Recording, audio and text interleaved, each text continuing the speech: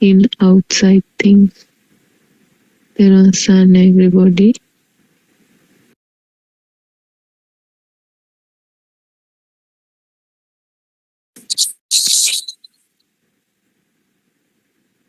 Sanai, we worship our Envanse with so much gratitude. Thank you very much, sir. We'll start the discussion today.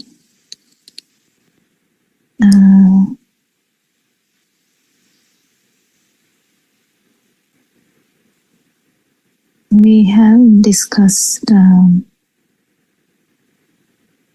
about getting this no self angle properly, otherwise Dhamma can actually take you elsewhere, where like really get you distracted to think so many other stuff. Here, what we actually understand is whatever we think, or whatever this system brings out as thinking or vibration, it's actually not true. So any kind of thinking, at the last bit, even Dhamma, even this truth, we understand that it's just another, another thought. But whatever the thinking is part of the mirage, and whatever the system feels actually is the speed of any sensory function or sensory organ. It doesn't matter which one. So that's the basic. So if you don't get it properly, you might try to think differently, and that thinking can actually increase your vibration, increase your burning, increase your suffering. But so this is not about thinking differently. This is actually understanding that thinking is just a manifestation. It's not true. None of these things are true anyway. So anyone can bring up a question.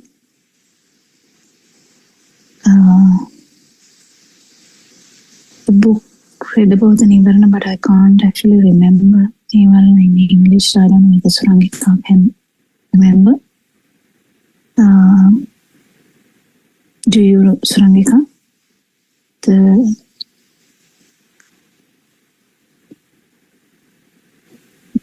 Sanai, Dr. Kovila. I think Nivarana, the defilements, isn't it? Amachandra means craving. Vyāpada is aversion. Amachandra, Vyāpada. Thinamidda is what I think we discussed, sloth and torpor, laziness, the idle feeling is the third one. The other one is skeptical doubt. Amachandra, Vyāpada. Thinamidda, Vicikiccha. I think it's Kukucha. He's, I think that's like ego, isn't it? Is that ego? No. Ego or restlessness. Yeah, Uddhacha is kind of ego, isn't it? Yeah, maybe, what do you call it, Heenamanya? That is... No. Like both sides, no? Extreme ego. Yeah, both sides. Yeah, both extreme. Yeah, but Kukuch, I'm not sure. I thought restlessness is also part of it, but I'm not sure. Oh, actually, you're right. I think it's restlessness as well, isn't it? I can check it up. But anyway, we can talk about the rest. So it's craving, aversion, sloth and torpor, or idleness. I think from the third one is probably the lack of determination, isn't it? Because determination plays a vital part with the correct balance. So that's the sloth if you're feeling sleepy, if you're not applying yourself to the Dhamma and doing the proper reflection and so on. So those are the four. We can talk about the four, and the fourth one being the skeptical doubt. Yes, Dr. Govigan. Yeah, thank you. And actually, we all understand, like, basically how they are going to be affecting the path anyway. I think that's very obvious.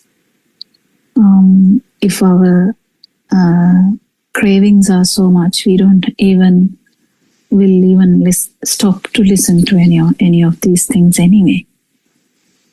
And if we are really in a aversion situation, no, just imagine if you're really angry in a moment and someone comes and tells, do you know that there's no thing, you will just get slapped probably, because that there's no way that you can take something like that in that kind of situation.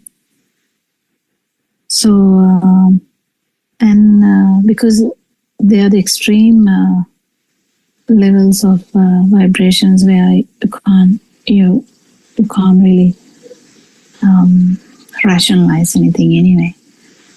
The other three are actually the being very lazy to think about it. Even though you hear it, you are like, okay,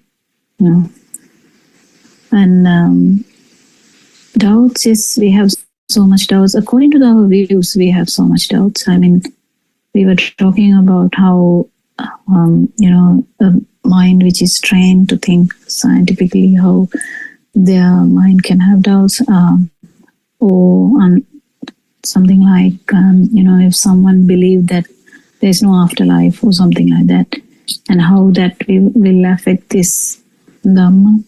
There are so many ways that whatever the views you have, that can affect. So the more we have, more the views we have, and doubts will be there. It's okay, but it is going to be a difficult thing, because you have to actually rationalize all your doubts to actually get into this understanding. Restlessness is kind of when there is a vibration, when there is an ego, there's always restlessness. So it is difficult for you to actually calm down. That's why sometimes people talk about concentration meditation being helpful, but actually that's all just to calm down a little bit. But all the value of this Dhamma is actually insight meditation, that is understanding the mind, understanding the stimuli, understanding what is life, understanding the consciousness, understanding the life field, basically.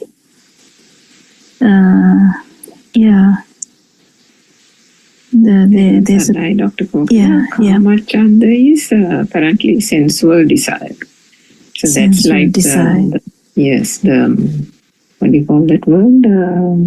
Sensual world, isn't it? Basic sense, yeah.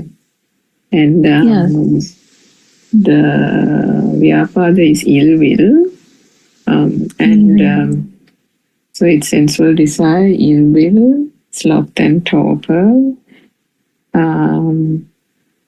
and idleness, and then doubt is doubt, and that final one is restlessness as well as remorse. I think you mentioned remorse as well. Remorse is actually a good one to discuss, because how do you describe remorse? I would have thought remorse is like, how some people get so caught up in their experiences, lived experiences, that they can't get away from it. They think, remember, I think R.N. Vanse has said things about, how if they accidentally have killed some creature or an animal has died by some act of what they had done, that keeps nagging at them, or something they've done in the past or in their childhood, how it keeps on nagging at them, that they are overcome by grief and they can't get over it. Like sometimes 20, 30 years have gone by and they're still thinking about it and they can't move away from it. Maybe those are things that, it doesn't have to be such a big thing. It can be even small things. That's remorse, isn't it? Remorse as in suffering due to something that they think they have done because the I and the self has become real for them. Yeah, that was.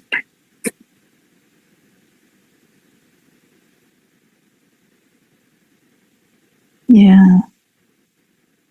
So the main thing is, we don't really talk about them too much because we kind of concentrate on Dhamma a lot. But these things are part and parcel of our life anyway. Before listening to Dhamma, we always had ill will, we always had sensual desires, we all had. But what this says is, it delays you getting into feeling Dhamma, that's all. It delays. It doesn't stop you from that. It just delays.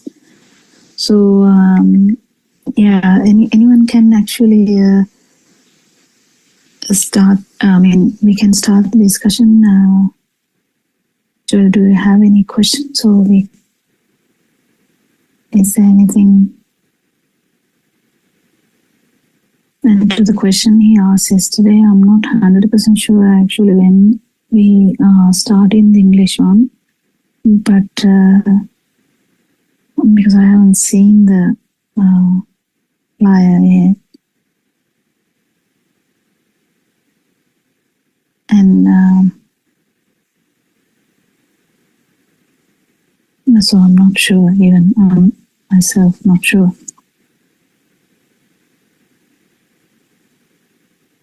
But I heard R.N. Vansi saying in a single Zoom discussion that he's thinking that it might start even kind of tomorrow or day after.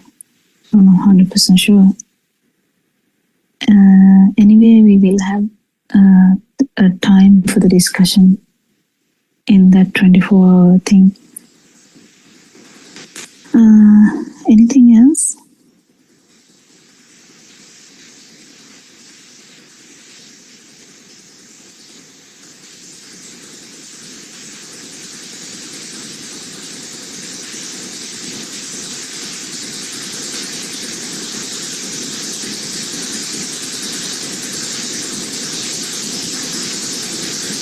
Maybe Dr. Kokila, that point that Sudama raised yesterday was not very good, but that was towards the end of the program. And she mentioned, but R.N. Hans had explained maybe in a private conversation at Buddothpada perhaps, but how his explanation had really cleared those doubts that she had with regard to death being a thought.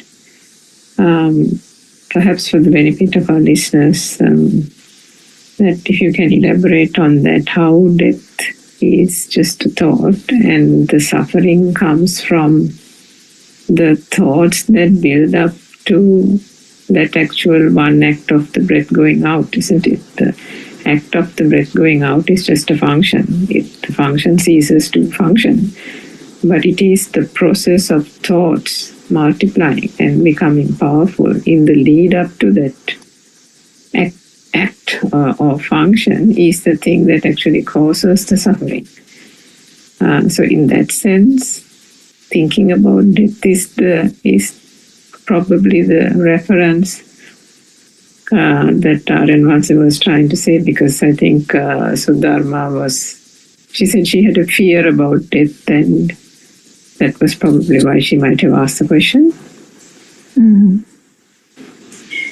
Yeah, actually, death is a concept because the child or even like baby doesn't know about a death anyway.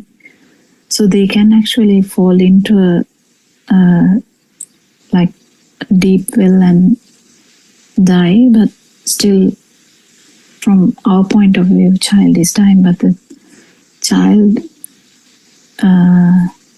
doesn't know about a death, so the breathing will stop because of the drowning, but still the depth, the concept is not there. The difference about the adult is, or even a grown-up child is, you're fully aware about something called death. How do you get that idea? Is even little children, when their parents are, their dead bodies are on the coffin, they will play around that area because they can't understand that parent has passed away. They feel like they are sleeping, so they just can't comprehend that. But an adult will comprehend that something about the death. So even that, it's really very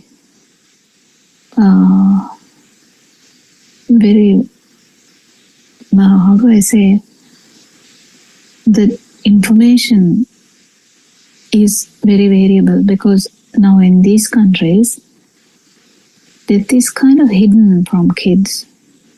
They don't really understand much about the death. They know that there is someone dying, but they might go for the ceremony. So they actually form it as a ceremony, and they might go for that, but actual suffering part is actually hidden from kids. So kids are not really aware about any of these things. But in like our countries, they kind of open about that. They keep the coffin for about few days at home, so they are fully aware. So whatever the views they get about death is from the culture, from the environment, from the friends, when the family, if your loved ones pass away, then you get an idea about that. So there are so many ways that you get the idea of death. An idea of death varies from person to person. So as a medical person, the way we look at it might be different to someone non-medical looking at it, and like someone in the village, they might actually think, okay, I would like to die inside my home. That's their wish. And but there are the different ways that they think they should die.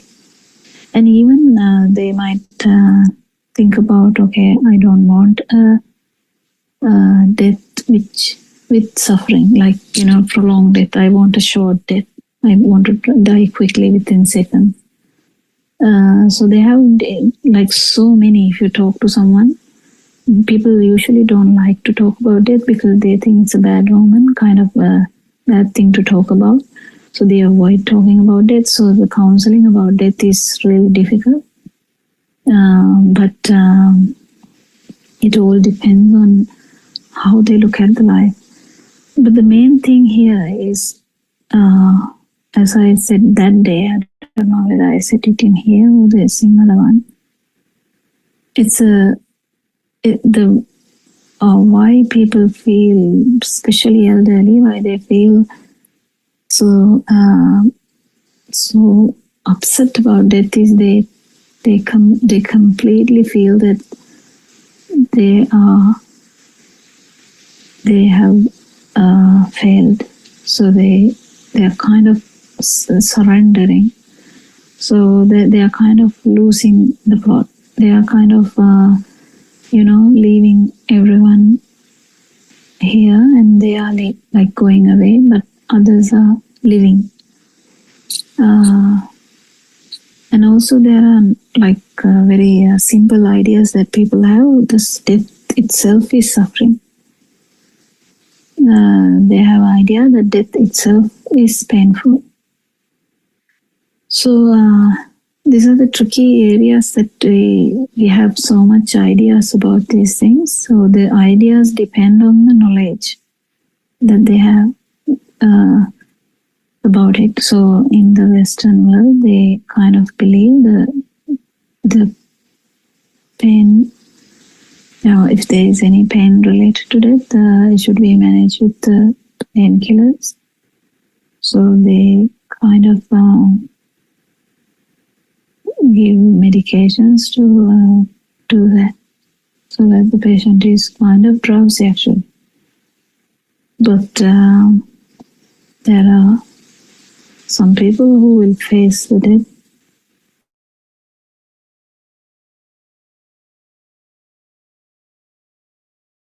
much more open than that.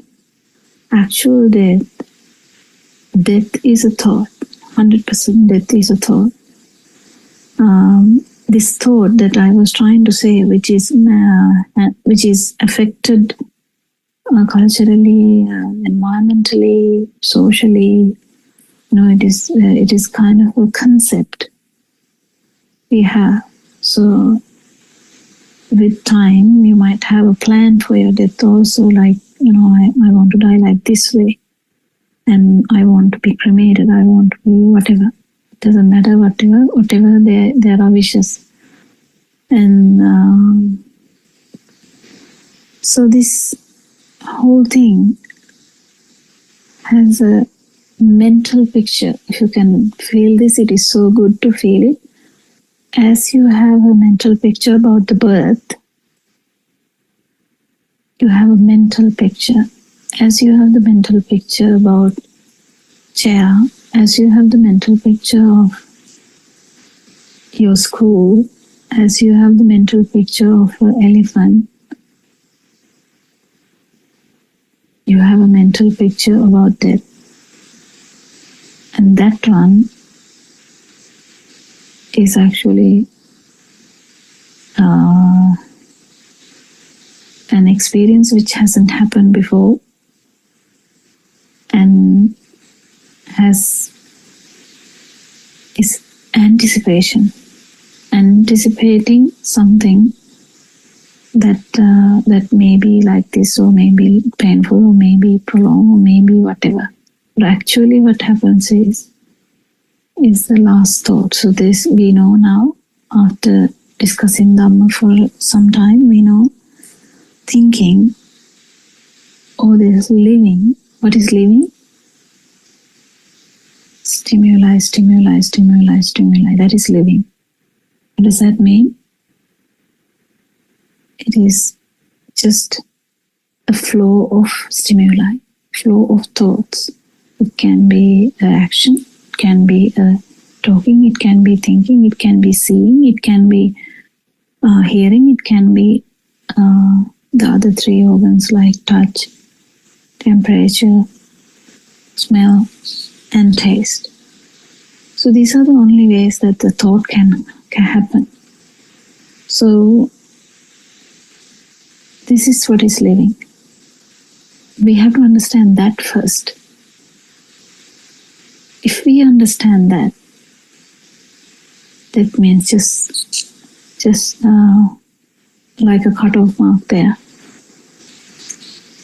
But we know already that this living, as we said, stimuli, that's the living. And when there is no stimuli happening in this system, that's the so-called death. So there's no thoughts arising in that system anymore. So we throw away the body. Body becomes like a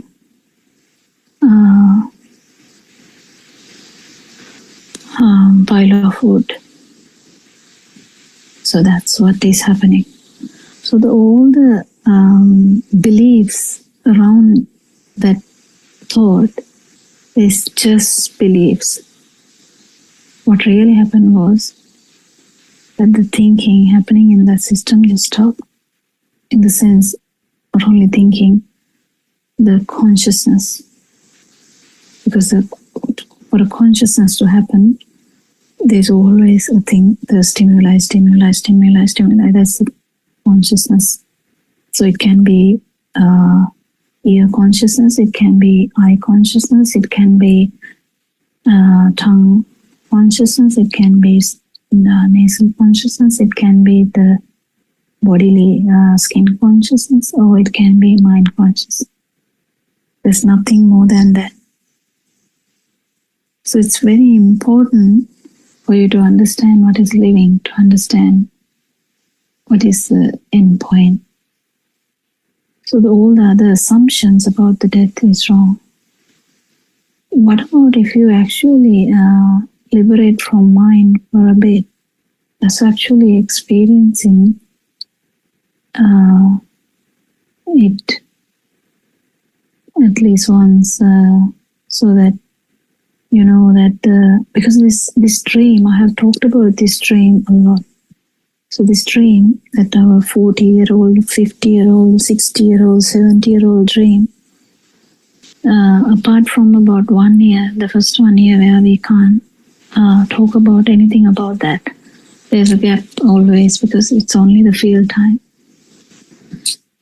There's no mental constructs. So as soon as the mental constructs start to occur with so much power, only it has the ability to telepathy again and again, or synchronize again and again. So that synchronicity itself is the living, actually speaking. But that is the dream. That's the part of this human dream, I would say. And that human dream is the one which is going to kind of stop. That's where people struggle, because they believe that this dream is real. When you hold on to that dream so hard, you can't liberate from that dream. To liberate from the dream, you have to understand that it's not real. You can actually liberate from the mind and understand what really happens. So it's kind of really interesting and important if you can understand that.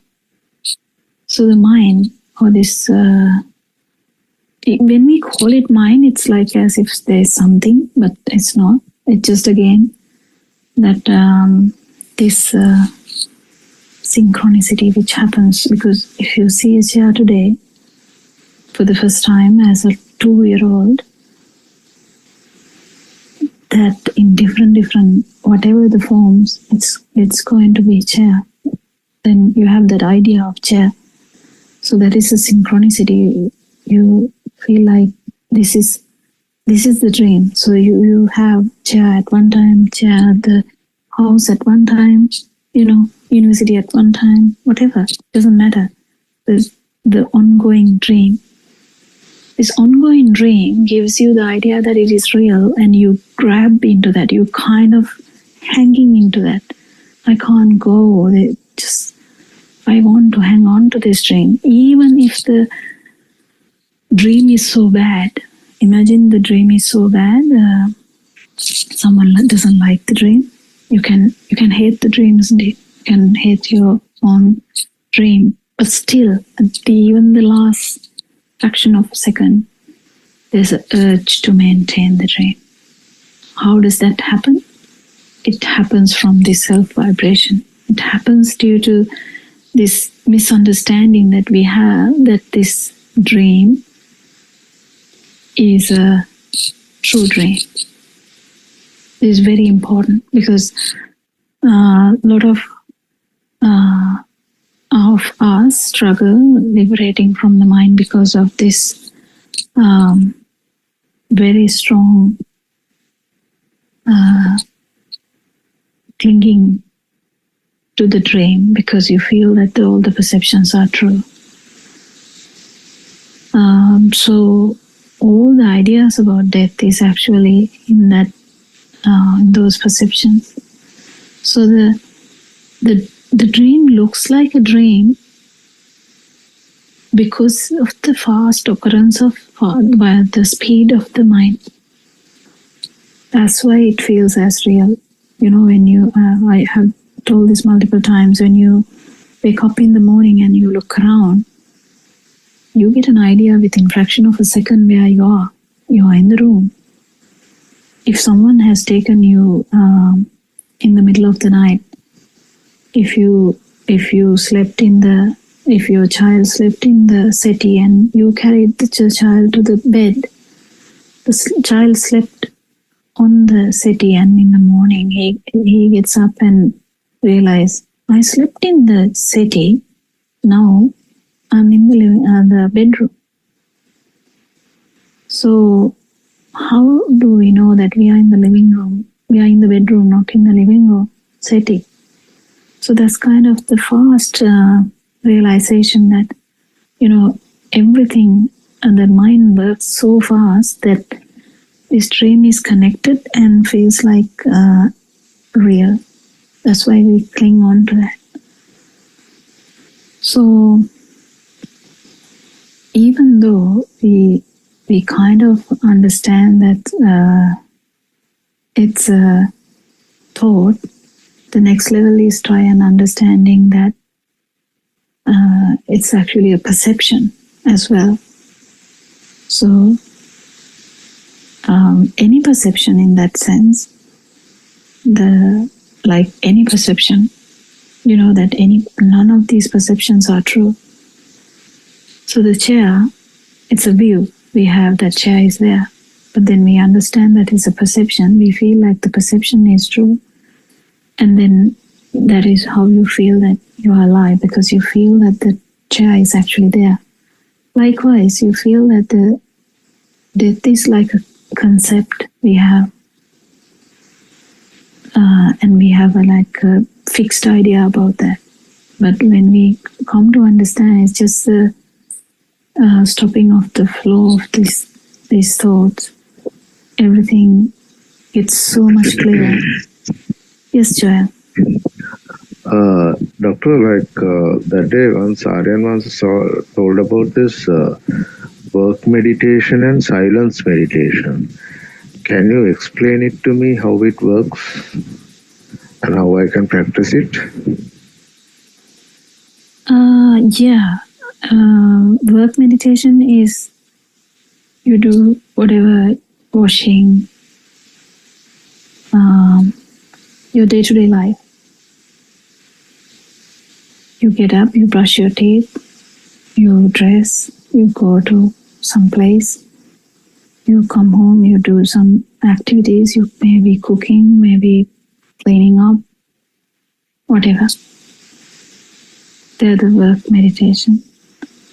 So whatever activity you do, you can understand that there is no self. It's a really good one. Even when you're washing your plate,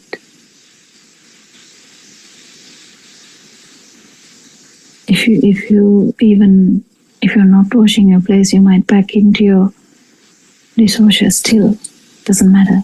Whatever the actions, is there self doing that action? No. So the working itself is, when you say working meditation, is whatever the actions you do. So whether the actions have a self.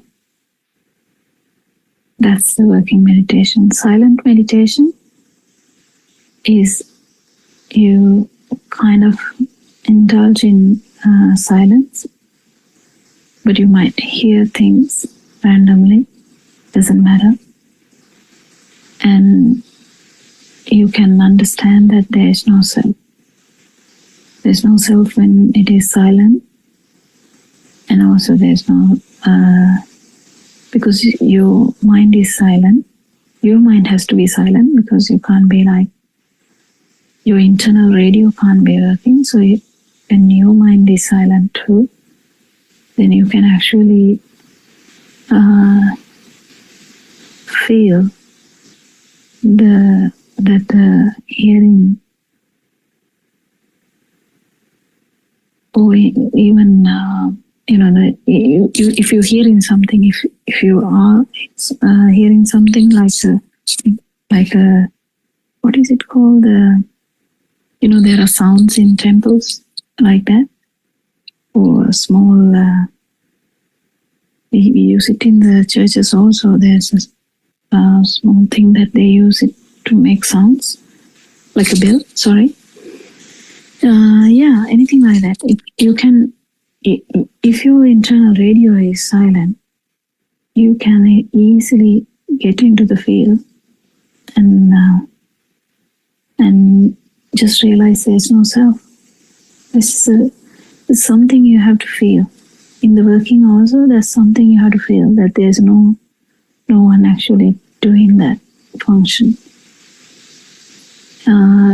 It is not that easy with talking, but yeah, it's easy with the working. It's working. You can even get the walking also. Walking, we usually discuss walking separately because walking is like a very well known practice in the world.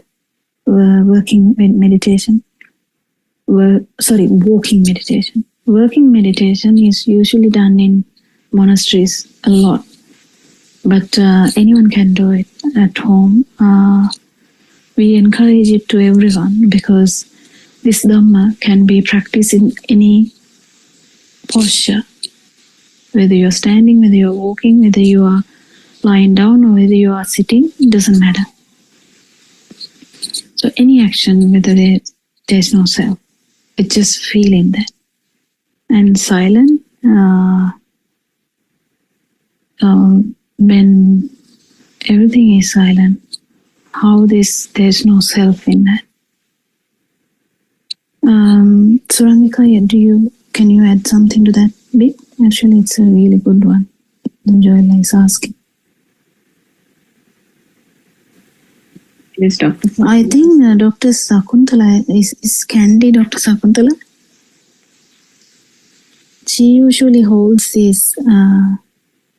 Oh yes, that's true. I think yes, Surangika, I can add something. Then I can talk at the end. Yes, please. Yeah. Okay. Okay, Dr. Sakuntala. So on the working meditation, as Dr. Kokila said, it's a common practice in monasteries, but as she said, you can do it at home as well. One of the things that helps reinforces the fact that R.N. Mahansa has explained this. Joel, you must have also heard it from him as well as Dr. Kokila, that a mental picture forms. A mental picture means a thought arises, and if you, for example, take an act of going and sweeping the garden, even that is a good example of observing the mind and observing the functionality of these bodily movements and the sense faculties. So what happens is a thought can arise that the garden must be swept or garden should be swept. Even before the thought could, vanish, there is an automatic walking towards the garden. Now, you are not commanding your legs to move, no, but automatically the experience is that there is a walking towards the garden. Then the eye, something is encountered, an image or a shape is encountered to the eye, the mind then identifies it as that you have stepped into the garden. And then again there might be a walking towards the e-curb room. And so again, without any volition, the hand is reaching out for the e-curb room. Now, in these little acts, this is all happening silently. Nobody's talking, but the thoughts are still arising. But so the thoughts arise that the garden has to be swept, and so obviously it's with the e-curb room. But even the e-curb room, the eye encounters an image, the mind identifies it as the e-curb room. But this is only all the theoretical way this whole mind function works. But as you go along, these functions, these activity just happens. Nobody names the e-curb room in the head all the time. Nobody names it in the mind as the garden, that you have stepped into the garden. The only thing that arises is the thought. that the garden must be swept. The automatic walking happens, the stepping into the garden happens, the reaching out for the eco-broom happens, the reaching out to the bucket that you collect the leaves happens. So one can, then another thought can come saying, there are some branches or some big twigs that have fallen on the ground. And then another thought arises, so then automatically almost the eco-broom is left on the side, and then there'll be some movement, bodily movement to bend down and pick the twigs. All these things, the quiet observer then understands that these are just happening. The body sensor, the eye coordination, the sound of the leaves and the twigs being picked, the sound of it falling into the bucket, all these things are just happening. There's a thought that arises, a mental picture, and the mental picture is the collection of leaves. The mental picture is the sweeping of the garden, the flow, the dragging of the eco-broom across, up and down, back and forth, and the movement of the feet towards the front, towards the back, whatever way that needs to be done.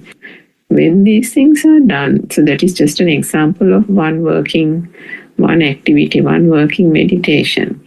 When these things are done like that in quiet observation, there comes the realization that actually there is no one here. This is actually the third point of contemplation, which you might have heard us explaining, the first point, the second point, and the third point. But you know enough now as well, I think even by reading the book, that what finally is understood, that is there is only the action mind. And that then reinforces the fourth point, that it is the mind that has a mental picture of an activity, whether it is something to be spoken, something to be acted upon, and so on. And then naturally the sense faculties work accordingly. And by understanding that, the reinforcement is that actually where is the self? Where is this so-called I, the identity that we have been holding on to? So that gets reinforced, which is the beautiful part of this Dhamma. And so in that manner, even in monasteries, now I have gone to monasteries where they give us chores in the morning. You have to sweep and polish all the wooden floors in the monastery. You have to clean the Buddha or where the Buddha statue is kept. Clean the flowers out. So each one is given a task. Everything is done in quiet solitude, and that means that there is that quiet observation. So just like Dr. Popila said, one can do it with making a cup of tea at home, brushing your teeth, various things like that, little bits and pieces of activity where one can devote oneself to that quiet contemplation, quiet observation. I'll stop there. Maybe Dr. Sakunthala, you can give more examples. There was some. Yeah, there was some. I think both of you gave quite a sort of good explanation. As you said, working meditation is something that you can do with anything at home. Maybe preparing a cup of tea, maybe cutting something, maybe washing the clothes, or even eating. This is actually somewhat similar to the mindfulness that is explained in most of this Western setup. But the difference is that those people do not have any idea about these concepts of Buddhist teaching. So there is nothing called no self angle, or that this is something Actually, I had to add there. Yeah. So the concentration meditation, what you feel is, you feel so good about whatever you're doing, and you keep doing it. In the sense, I mean, I don't know whether I'm putting it correct, but actual here, the insight meditation, this is quite the opposite, because complete opposite, I would say, because the usual foreign countries, what what the working meditation, what they used to do was, when we concentrate on the work itself, your mind gets distracted. So your mind power reduces anyway. So then your concentration actually goes to kind of the sensory function. Then, because the mind is distracted, you feel so good about it. This is really important to distinguish, because even in similar Zoom discussions, I can hear that it's mothers can actually get confusion. So anytime when the mind is distracted and the concentration is towards the sensory function, you will feel better. There would be really a good effect. But the insight meditation is, how it is differing is, we are not actually trying to trick the mind. We are not trying to distract the mind. We are not doing that. We are actually open to the mind. We are okay. If mind gets a thought, that's fine. We are not trying to brush off our mind. Here, we are okay with the mind. We are okay with the touch. We are okay with the smell. We are okay with the seeing. We are okay with the hearing. But what we are actually understanding here is none of these functions include self there. It's just sensory function. So thought can happen, because a thought has to happen. I have to switch off the light. So that's a thought. Is there anyone who thought about it?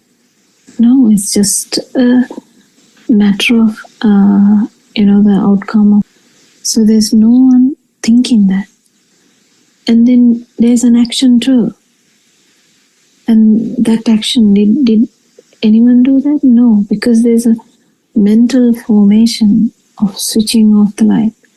Imagine if that child didn't know, if there's a child and child didn't know something that you said, the child will be looking at you and trying to understand what, and there's no action then. But once your system is trained to that action, you kind of do that action. It has to be trained. We train children to walk. Don't forget. We train children to walk. And then we ask them to walk, and they know what they are doing. That's how the mental picture works. And this mental picture has nothing to do with the self. So so it just has to be understood properly that how concentration meditation differs from insight meditation. Insight meditation, you're not actually controlling anything, because if you try to control anything, self is there. If you even try to concentrate on the touch, self is there. So the main thing here, the karmasthana, or the idea is that there is no self here. It's just a sensory organ function. It is a touch. It is just the touch. If it is a smell, it is just a smell. If it's a thought, it's just a thought. If it's an action of the body, it's just the action of the body. But that's also a mental picture, because action of the body won't come without the mental picture. Any action, whether you are jumping, whether you are running, whether you are coughing, whether you are whatever, there are reflex actions too.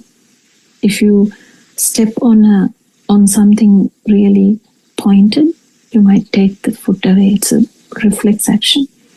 We understand them very often. We know that it just happened. But every time else we think, I stepped in, or I cut carrot, or I washed rice. So this is the way of training to understand that none of these functions actually have a self. So it's complete opposite to concentration meditation that people do. It has to be empathized, because otherwise, I know some people will try to concentrate on the left foot or the right foot or the left foot again, right foot again. This is not what we are trying to do. We are actually trying to understand that any action has no doer, basically. There's no doer. Just wanted to add that, Dr. Sakuntala, sorry. You can continue. Yeah, thank you. Thank you for adding those facts. Actually, what I wanted to say was this working meditation is a Vidarshana meditation, where with a no-self angle, you try to, that means it's felt that it is just the sense of activities one after the other. It's something like, if I give an example, you allow toddler to, a curious toddler who is sort of running to different directions and finding new things. But you are observing the toddler without interfering, without trying to sort of bring him to one place and keeping him still. You allow the mind to experience these sense of faculties. So even the sounds, the loud noises, or any kind of disturbances will not really have an effect on this type of meditation. So when you are practicing, so those are the 5 senses, are the main 5, and then sometimes the thoughts can come. So that also can be recognized. So what you can do is you can do some form of function slowly, so that you can concentrate, you can experience the sense of functions differently. Now, if you are cutting something, cutting a fruit or a vegetable, the eye function will be there, and then when you are holding the fruit, the hardness will be felt, the sound will come as a vibration of the ear, and even the smell might come as a vibration of the nose. So when you are doing it slowly, because at the beginning you will have to do it slowly, and then you can recognize, I'm using you can recognize, actually it is a system which will recognize, there's no person here. So alternatively, these sensors are being activated one at a time. But the speed is so fast. That is why I said when you are practicing at the beginning, you have to do it slowly. At the beginning, you have to actually use your thoughts and remind that this is sensor function and there is no person.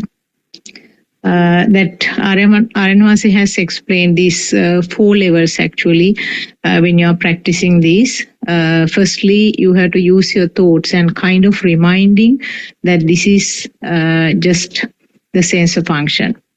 And when you do it for some time, automatically the thought will come. You do not have to actively do it.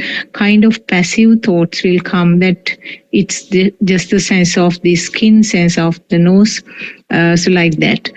And furthermore, you will feel it actually. There are no thoughts coming up, that you will feel it.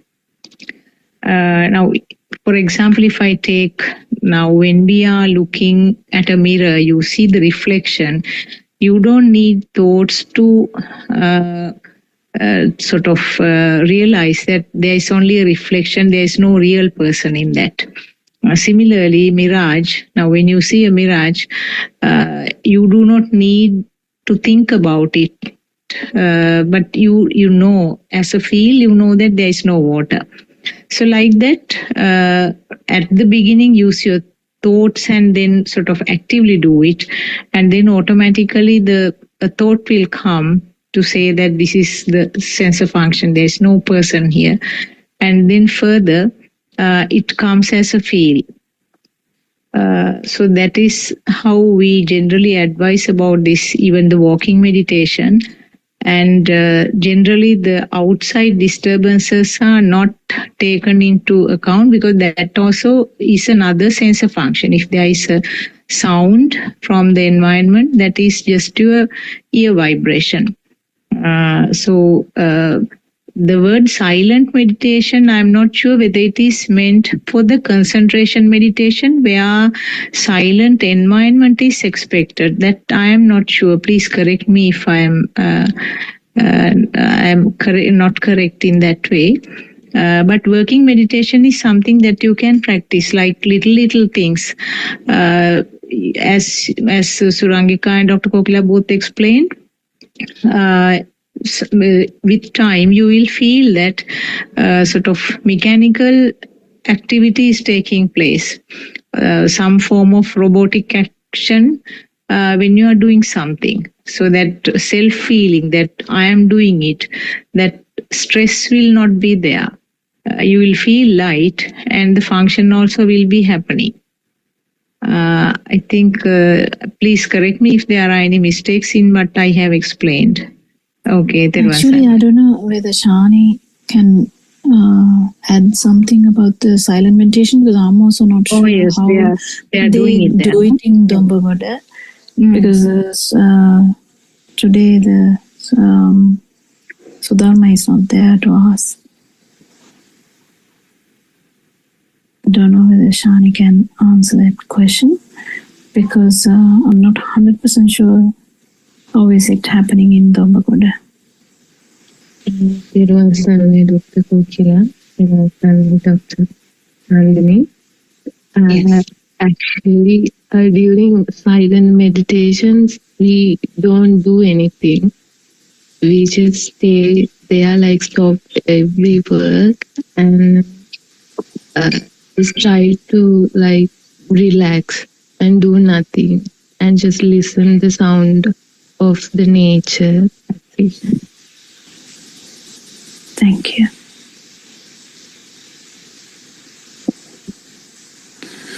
Thank you very much. That's what I thought, because it's internal silence and becoming the external noise. Basically, it's actually you can feel the complete no self perception in there. Yes, Joel. No, Dr. Light. Thank you all for explaining about this work meditation and silent meditation. And I mean, I want to practice this. I like to do it. It's interesting. Thank you. Yeah. So one thing I have to add here is for both of those activities,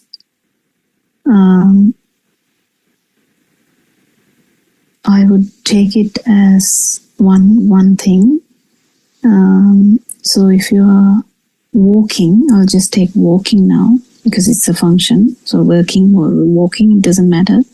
So if you're walking and it can be any sensor function which can catch this moment. It doesn't matter which function. So if it is the touch of the skin which is there, it can be a different experience. If it's a sound, it's a different experience. If it's a view, it's the eye, that's a different experience. If it's a smell, that's a different experience. So, but we have only 5 senses. It's easy. I mean, imagine we have about 30 senses. We'll never be able to do this. But we have only 5 senses. So those 5 senses we have. On top of that, we have the mind sensor, where we have all the ideas about these things. So if you start doing the walking and whatever the sensory stimuli, if the perception is not true, just this has to be felt. But if the perception is not true and you feel it beyond that, that's the liberation from mind. Kind of, you feel beyond the mind, but then you feel the direct sensory function. Could be touch, it could be smell, as I said, it can be anything. But that sensory function itself is when there's no, when you have gone through the perception part also, it's directly felt as a vibration, and that is the self vibration. That's the tense. That's the vibration that even given the possibility for suffering forever.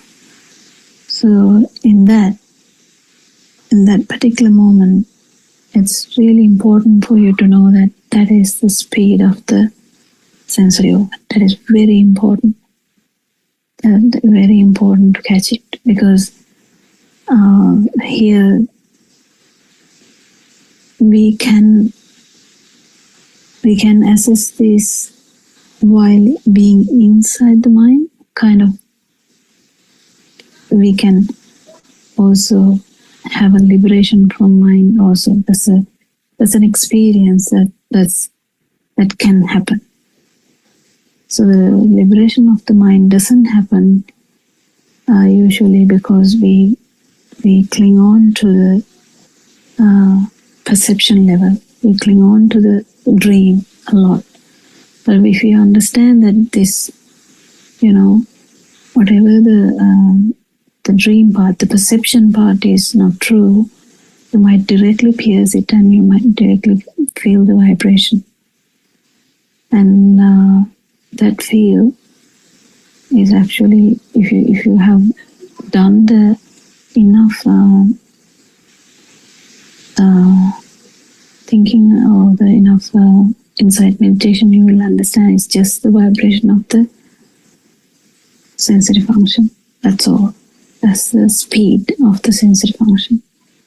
And that's where you might be able to feel the non-self perception. It's very important to pick this moment. Yes. Anything else? Yeah, most important thing underneath these meditations are that the knowledge that you have about this true Dhamma facts. That means there is no self here who is doing the meditation. So that knowledge and clear sort of view on that is necessary, isn't it? Because now what these in these different classes where they are practicing this something called mindfulness, they have no idea about this no self view, isn't it? They are doing it. The person is there and person is trying to pay attention to the work that is done. Yeah. And that is really calming too, because the mind is silent. Oh, yes. Yeah, that's what I was trying to say. This is not trying to get the mind out of the way. This is actually piercing one sense, one stimuli. This is the most important moment, that you fully understand that there was never a self. That's the point of contemplation.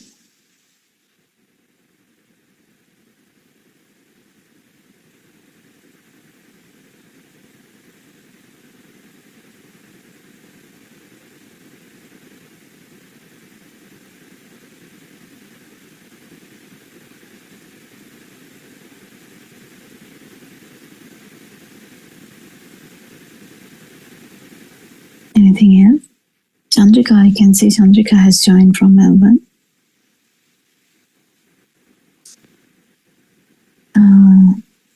I think Aryan Hansi asked her to join, I think. I heard that little bit of that part of the discussion in the 9:30 Zoom. I think Dr. Sakuntala was also there. Don't know this. Yeah. When Aryan was talking about that, was he talking that he's thinking about starting the English Zoom tomorrow or day after? Actually, I missed that discussion because there was a group call day before yesterday.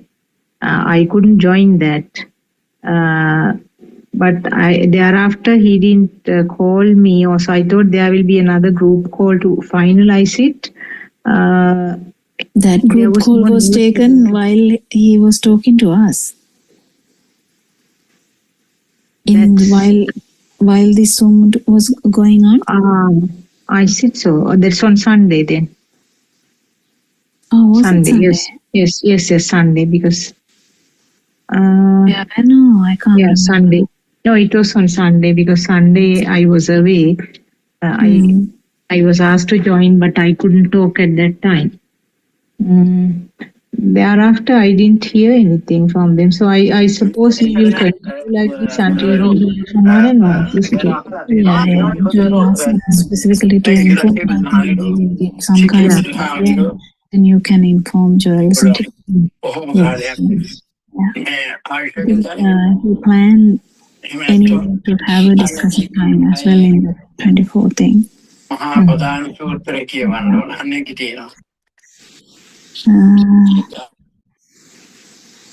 Anything else?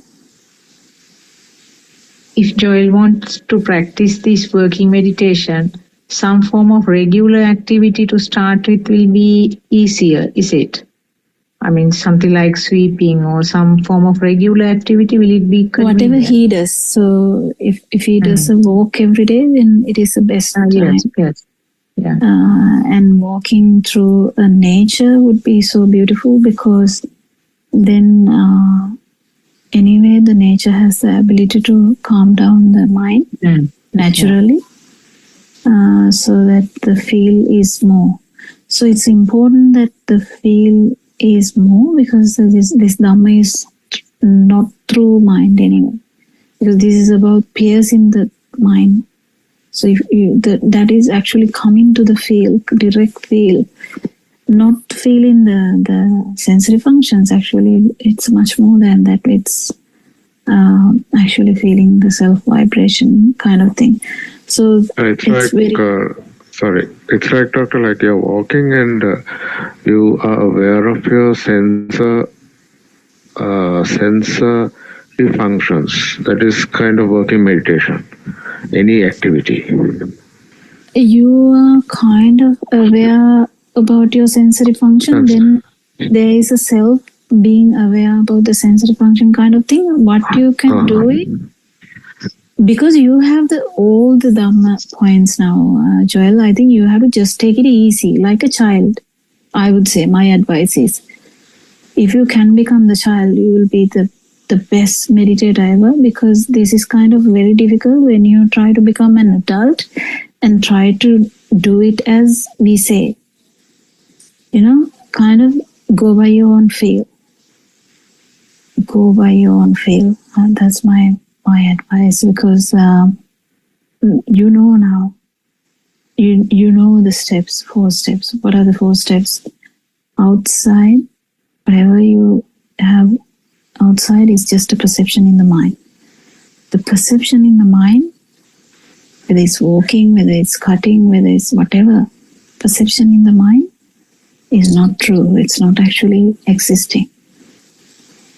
Then automatically feel will arise, and the feel is just the fast vibration of the sensory organ. That's all. And if you feel what I say now, if you can feel this message, just take that message only, and then because all the 4 things are there. Again, Whatever the outside is just a perception in the mind. Perceptions are not existing. That's the second. And the whatever, then if you liberate from mind whether you liberate or not, if whatever you feel, just take it easy. If you whatever you feel is just a feel of a sensory function, and there's no self in that particular moment. There's no self. So if you understand these four, and then you have it in your background, you have all these things. Just have it in your background and be free. That's the whole point of this. Be free, because if you put a lot of effort into this, that is the self. Do you get the point, Joel? Be Yes, free. doctor. Thank you so much. Thank you. Yeah, and it is so easy to feel it. Yes. I think we are running into the 4 o'clock Zoom discussion. And just briefly, generally the things that you can experience, for example, hardness of the ground, moisture on the ground sometimes due to the grass, cool feeling of the wind, chirping of a bird, sometimes the smell of a flower, and something in front of you, your path, things like that. Those are some of the common examples that we can experience. Yes, I think we will come to any. And the life, take it easy. That's the whole point. Know the truth, take it easy. Because if you don't take it easy, whatever the meditation you're doing is pointless, because if there's a self trying to do something, that's not the point. You know the truth, take it easy, just let go. And actually, one point, you will let go you. That's a message. We worship Aran Vahanse for his noble guidance. Thank you very much, all Dhamma friends. May Triple Gem bless you all. Thank you. Thank you, Everyone, doctor. friends, thank you.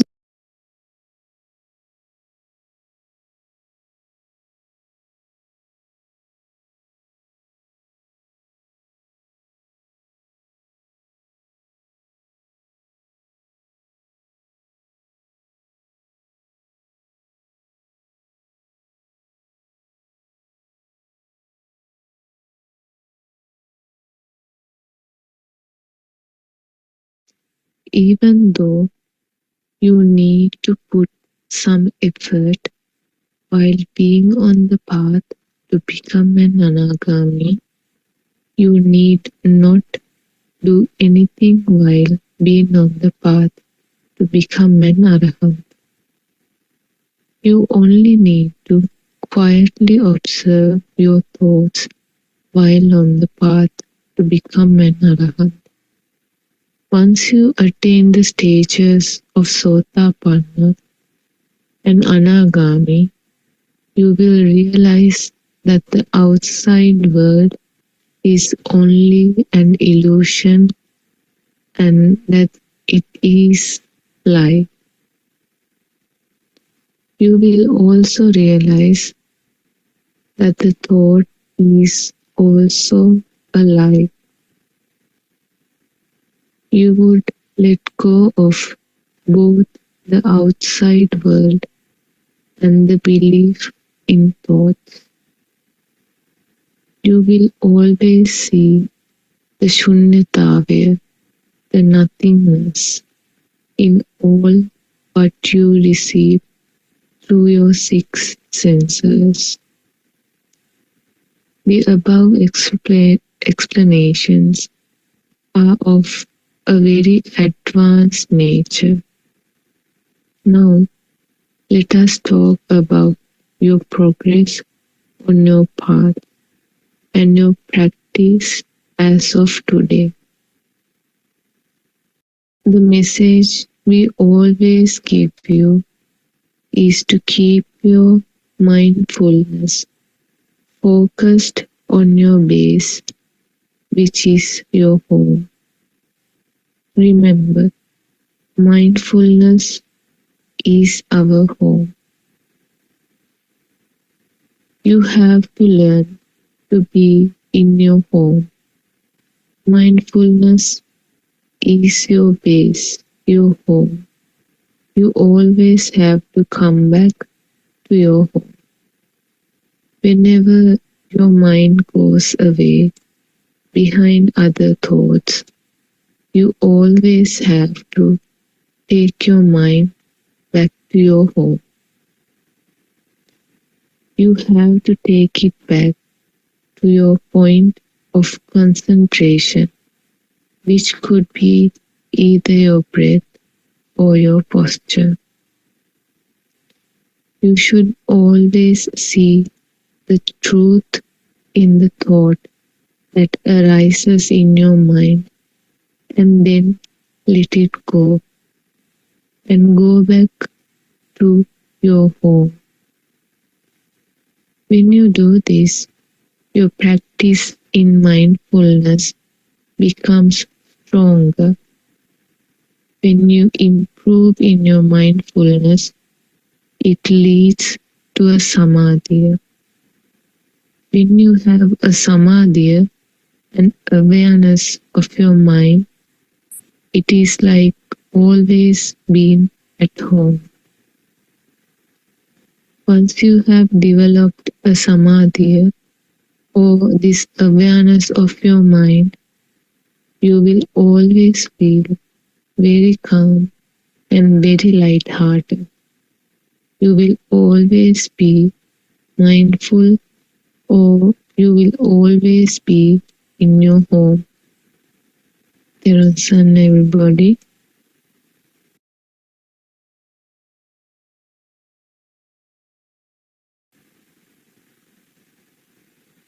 Theron Sanai.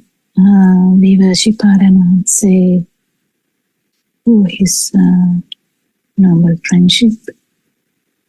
Welcome everyone to the English Zoom discussion. We have this every day, this same time, and it's with so much pleasure that we try to explain Dhamma. Not actually, we can't use the word pleasure, but with so much keenness that we try to discuss Dhamma, because it's really good. The discussion is good to understand the important things around Dhamma, and also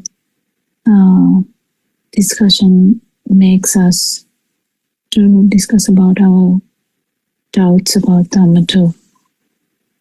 And the path, even though there are stages talked about, is actually you don't have to actually try to concentrate on the on these things. Main thing is for you to understand Dhamma and feel Dhamma, that's all. So we can talk about any questions today if we have questions, or otherwise Suranka is also here. I think Dr. Sakuntala is busy today, so maybe Sudharma is busy today as well. So we can have a discussion though. We were discussing some basic things yesterday, and we can continue on that, or anyone can ask a question, or Suranka can also join. Is there anything to discuss today, Suranka? Or if Joel has a question, Joel can ask.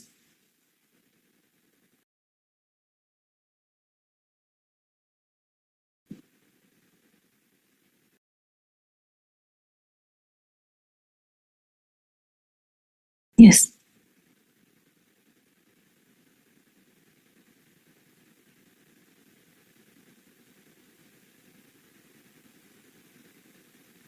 Your mic is on, but I can't hear you. I don't know whether it's my internet issue. Can you hear me? Now I can hear. Yes.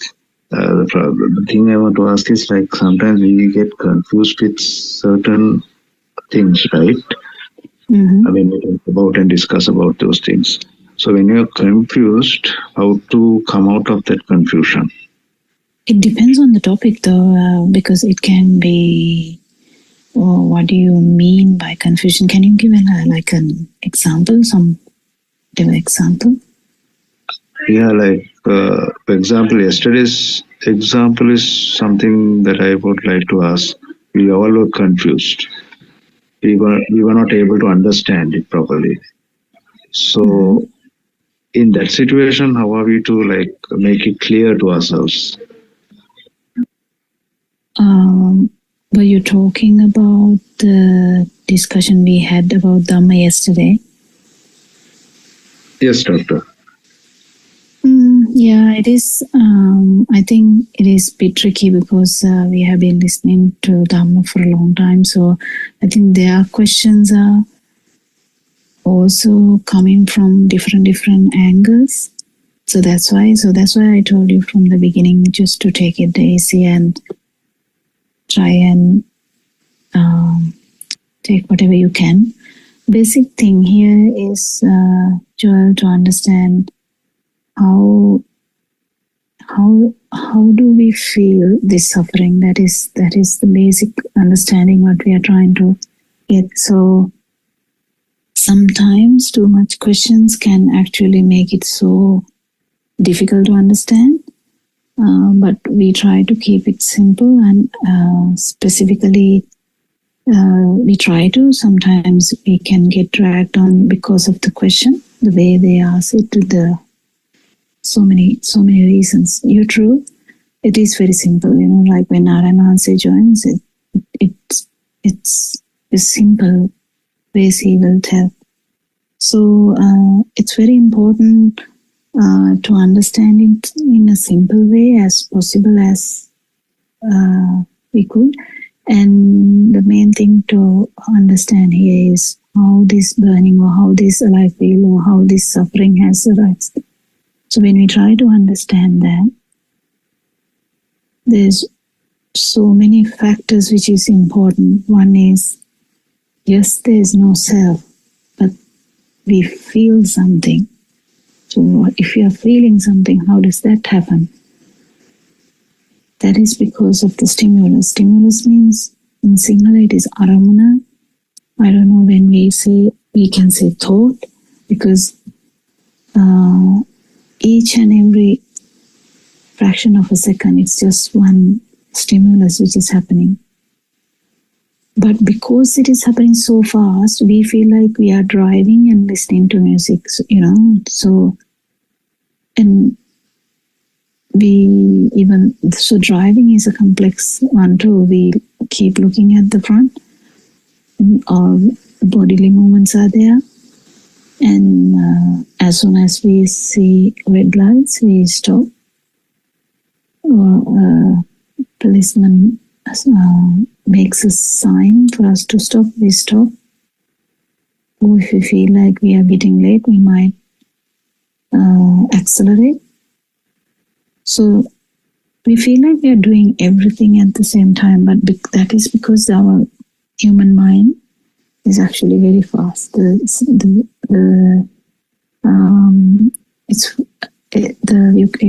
If you read about it, even scientists, they agree about that.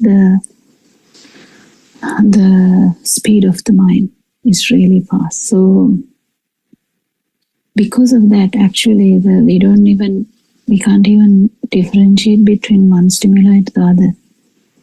But what happens here is the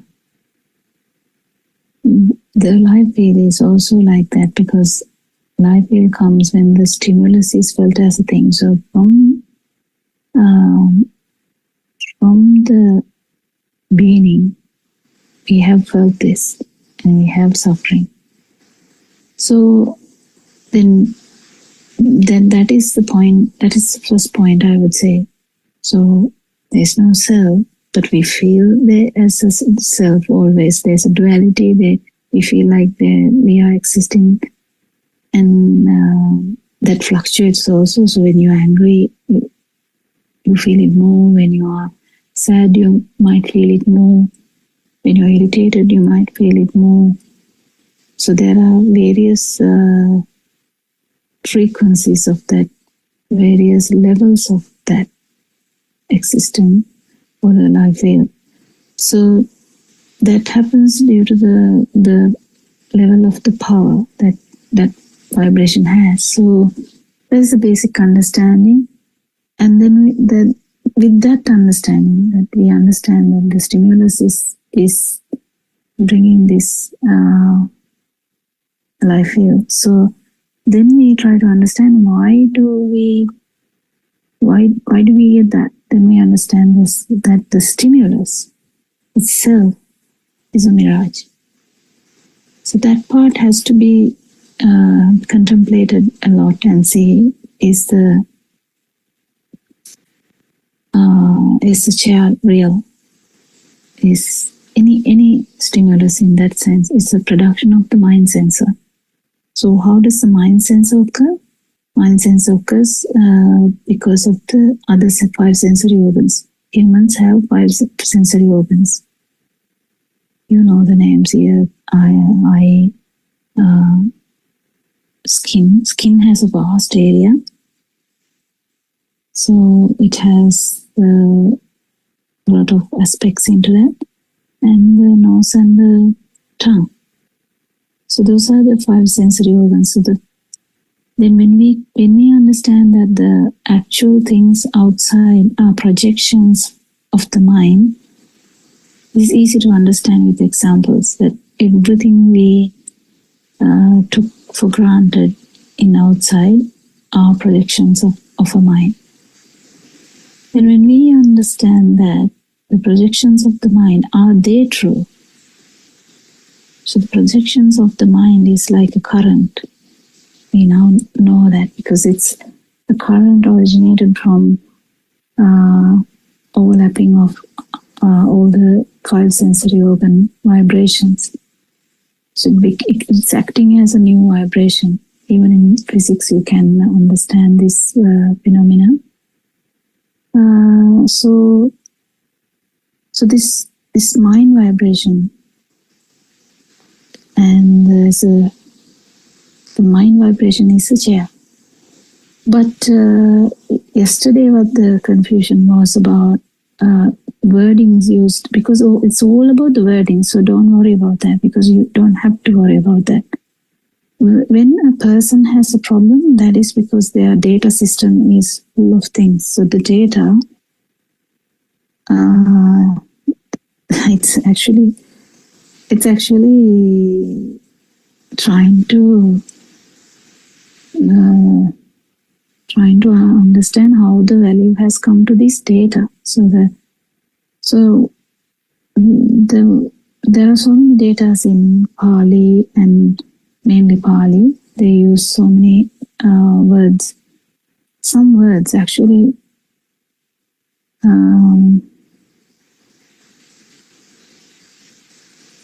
have different connotations. So different meanings. So that's where the confusion was. So don't worry about that. There's something to understand in that. Mainly, there is a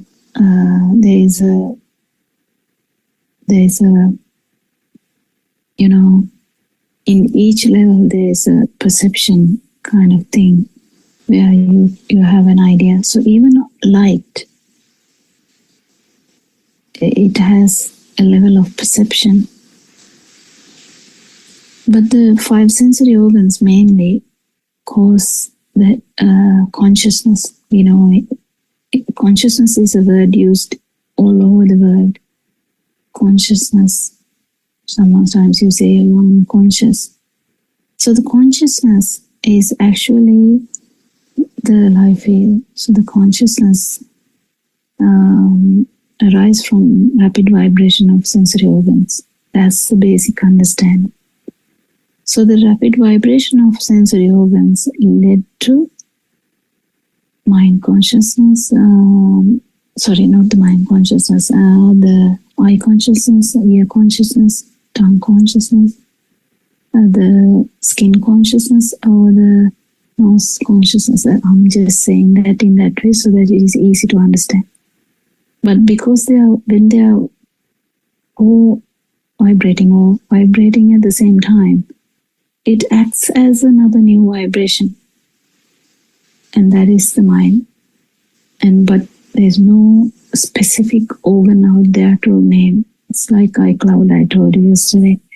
So when we understand that this phenomenon, that's all actually you have to understand. I actually used my whole, tried to use my whole night Zoom discussion, try and discuss about this use of different words. Try not to depend on the words and to get the feeling. But that is the important thing. The words are not important, but the feel is important. And I think you have the sense of it, because main thing is to understand, yes, there is a projection. We see, so I can see the windows are open, I can see the door, I can see the fan, I can see the room, yes, the walls. So that's the projection of the mind. So if you understand that, that's enough. All the other words are actually not really necessary. But then the next step is trying and understand, okay, they are like, perceptions, but are they true? No, it acts like a vibration. So that's where you actually kind of feel that the whole dream is not true. Whatever the dream, the thinking dream we have. Now, I saw like a beautiful saying recently. It's nothing to do with Buddhism, but that saying was, are you aware about your internal talking? So the internal talk is like fast thinking. So this fast thinking is any of this thinking. That's a vibration. That's why the mind is acting like a vibration. So if you understand that how mind is formed and how this whole perceptions are formed, well, they are forming, that's fine. But the burning is coming down because you understand, okay, yeah, this is it. But you living in that without any suffering. But then there's another level where the feel level, you can feel due to the speed of this sensory organs. I told you, even the mind has that speed. And why we see light is because of the speed of the eye cells. There's very specific cells in the eyes, the vibration of those cells. There's specific cells in the ear.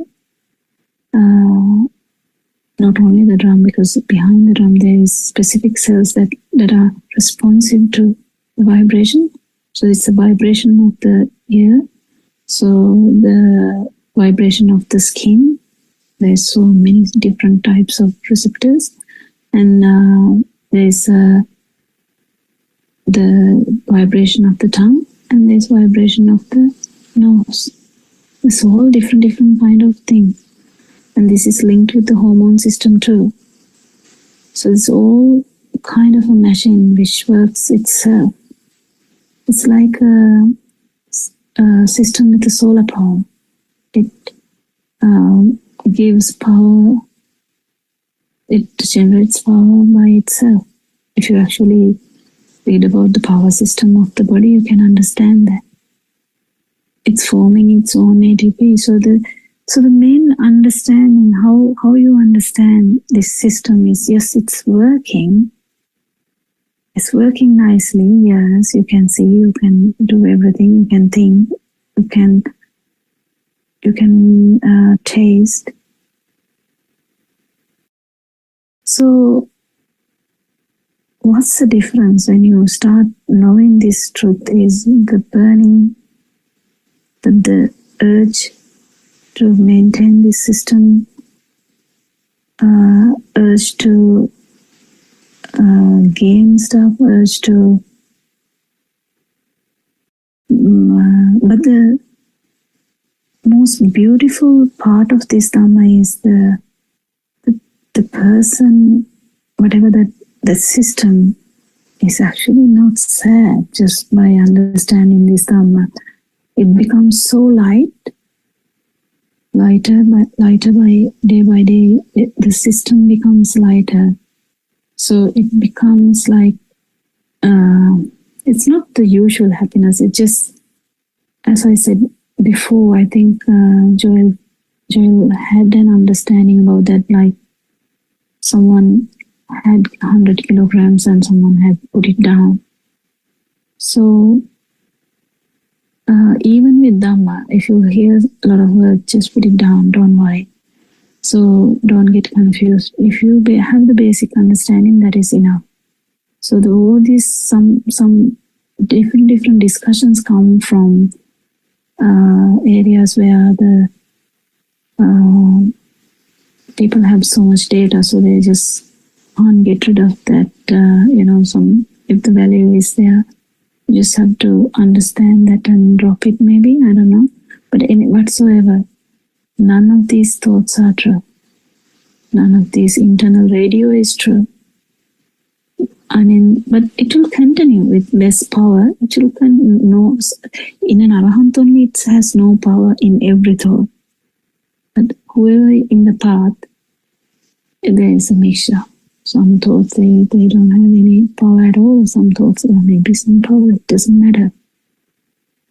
Only the important thing is whether you understand the song. If you fully understand that you can't really do anything here, you just let the system absorb this and just live as normal as possible, and you will start to feel that. The end point is you may start to actually get craving for the lightness or the freeness that you get. But that has to be tackled. I mean, that not has to be tackled. That should be identified with the help of the noble friend. That is kind of late in the journey, but we don't talk much about the latter parts, because that's actually kind of too much, because we kind of talk about I usually talk about the beginning, because I kind of like to give everyone the basics so that everyone can feel it themselves. That's what we can do. That's the maximum we can do. Are you okay, Joel, with that? Do you have any questions?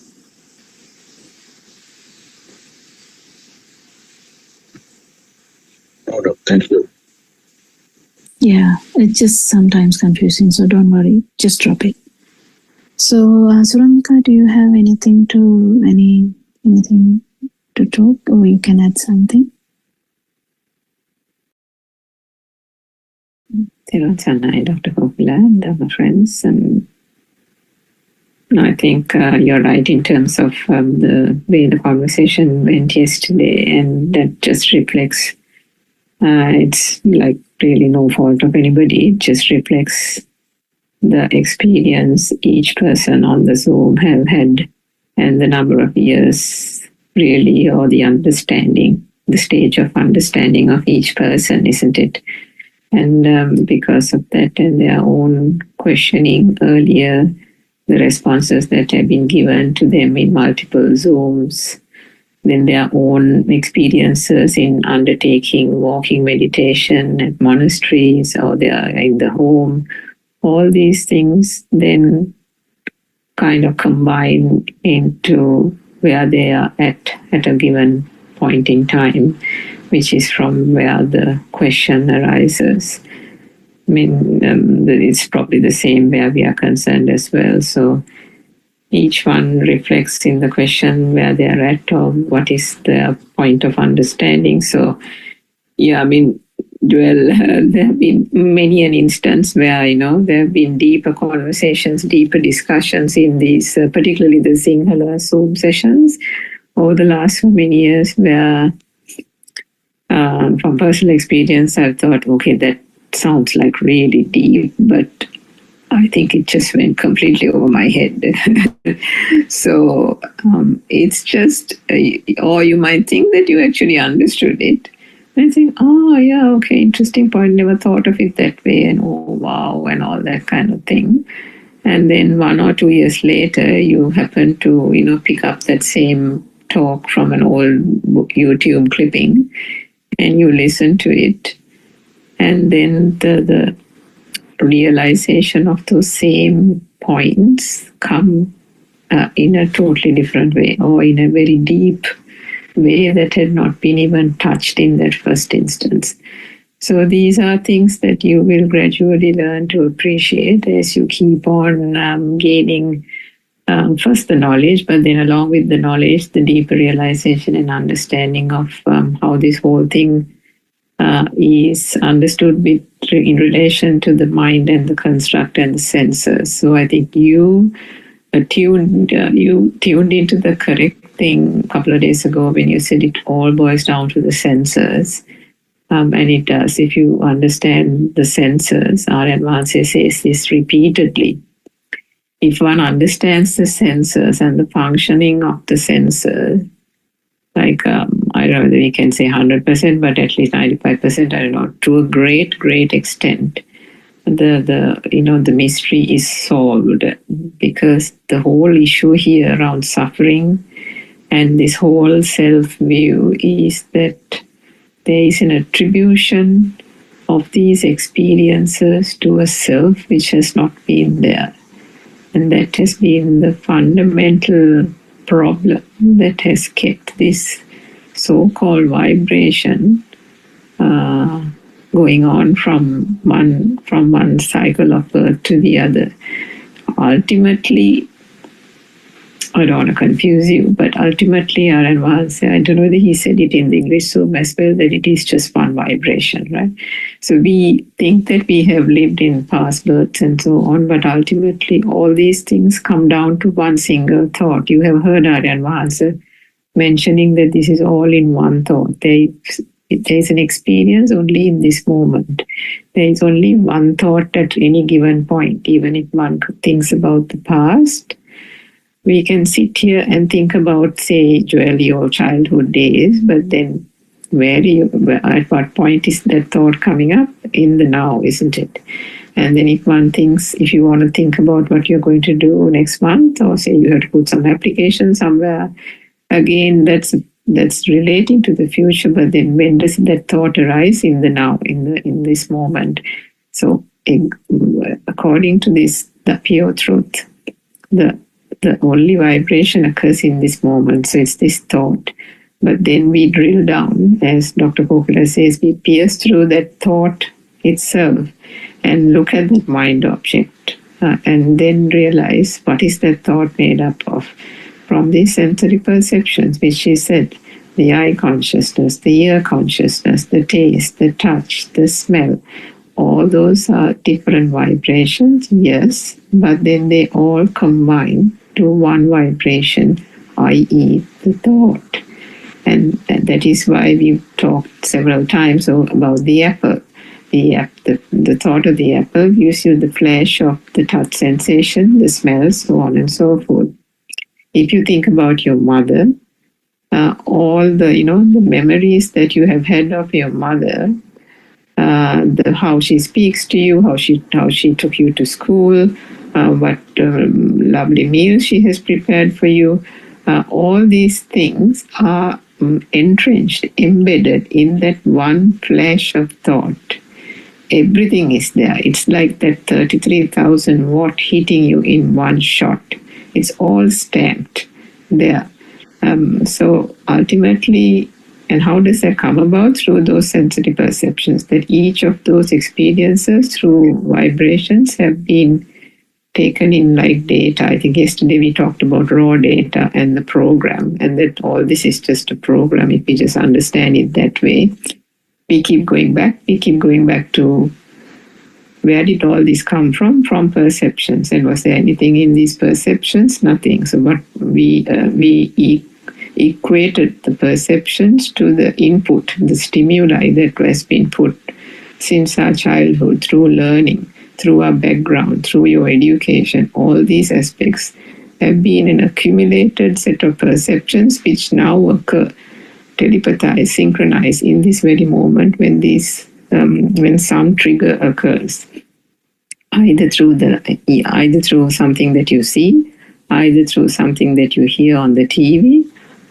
So through those different senses, or if you're just sitting on a couch and you're not really doing anything, it can pop up in the mind itself. So that is the sixth sense, and that arbitrarily, without any other stimuli from other senses, it can pop up in the mind as a past perception arising in this moment. But even in that case, if we consider the perception, it is still made up of those perceptions that have arisen at some point through those sense faculties, and those sense faculties only. There is no experience, there is no perception that can ever arise in a thought that didn't come about through any one of those other sense faculties at any other point. So I hope that was not too complicated. I didn't mean to make it complicated, but was just trying to add a bit more to what Dr. Kokila said. Theruvan Saranai. Yeah, Theruvan Saranai. Actually, so it's if you actually feel this, that's the important thing. So even outside is just a perception part, you can feel it, and as soon as you start to feel that, you feel much lighter. And then if you actually understand even the second part, the perceptions are also not really true. That's kind of the whole dream, or the whole this story, whole film will go on, but it doesn't necessarily mean anything, and you will be acting on it, you will be talking, you will be doing stuff, you will be thinking, but it just with much less suffering. And the feel level also, your feel level is the important aspect, because if you're feeling that the chair is actually there, that is the feel that you have, that you are alive. So if we keep understanding this, and how are we going to actually the ignorance to the science? Because ignorance, if we put, like we say, avidya, if you're turning into vidya, so that's the main thing, that this speed of these sensory organs is what the reason for the feel. So yeah, it's if you start feeling this rather than having a, I have to add, I didn't have much, I don't have knowledge about Pali at all. I have some understanding, but not a lot. And we don't have much about, but if I get carried away, I told that day also, if I get carried away would be the scientific part of it. So the a lot of people, it would be different aspects. So if you are prone to think in a one particular way, and this is different to that way that you have been thinking, this will pose it as a threat, or kind of pose it as something interesting, or pose it as something boring. It doesn't matter. Actually, it doesn't matter. So what matters is if you can feel this, whether you can feel this, and if you can feel it, how lighter you would feel, how better it would be, and the less the suffering, it would be much better. And again, one point we were trying to add yesterday was, once your vibration is actually dwindling or reducing, or cessation of that vibration, the stimulus, or whatever the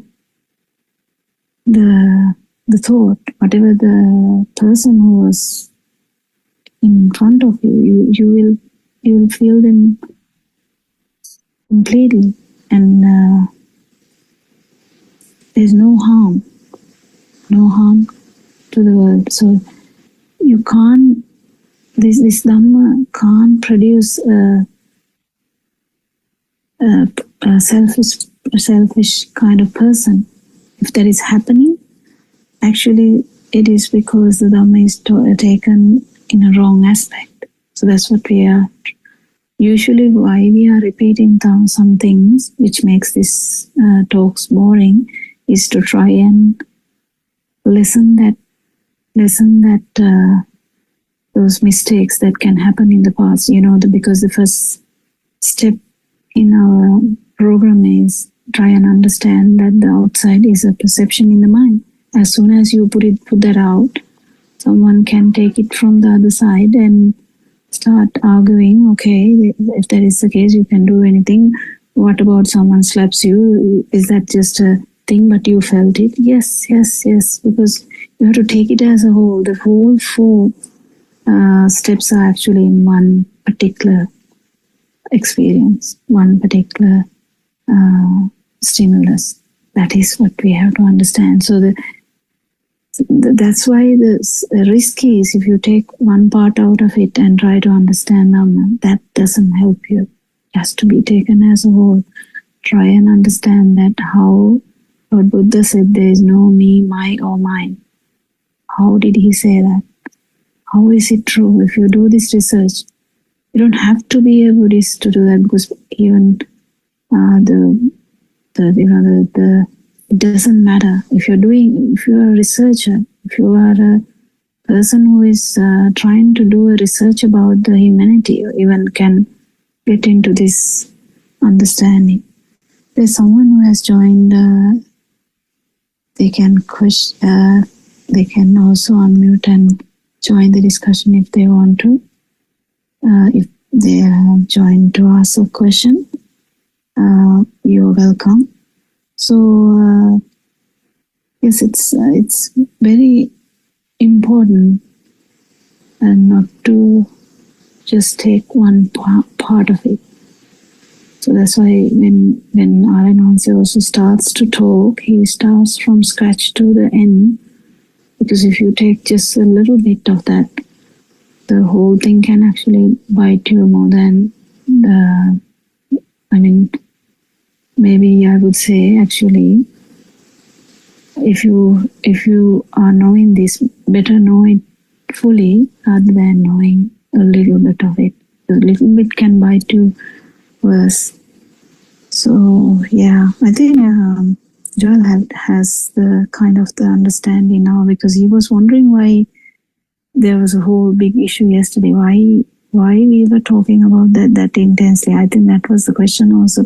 I could feel it in his tone also.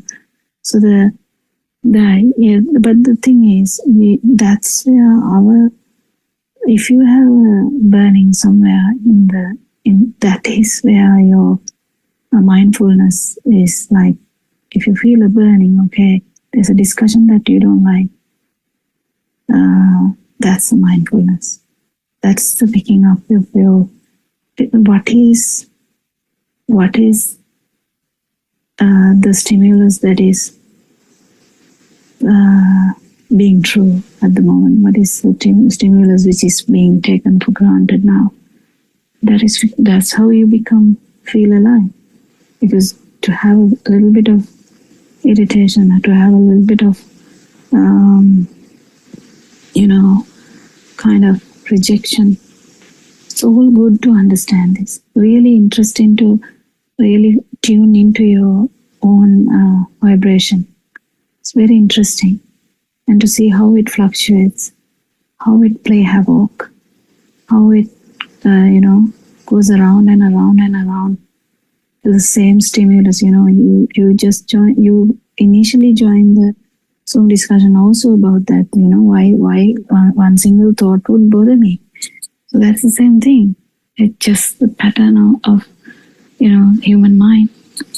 So it's beautiful to understand. And once you tune into the self vibration, you can see how it is slowly dying.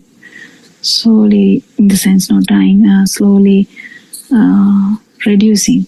These words, actually, words don't support this term at all, because all the words in this world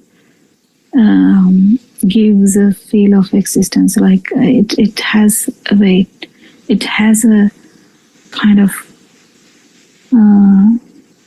gross idea, Yeah, if you can understand that. So it's really interesting, and yeah, it's nothing to make life more miserable or more confusing. This is actually to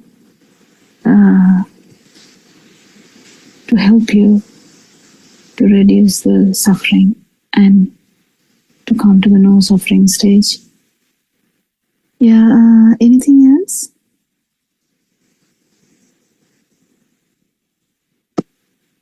I would think, Doctor, but I think the new person is there, so I would like to give a chance to him. I'm not sure whether he is going to talk. There's someone called Tushan. If you are here to talk, you can actually join. You can unmute the mic and you can join us. But I don't know whether he's just listening. It's fine if you just want to listen. But if you want to talk, you can unmute the mic and you can talk. Yeah. So the Dhamma itself is a science, and that's kind of something which made me so inquisitive to know this, because my data system was very heavy. I usually like to go through a lot of things, but yeah, it helps. It's fine. Yes, sir. Just another question. I was just thinking about these vibrations and these sensors. Is this connected to the neurotransmitters? Yeah, 100%. So the hormonal system and the neurotransmitters, they are all linked. So that's the machine, though. That's the machine. So that's the thing that we have to understand. So that day Aranwanse was talking about, if you tickle someone, you can laugh. And sometimes if you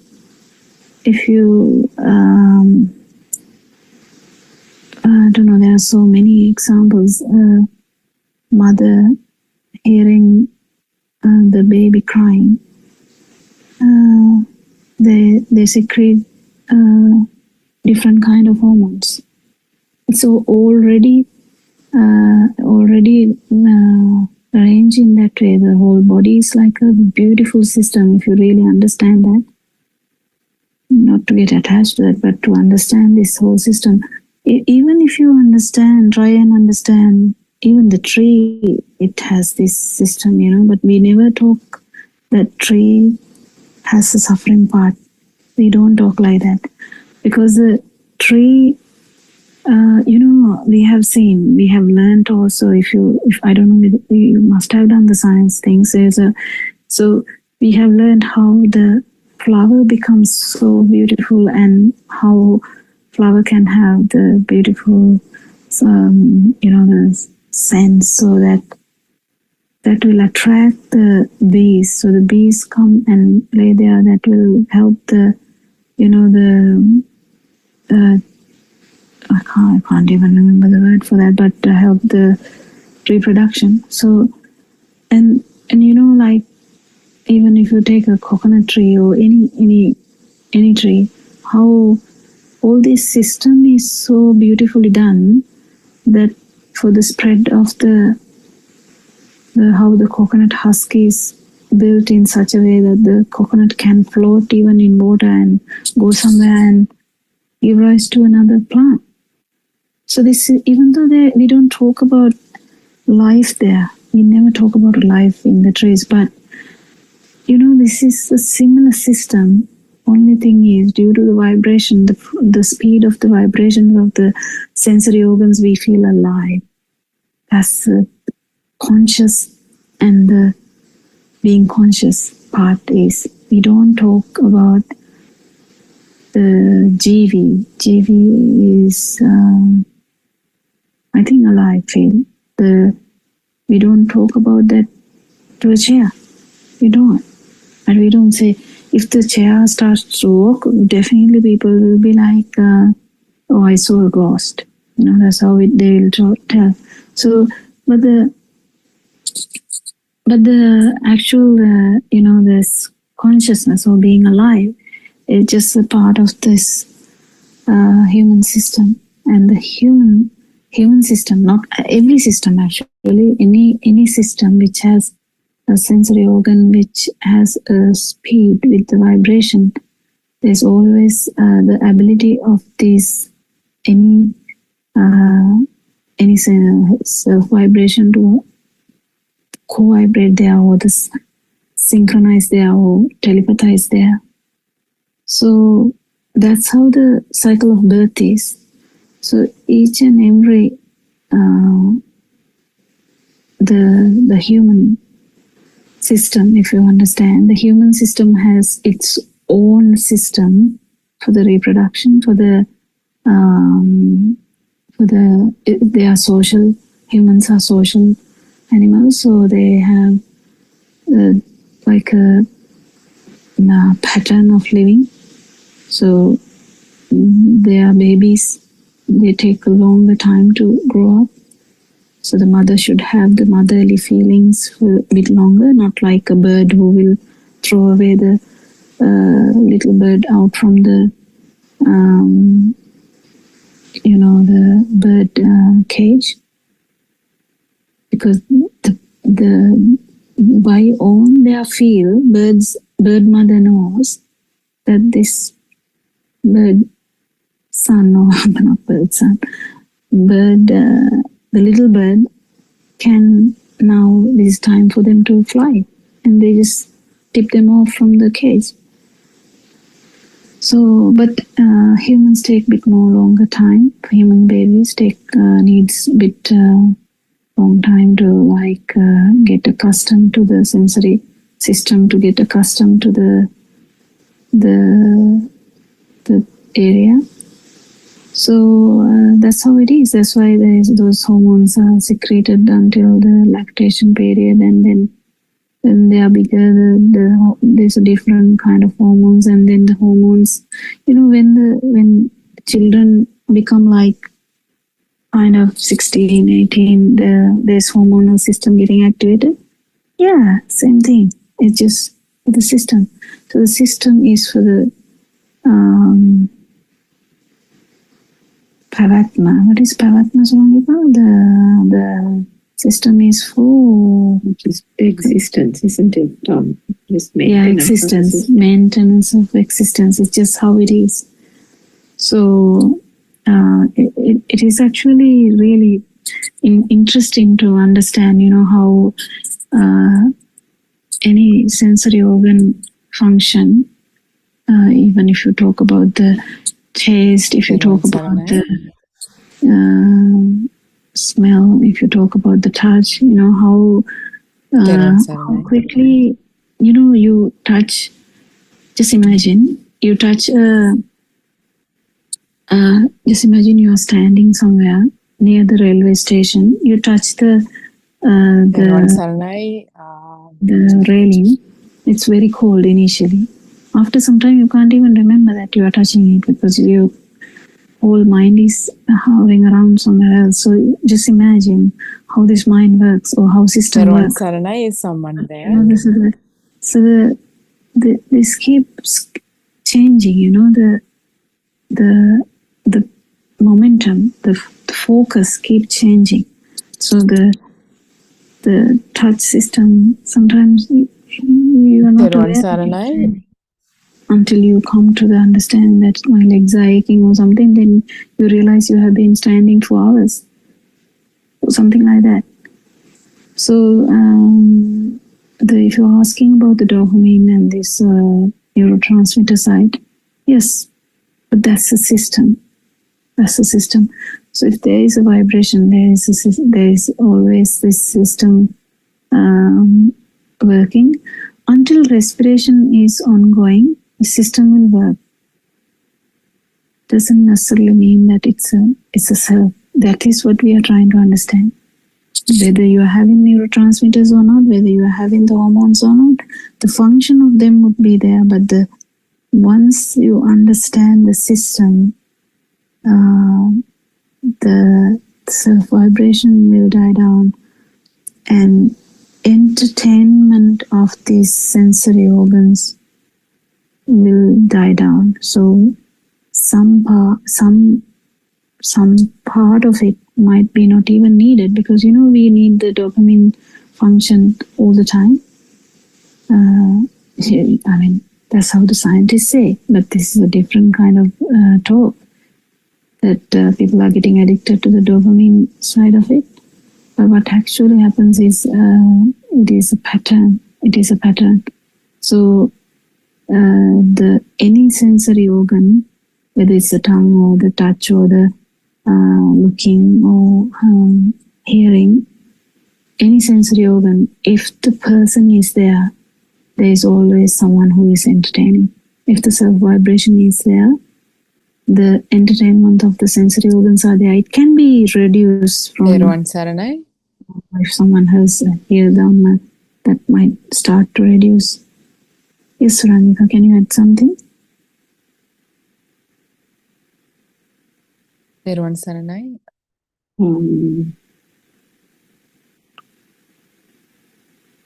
can't think of anything at the moment, Dr. Govila. I think That's okay. That's okay. Stimuli. Yeah. Actually, yeah.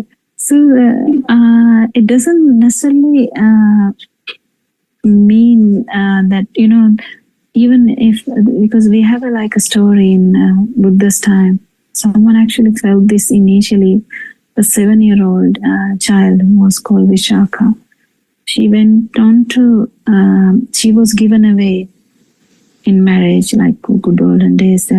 She was given away marriage to someone who never heard any Dhamma. And she continued to have, I can't even remember the number of the children, but there's, can't remember. There were a lot of children she had. And there's no talk that she went into the next stage either. So she just felt that. But that's all. She never actually continued to progress on the path. But she was the main disciple in the Buddha's time at that time. But she understood that at 7 years of age, but still went on to have the normal life style. So, but there is a difference because she didn't progress. But there are others who progress. There are examples like Gatikar, who actually became an Agami, who is what it means is actually that the difference is, even if someone feels this momentarily, all the defilements are still there because it has to go to zero. So everything is there, but the only difference is that person knows that there is no self. For sure, that person have felt that there is no self, but all the defilements are there. So it starts slowly start to go away. But what I'm trying to say is the hormonal system, all the system works. That's what another point Nancy is making very beautifully. Even I think last night he was talking about this, how these sensory functions continue to work. You know, you feel, you can taste. So if you're tasting, 100% the neurotransmitters are working because its cell vibration is connected to neurotransmitter. It doesn't necessarily mean anything. So the main important factor here is understanding that there is no self. That's the main thing, and feeling it, and then your burning will start slowly to dissipate, slowly to dwindle, slowly to go away, and it is just going to slowly go away to the level that there will be no vibration in every stimuli. So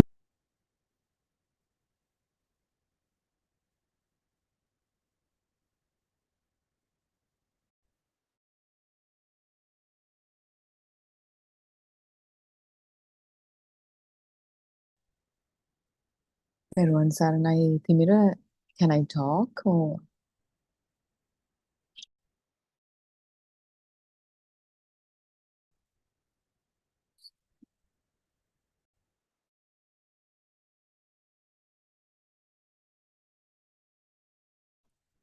Teruvan Saranai, Harshi, you may start now. Okay, thank you, Nikini. Teruvan Saranai. Teruvan Saranai, and thank you very much to everyone who's supporting this endeavor with the technology. And Teruvan Saranai to everyone who may be joining us today. Good morning, dear Dharma friends. Before we begin, let us respectfully pay homage to our noble friend and our spiritual teacher, Buddothpado Aryan Wahanse. With deep gratitude and humility, we reflect on the blessings of encountering a true spiritual friend who points not just outward, but inward toward the realization of truth within ourselves. In the Buddha's teaching, the noble friend is not merely a teacher of words, but one who reveals the path by helping us see directly how suffering arises and how it ceases. We know based on Buddha's direct words, such guidance is exceedingly rare in this world. So therefore, through compassionate dedication, Aryan Wahanse continues to illuminate the path to liberation by clarifying the subtle workings of the mind and exposing the illusions we unknowingly live within. His guidance reminds us that the Dhamma is not something to be believed blindly, but something to be seen, known, and realized individually. For those who sincerely seek the truth, such guidance is a priceless treasure, a rare treasure. Let us therefore listen today with open minds, careful attention, and sincere inquiry so that we may not merely hear the Dhamma, but begin to see it within ourselves. Teruvan Saranai. So, this discussion, the need for such a discussion arose because R.N. Mahansi has been guiding a lot of Sri Lankans through this path to see the truth, if it makes sense at this point in time. And we have a small population and we have a language that's uniquely spoken in our country only.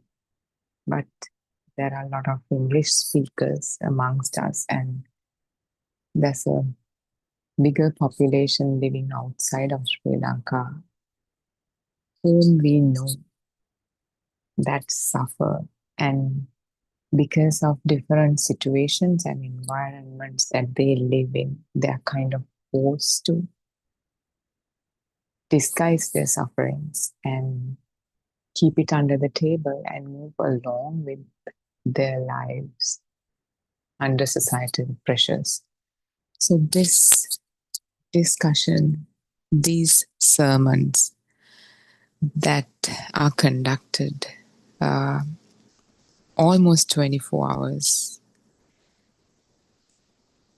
are with the intention to shed some light onto the lives of fellow human beings who are also suffering just like us. When we found this path, we know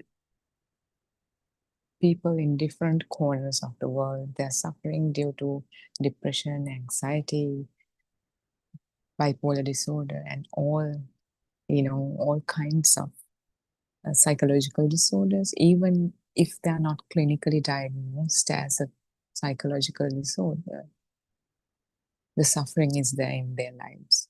And we are talking to you who understands this, who not just sees the bright side of life, not just see the beauty of life, but also have experienced these excruciating emotional pains in their life, thus question what's the truth about this life?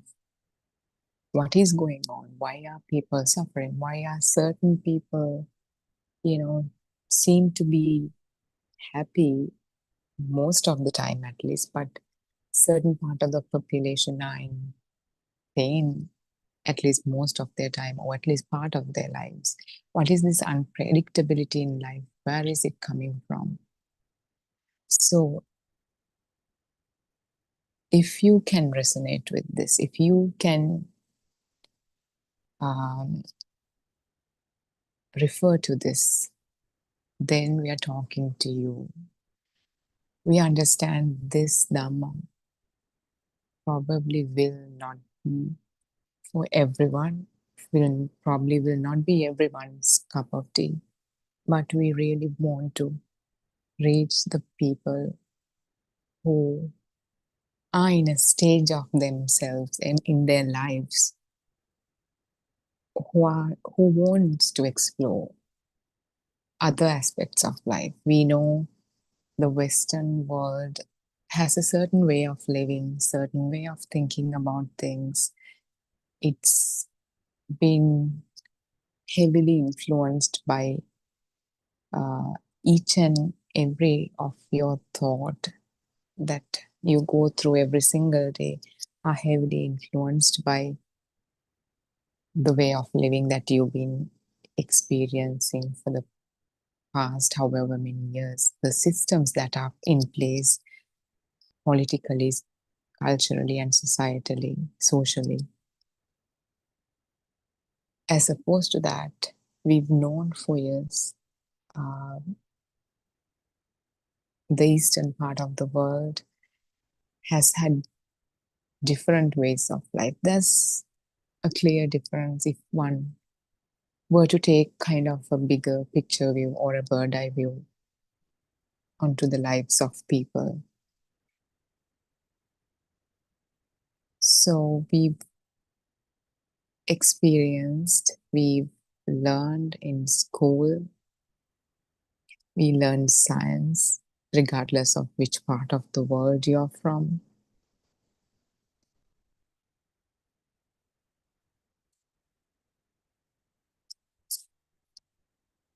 Yet, we haven't seen the solution, sustainable solutions to our day-to-day problems. Yes, we have education, we have our livelihoods, we go out to the world and do our jobs, come back. We aspire to be better humans in terms of material gain, to make more money, to have better houses, to have our kids in the best of the schools and give them the best education we can. Yet, there's something within us that's missing. There's something within us that's not clicking. We've been following science. They've been giving us different advices from time to time. They would ask us to eat different kinds of food for a decade or so, and we will see in the next decade, they'll say, oh, this is not the way. We are going to choose a different way over what we were practicing or what we were following. We've seen this shift of gears throughout our history. If the science keeps shifting their gears, that is like the cushion that we have. We've evolved so much from the Stone Age to the hunter-gatherer stage to the civilized way of life, the Industrial Revolution, now the age of information and the age of AI, with the help of this science. But are we really happy within us? One moment we're happy, one moment we are not. Why is that? Have you ever thought about this within you? Have you ever considered, has it ever been a concern? From a material viewpoint, we now have everything we need. We don't have to hunt for food anymore. Soon we might even have robots helping us care for our children, if we don't already. So the progress we made in terms of material life is truly phenomenal. There's no denying that. But what about the isolation that so often fills our hearts? What about that deep, unfulfilled longing to be truly loved? What about all the mental wounds we carry every day? The pain of childhood, neglect, and abandonment. The hurt when those we love repeatedly reject us. The ache of feeling invisible among the 8 billion souls walking this earth. The unbearable grief of losing a child. So the list of sorrows, they seem endless. We've seen many people. We've known one person or another who definitely has gone through some of this. Some of us have gone through therapy, made progress, and learned to let go of some things. But the question still remains, have we truly healed at the deepest level? Are we completely free from suffering? Or is there still a trace of it left? We know people who have gone through therapy. We've known people who have been medicated due to serious psychological conditions. But in society, people talk about being triggered of it as it's something so simple. If it's like bread and butter of our lives, meaning we haven't healed from our deepest wounds. If we were to die tomorrow, could we be absolutely certain, without any doubt, that the next life, or whatever comes after, would be a better experience than this one? What we are holding in our minds about the life after death, is it a belief, or is it a fact that you've known to be truth, to be the truth without any doubts? If you can't say yes with 100% certainty, then I'd say you've wasted the precious time you've been given in this realm. Among the million other things we think we're sure about, can we really be sure about what lies ahead for us after this life?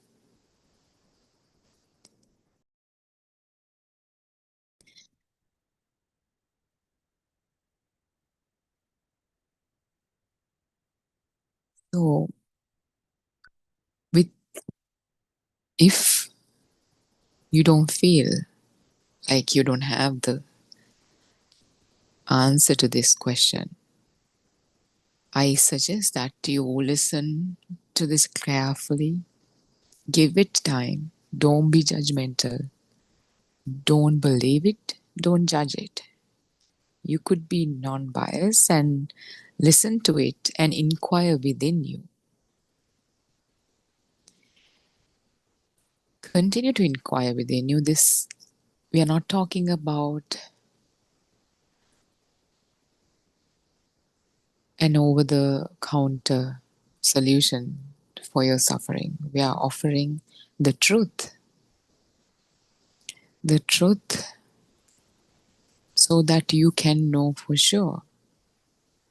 We know with the age of science, the approach is different. The approach is to always kind of dissect things, go deeper and deeper and deeper, breaking phenomena into ever smaller parts. That is the cornerstone of modern medicine, modern science. And yet, we are at a point where it cannot explain everything. And because the nature of the mind where suffering comes from, due to what reasons sufferings arise, cannot be grasped or seen materially. And it has come to a point where, if at all you want to understand if you want to understand suffering, if you want to understand your human experience, we have to turn towards ourselves, not some material that's lying outside, because your mind, you know the best. By observing somebody else's mind, you cannot know anything. You cannot observe anybody else's mind. You're the best person to do that. And so this truth, on the contrary to breaking things into ever smaller parts, the truth about our human experience could only be observed by observing your mind. And when I say that, you probably might think, oh, this is one of these things that we've heard before. I've heard too, you would name some famous spiritual teachers. He says this, he says that. I am kindly, with a lot of compassion, request you to listen to this carefully without being quick to label this as something that you've seen before. What it does is the gradually increasing depth that we are trying to create here, that we are trying to take you to, into seeing your own mind, is lost every time you're going back to a familiar thought.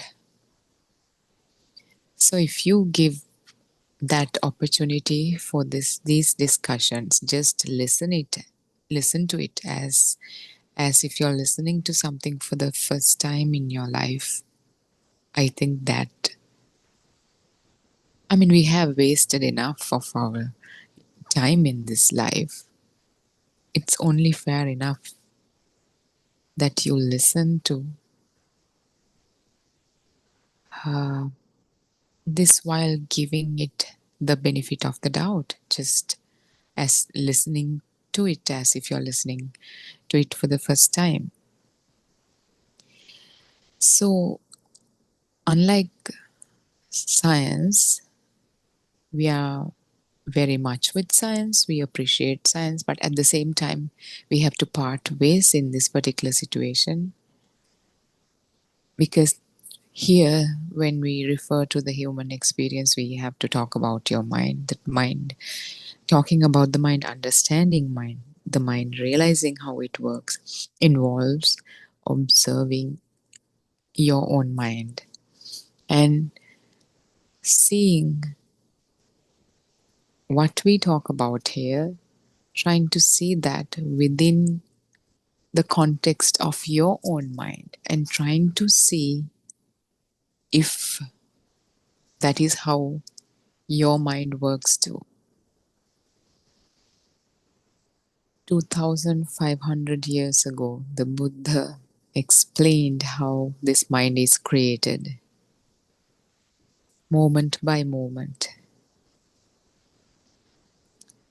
When we say how the mind is created, it involves the entire world that comes with it because we cannot talk about anything without the mind. You talk about your loved ones, you talk about your job, you talk about the planet or the country we live in, the solar system we live in, everything we only can talk about using thoughts, the mind, the words. So we have to explore the mind.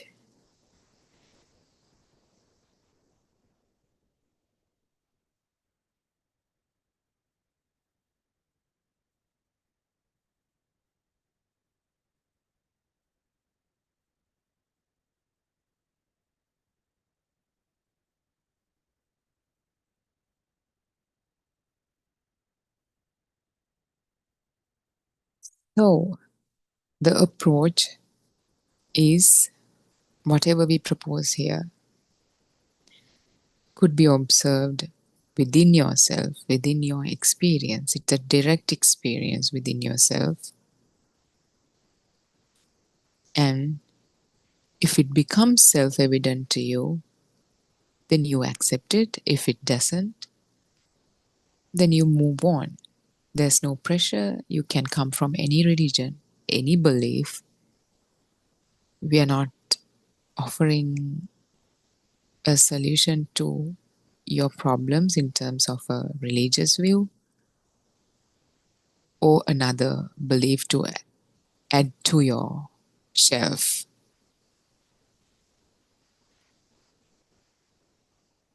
So we would like to humbly share that the answers to the questions that you have, they're coming from this, what we call Buddothpado school of thought. This is based in Sri Lanka, and it's an effort to explain this new postulate we call wisdom science. And it's a direct investigation of how the mind itself comes into existence moment to moment and how it creates both the world of your experience and our sense of self. If you think about the scientific method, which science is based on, it builds upon hypotheses that extend from philosophy. Yet, all these hypotheses that science uses rest upon one fundamental assumption: the world and the self as we know them exist. If you think about biology, chemistry, physics, archaeology, anything that you learn in school, in college, the university, they all assume one thing, that the world as we know it exists. And this is precisely why science hasn't been able to formulate an all-encompassing theory of everything to this day. We know a lot of scientists made lots of efforts to explain or to come up with a theory of everything, but it's not been practically achievable to this date.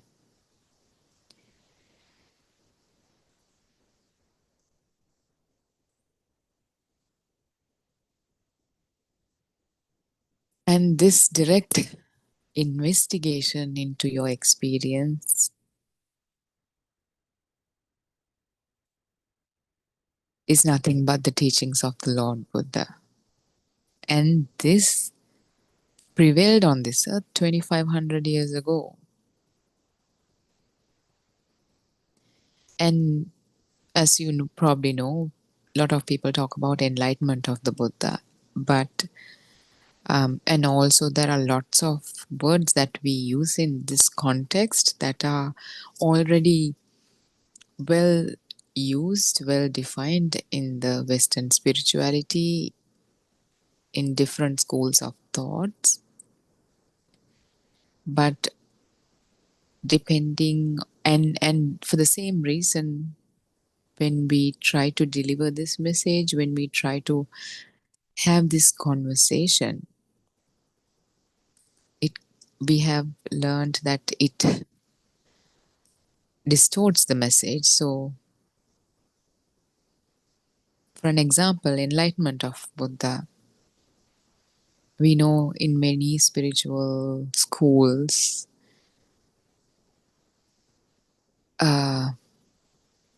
that's been used in a different context, not in the context of where Buddha realized this mind. We know a lot of schools of thought in spirituality. They talk about getting out of thought, getting out of mind, and they make you question. There's the observed and there's the observer, and they ask you to get out of the thought, and they tell you whoever is observing, if you get out of the thoughts, that is the self. And it is not the case, because the human experience doesn't have a self. What we call the self is a misunderstanding.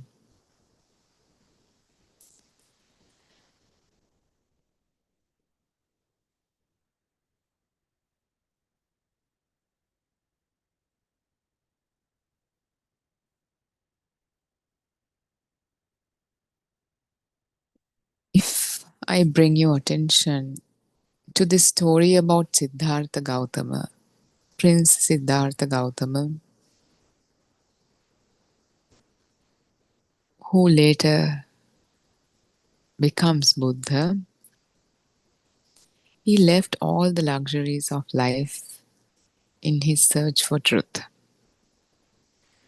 When he finally realized it, he shared the Dhamma by traveling from village to village on foot.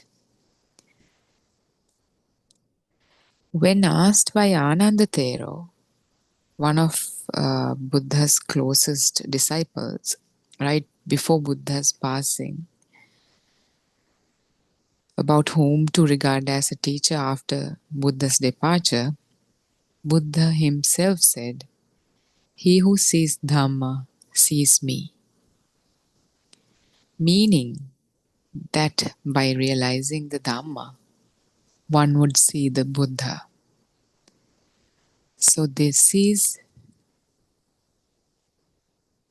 that rare path that we are bringing to you.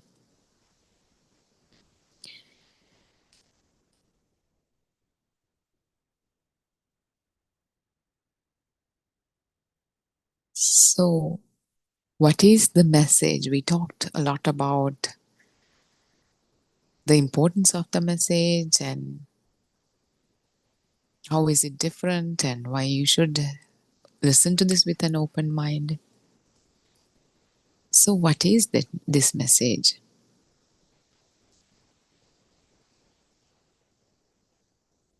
And it's not an easy message to see. Too, Buddha has explained the rarity of someone seeing this message in terms of many different metaphors.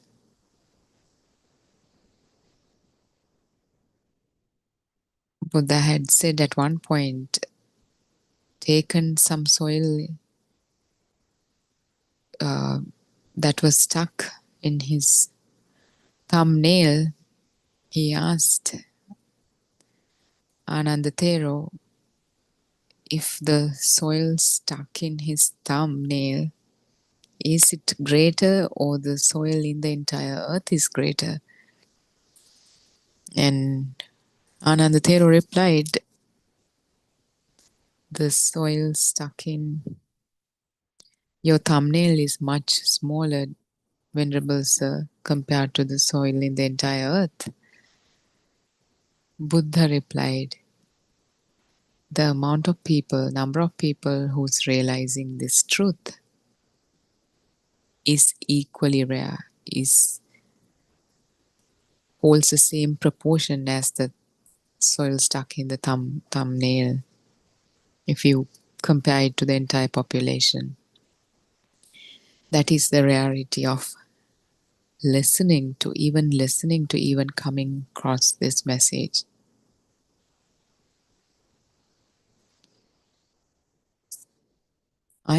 So whatever we call the world, whatever we call the self, our whole experience is an illusion. It's created moment to moment, one thought at a time.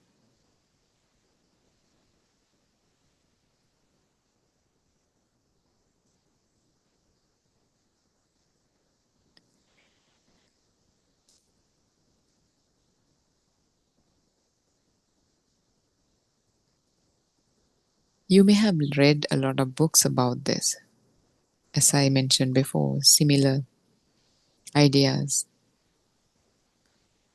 Just by telling you that this is an illusion is not going to make you understand that it is an illusion.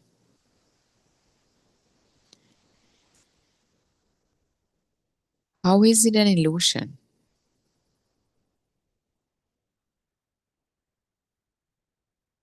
Where did you go to school? Do you remember your first day in school?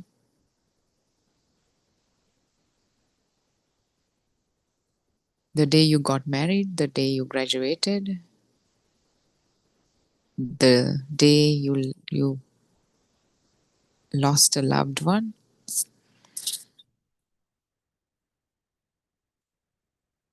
Where are they? Are these experiences, do they exist in this moment?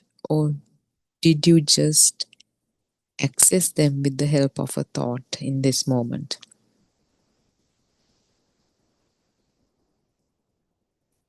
Let's say in one point in your past, you had a beautiful moment by a river, or somewhere, one of the most beautiful experiences in your life where you experienced this by yourself.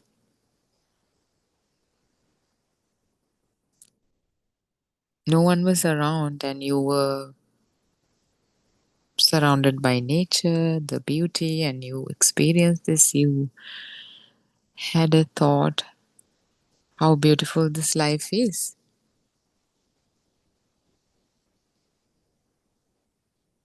If no one experienced this experience, does it exist or does it exist in your mind? If we tell you we are able to make a time machine and go to the past,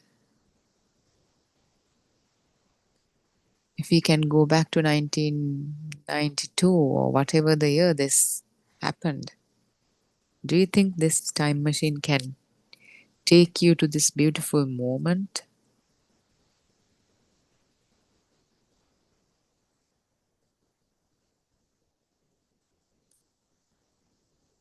All the stories that we know about time machines, they go to the past, and the experiences we cherished, they show that they're being transported into that moment. How can that happen? An experience only experienced by you. No time machine can know your experience. No time machine can take you to that experience. Let's say this beautiful evening you spent by the lake, or whatever it's unique to you, whatever that beautiful moment is. Nobody experienced it with you. It's just a soul experience, but you manage to take a picture. You have it in your phone, or you have a printed picture of that moment. Let's say you have a printed picture of that moment. Is that picture and that moment the same, or is it just a picture of that moment?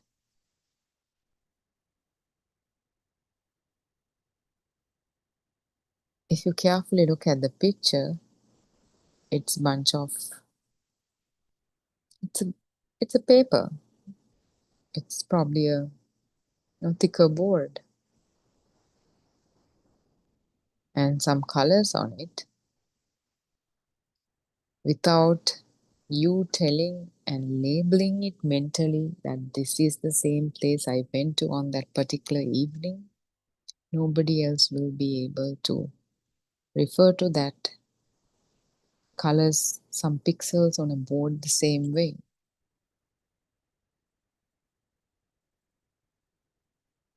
So a board and a bunch of pixels, is that a proof for a past? Is that past itself? That's just a board and some pixels. The only connection that board and the pixels has to the so-called past moment is your mind. So if we can't physically go to a past, even if we are successful in creating a time machine, if a picture or a video of a past moment is not the past moment by itself, where is the past? As I started talking about this beautiful moment in the past, you just started thinking about that moment right now. From the chair you're sitting on, you did not go anywhere, only the thoughts that were created in this mind. Is a thought the past? So the past, it's very clear, the past is gone. The only access you have to the past is your thoughts. Whatever the so-called proof that may exist about a past moment is some colors that exist in this moment. And the only connection that we can make from that to the past is again another thought.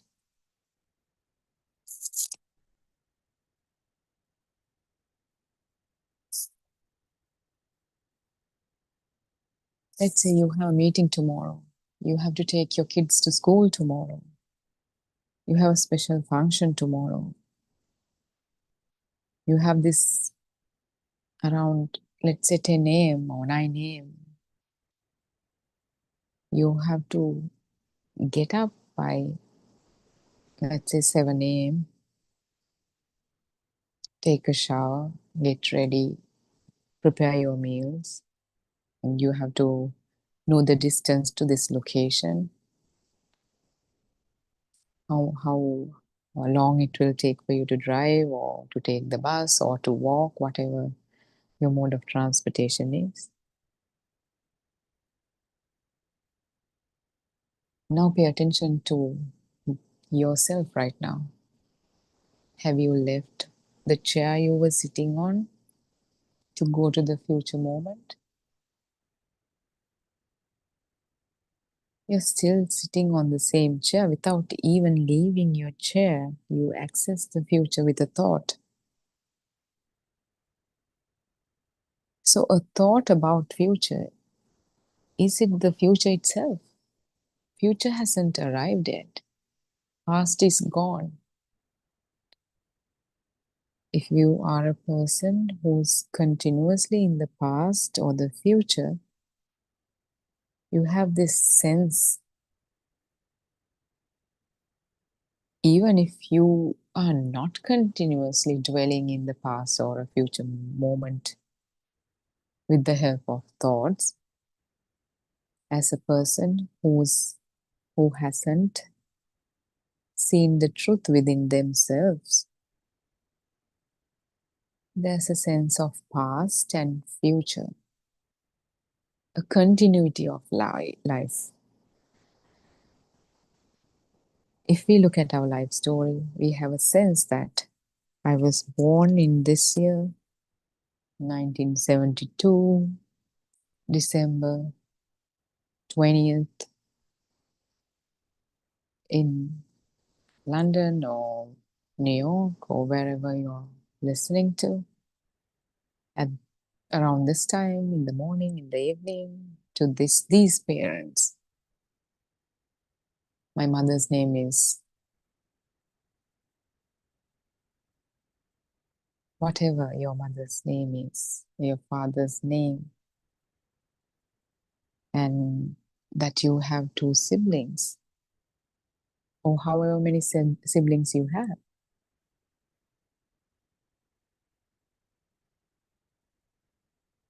Now, all these thoughts, if you did these investigations as at the same time as these sermons are being delivered, you will see you just ran with a thought. The entire story of when you were born and who you were born to. They're all thoughts. You didn't have to leave your chair.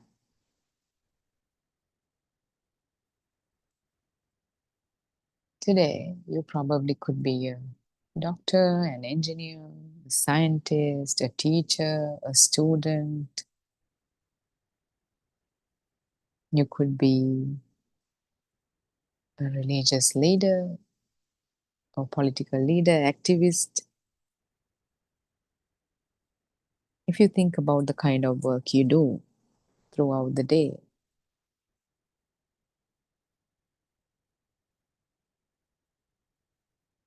you probably have some pride as to what kind of a person you are, what kind of role you play in society.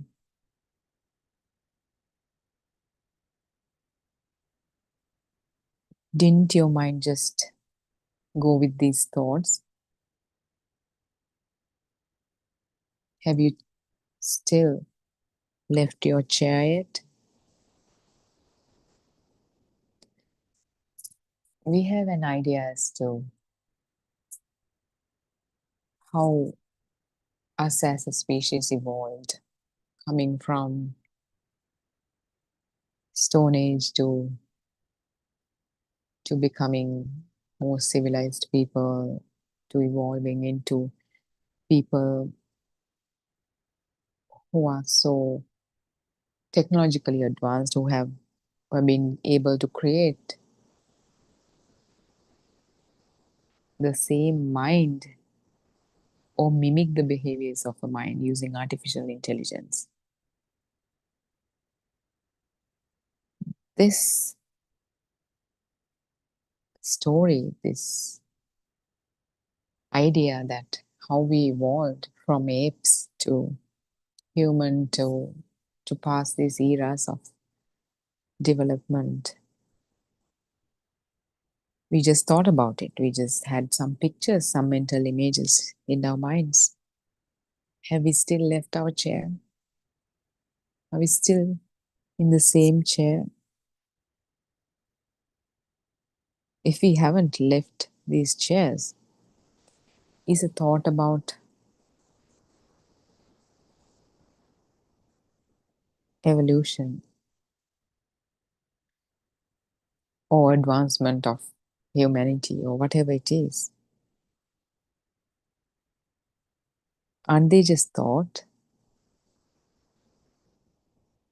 We think we come a long way from apes to whoever we are right now. We born in a certain year, born to certain parents and become successful people or unsuccessful people. We have these stories in our minds, even if we don't talk about them with anyone, with uttered words. This story is there in the mind. These stories are there in the mind. Are these stories? Is a story in the mind the same thing as the story? Is when you're driving in a highway, you have seen signposts saying this city, exit to that city, this city, that city along the route. A signpost about or mentioning the name of a city, is it the same thing as the city itself? These are signposts.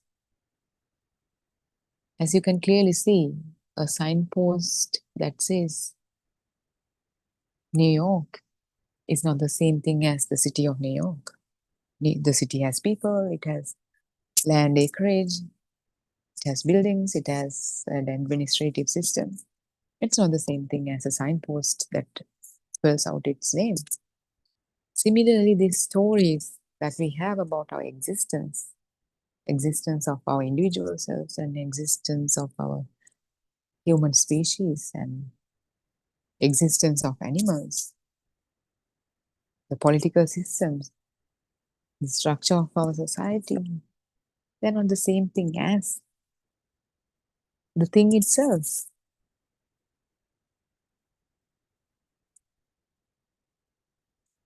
Are you beginning to see this, how our experience is created, how our experience is connected to one another in terms of thought and giving us that sense of continuity, sense of a vast experience in which we are a small part of. And if you pay attention to all the experiences we talk about,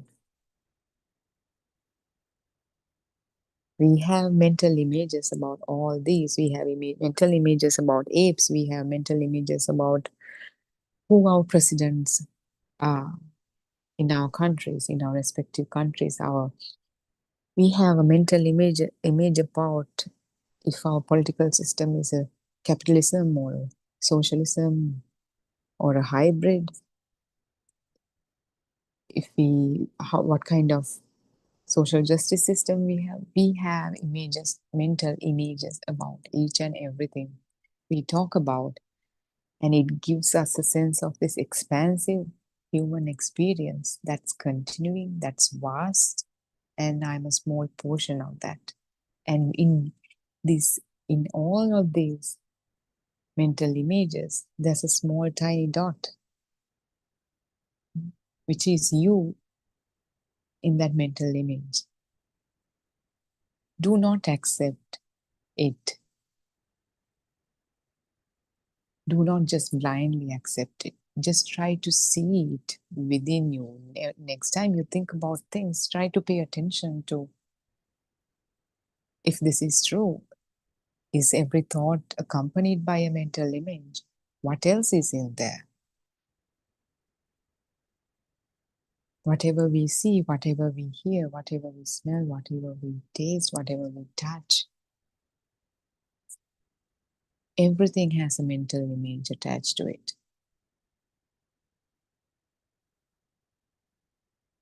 Whatever your favorite food is, it could be a steak. Right now, you have a mental image of your steak, medium rare or whatever it is.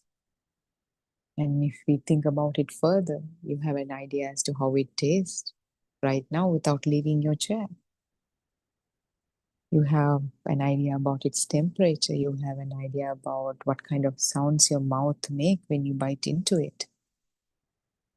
The first bite into your steak at a restaurant or at home or wherever. How your tongue feels when you bite into it. All the information you have about each and every experience you have experienced and you experience day to day has elements, these elements. A picture to it, how it sounds, how the sizzling sound when you cook a steak. Whatever is connected to the experience, you have everything in play in your mind. The image, the sound, the smell, the taste, how you feel when you touch into it. Contemplate on this, trying to see it within yourself. This is the path. We are not going to rush into the entire message. We are trying to slowly develop this awareness and understanding as to how the human experience is created based on our senses. I think that's a good point for us to stop for the day. And let's continue to do this investigation and let's discuss further tomorrow. Thank you very much for joining in. Therwan Saranai, everyone. Therwan Saranai, Anand Mahansa. Yes, Therwan Saranai, Mrs. Harshi. Yeah, Therwan Saranai, everyone. And good evening to all my Dharma friends. And first of all, I pay my homage to Buddothpada and Manse. And yes, Harshi was talking about mainly she talked about the present moment. The present moment is the moment that we live actually. So in after a fraction of a second, what will happen to that present moment? It goes to the past. So and brand new moment will arise. But as a living being, think how this present moment and the past moment get linked each other. As Harshi said, yes, we tend to link the present moment with the past moment with another kind of a thought. So it is a very good point.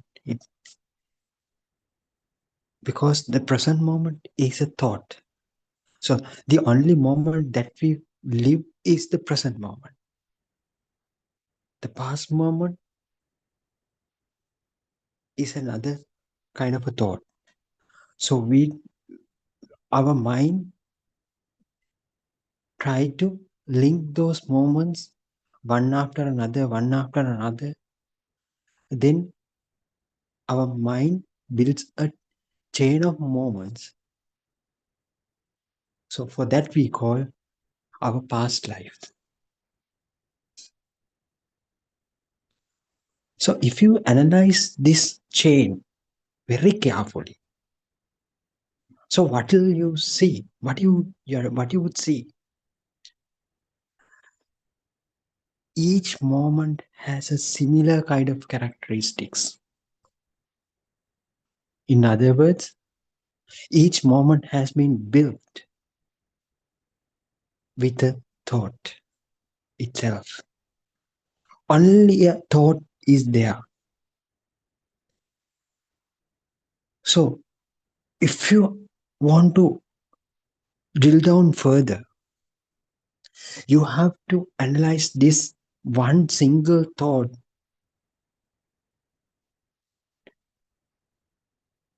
um, into a certain depth. So the composition of the thought.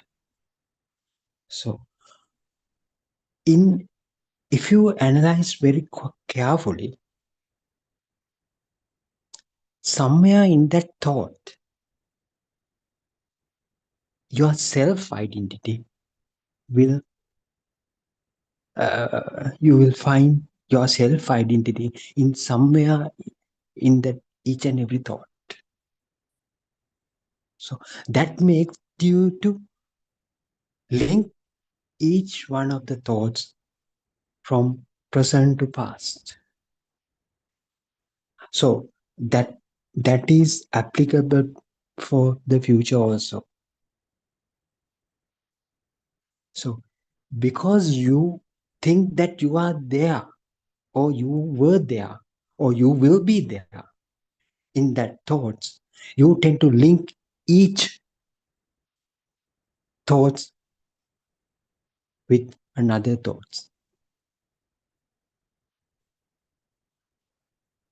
So only thing what you have to realize is the thought. So you, as I heard the latter, the last part of Mrs. Harshi's explanation, as he said, we think I'm an engineer, I'm a doctor, I'm an architect, and so on.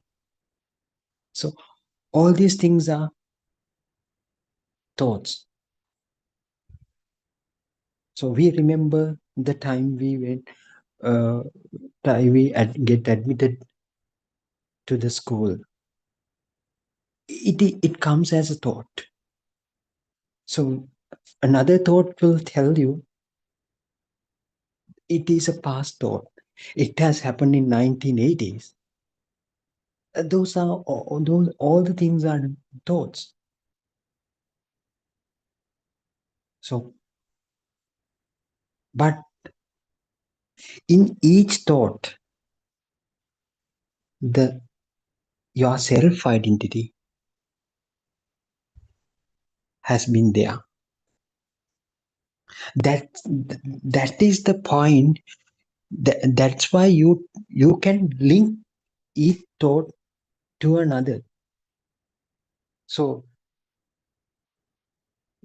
from that you will tell, I am the one who got graduated from that university. I am the one who attended that school.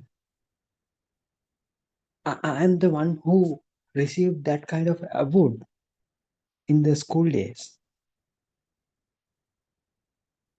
So, but think, all of them are thoughts.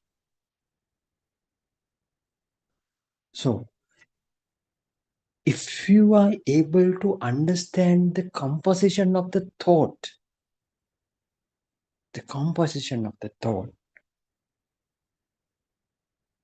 so you will be able to comprehend the system. Actually, you will tend to see this as a system. Once you start once you start investigating, keep on investigating about this thought.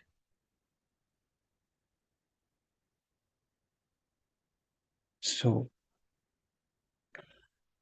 what is the thought? This now comes the question, what is the thought? So how this thought is made up? So I heard Haju was saying that it has been built through the faculties. The faculties that we have are responsible for generating thoughts.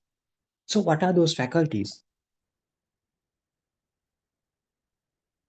So basically we have 5 senses, but other than that, we have another sensor.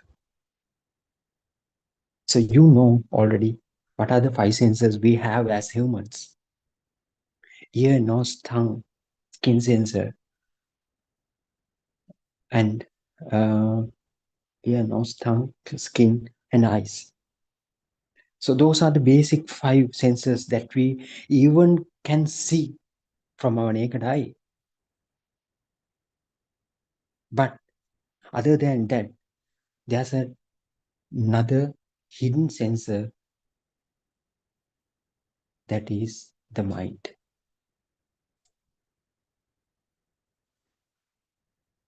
The mind itself behaves as a sensor. So what Lord Buddha revealed to the world is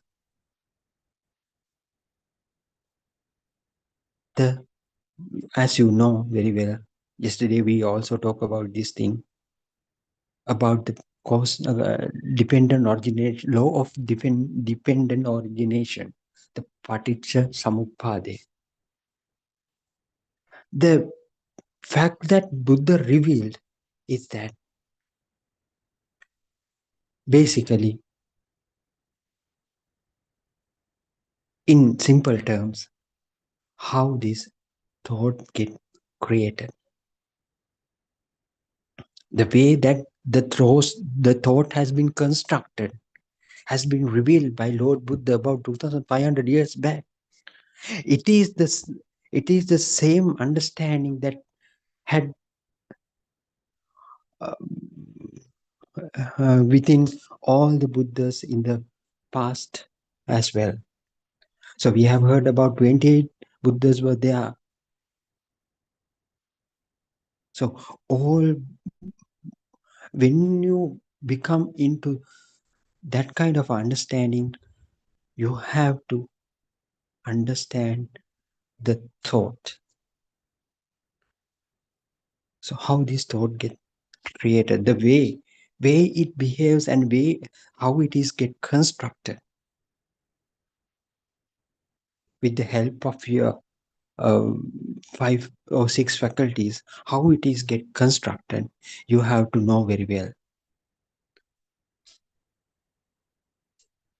So it is well explained in the Paticca Samuppada Dhamma, called dependent origination Dhamma. So before we try to understand the thought, we have to understand how these faculties get created. Faculties in the sense, we can say the senses. So as an example, we can take the eye sensor. What will happen in the eye? So what you mean by the vision? So some people say, I can see up to this level, but I can't see beyond that level, that size. But some people might think, so I can read the small letters, very small letters as well, but I can't see the actual color of it. I see this as a brown object, but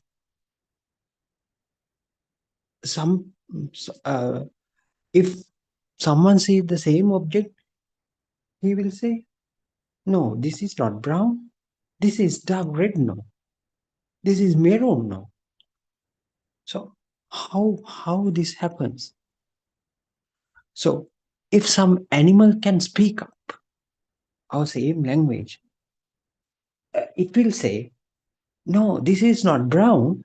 This is very bluish. So some animal might say, there is no such object there. It is blank here. So I can't see the object. That animal will say like that.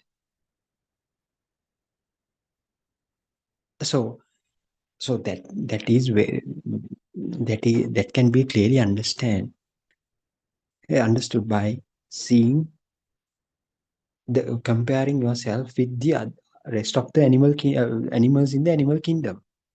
So bats can't see in the light, but bat can fly easily and freely in the night time, but we can't.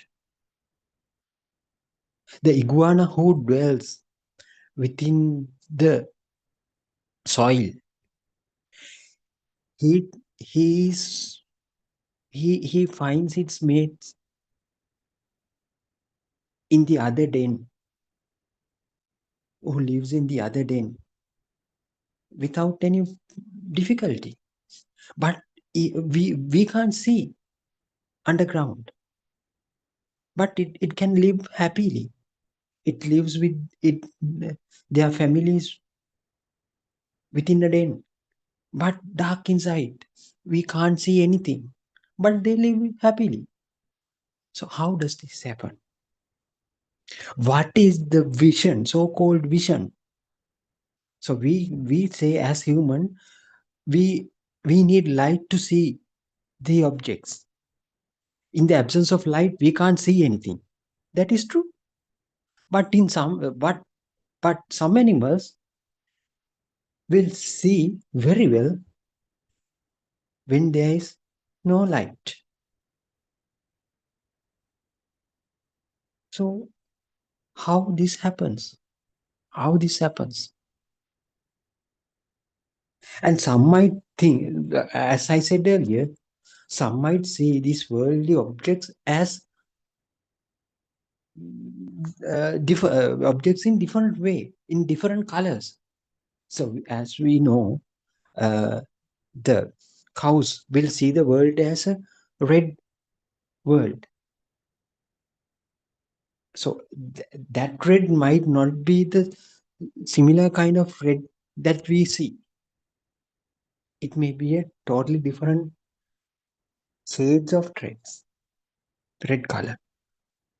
So we can't say the exact same red color I'm seeing is the red color that see by that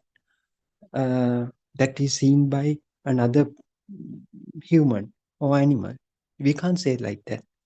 So what sort of a thing the vision is? And also sometimes some animals see far away distances. The eagle who flies in the sky will see the earthworm about 2-3 miles away. How this happens? And also the animals who live under the sea, they will find they tend to find their prey even in the dark. You know very well that under the sea, in after some distance, it is dark, no light, but they manage to find their prey very nicely. So they can survive. So how this happens? So what sort of a thing this vision is? Buddha explained it very well. Buddha revealed this into the world. How the vision happens.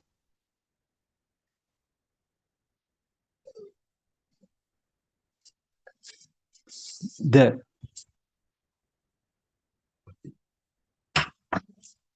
the vibration,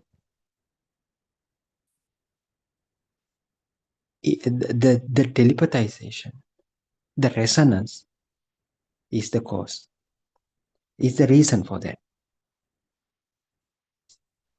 Whenever there are things with similar frequencies, they tend to vibrate each other. Whenever there are similar things which vibrates in similar frequencies, they tend to feel each other. This is called the Samanantare. There is no gap in between. There would be no gap in between. Even they physically apart for 1,000 miles, the resonance will happen. The telepathization will happen. Same principle can be applied to this as well. That the creation of the faculties, creation of the eye faculty will be the same.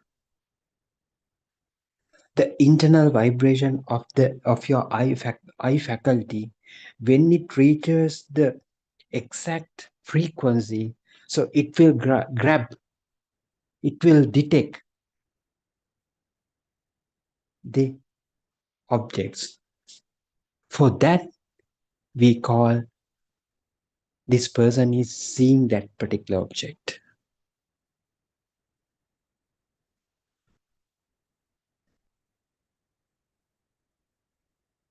If you study this, you will, if you study this, you will find there may be a lot of frequencies that vibrate in within this environment, sir, but you can't, but it won't telepathize with your frequency. In that particular instance, you can't see that particular object. If two frequencies become similar,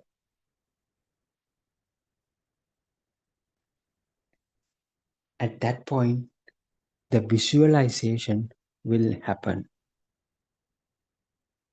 So that is the whole scientific, what do you call that, scientific theory behind the vision. So we'll take an example. So we'll say there's a bat nearby. So at the daytime, the bat, you know that bats can't see, but bat even can't fly.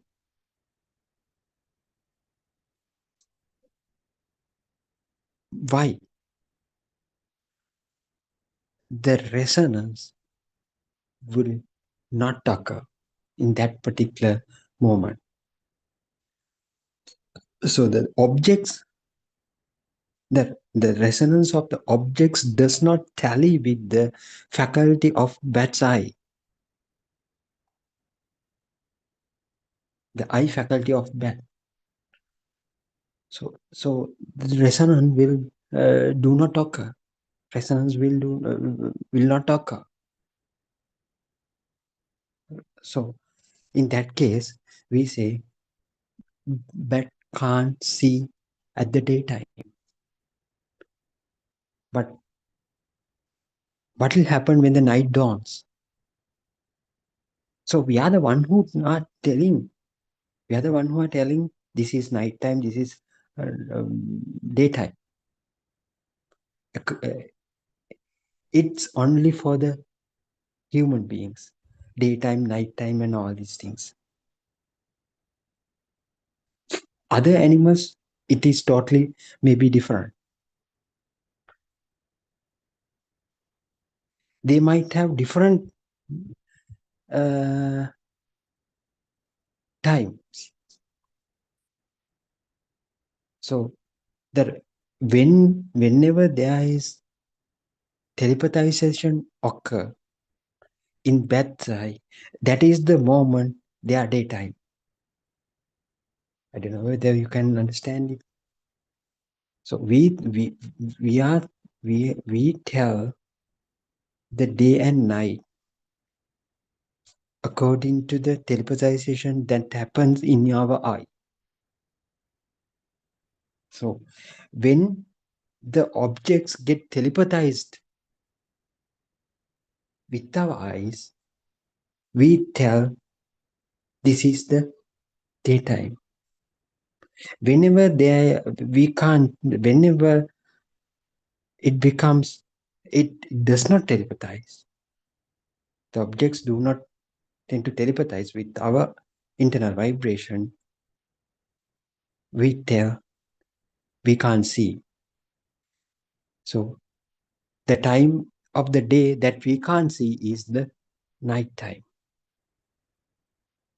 So day and night is also matters with the way it telepathized with our eye faculty.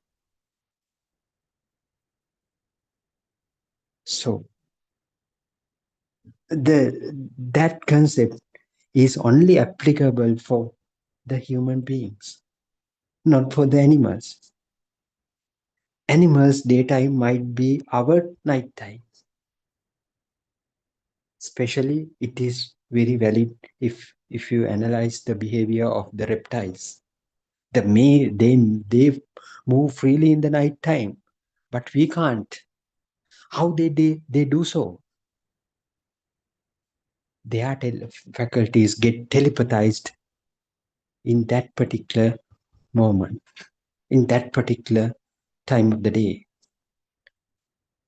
So they move freely without any obstacles.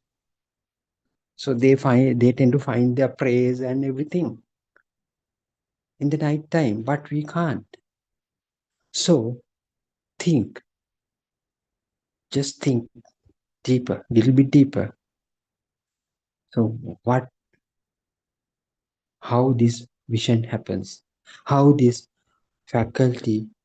eye faculty creates the objects for you.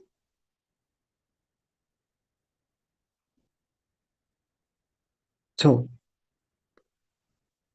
now it comes a question.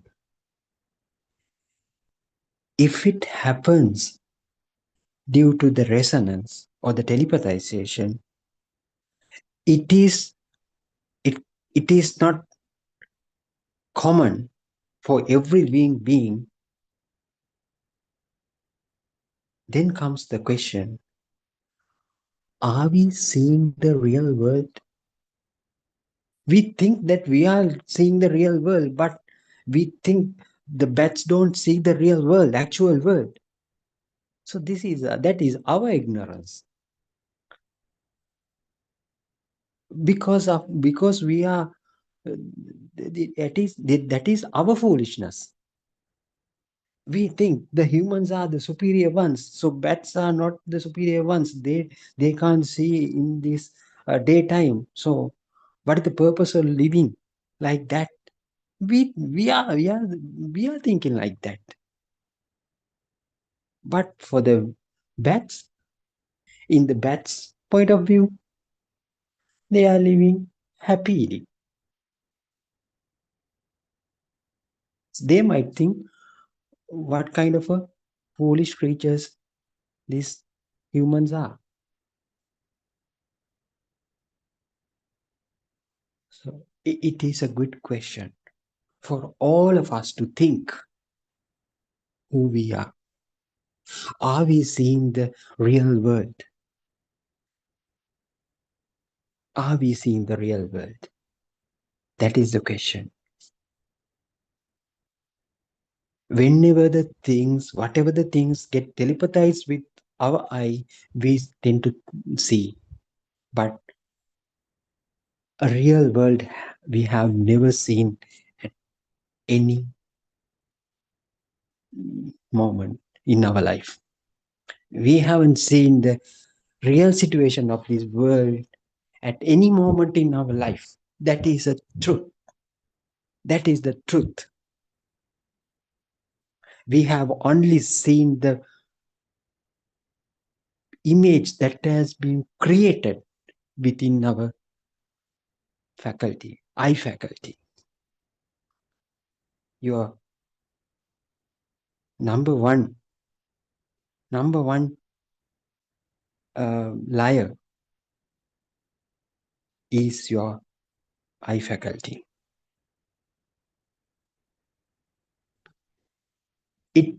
It had you have been deceived by your eye for such a long period during your lifetime. So you believed that what you see was real. What you see is real. What you will see will be real. But if you learn, if you study, if you examine this, you will, if you investigate about your own eye faculty, you will find how the extent that you have been cheated by your own faculty. You have never seen your actual world even now. So you think that you have been living for such a long period. That means you lived 40 years of your life. So I have seen this place, that place, New York City, London and all. I have visited all these places and all. The only thing that I have to see is the outer space. So you might think like that. So I am such a rich person. So the only thing I left is to see with my own eyes is the outer space. You might think like that. This will make you to realize that you haven't seen everything within your room even. Even you have lived within your room for such a long period, you haven't seen the things within your room even. Even the things that are there in your room even. Because your eye faculty does not resonate with each and everything, each and every vibration within that exists within your room even. So you haven't seen anything. I think you might have seen only 1% or none, because that is also a thought. That is also the illusion. That is creation. That is also a creation. So who misled you? Your eye.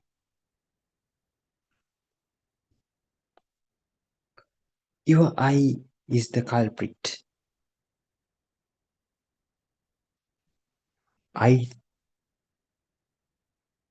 So then, so these have been told by Lord Buddha about 2,500 years back.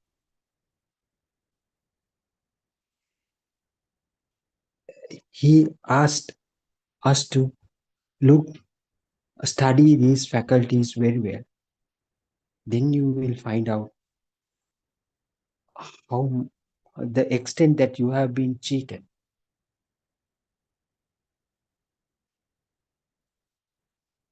So that implies that you have never seen the real world. Yet you have never seen the real world.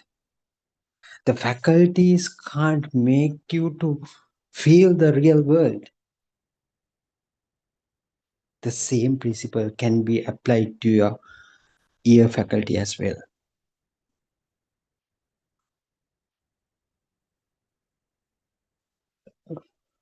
The resonance, the frequencies in your ear, when it gets telepathized with another kind of a frequency, then you say that sound is audible to me. That sound is audible to me. So there may be vast,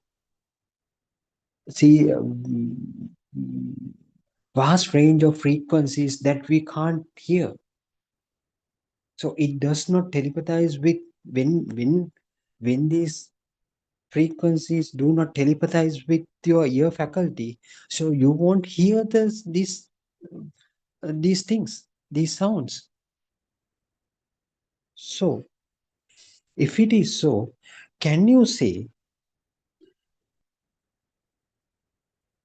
as you can't hear those sounds, there are no sounds outside? No, you can't say so.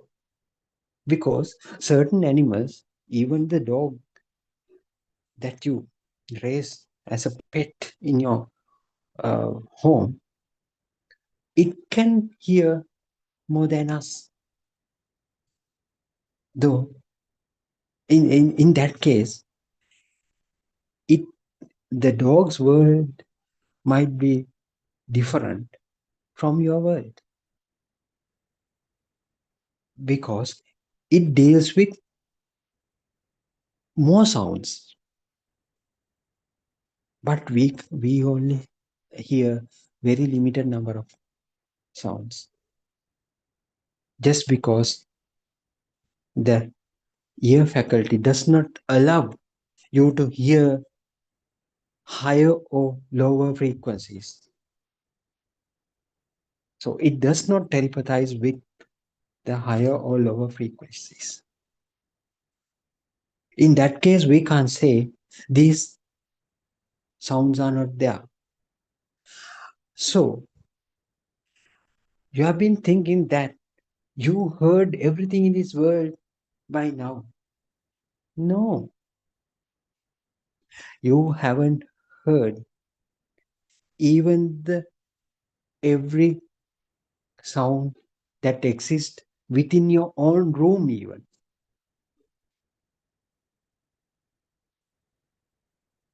So can we put faith? Can we believe? Can we keep faith on our own ears? No. Ears tend to give or create whatever the sound it wants to produce. It is beyond your control. When it gets telepathized, it will produce a sound for you. You think this is the sound everybody hear. No, it is not. Some animals might not hear anything. So in that animal world, if you go to that animal world, that sound is not there. So it world is different. So my world is different. So I think that the sound is existing, but that particular animal does not hear anything. So in that point of view, it lives in its own world. So I am living in my world. So how this world gets created, now you can realize how this world gets created for you, how this moment gets created for you. This moment is made from the sensory input that receive from our own faculties. Eye, ear, nose, tongue, and the skin sensor. The firmness that you receive through your skin sensor will not be the same for the other animals. We tend to, so in some certain, so if you take the gravitational gravity power, so there is kind of so-called the attraction power in the solid masses. So we tend to we scientists say it is the gravitational power. Do we feel, as human beings, do we feel this gravitational power? No. We only realize it when we throw a ball into the air, it comes down back again. So the Isaac Newton found it. There should be some kind of a force that attracts that particular ball towards the earth. So for that power, Newton named as the gravitational power. Do we feel that? No, we don't feel. Because we don't have any kind of a sensor to detect it. So can we say, because we do not have that particular sensor, can we say this gravitational power is not there? No, we can't say so. There must be huge number of these kind of things that humans can't detect because they do not telepathize with any kind of sensors we have.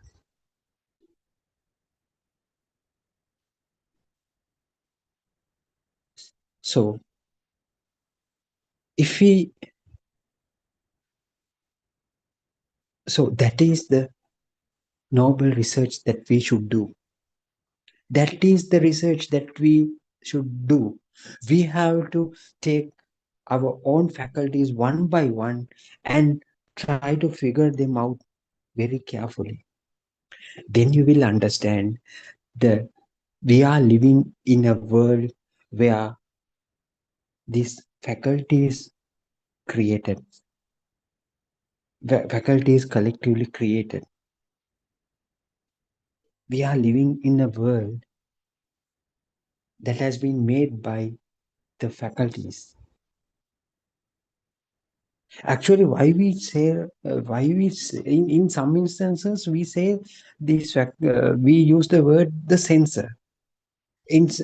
Sometimes we call it a faculty. Why we say it like that?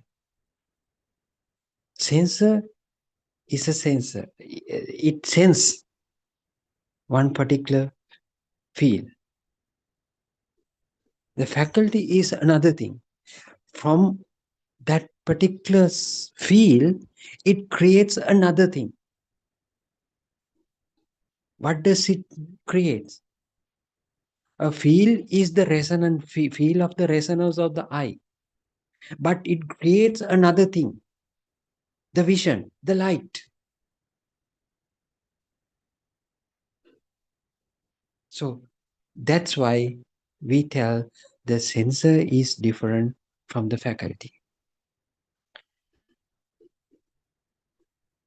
It produces, with that particular feeling, it produces another thing.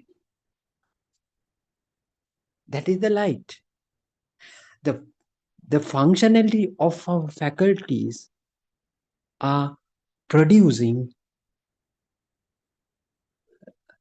the different kind of a signal from one particular feeling. Feeling is the resonance. From that resonance, it gives some kind of a energy. It builds some kind of a energy within. That energy will capable of generating some kind of a signal. That signal might be the light. That signal might be the, what you call this, sound. That signal might be the temperature. That signal might be the firmness, solidness. That signal might be the taste. So in that case, think further down the line. You tend to live with those signals. You are dealing with the signals.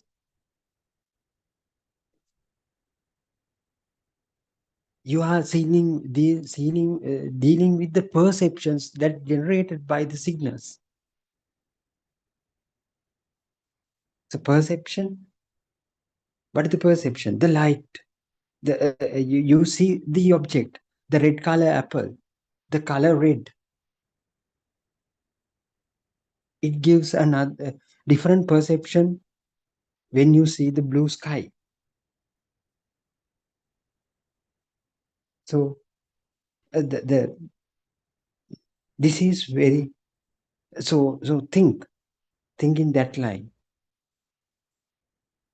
Your faculties are responsible for creating you, generating different perceptions.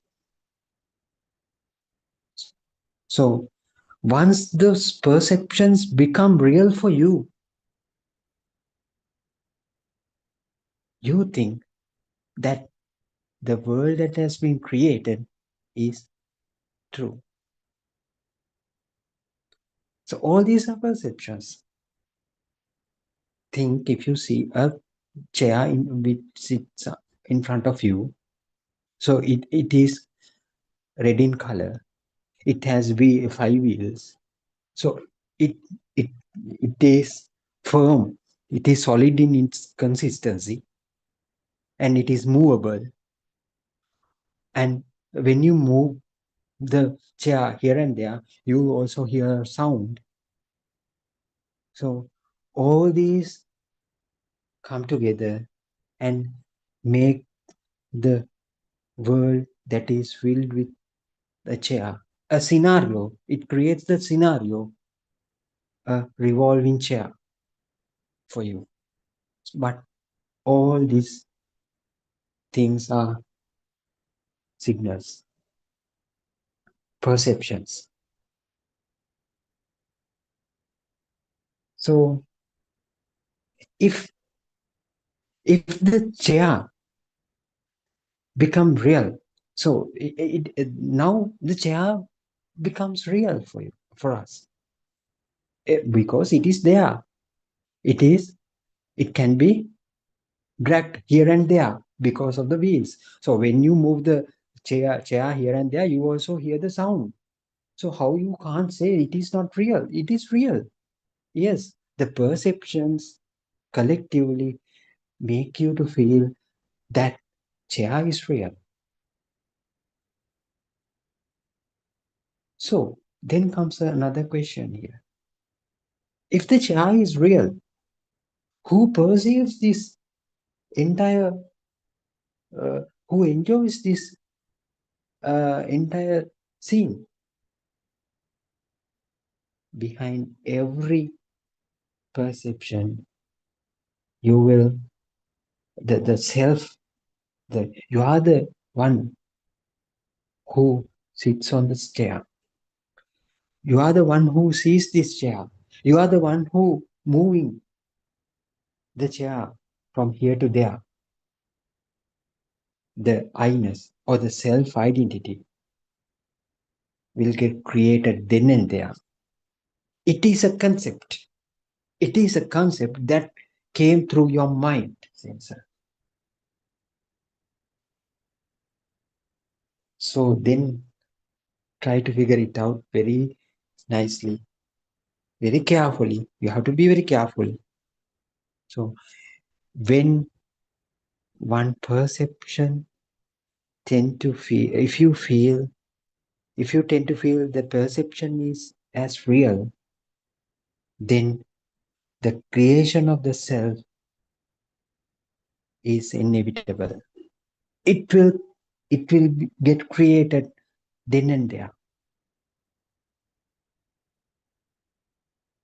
So if you go back to our very first earlier discussion or the earlier explanation, so we discussed, we realized that, we explained that we live in one single present moment. That moment has been, now we analyze that present moment. The chair is in front of me. This is true. This is the present moment. But this present moment has been.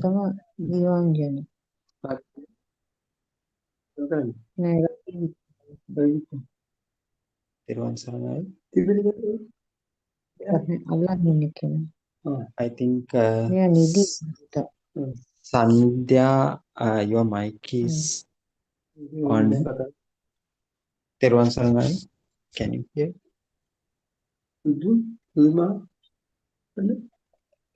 Sandhya Vijayasinghe, your mic is not muted. We can hear some noises from your side. Anyway, that's fine.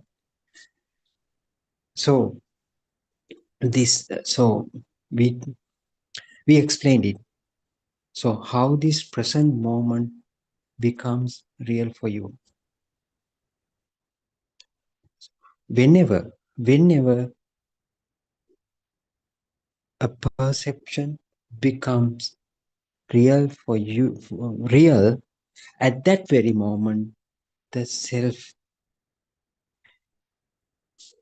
gets created. So it is very, very difficult to understand for a beginner. Yes, that is true. But what you have to do is just try to analyze or figure it out. Just try to investigate about your own senses, how these senses behave, how these senses creates the different perceptions for you. So how these lights get created within your eye, what sort of a thing this vision is. So why we can see the objects in this whenever there is light, but some animals can't, even there is light, can't see even there is light. Some animals see in the dark, but we can't. Why this happens? There's a theory behind it. Lord Buddha explained it very well. That is the telepathization or the resonance. So if I recap it, whenever there are two frequencies get matched each other, they will vibrate in the same way. So that means it gives the same feeling.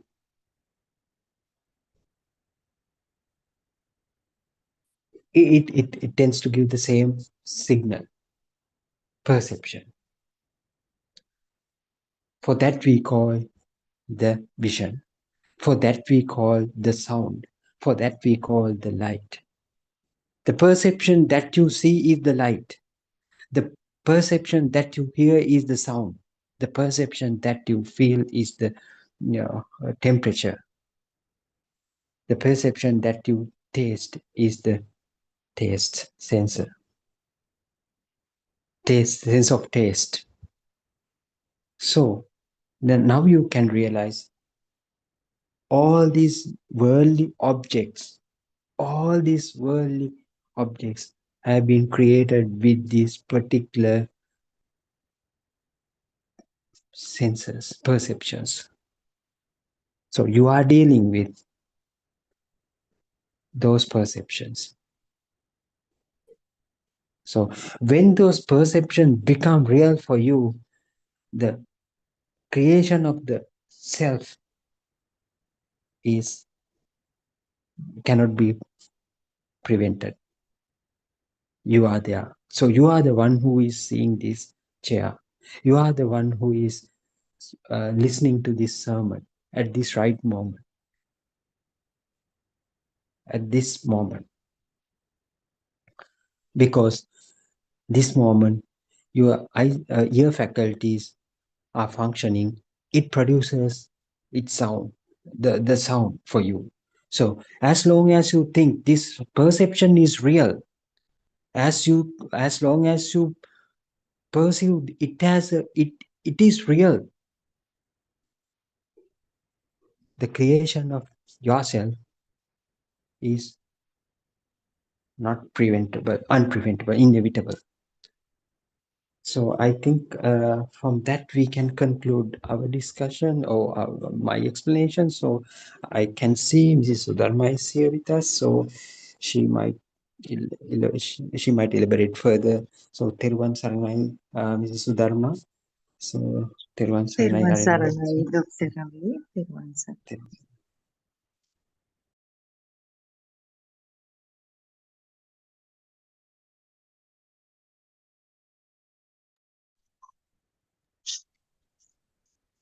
Teruvan Saranai, all Dhamma friends.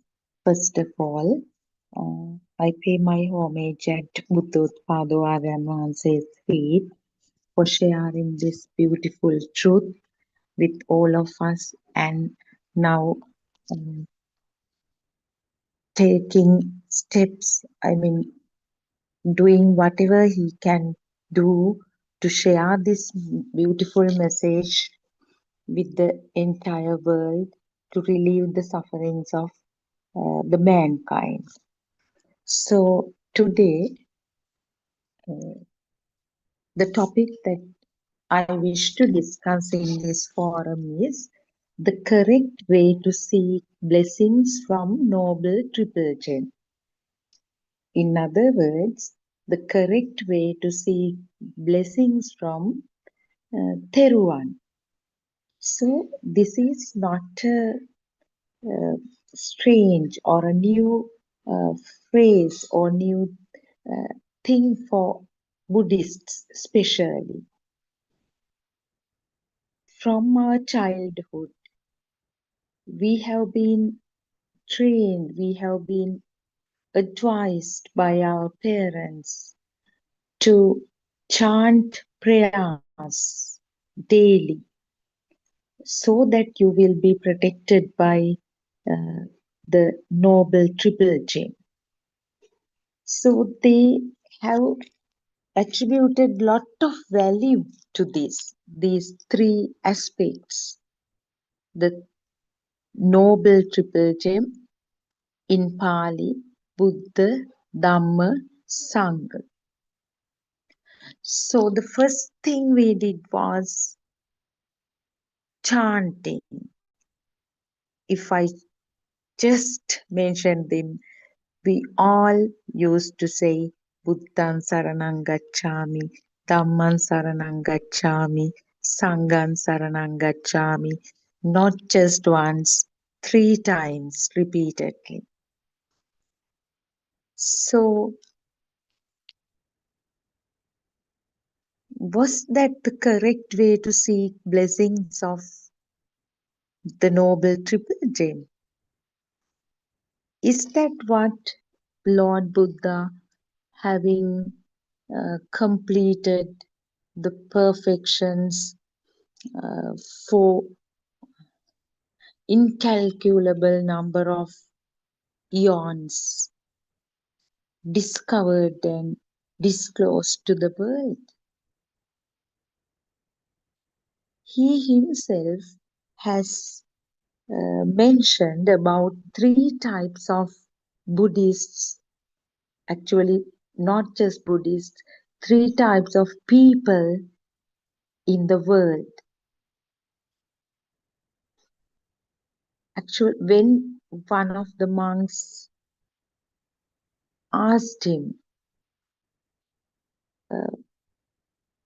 what did you do to attain Buddhahood?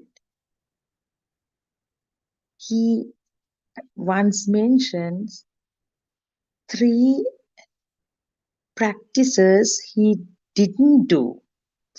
More than trying to know what he did, first he warns of 3 things that one shouldn't do.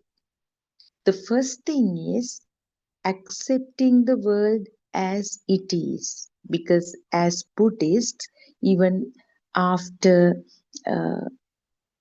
knowing that the person is a Buddhist, he or she can just accept the world as real.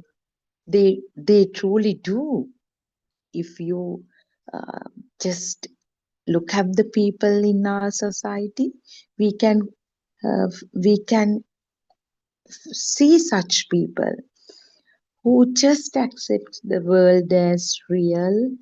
They know that they have born to they believe that uh, they are born to a world that exists, and they also have like these distinctive time periods, as Dr. Ravi also mentioned, the past, present, and future, and they believe that they were born to the world at some point and they are going to live there, and one day they were going to die.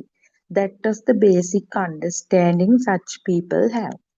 So they just don't have any concern about suffering or relieve the suffering, or they do not worry about like their unending journey of samsara, like uh, the cycle of life and death. They are quite accept it. They, even if someone asks about ending the suffering, or do you in any way have any idea of uh, kind of ending the cycle of life and death? No, they are not. That is not their kind of concern. They just enjoy the so-called fun activities. They involve in them. They think they actually entertain the 5 sensory faculties. They do not have any problem whatsoever. They know the death is a suffering. They believe so, but they have accepted it as it is. So Buddha says such people, of course, will have their, probably now we are talking in terms of mundane perspective, actually about people who are in the wrong view. The moment I said they believe that they were born in an existing world, we all know, especially the listeners of Buddothpado sermons know that they are the wrong viewers, or they belong to um, the ground of wrong viewers, Mithya Dustika Bhumi. So they do not have any uh, any any need to end the suffering or understand the truth. Then Next set of people, after listening to Dhamma or through their own experiences, they come to certain realizations, like they think this life is a suffering, that although they have the properties, they have also called the requirements, maybe big houses, white collar jobs, whatnot, but still they feel as if something is missing. So there is some gnawing within them that we have to, like, two meritorious deeds to secure the next life in a better realm. The first set of people, of course, who just enjoy it, those who just savored the sensory faculties, such people, of course, will not be born in the higher realms. They will actually uh, in end up having a birth in a lower realm. These people, of course, they accept the world is real, and they are the strong self-perception, self-view is there. Still, they belong to the ground of wrong view, but they believe they have to do good deeds in order to secure secure their next birth in a better realm. So what do? They, of course, make donations. They involve in daily chantings of maybe Pirit chanting. They listen to sermons, probably. They organize huge almsgivings. They involve in making offerings. Probably they offer huge fruit baskets. They to monks. They build temples. They do all so-called good deeds.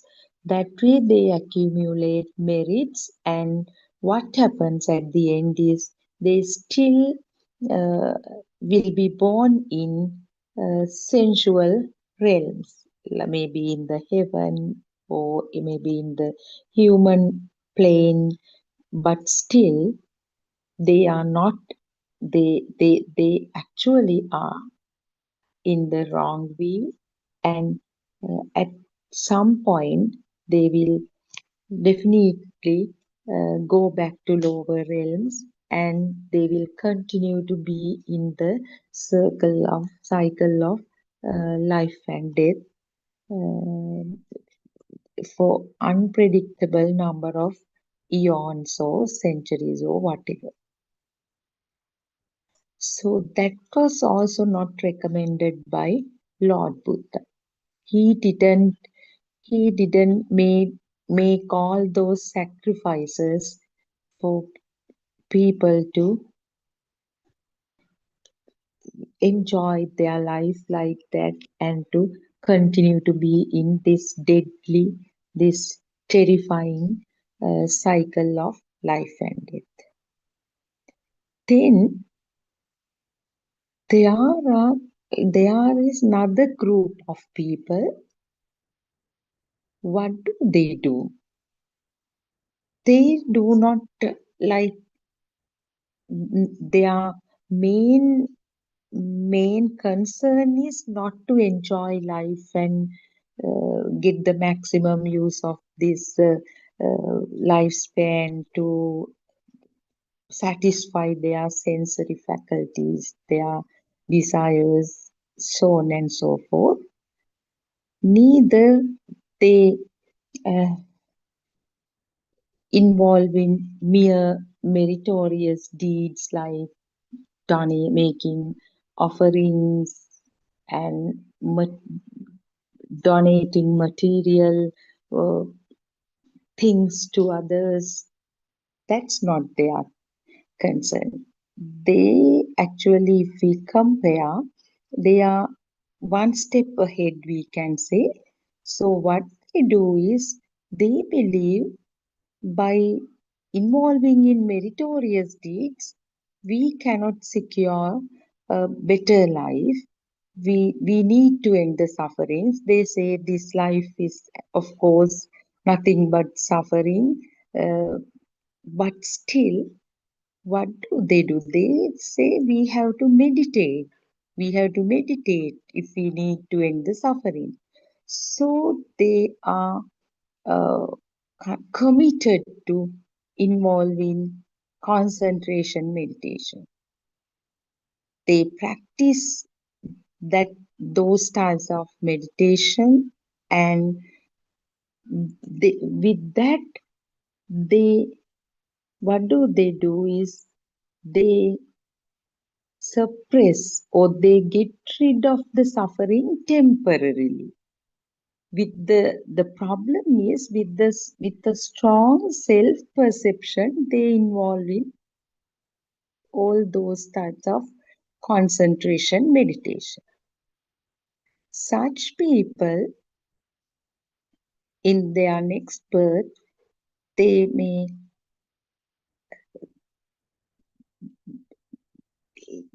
be born in formless realms. So in the yesterday's sermon also I emphasized that that is again not the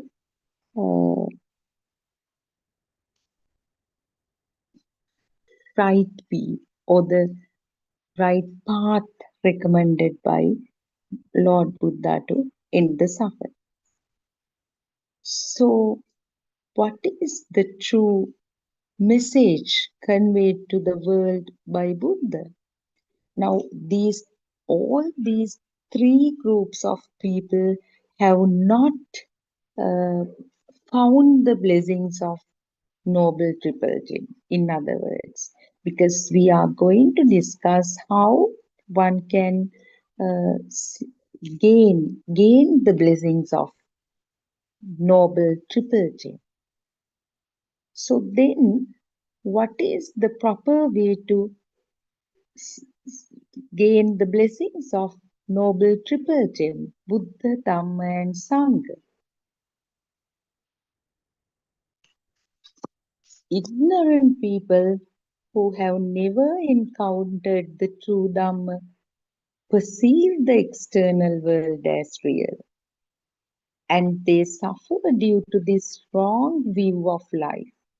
So if we go back to those three examples, all three types of people that we discussed are ignorant people.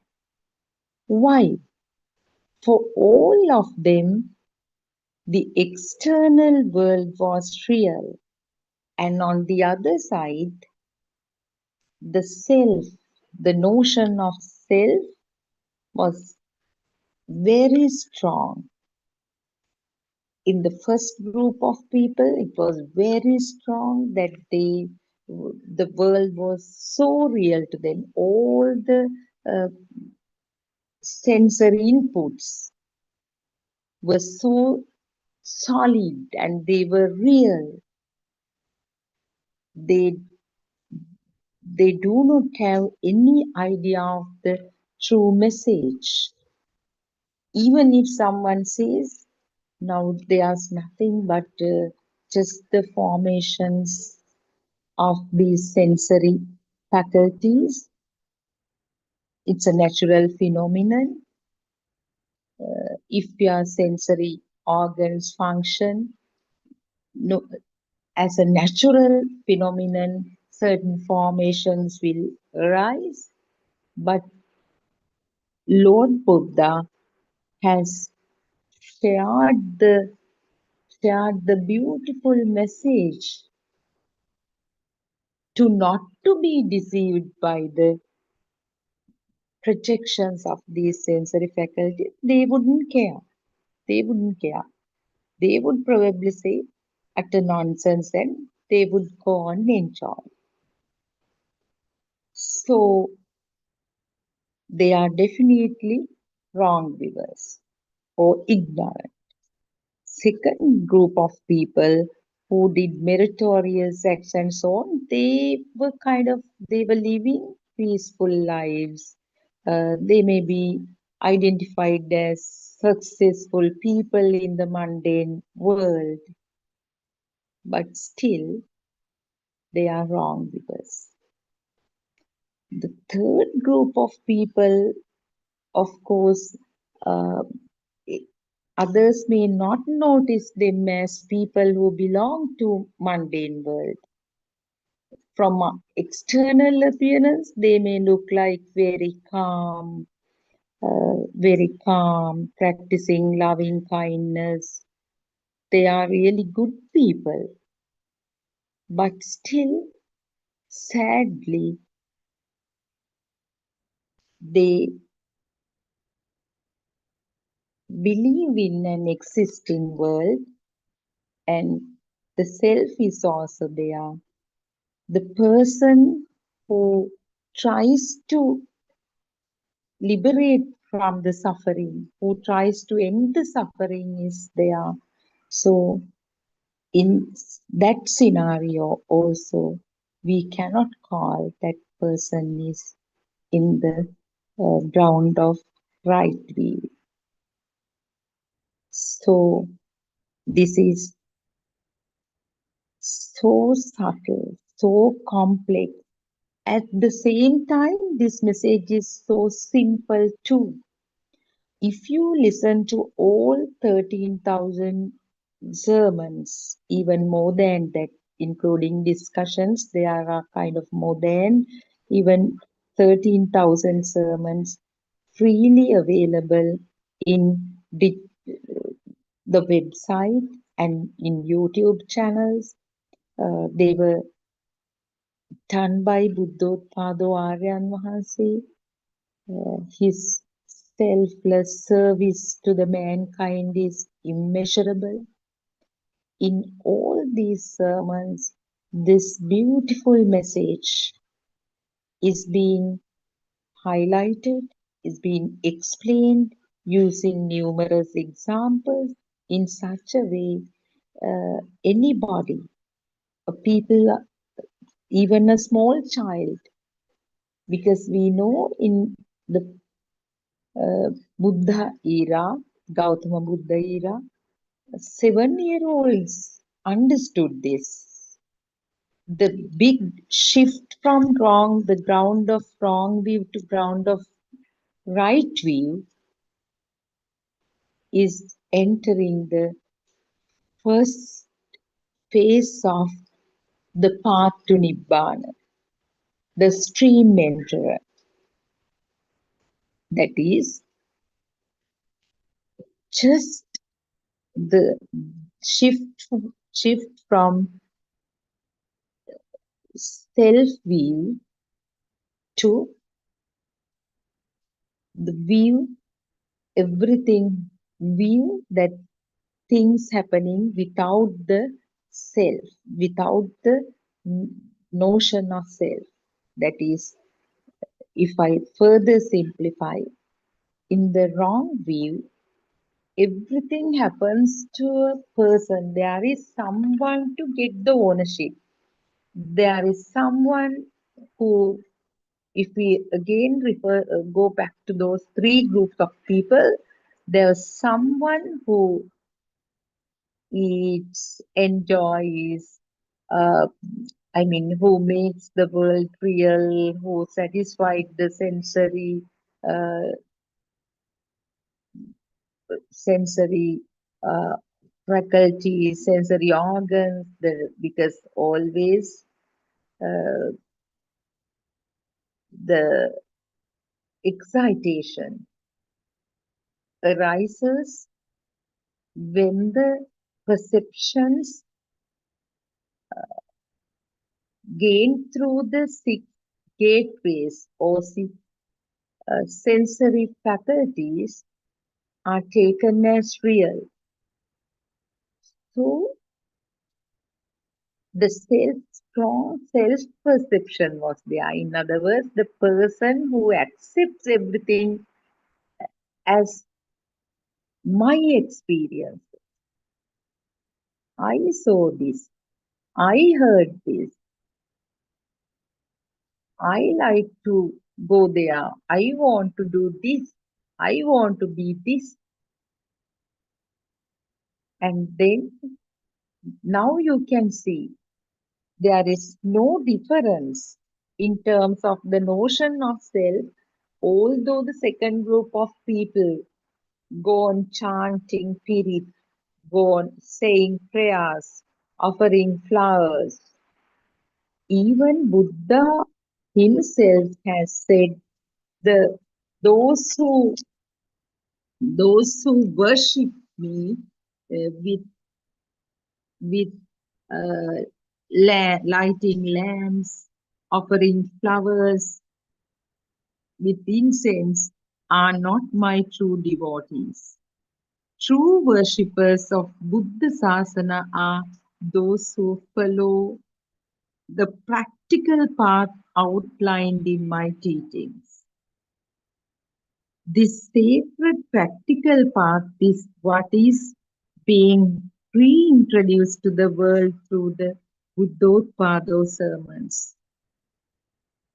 Actually, Buddha valued even a moment of true insight gained through the practical path more than 1,000 acts of charity.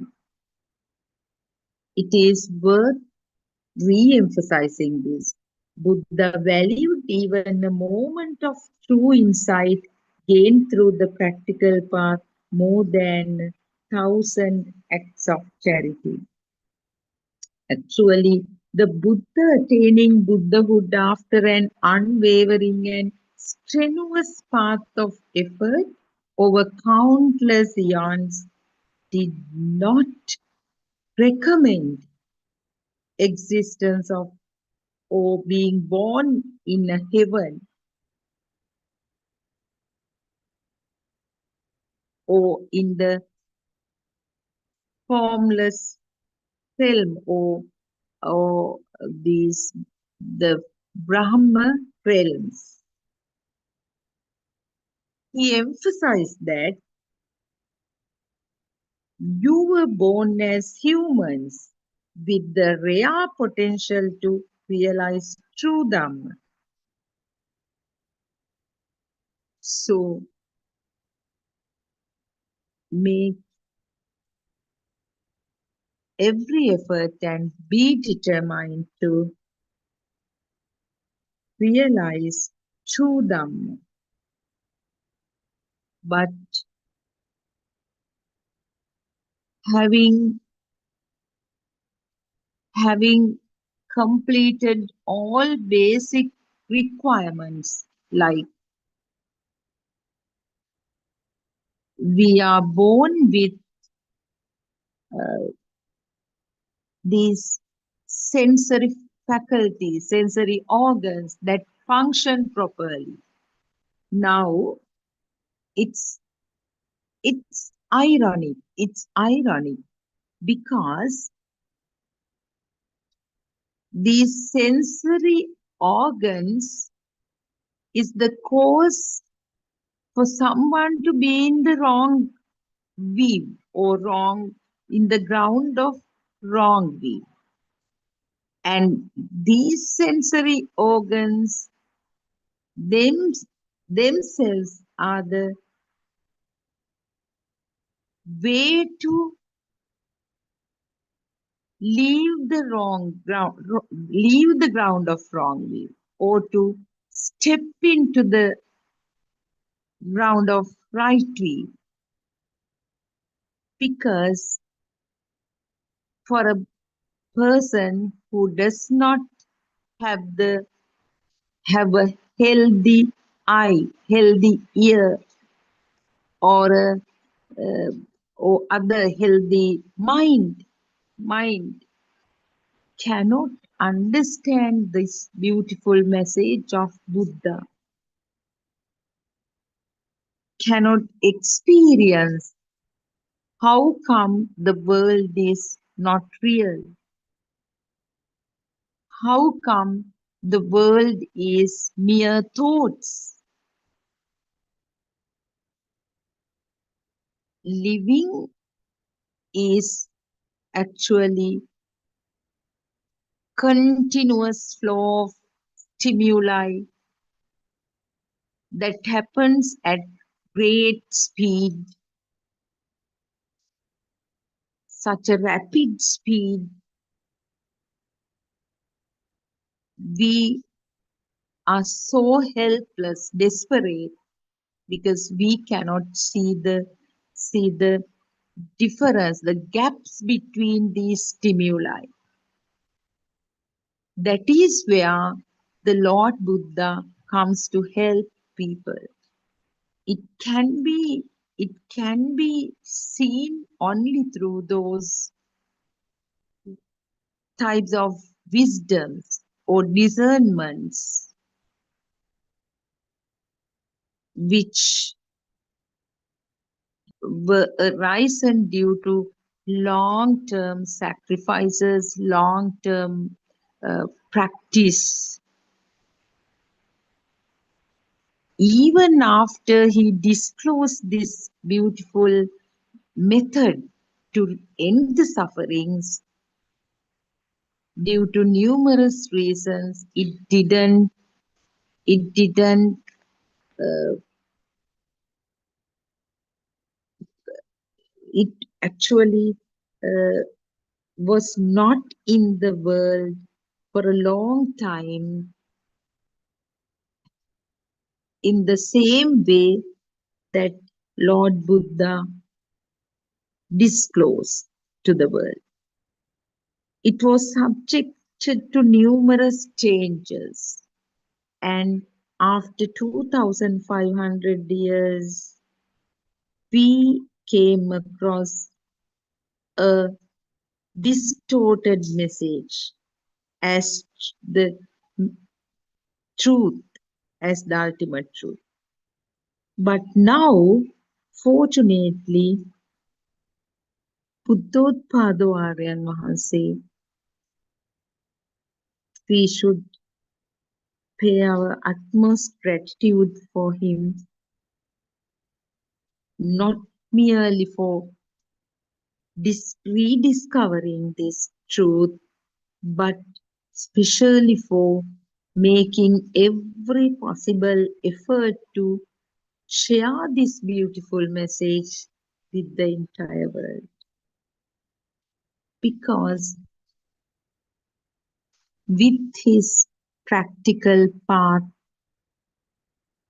which allows any practitioner to experience a non-self, actually, which definitely allows someone to experience the non-self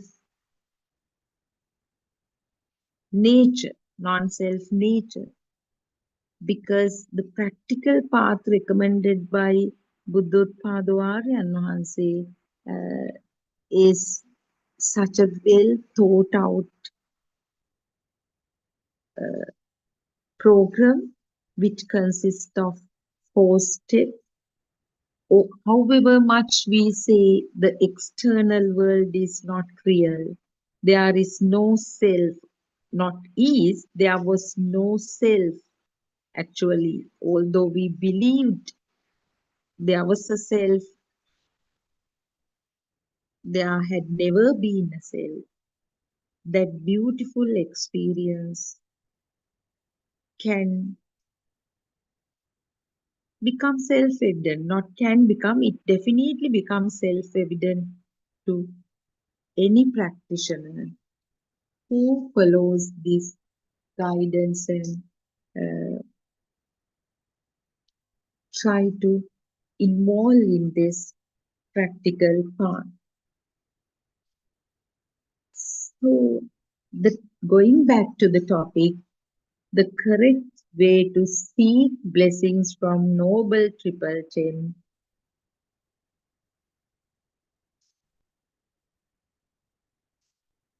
one who realizes that there is, in truth, nothing to suffer is someone who has received the blessings of them.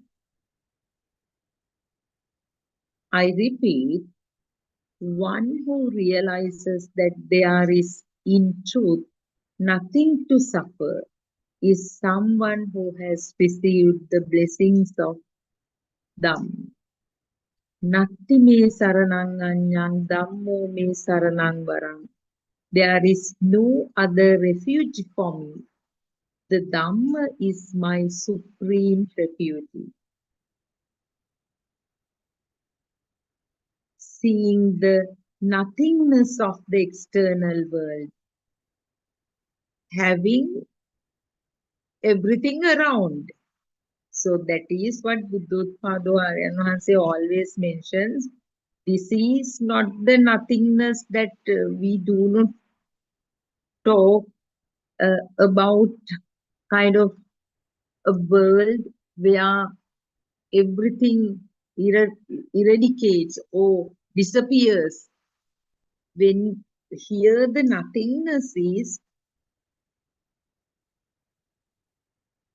having everything around, nothing matters actually, simply. Nothing matters in the sense there is no value, not monetary value. The perceptions do not have power. The power arises due to perceptions, gradually goes down, diminishes. So that is the beauty of this Dhamma. Experience nothingness, having everything that you find in the mundane world as usual. It is only the view or the angle that shifts or that changes. It is actually, in other words, when one sees nothingness in the external world, he or she comes to realize that there is no sentient being or permanent self to be found there.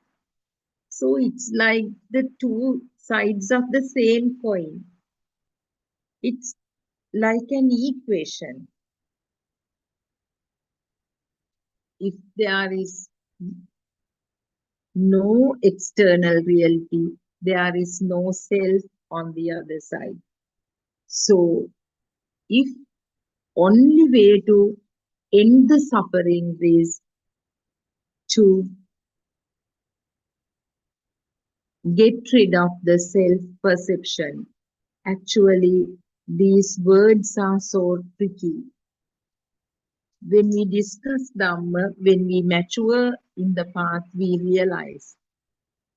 When we were listening to first few sermons, when Buddothpado Aryan Mahanse himself says, ultimately all these words are also not true. We didn't quite get it. But having listened to Dhamma for like 3 to 4 years and after actively engaged in Dhamma discussions, always we sought help from Buddothpado Aryan Mahanse and also from the senior practitioners of the path. Now we ourselves realize that these words are so tricky. When we say we cannot get rid of self-perception or we have to get rid of self-perception, again, a listener might misinterpret as there is a person who tries to eradicate the self-perception. It is not so.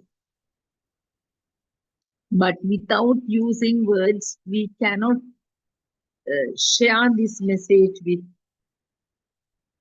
the world. So, when one feels that there is no sentient being, no self, this state of zero defilement is referred to as the Buddha state. Here the word comes the zero defilement. What are these defilements? The moment a certain formation or certain projection of a particular sensory organ is taken as real, the power, yesterday also we discussed that all these formations occur as a result of the interact between the vibrations of opposing charges. So they definitely generate some power when we think about a simple battery used to light a bulb. The positive and negative ends, they always come together. It's a natural phenomenon. They generate power. So this power, the manifest form of this power, because we cannot see this power, we have to see the mechanism or this scientific principle only. This theoretically we should know it, then we should see it through wisdom. The manifest form of this power, mind power, is the defilements. Defilements means desire, then hatred, maybe if we just condense it in 3 words, desire, hatred and delusion. So there are a lot of subcategories under these umbrella terms. When one liberates from the stimuli, the power gets gradually, it goes down and it becomes zero. And when this power becomes zero, that moment is referred to as the Buddha state. Gautama Buddha is called the Samma Sambuddha because he was the first to fully awaken to and reveal this unique message to the world. Every individual who realizes Dhamma awakens to their Buddha nature. This Buddha nature is not, should not be misinterpreted. It is not making sacrifices for another several eons and attaining Buddhahood. In these sermons, this Buddha nature can be experienced once you pierce through or once you penetrate through a single stimulus. Single stimulus is just a fraction of a second. For that, you have to listen to true Dhamma and you have to see it through yourself.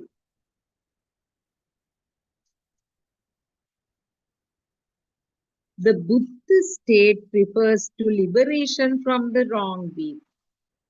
Wrong view is the false belief or the fallacy that there was a self, there is a self, there will be a self, and there was a world, there is a world, and there will be the world. This mistaken belief in the existence of a permanent self or being is the wrong view.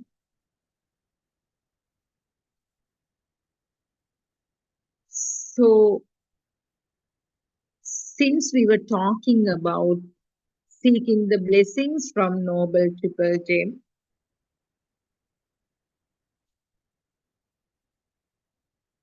I quote this Pali term, Natti me saranam anyam, Buddho me saranam varam. I have no other refuge. The Buddha is my supreme refuge. The state of Buddha is the highest blessing in the human world. To awaken to the Buddha state, one must realize nothingness in each thought. Again, the same thing is being repeated. If you listen to all 84,000 Dhamma discourses of Gautama Buddha, this same message is mentioned or revealed in 84,000 ways. Similarly, if you listen to these Buddothpado sermons, you will hear every day this insight meditation. Insight meditation is seeing the truth of the stimulus. Why? Then only you feel, then only you realize the nothingness or emptiness defined in Gautama Buddha Sasana. There are other interpretations for emptiness, nothingness, but nothingness and emptiness defined in Gautama Buddha Sasana is the zero defilement state or zero power state. The state where the experience remains without the person. Very recently, in one of Dhamma's discussions, Aryan Wahanse asked a beautiful question. When somebody is sad, is it the sadness that goes away? Or is it the person that goes away? Or in other words, is it the sadness that disappears? Or is it the person that disappears? So these Dhamma points, complex Dhamma, should be understood very carefully.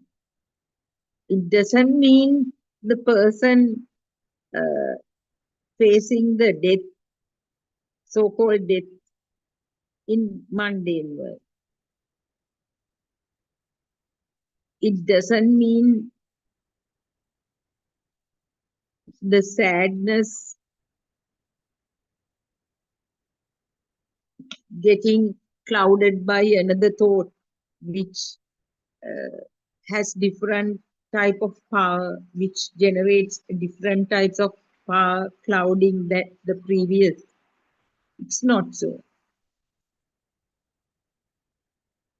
Gradually, actually through the discussion, everybody who was listening to that beautiful sermon realized that it is not the sadness that disappears, it is the self, it is the ownership, it is the person who felt sad that dissolves into nature.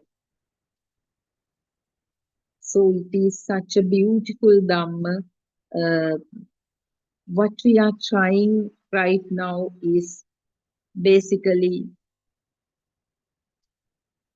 we tried our best to discover this true Dhamma, the truth of life. We all had the big question, who am I? And where am I? If you ask this question from yourself, the question is there. Do you know who you are? You may be playing different roles in this big film. Even the great literarian William Shakespeare from the West once said, we all are actors. It has, although he is an English person, there is a real depth in that saying. And he says we are all actors and this world is the big stage. Actually, it is the true message of Buddha also. It has some depth. Aren't we doing the same? Isn't this life a movie, a dream?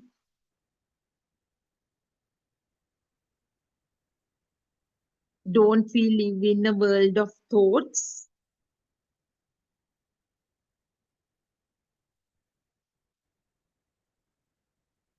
Don't we think this is me or this is I? Don't we think that is our mother, that is our father, that is my son? Don't we think? Don't we think that is a tree, that is a chair, that is a bottle, that is a school, that is a hospital? Don't we think? We do, my dear. You will realize it when you go on listening to true Dhamma.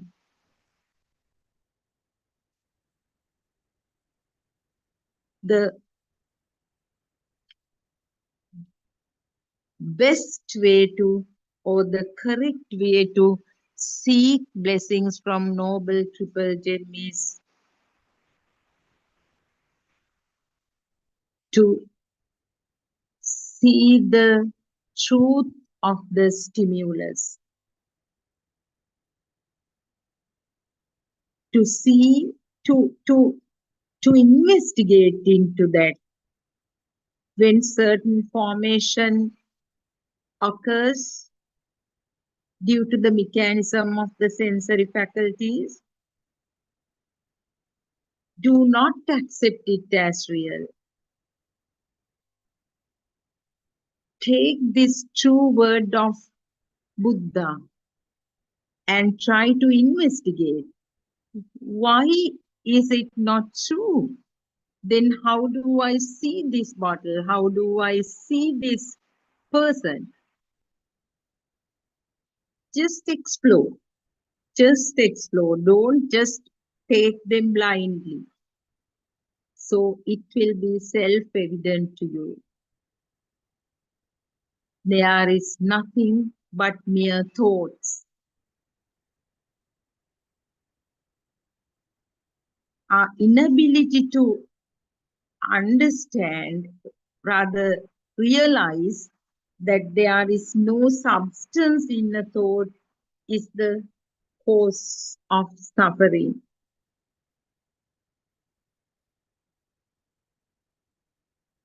So do not let all these efforts made by our noble friend go in waste.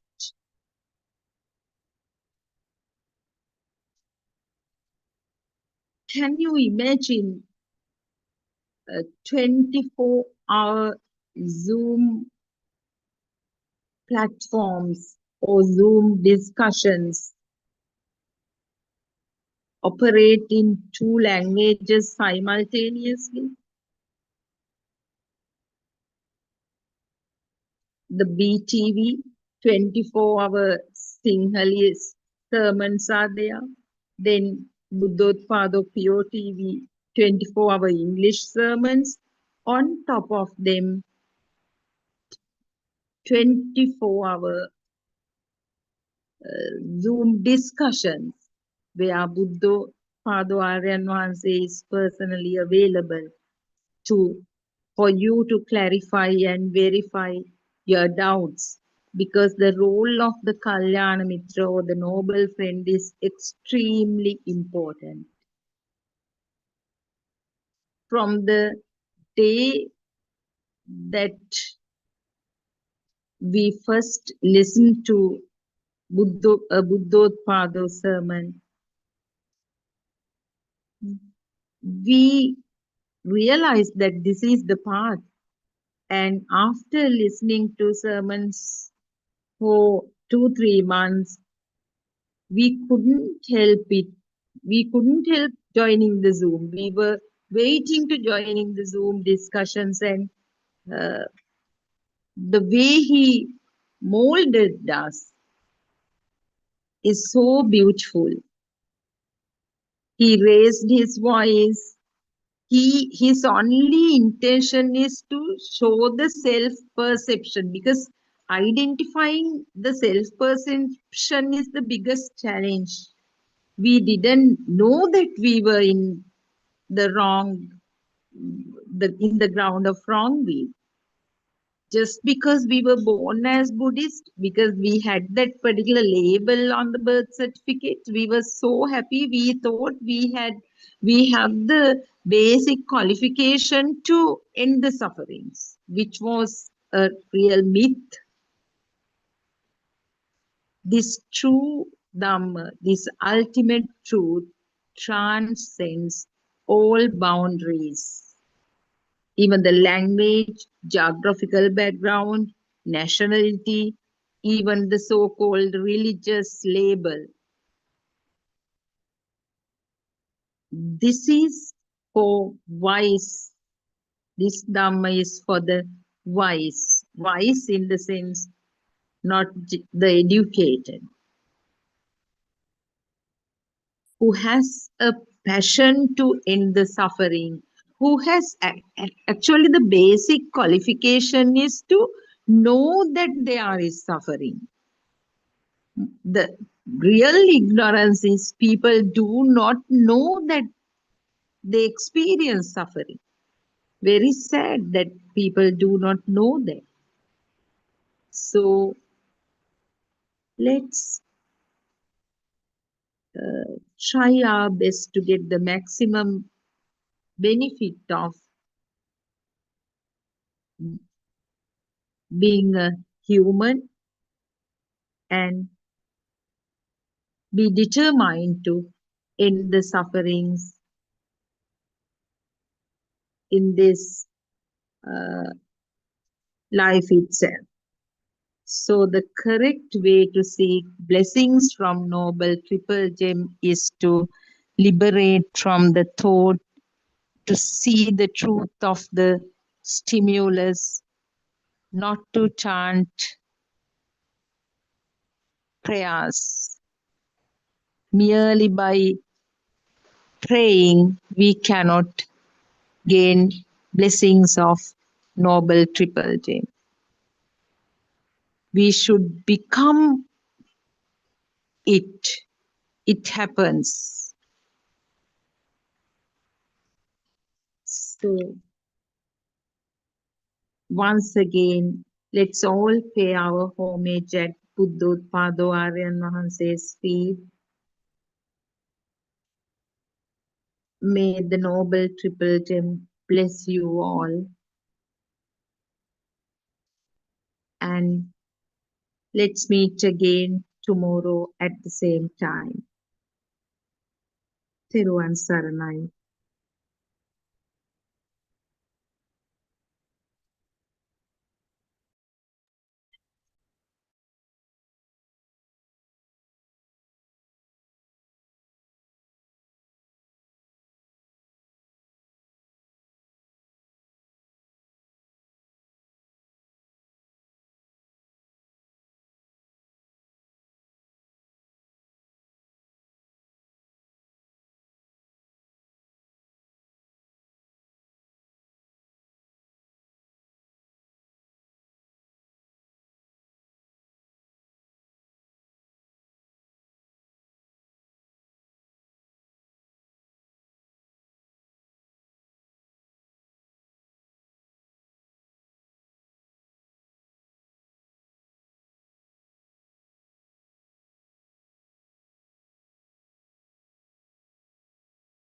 Listening to Buddothpado sermons, you are actually very fortunate. Why do we say that? Did you ever think, why are we born? What happens after death?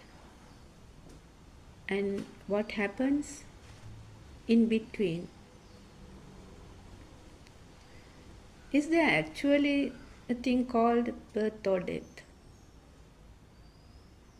So Buddothpada sermons has answers for all your questions. Do you actually know your life story? What is birth? What is death? Why do we suffer? And is there a way out of suffering? What is Dhamma? So, what did Lord Buddha has preached to the world? It is dependent origination Dhamma, isn't it? It is not action and effect. Action and effect is karma phala. So, it is dependent origination Dhamma. So, as Buddhists, we have to know what is dependent origination Dhamma. This dependent origination Dhamma cannot be written in a book. We know that it's starting from avidya to ends up in bhava. But do we know how it happens? So this Dhamma cannot be written in a book, we said. So, but we used to write, when we are going to school or Dhamma school, we used to write it in a book. And Aranhasa says, it's like the taste of salt. You have to feel it. Can you write the taste of salt in a book? No, we can't. It's likewise. It's Sandittika, Akalika, it's timeless, Dhamma. Dhamma is non-existence. So, we invite you all to listen to Buddothpado sermons and find out the truth. Actually, truth about your life story. So now you can listen to Buddothpado English sermons for 24 hours. It's going on Buddothpado PeoTV. Also, you can listen to Sinhala Dhamma discourses starting from 5 a.m. and it goes on. So we'll see why Lord Buddha told it is a Samdittika, Akalika, Pratyaksha Dhamma. One has to come and see, Ehipassiko, feel it. Samdittika means you have to feel within.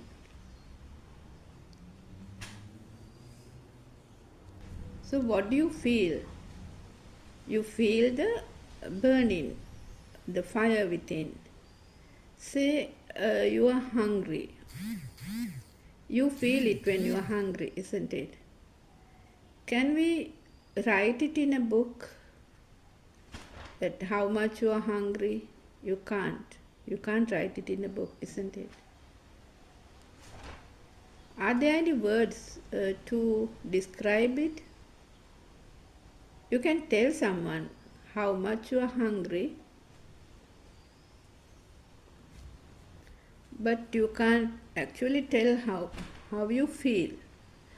Then again, the example of salt, like we can't write the taste of salt in a book.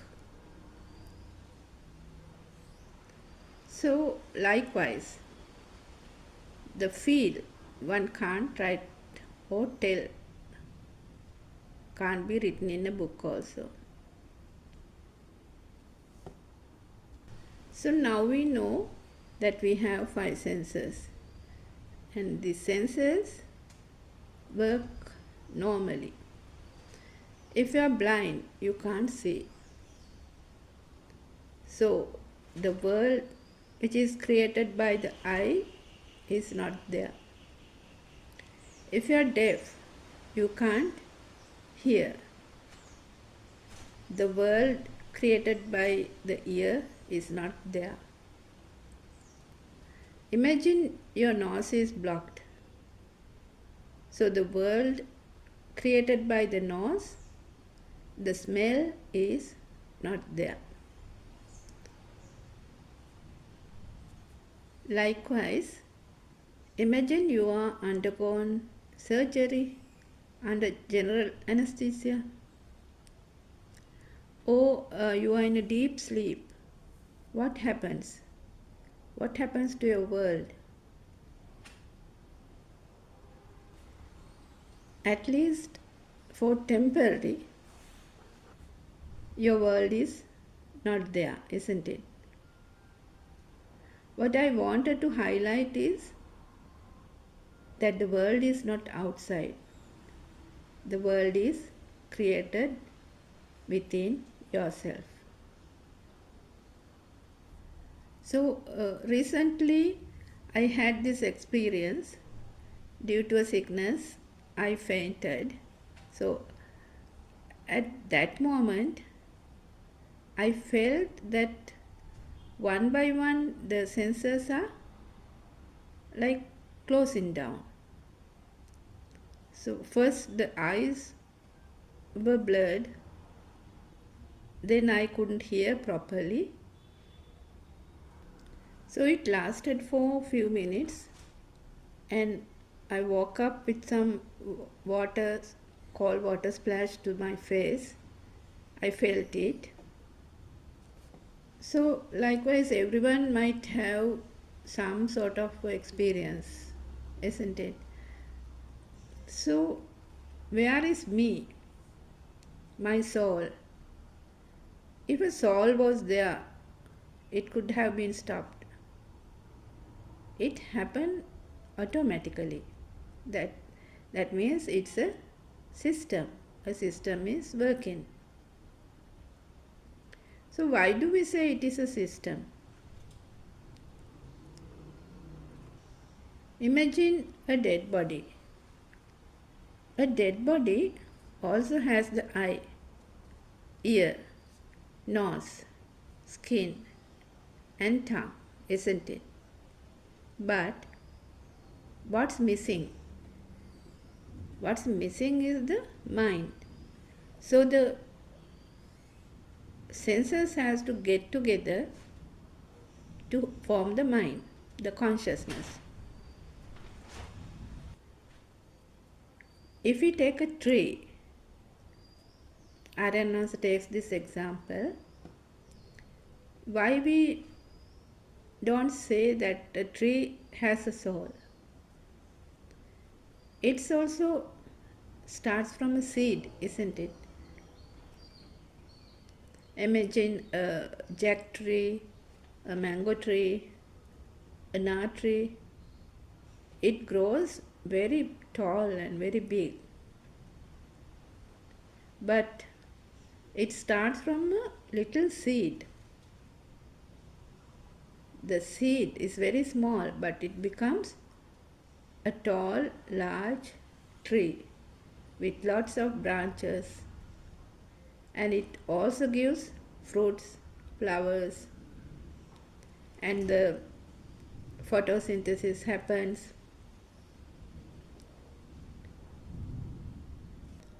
Also, if we take a sunflower, it turns towards the sun, and if you touch a Nidikumba plant, the leaves shrinks. So there are some leaves that we tell that it is sleeping in the night.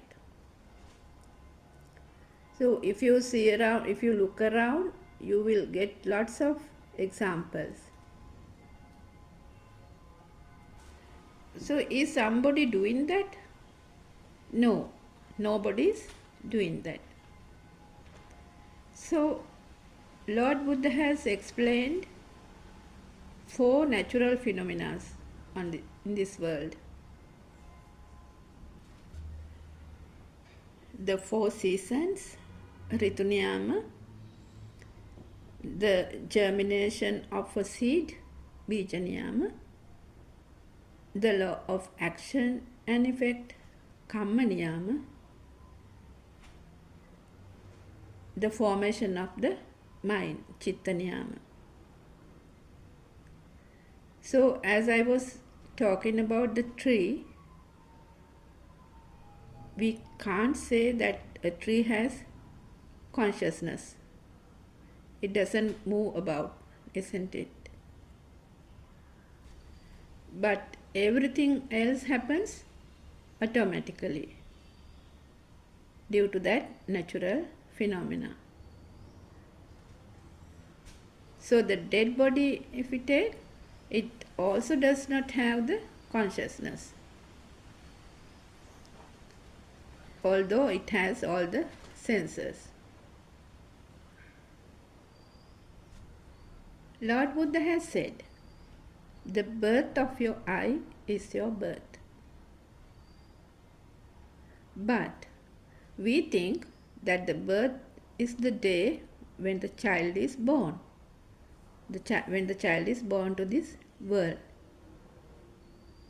We celebrate it. Sometimes we take birthday parties, 1 month, 2 month parties. But Lord Buddha says, the birth of your eye is your birth. So if we take the radiant mind, the baby just born, now we know that although the senses, eye, ear, nose, tongue and skin is perfectly there, baby cannot do anything by himself. What can he do? Either smile or either cry. We say that the baby has a radiant, pure mind. Although the baby has all the 5 senses, the mind is not yet created. It takes time for the baby even to focus onto something. He sees something but cannot identify what is it. It is just a blurred something. But it seems that the baby can hear while still in the womb, and the function is fully there when he is born. But still he cannot identify what he hears. He hears something. So likewise, he communicates by crying or smiling. So if we go back to what Lord Buddha has emphasized, birth of your eye is your birth. Skandhanam patibhavo ayatananam patilabho ayang uchati jati. So this means our birth means the birth of our senses. At the Montessori level, the child is introduced to colors and sounds and shapes. Slowly, the mind is created.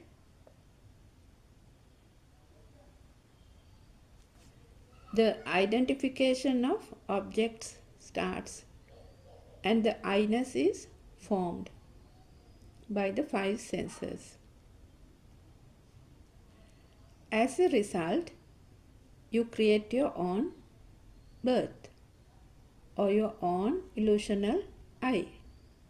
It's a concept. This illusion actually is something that is created due to the ignorance.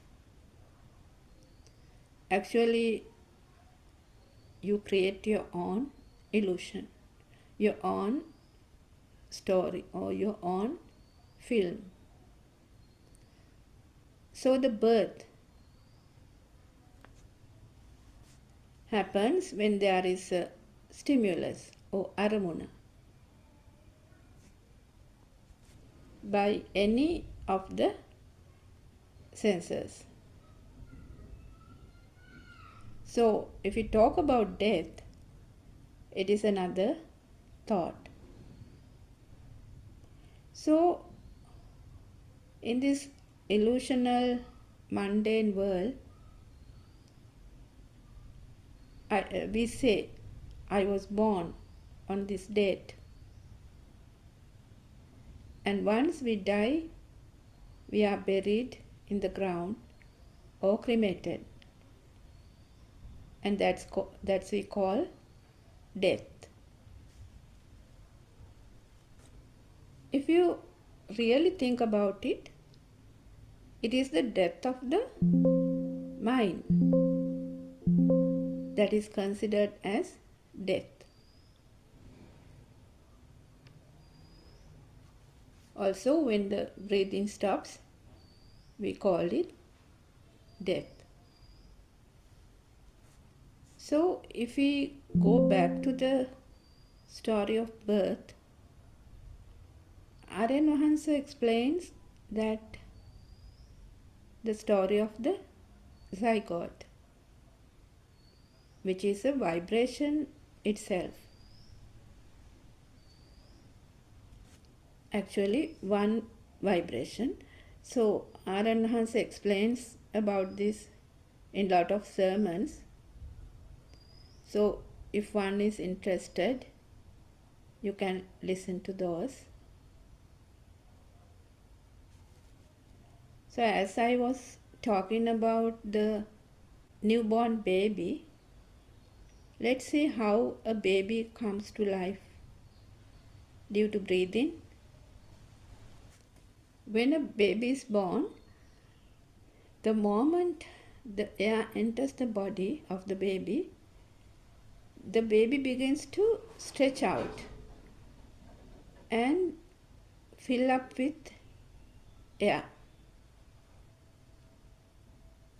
The lungs fill up with air. So it gives the liveliness.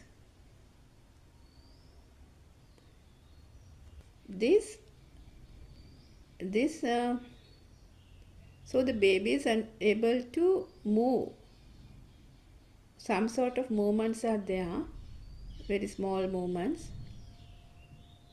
So what happens if the air does not enter the body? Then you would not hear the crying or the whistling sound that comes from the baby's throat.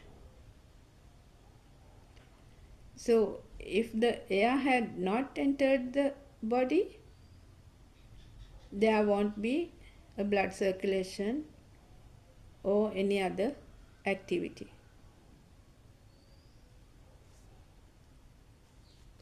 So likewise, if the air does not enter the body of the baby would not be able to raise arms and legs with lightness.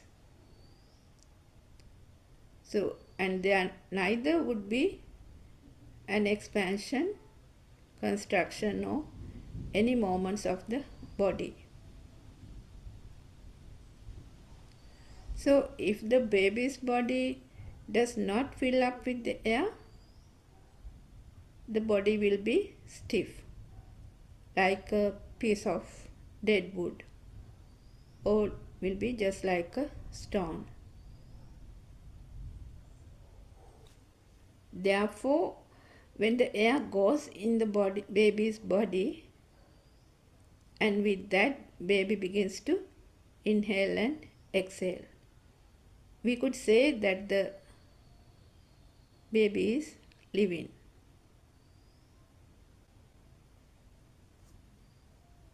So as a result of this, the five senses begins to work and gets the existent feeling. So this about this existent feeling is there from the zygote level. It's actually the vibration, the speedy vibration. So all what we feel them because of an illusionary the speed.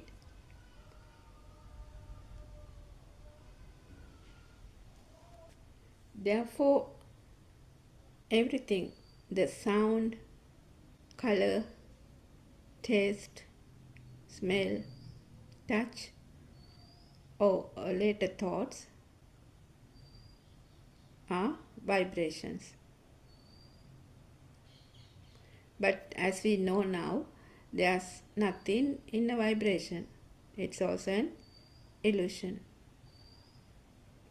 So now we know how the birth happens.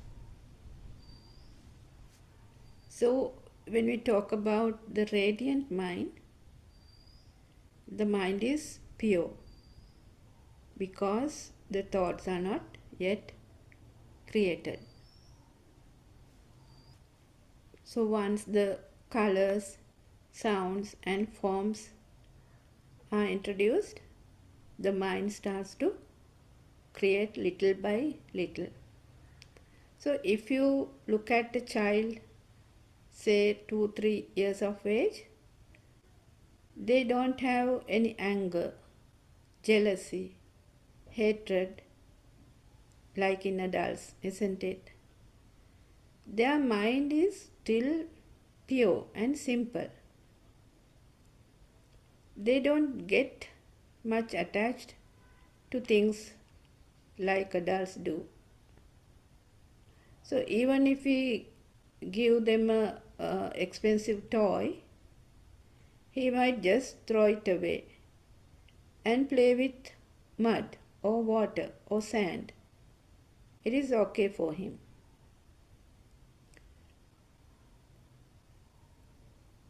He does not give any value to anything. So if you have small children, you must have noticed it. Sometimes at this stage, small children, they start talking about rebirth. But later, when the thoughts develop, it covers it. So, say if a small child who is just started talking one or two Sinhala words, if he was taken to another country, say to France or Germany, Russia or somewhere, that child will start talking that particular language and he will think differently, behaves differently. But anywhere in the world, the thoughts are like the suffering is the same. It's a natural phenomena. It's called dukkha satya. So it's a universal truth. So one can't stop the thoughts. Only thing we can do is to see through the thought, the truth of the thought, how it is created. In Sinhala, we tell that it is the aramune satya, dakima. So that's where the insight meditation comes in. So if we talk about thoughts naturally happens. So, but if you don't understand the thoughts make you tired. Say you are doing a job, so you plan your next day.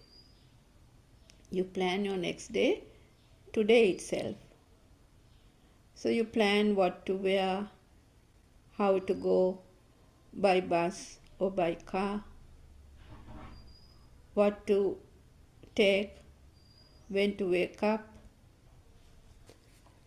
would I be able to go on time, will I be late, what the others will say. So if a doctor, how many patients will be there tomorrow, and so on and so on. So likewise, you will absolutely miss this moment because you are living in the future, thinking about future. Actually, even sometimes you won't be able to sleep properly. And even if you're able to sleep, the thoughts will appear as dreams and the perceptions again and again. So the next morning, you will be anyway tired and late to wake up, obviously. And obviously will be late for work as well. These are my actually personal experiences. Before listening to Buddothpado sermons. But it's okay to have a small plan and just relax.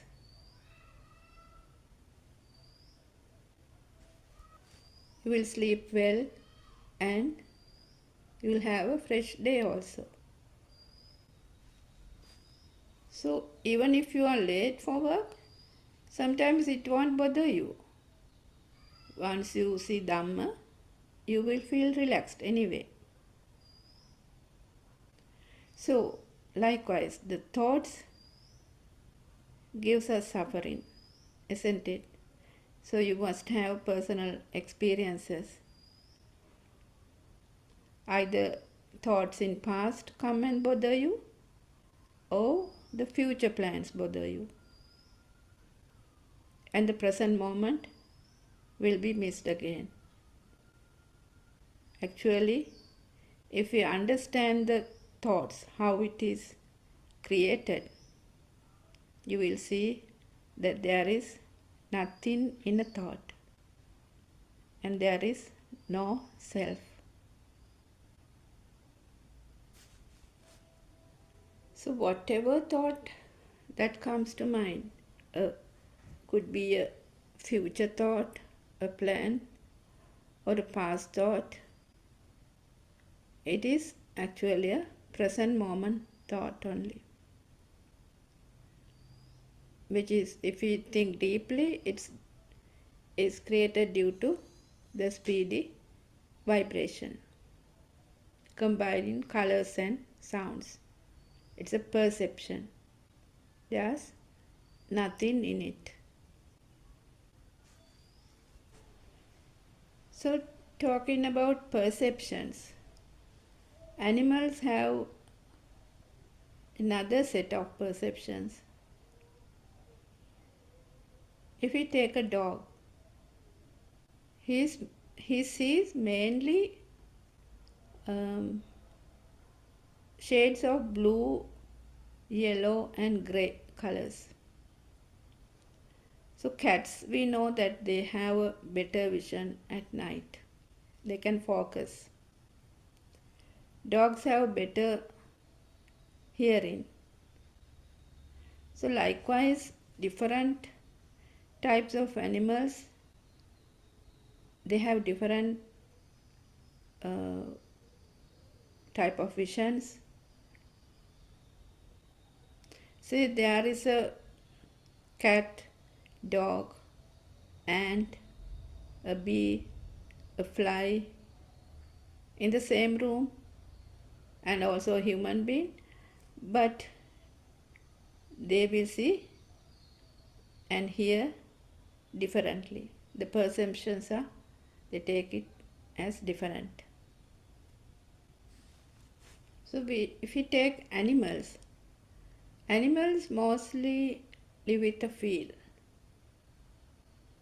They also have a communication with one another in different ways. So you must have seen that when the sun rises, the birds feel it. They feel the warmth of the sun. Nobody said them to wake up. So the warmth of the sun rays gives a perception for them to wake up. They actually don't know about the time. They have a feel.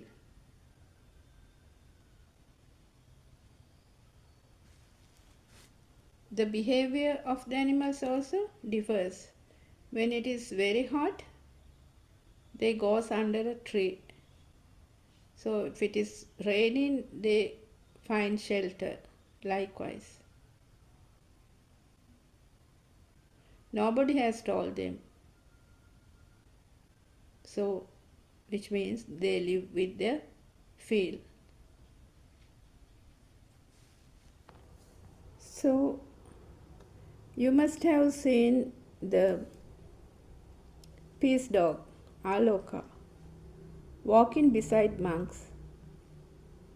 Does he know that he is coming from Texas and going to Washington on a peace walk? He does not know. He does not speak.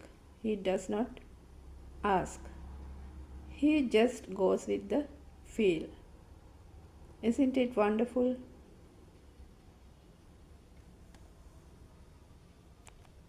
So if we talk about the animal world, some birds, they give signals to other animals when danger approaches. It's sort of a communication with each other. We don't understand, but they do. But they are also, it is type of a vibration to communicate with each other. So the human beings use thoughts and words and language to communicate each other.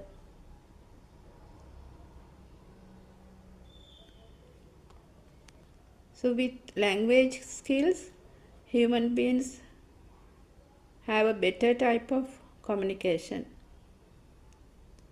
But yeah, so if you take a domestic dog, we can train it to learn some words, isn't it?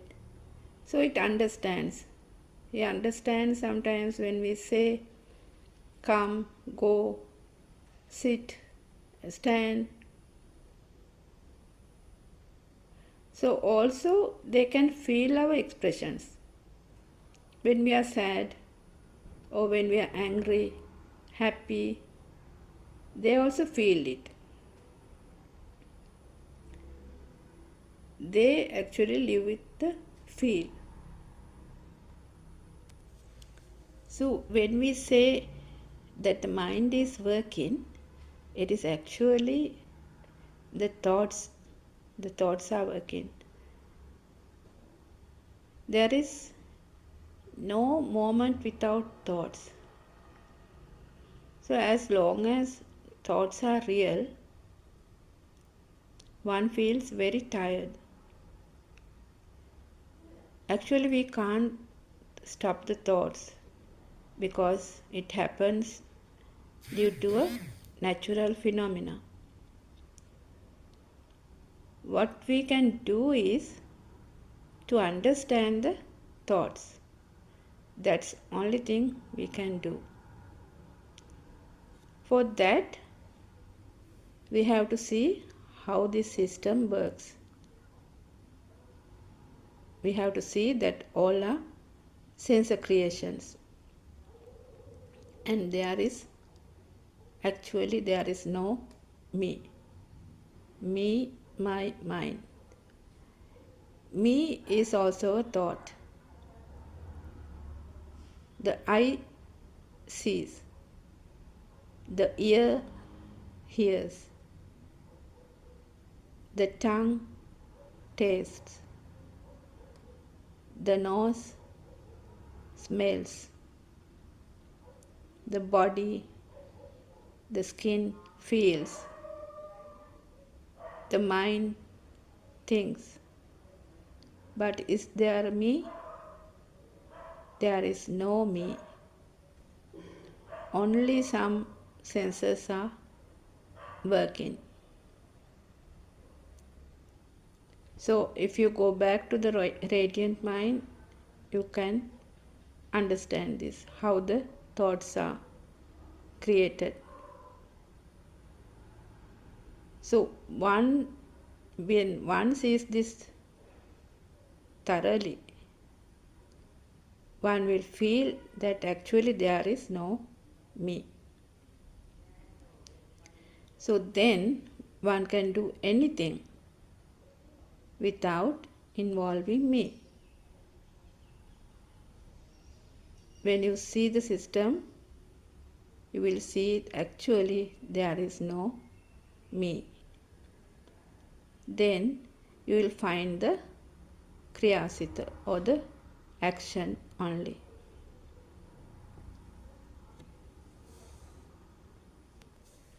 So when there is no me, who is suffering? Who is there to suffer?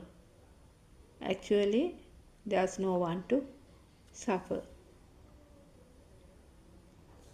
So if you think only, there will be suffering.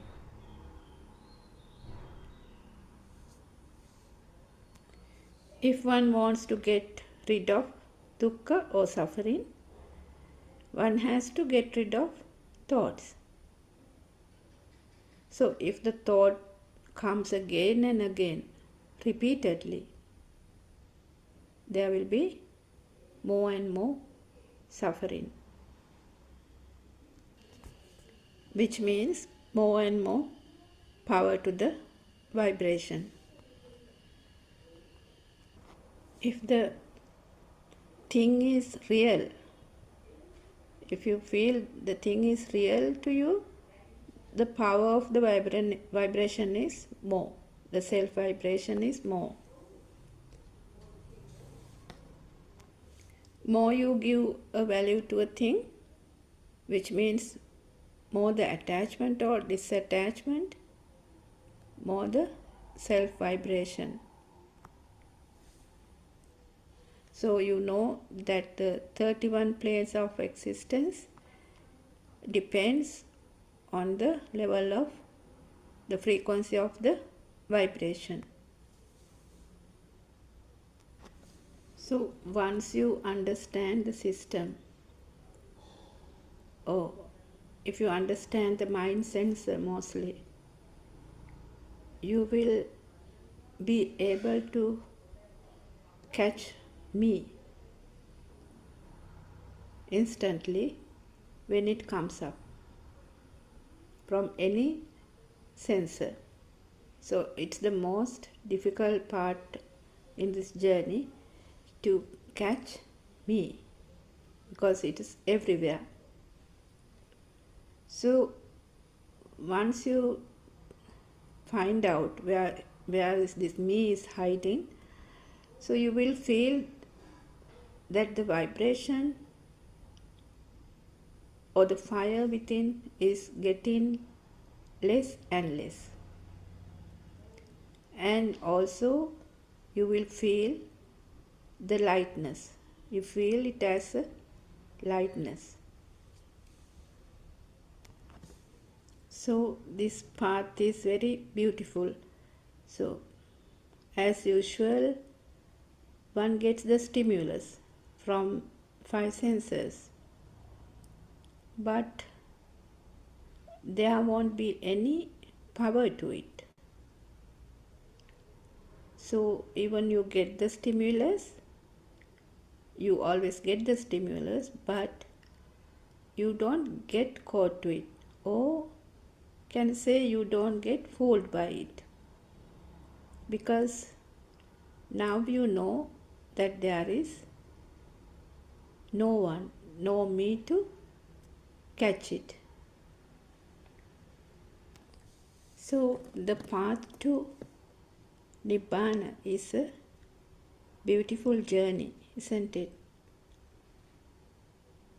So there will always be a awareness of your thoughts.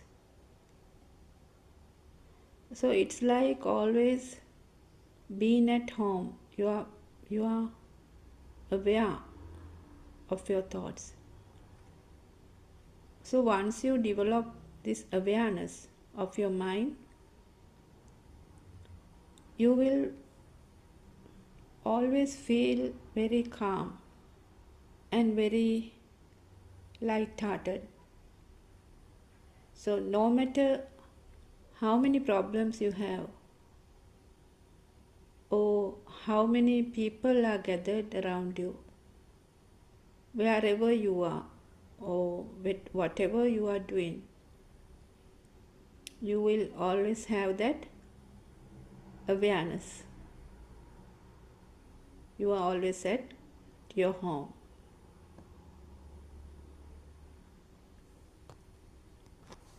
So when a thought becomes a thing,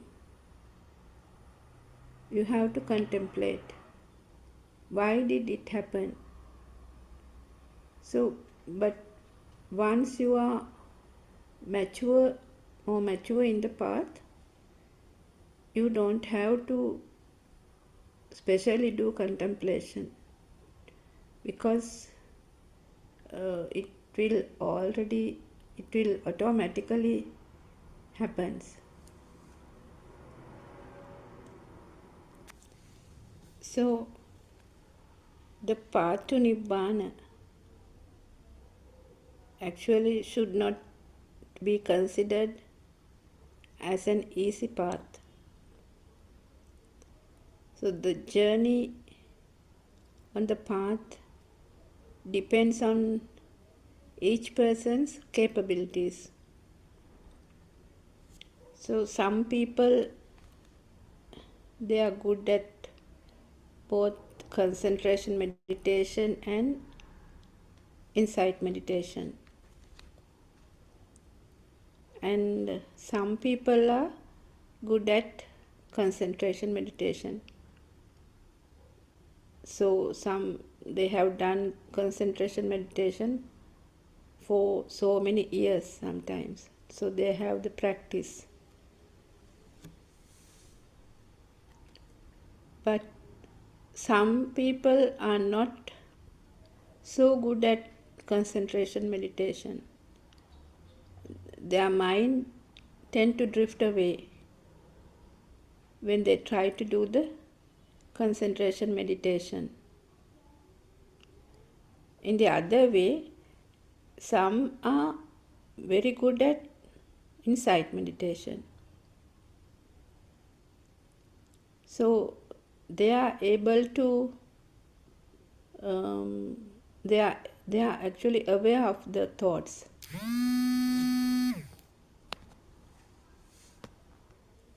They have the ability to, or the wisdom to analyze the truth about the thought, whatever thought they receive.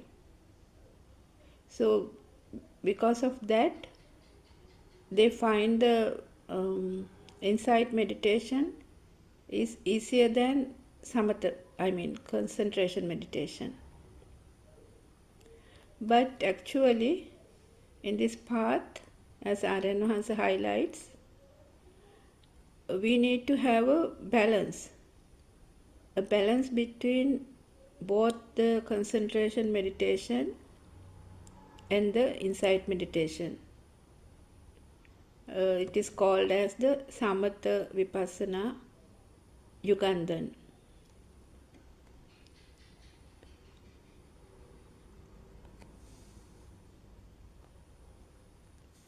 So it's like for example, once you contemplate how the thought is created, and once the insight meditation takes place, and the concentration meditation also like combines, it goes with it.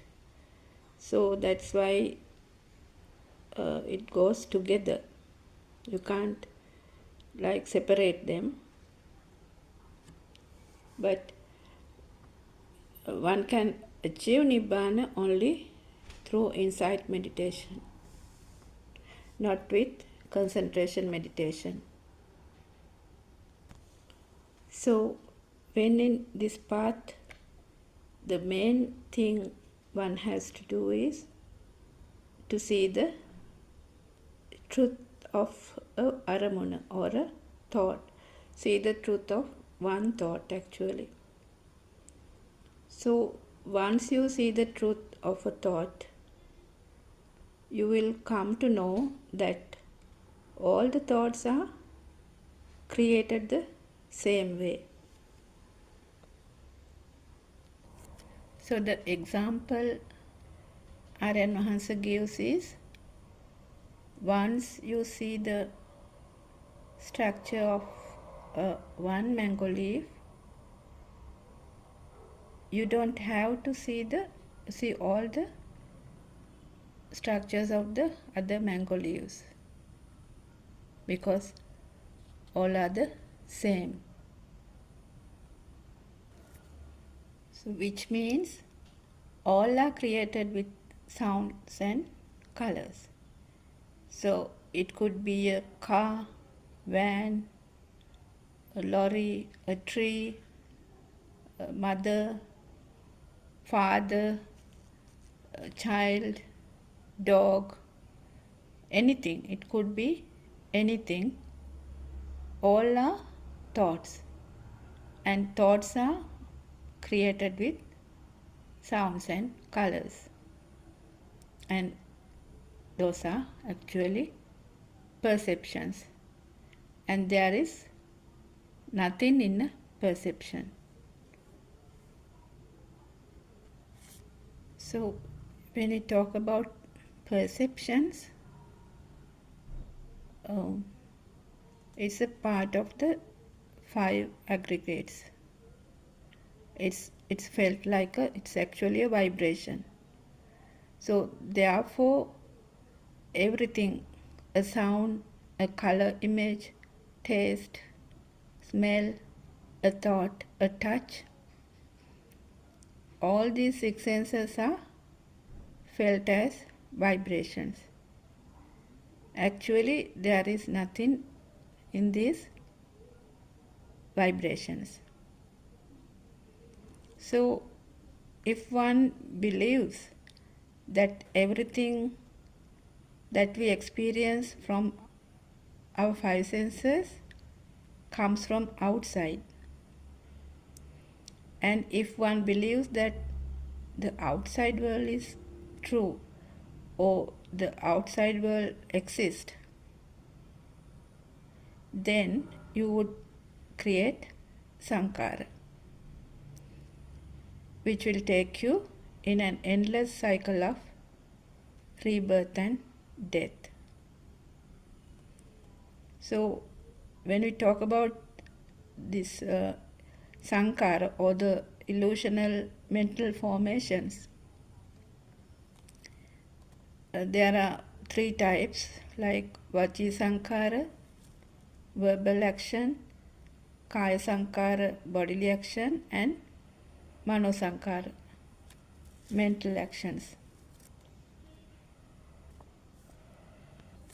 So, what we have to remember is that if you believe that there is an outside and everything outside is true, outside exists, then obviously you create these mental formations, sankhara, so which in turn generate greed, ill will, and delusion. If you believe in the outside, you could say that you create karma, which will take you in an endless cycle of rebirths and deaths. Also, if you believe in the outside, according to your verbal, bodily, and mental actions, you would create good merits or bad merits. That is also suffering, actually. It also causes the rebirths and deaths. But when you turn towards the practical side, the most important thing of practical side of being on the path, you won't accumulate this karma.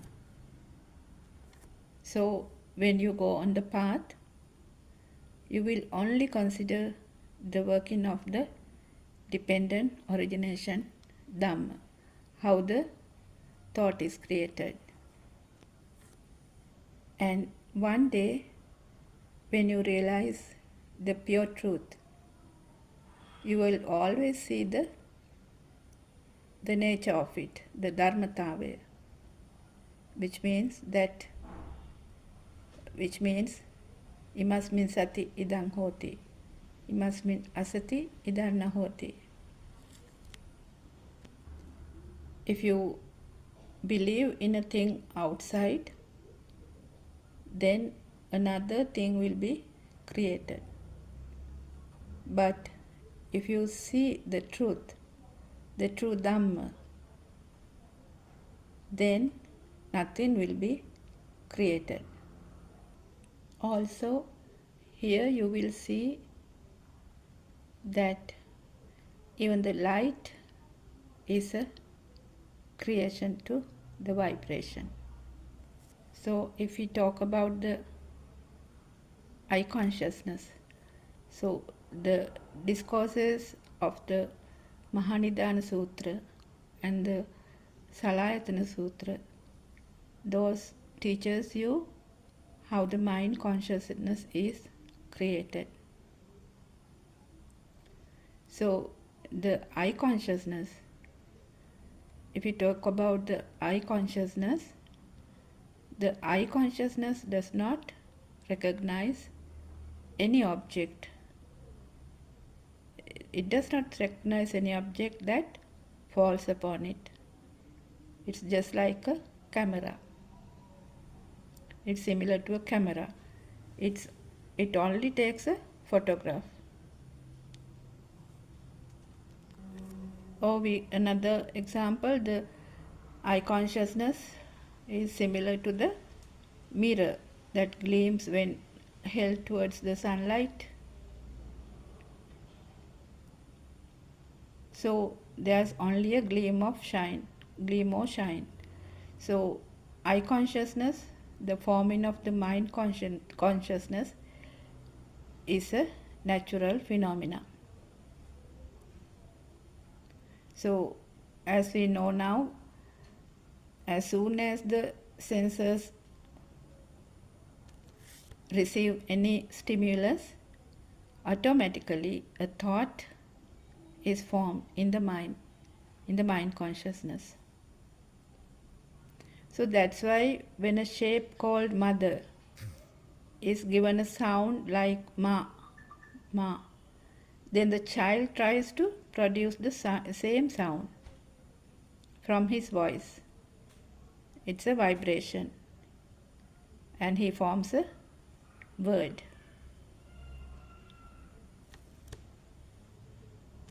So if we take the learning of words in a child, it is similar to when there is thunder up in the skies, which means when the frequency of the vibration from the noise of thunder matches the natural frequency of the window pane, then the window panes begins to vibrate to the sound of the thunder.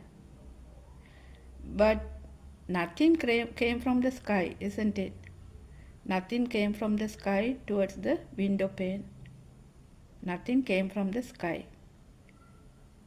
So the same way, when an adult teaches a child to say mother, the child uses his voice to imitate the sound of vibration. And that is how he learns to form the sound. It's actually a vibration. So learning of words is also a natural phenomena. It also happens automatically. So we have to understand this natural phenomena. Yes, as said, to understand this natural phenomena is very important, because in other words, so when information from all the five senses gets tied up to the image, it makes us feel that it is there and that it is really exists. For example, when the child hears the word mother, all the recognizing signs of the mother comes to his mind at once. So we have to understand this properly. Actually, this mind creation is a beautiful story. So we invite you all to listen to Buddothpado English Dhamma discussions, which goes on 24 hours in Buddothpado PeoTV. And also you can listen to Sinhala discussions starting from 5 a.m. and it goes on. So you can join to any Zoom discussion. So we are very grateful to Aryan Wahanse for revealing this beautiful Dhamma to the world.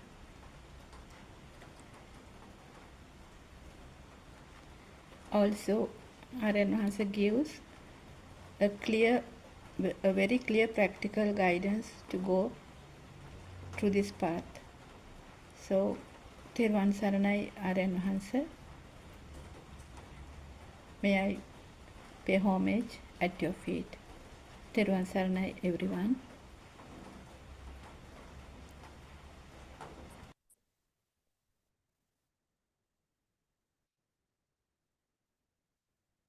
May Triple Gem bless you all. We'll start next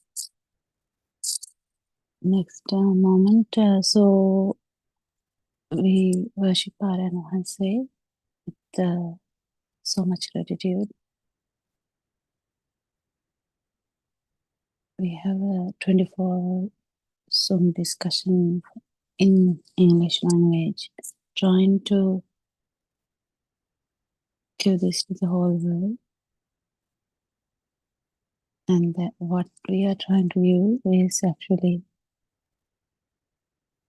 the truth or the science, or it's all about who we are and how this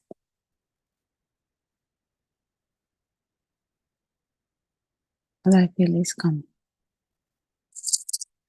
So we were talking about a few things yesterday. We will touch on that. So this is kind of a continuation every day that which will happen. I think everyone is trying their best to deliver this to you. So my effort would be to try and give this Satyajnana as much as possible for you to feel. And that's the truth. Because they didn't know it. So from 12 midnight, from Sri Lankan time, yesterday also we had a chat about this beginning of life. So we'll continue from there. So we get carried away by the idea that the birth is actually the physical birth. The moment that this body is formed or body came out from mother's womb, that's the whole idea we have. I mean, we can't blame anyone. That's the idea we had anyway. That's the birth, the physical world. So the physical body. And what is the death in our idea in mundane world? It's the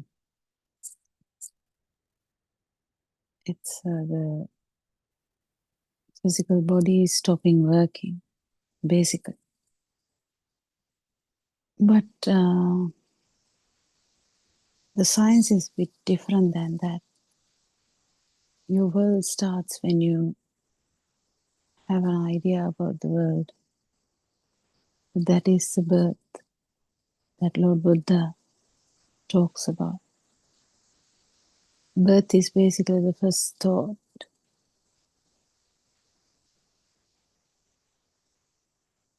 Because you have an idea now. You have your own version. What is the death? Is it just the physical body stopping working? Not really. Not really. So it's mainly stopping off this thinking cycle in this body that we have been talking about as death. There are so many controversies around this. What happens after death? I mean, if you ask 1,000 people, there will be 1,000 answers, and all will feel that each and every answer is correct to themselves. One would say, nothing happens after birth. It's just that you are gone, just gone. And someone would say, no, there is something after birth, but we don't know what that is. Well, we can fight till all the Zoom discussions are gone. We can keep fighting. Because actually, what we know is about now. What happens now? That's the main important thing. It's not about what happens after stopping of this formation of thoughts in this body. You have to understand this truth is not only for humans, it's not only for animals, it's for all beings. Every being, whether it's unicellular, it's multicellular, whether it is wherever, if there is consciousness, there is life here, there is a birth. But it is at that particular moment you have to get this correctly. Otherwise, you will think about another birth and death when we talk about the birth and death. So I want you to understand about this. Lord Buddha said the birth is the birth of the I. Can you feel that? Can you feel it? When you know, when you look at something and you know what it is, then the birth of the I has happened. If your first impression or the first thought is mom, your world has started, isn't it? Yes. When your world starts,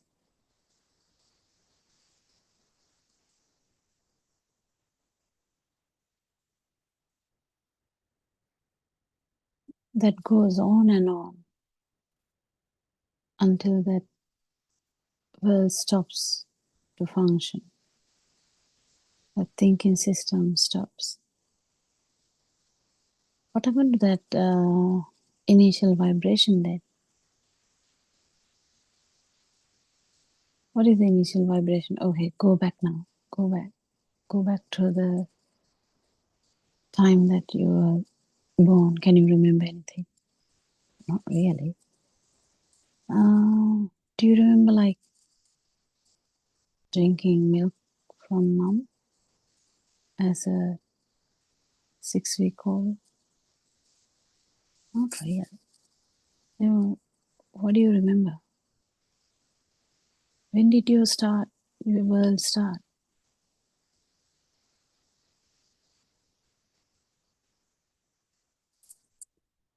When did your world start? When did your dream start? So what happened in between that starting of the dream from that physical birth thing you are talking about? The time, the birth time, birth day. What happened in between?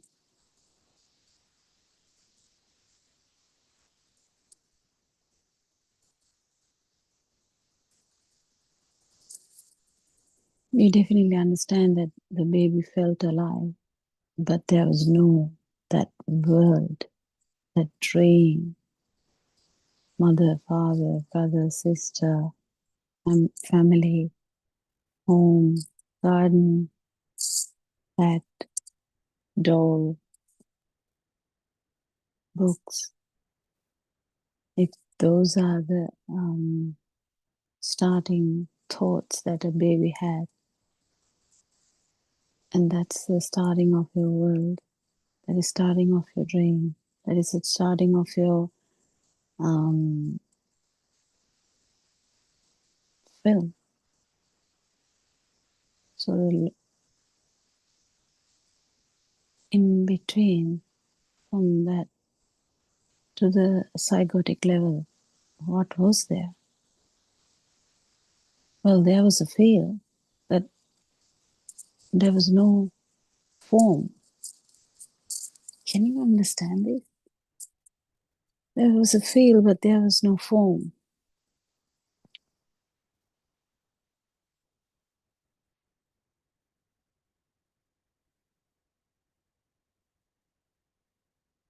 It's very important you understand this point. How the evolution happened. Evolution is not when 1,000 years ago. It's happening here.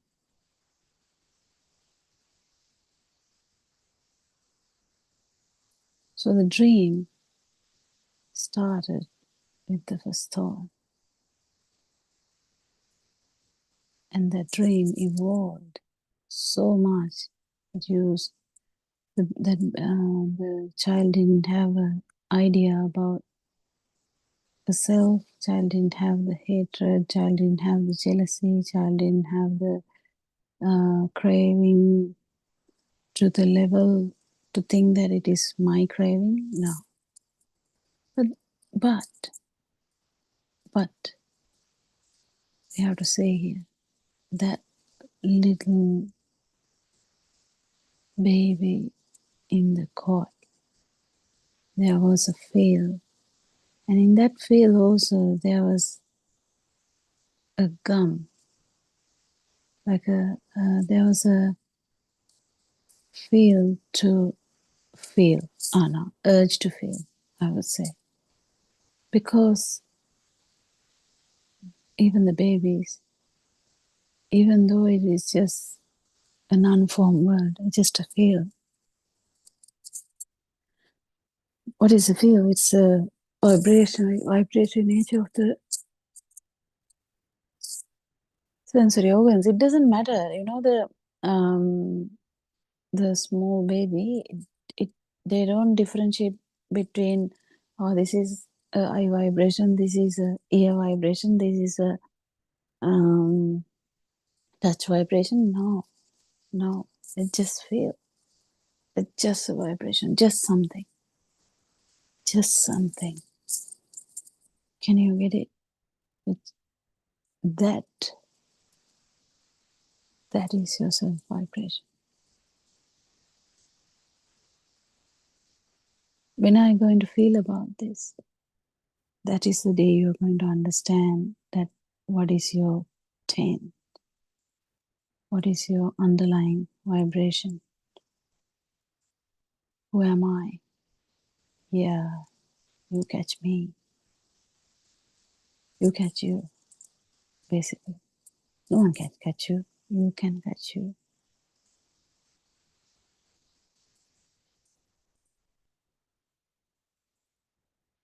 So, self-vibration, the non-form word, the tense, whatever the word you say, this vibration had no form, but had a feel. And that vibration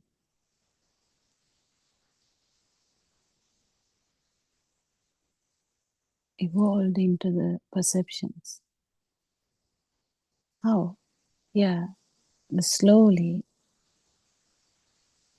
the baby is going to differentiate between the ears, the function of the ear consciousness and the eye consciousness. Slowly it's going to get differentiated. Slowly the perception starts, the form world starts, not the sensual world yet, the form world starts. What? You have the idea of light, you have the idea of sound, you have the idea of touch. And you now, when they vibrate together, there's a new kind of wave. It's not actually there. If you know some physics, this is very easy, because when multiple vibrations vibrate at the same time, it acts as a new vibration.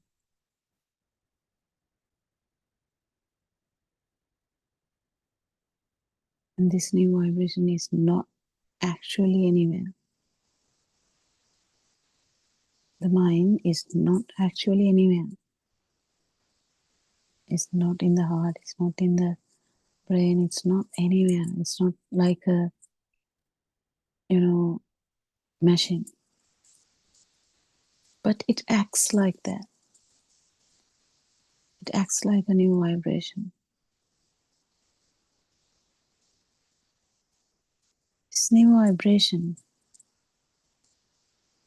that becomes the whole world, that dream, that film. Wow, your journey has started.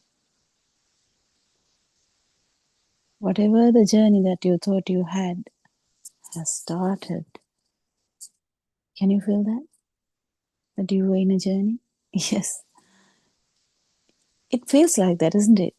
You don't feel like it's one thought by after that another one thought, it's another one thought, it's another one thought. No, you don't feel that. You feel like a ongoing journey. And that's all I feel. And we have that all the time. So it's a normality now.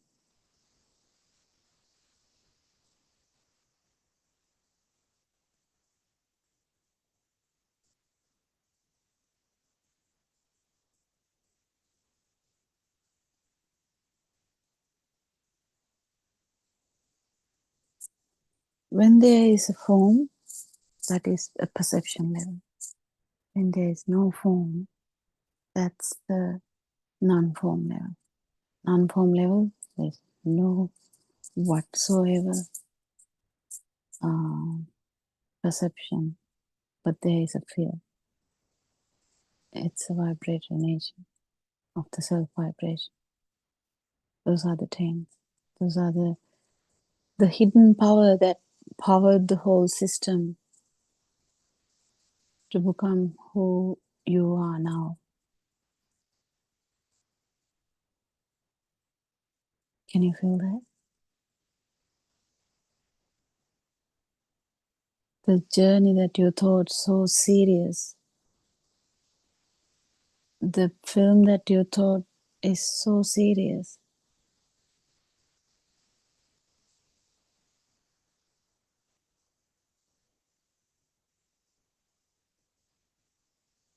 if you feel that it's a kind of a vibration, just vibrate again and again and again and again. Won't you feel lighter by listening to that? Wow, is that the life? Is that the life? Yeah. That's what we call the life.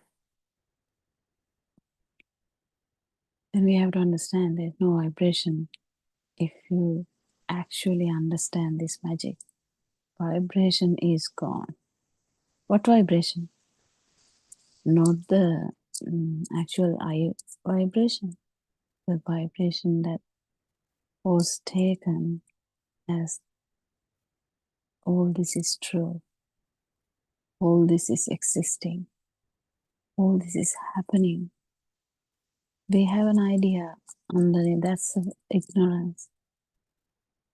We have a strong idea, strong perception, strong vibration,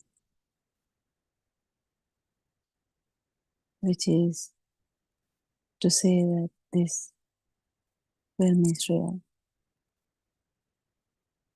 and that it's happening.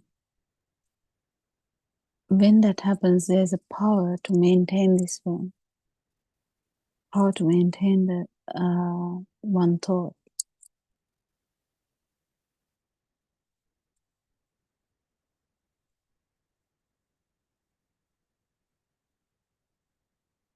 Can you imagine how much this power could be? It has the power to give rise to a small fetus inside mother's womb. That is the power. There is a vibration when sperm and the ovum get together. There is a vibration. And that is the moment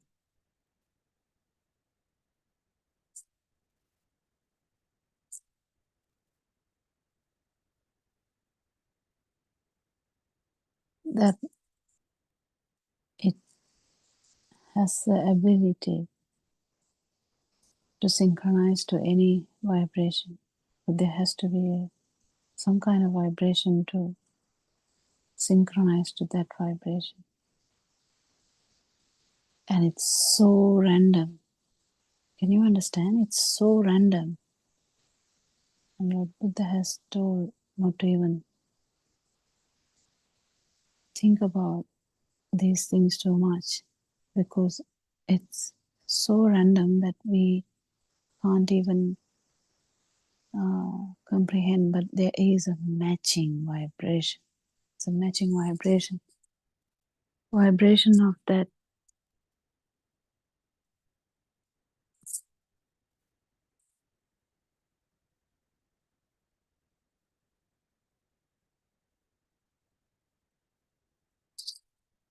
zygote. If you look at this in a self way, you feel like someone has come to my womb. A magic has come to my womb. Baby has come to my womb. Yeah. But in the other way around, actually what happened was matching of vibrations. There was a vibration with the ovum and the sperm when they meet together. That one particular fraction of a second, that vibration is matched.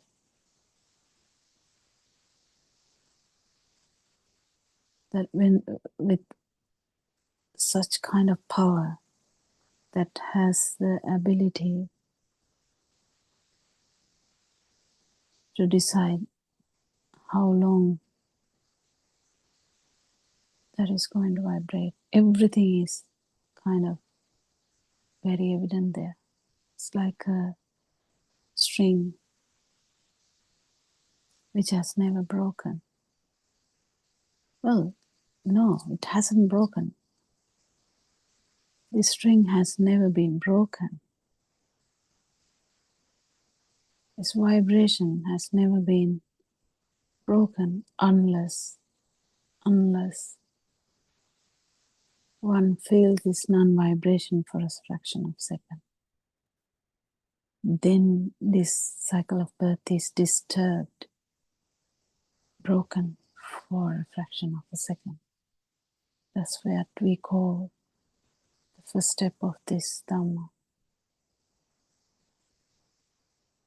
When the vibratory nature of the non-form world or the field level is zero. That has never happened before, folks. It's really beautiful if you can feel this. It has never happened before. That's why it is never heard Dhamma. That's why it is the truth. I feel you can feel that. Because it's very important to feel this. What happened to you? Who are you?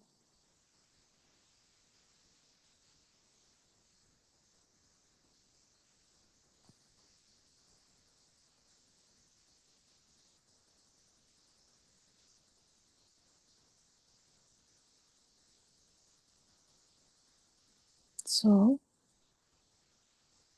what happened to you? Well, there was a vibration somewhere, and vibrations can equalize randomly. There's so much similar vibrations, but one matches very random. This is very random. And human birth is extraordinarily rare. Mind you, you can say 8 billion humans, you might say, oh, no, it's not rare. We have 8 billion. But there are, if you compare all the beings, all the consciousnesses, all the possible life field, this is rare. Because this is only handful when you talk about those consciousnesses. So you have to get this correct. The human vibration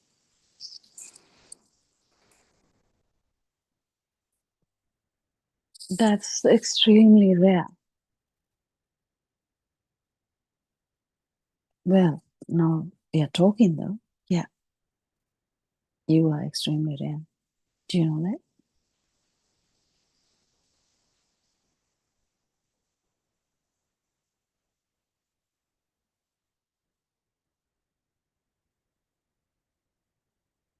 So what happened?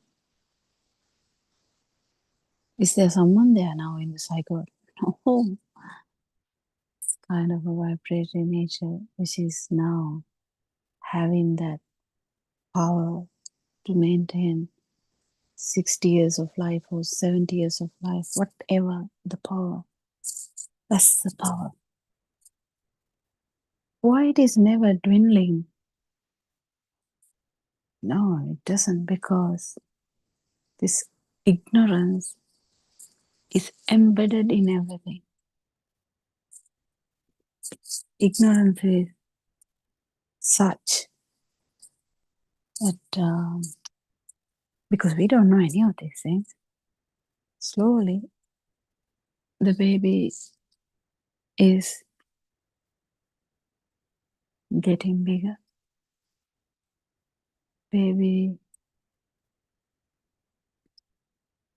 feels things.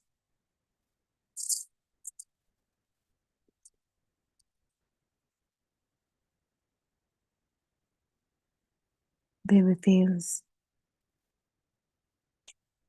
the whatever the kind of vibration baby feels, they become familiar. This is a beautiful system.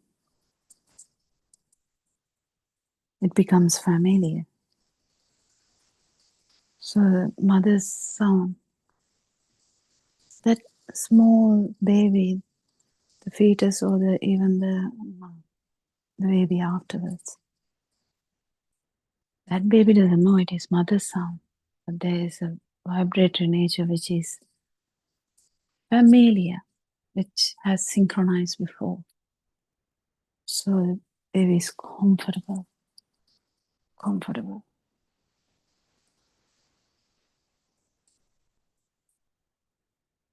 So whenever mother picks up the baby, even though baby doesn't know it's the mother or anything, because the film has not begun, baby stops crying. Can you feel that? Well, you can only look at that now from wisdom. And you can only feel that vibration through jhana, or the feel that we talk about. So this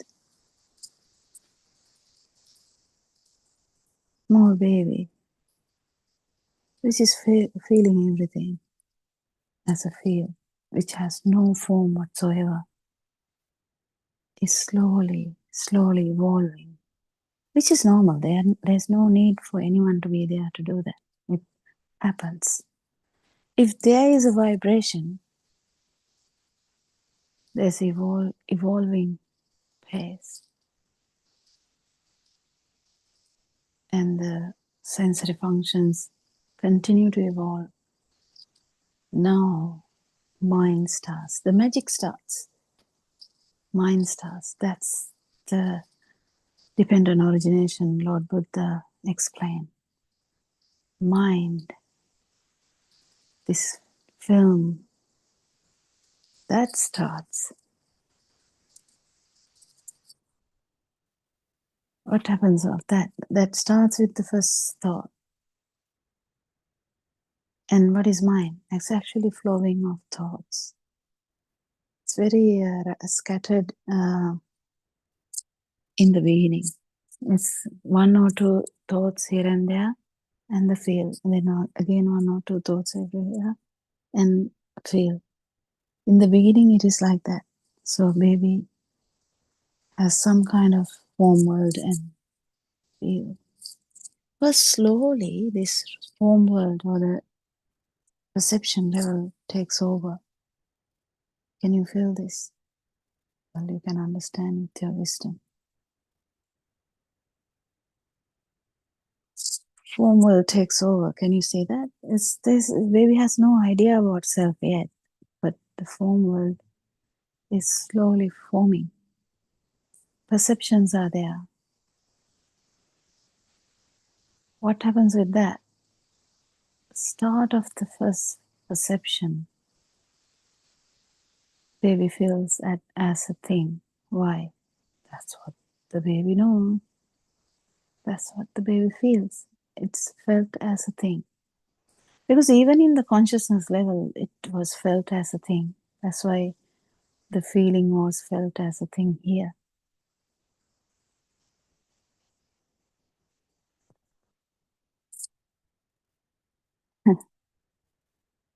You should know this to understand who you are and what your dream is. So then slowly, when a mind is formed, in the sense first thought is made, first thought is formed, it's just vibrations which acts as like a single vibration, even though it has 8 features in it. Well, Lord Buddha has said it has 8 features in it. It's mind vibration. How? Just because it arises from the 5 sensory functions. One sensory function has a bit more, that's why it has become 8. So the eye, ear, nose, tongue, and the touch. Touch has 4. The fluidity, the solidity, the temperature. Yeah, so do you get this? So this new vibration is just acts as a new organ. But this changes the whole picture because the life field is very evident now. How? You feel that the mother is there, standing over you, trying to smile at you. And here I am. The self-perception has come. Did it come by itself? Yes. No one did it. System has brought that perception. It happens because of the ignorance, because if we knew that it was a self vibration which did this mind formation and this is how the mind works, you're not going to get excited. But now here, everything is real, felt as real, and you can feel the self-perception. You feel that there is someone here, the subject phenomena, or the duality, or the feel that you are existing has surfaced. It's very important you feel that.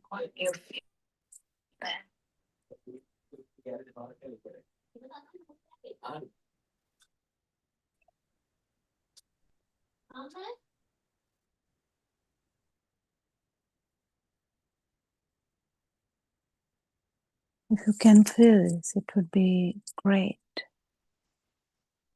because it's very interesting to understand your dream, understand your thoughts. What is dependent origination? Same thing. 2,500 years ago, Lord Buddha explained this in his words.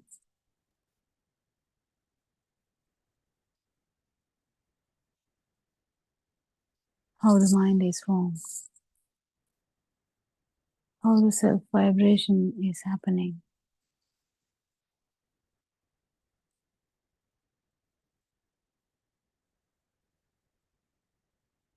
How ignorance is there everywhere.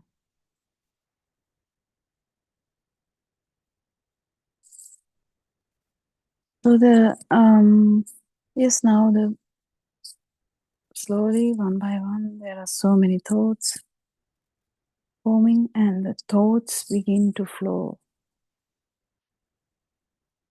Feel vanishes. Feel vanishes. Right now, this is the dream.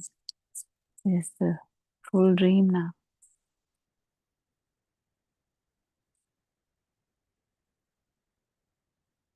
You are inside the form world now. Wherever you look at, you see the trees, houses, cars, and you hear sounds, you hear birds, you hear vehicles, you hear the rain. You can smell, you can taste, and touch. Touch is giving you so much trouble because touch feels like as a very real. Oh, don't you think? If you see something and you say, "Yeah, I saw something," no, I even touched it. No, then you have to. It's very true because I could touch it. So everything becomes real because you can touch it also. What is touch? What is touch?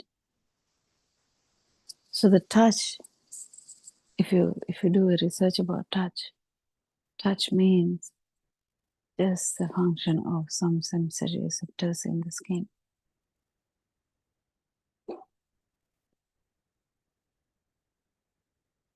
But the form world, the perception is this is soft, this is hard, this is good, this is bad. That's the perception we have, the mind perception. So the mental formations or the mind perceptions, they are magic.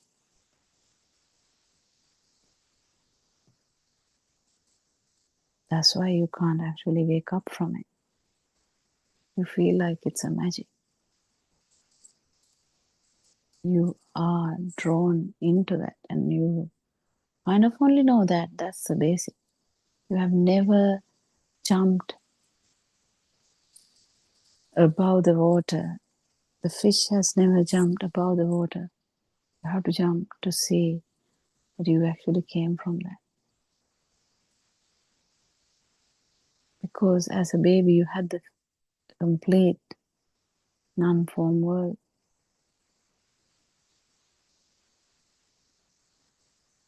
You didn't have a picture, you didn't have a form to anything.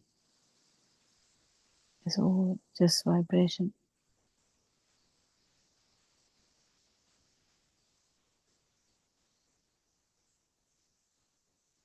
Now you have a complete episodes. Yeah, I can say it's like an episode in the TV. Story evolves. You had family in the beginning, and then now you become head of the family after some time now, and then you become the grandmother or the grandfather slowly.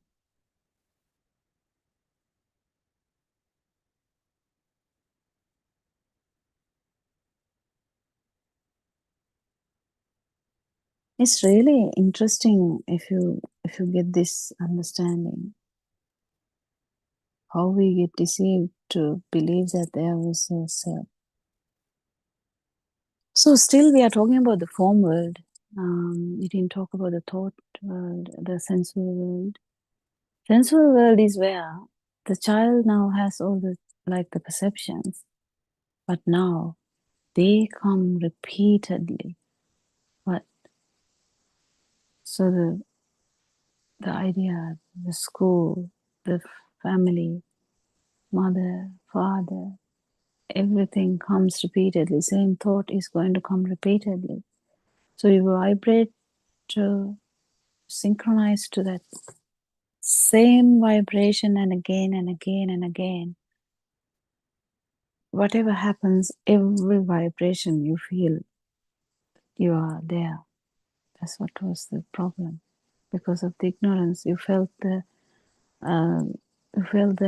vibration is true. You felt that perception is true. This is very important. That's due to ignorance that you felt the perception is true. So because of that, the life is anywhere there, and the world is real to you, and it continues. The drama continues, and inside the drama, here comes. You cry, you laugh, you help people, you blame people. You're a villain. You're a good person. You're the lover. You're the mother. You're the father.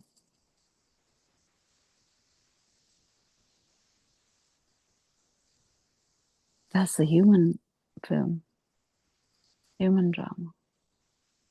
But it's very rare to become a human, as I told you, with that matching vibrations.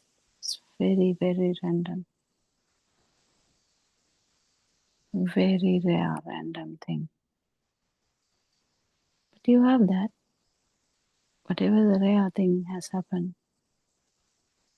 if you are a listening human, it has happened to you. And now what? There's another thing Lord Buddha said. It's very rare to listen to this Dhamma. Very rare. Well, of course it's rare. And even to understand that is rare. Understand this non-form world, form world, sensual world. Understand this 31 realms are in one, this one in one vibration. It's rare to listen to this Dhamma and understand this Dhamma. There's another thing which is rare. What? That particular non-vibratory moment, or no self-perception, the moment that you have understood the non-form world as well, where the vibration is nothing, it's just speed of the sensory function. It's just the speed, just the speed.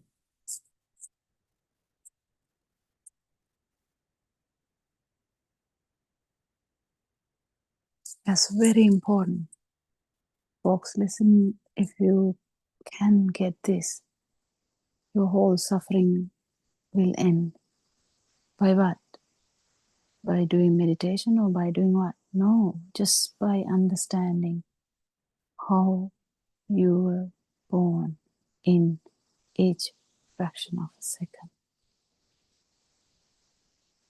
How you thought that you are living.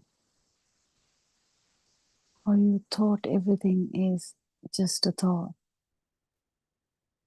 Don't get disappointed thinking that, all I thought was wrong. That's not the point. There's no right or wrong. It's just thoughts. Just thoughts. So what are the thoughts?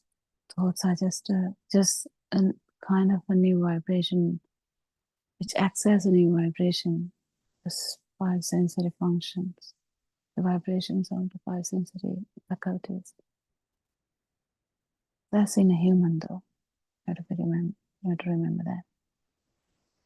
So this film, when it comes again and again, so mother comes about 10 times or more than that to feed the baby, clean the baby. So the baby is coming across mother a lot. It takes about 1 year for the baby to actually get the idea of mother, the first thought.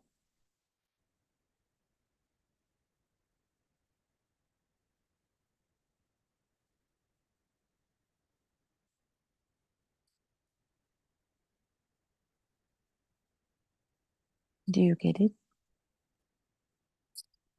So this mind vibration continues to work,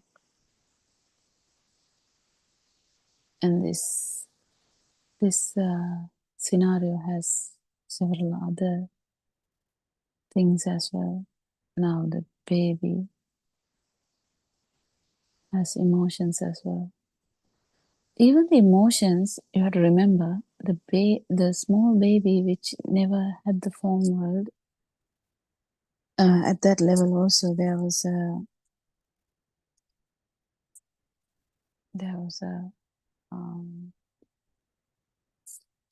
feel that it's existing because ignorance is there. So if the baby dies, small baby, before the mind forms, that vibration is going to telepathy to any other system. Doesn't necessarily mean human. You have to be mindful because it depends on the nature of the vibration which is there. Power, that is what is going to, if the power is too much, it is going to go down to lower realms.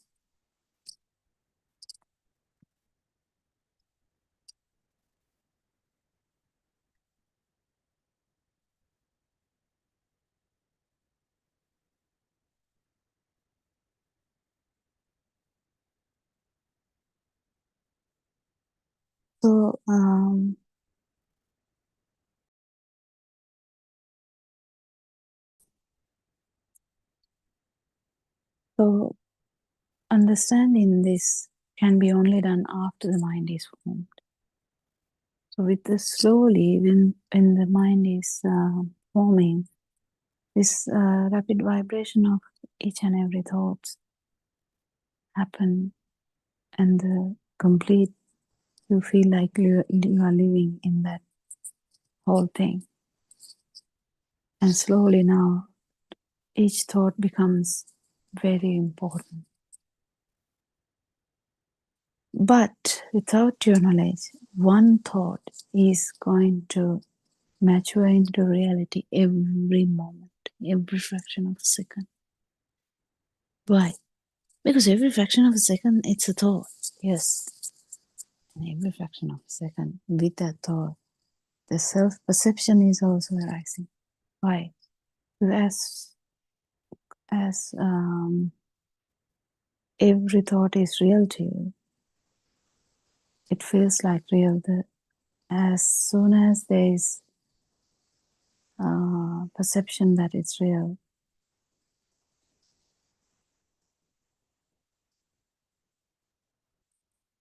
well, I feel is there. It happens automatically. So this self idea is forming now slowly. That's the main thing I wanted to talk. You have the idea now. It just was a perception before. Now you have the idea. This is my mother. Where did that come from? Yeah, it just came. Nobody has to actually force for that. This is my carer. This is my safe zone. This is my bag. This is my shoe. These are my clothes. This is my home.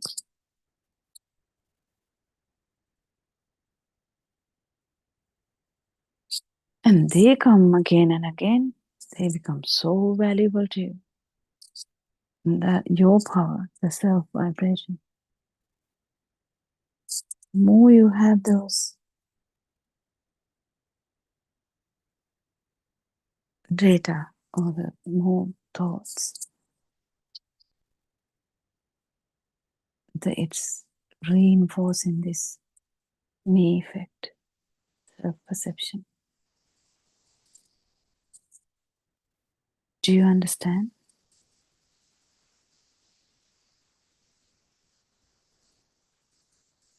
Self-perception is not a joke because that's the beginning of the suffering. Self-vibration is the beginning of the suffering. Self-perception now gives a self-view. Wow. Now you completely believe that there is me. Before it was not like that. Child didn't know that there's me. But when the mind first thought start, they felt the duality, but now complete view starts. Me, my mind.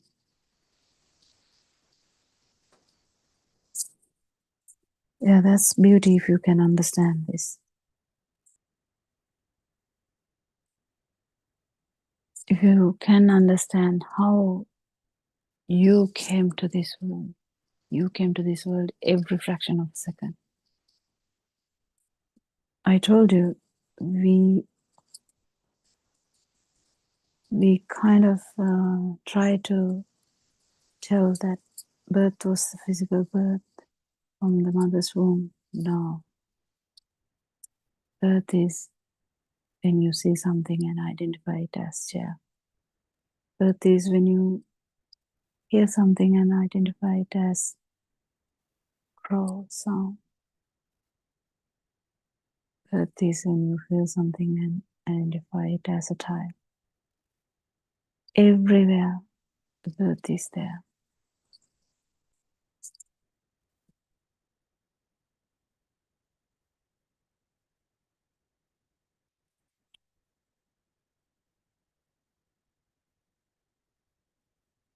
This alive field. Now it's complete alive view. It means you have an idea. Whatever the ideas you have about your mother, whatever the ideas you have about your family, whatever the ideas you have about your kids, whatever the ideas you have about your country, whatever the idea you have about the world politics, doesn't matter.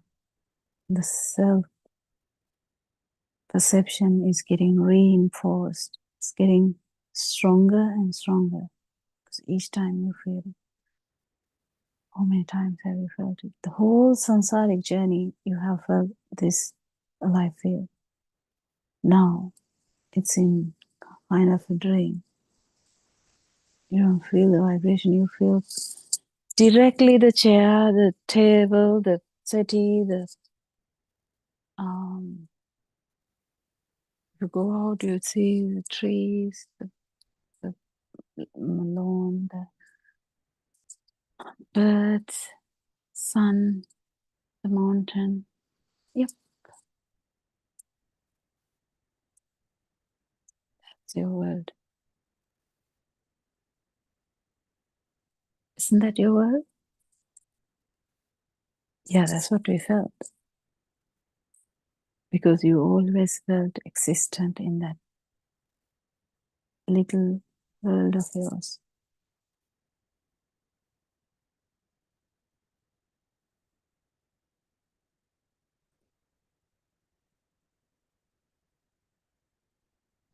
So what happens? Self-view, oh my, now you can kill someone also. Why? Well, I am here now. Nothing should happen to me. I should be respected. I should be looked up to. I should be left alone, I don't want to suffer. Things should happen according to my wishes. Nothing bad should happen to me. Every good thing should happen to me. Everything must be smooth and quiet and beautiful.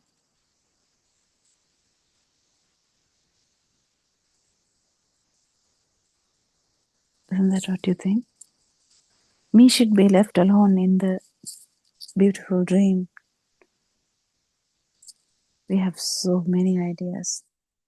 If you ask a little child also, like teenager, they will have a different dream. They might say, oh no, I don't have a dream. Yeah, good on you. But the thing is, you will definitely wonder about that. What is wisdom now? You heard this Dhamma very randomly.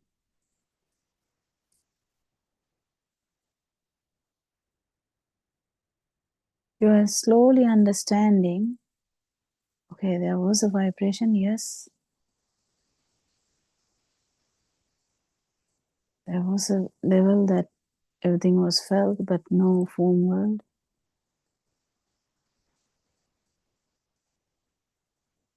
Whatever you felt was just a vibration. It has no perceptions yet. But then slowly the perception starts. That's the magic of the human mind.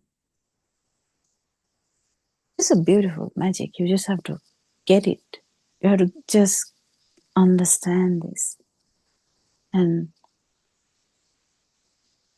if you understand it properly and feel it,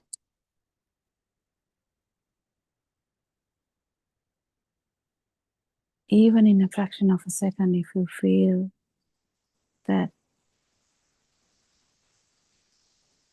there is a possibility of liberation from mind, that dream I talked about, which the baby didn't have in the beginning, then you can feel the baby's level, what? The vibratory nature. That's what you felt. If it is the chair, that's what you felt. The feel level has nothing to do with the form world. So that feel, you definitely has to identify it as the speed of the sensory function. Doesn't matter what sensory function, it really doesn't. Because at the end, it's non-form world. Non-form world has no form. So it doesn't matter whether it's the light or the sound or the touch or whatever. It's just the vibratory nature. That speed.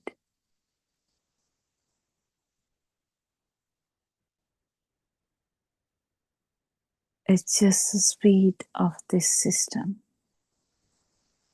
That's the speed, that's the vibration which brought all this suffering into world and could potentially do that forever.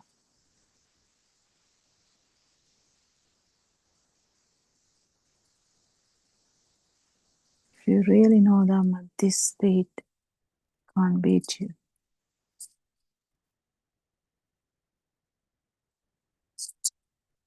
Then you understand. Actually, now it is if you're in the feel status, you can't really have a form world in that. You can't really have a mental picture in there. But to express that, I would say, if you really understood that it's the vibratory nature of this system, it will definitely feel the non-vibration. Where the vibration is there, but it's not felt as a thing. It's not felt as happening here. This non-vibration, where you still have the kind of whatever the sensory function, it is still there. That's the beauty. It's still there. It's not strong, but it's there. But the life feel is also not there.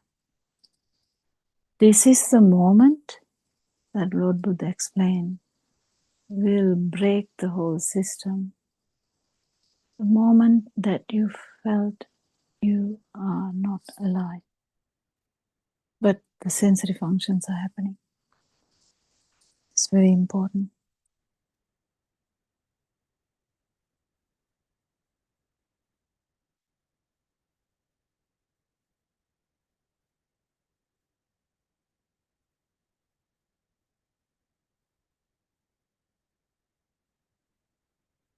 If you can understand this Dhamma, you can't bring this moment to surface by force. Not at all.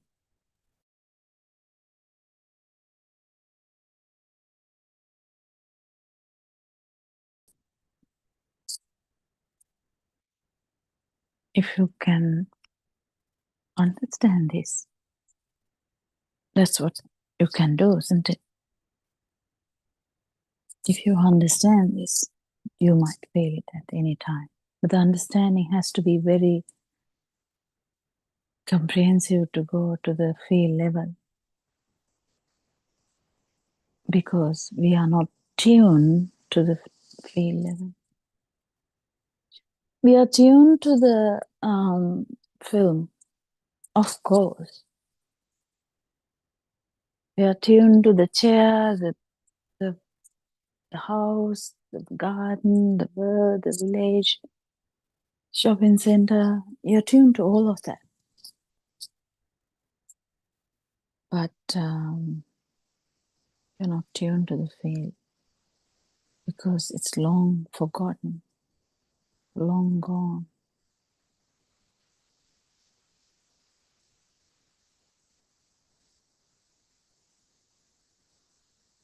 When you get trapped inside your mind bubble, the feel is long gone.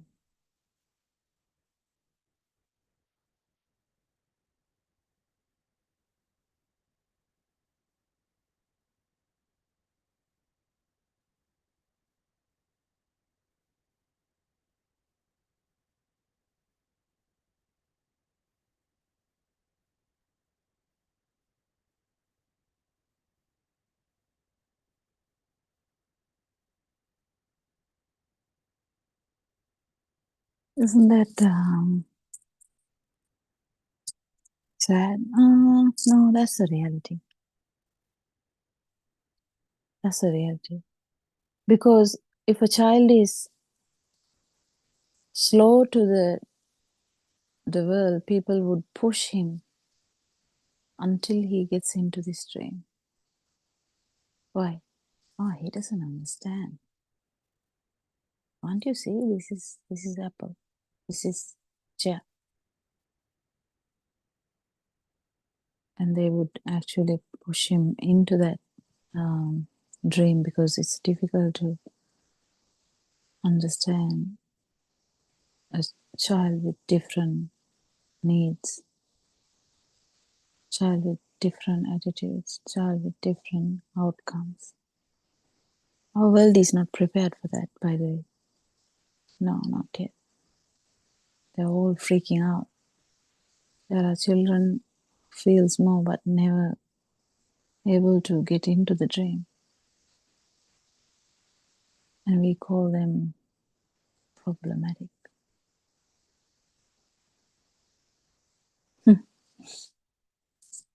The dream is not real to them yet, and you're like, can't you understand this dream? Well, we got into the dream very easily, so we think that everyone should get into the dream easily. And it became so real easily. Easy, very easy. The dream became very real. You started living in that as it is 100% real.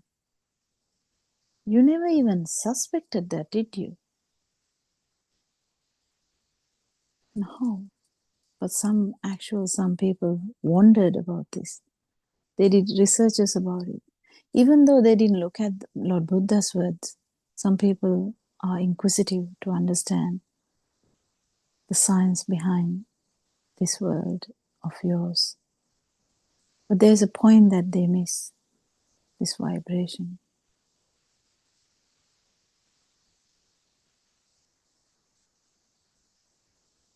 String effect, the vibration.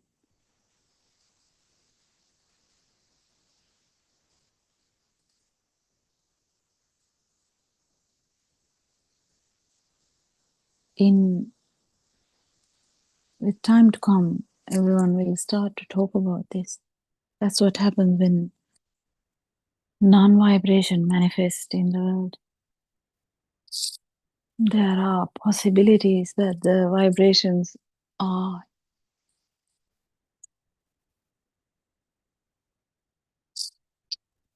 going forward for non-vibration. Not anyone is specifically doing that, it's just a trend.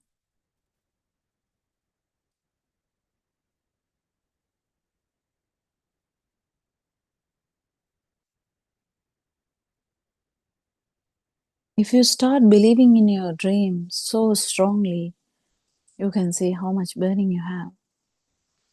More the ignorance, the more the power, more the suffering, more the burning. It's all wonder, but still the outcome is quite different.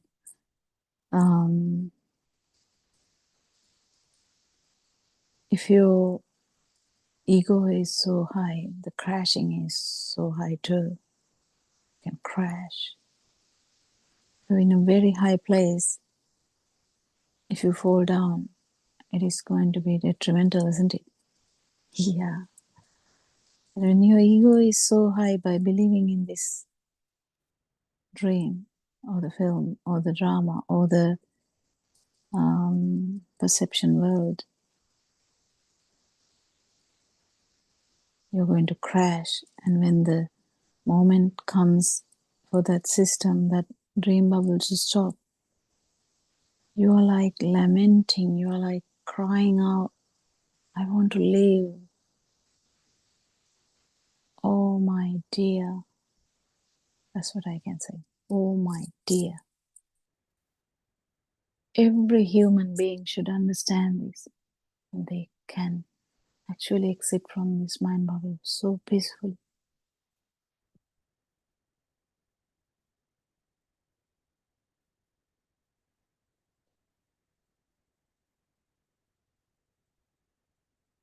Is there someone to exit? No, that's not what I meant. There's always the possibility of misunderstanding the way we talk, so we have to be careful. There was never a self there, so there's never a self to exit. There is a vibration, but if you felt the non-vibration, if you could die for a moment and feel that vibration and feel that non-vibration as well, then you can understand what we are talking about. It's not physical dying, so be careful. Don't take the words wrongly.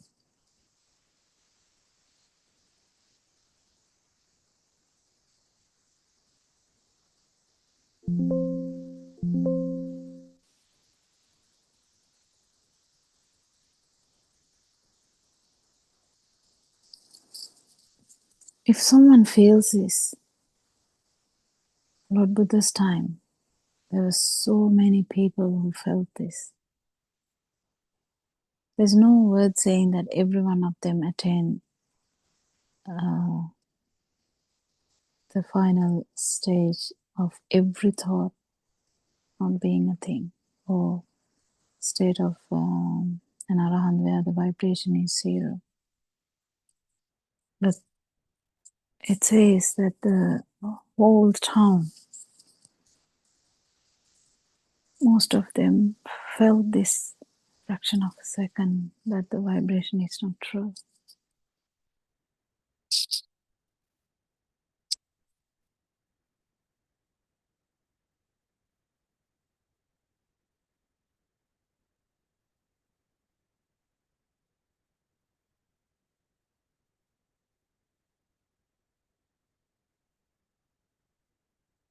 you hear this? If someone hears this Dhamma, well, if you feel that it is familiar,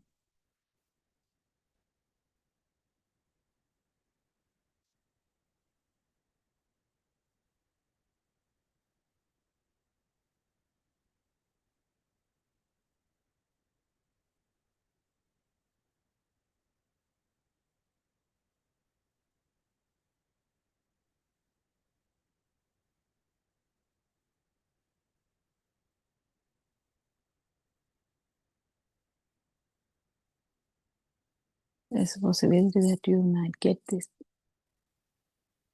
because not everyone would feel that it is familiar.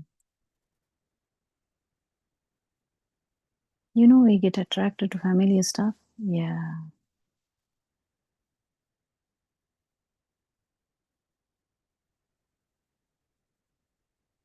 So it's a self vibration which starts this first impression. But if you go on to listen to Dhamma or the truth, you keep understanding there was never a self, but there is a dream, and awakening up from that dream. It's not that difficult. Well, a long time ago, we thought it's unachievable, not achievable.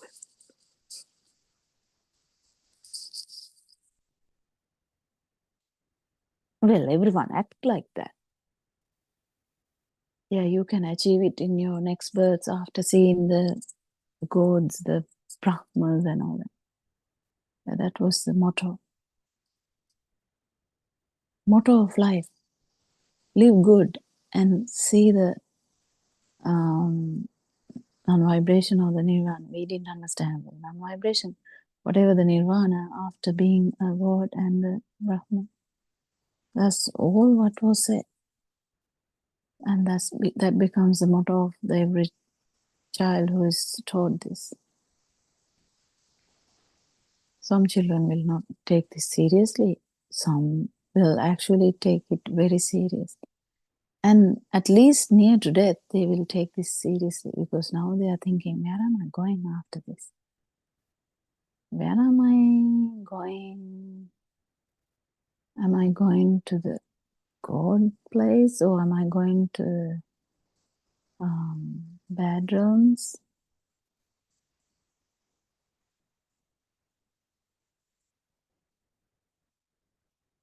Self-view is destroying your peace, destroying your tranquility, destroying your super happiness. If you have self-view, you have to be very careful. If you haven't felt this non-vibration, you have to be very careful, because you have to know the vibration, you have to know the non-vibration as well, otherwise there's no path. You know what it is, the non-vibration, you know the vibration as well. You have to know your chains for you to feel that it has become zero.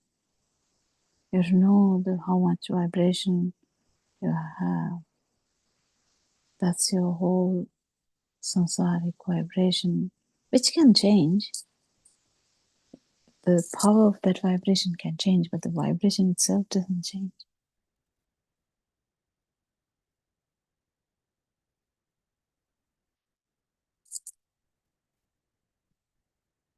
I'm slowly taking you a journey where you can feel. You started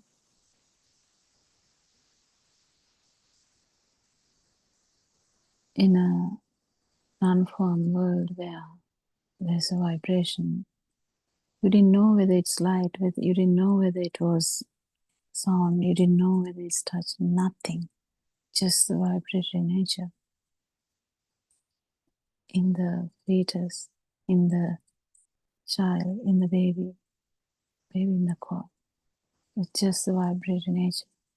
Only slowly this perception started, how the sensory functions start to coalesce and form a new vibration.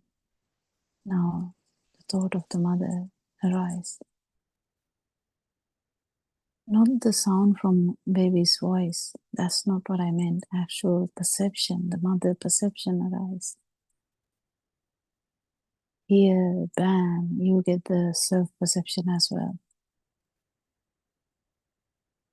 When it is the form world, that's the perception world, your dream starts. You become alive because your dream starts. You were alive even in the non-form world, but it was just felt. But now, this whatever the dream that you are in, it starts with the perceptions. And it flows slowly.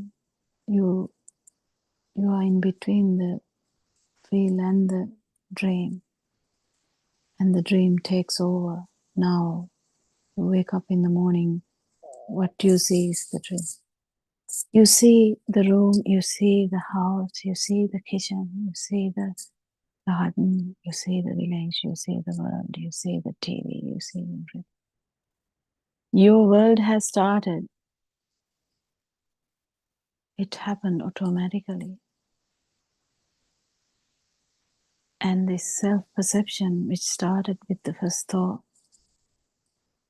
is going to get reinforced in each and every thought. This is happening a very fast thing. Don't forget. That's why we feel the time and all that. This mind bubble has the time. This mind bubble has this dream. The mind bubble has the film. Mind bubble, everything moves, everything works, everything.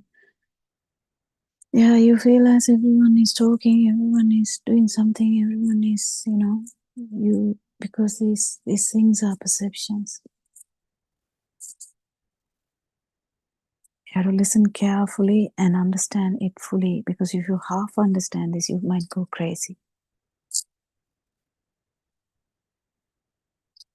But there are people who have listened to this about 4 to 5 years without getting crazy. That's so good. Hold on there. Don't worry. Because the people with so much vibration, so much self-view, they can't even listen to this. They get flustered by the first talk.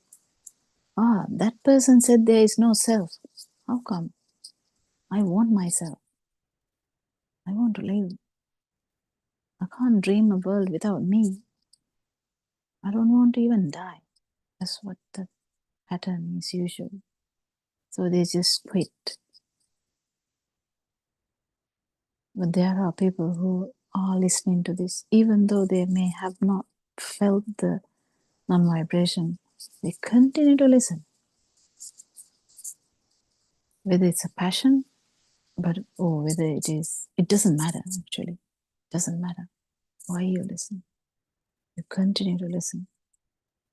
You continue to inspire yourself by trying to understand this self-perception, the duality we feel.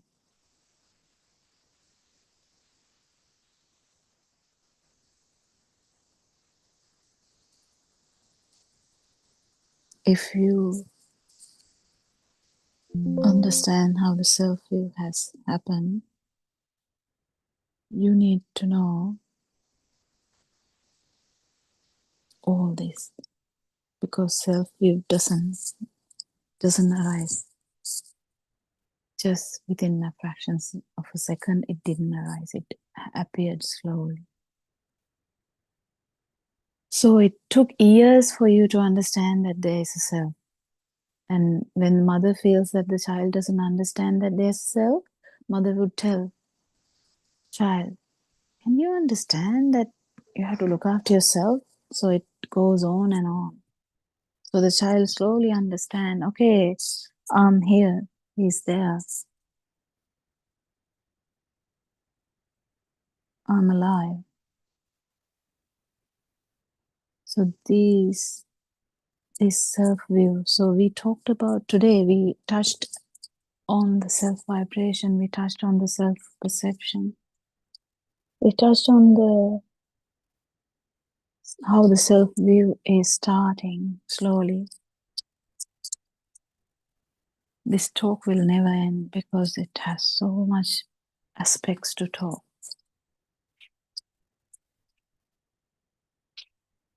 In a way,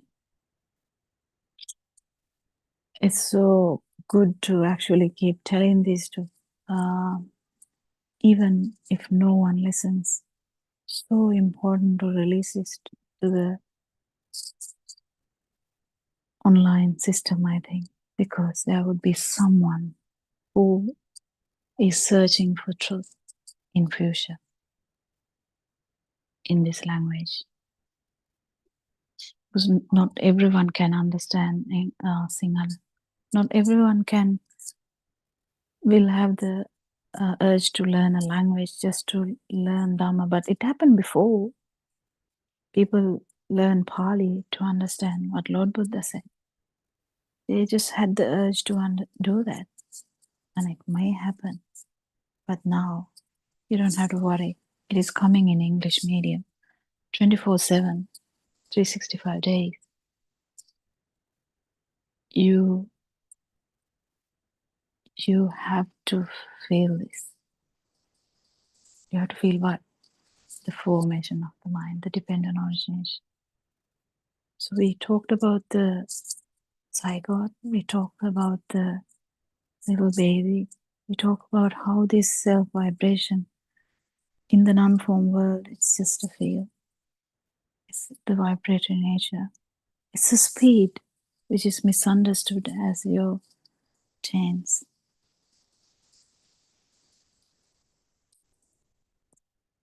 Then slowly, the dream starts. One by one, thoughts are getting real. Your dream starts to flow. There's a stage where the feel and the dream coexist. So you only remember like one or two things in that whole time. Because you don't remember everything, do you? You just have mental pictures, only a few things. Those are the instances where you had the perception. Then now it has evolved into the self-view.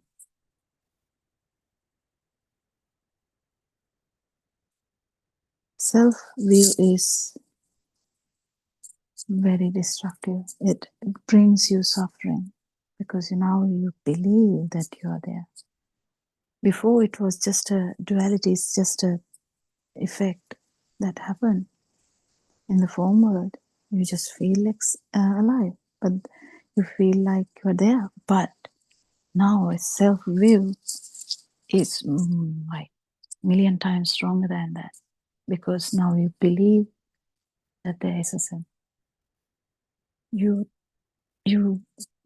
genuinely believe that there is a self.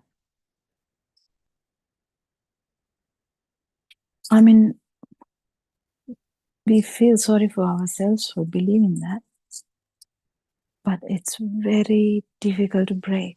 You have to, the system has to feel the non-alive, feel all the non-vibration for this hardcore belief to go away. Without doubts. Because you might listen to this and, understand them. But there would be doubts everywhere if you haven't felt this. If you haven't felt the break of this cycle, which you have never felt before, because you can't actually feel the tense while in the tense. The singular word is sasa. You can't feel the tense or your vibration when you are in your dream, when you are in your mind bubble, when you are in your normal film. So that's why we try to tell it from the beginning, from the baby time, for you to understand this, how this dream world works. But when the dream world continues, how the self view is getting stronger and stronger. If you're kind of 50 years of age, it's a very strong self view you have. More stronger that you believe that you are there, the higher the ego. Higher the ego. It's very interesting to understand how this vibration makes the self perception, and the self perception marks the self view, and the self view feeds the ego, feeds the self vibration. So it's a vicious cycle, never ends. It's a vicious cycle.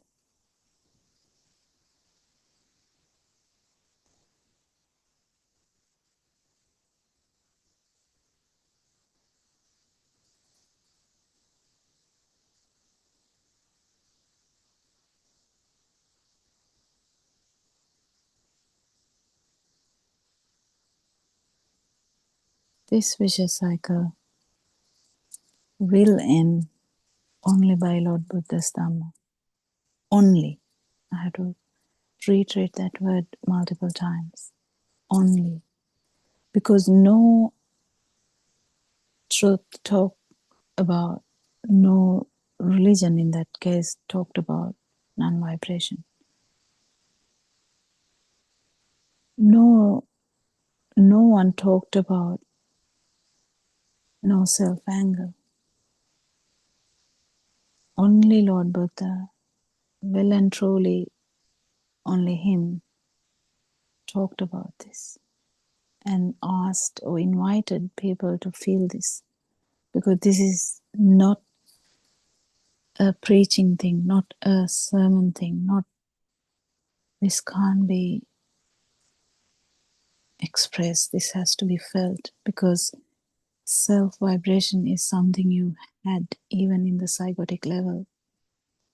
It's something you feel, and the non-vibration also something you have to feel. That's a challenge. Don't worry. We'll continue the discussion, not the discussion, this explanation tomorrow. I'm trying to slowly unfold the Satyajnana Aryan Mahanse has explained, because it's only Aryan Mahanse who has explained the self-vibration. It's only Aryan Mahanse who has explained how to zero the self-vibration. And it is felt now, here and now, not after physical death. So everyone, come and listen to Dhamma. If you have questions, we have a question and answer setting from Sri Lankan time 2 to 3:30. You can come and join us. But these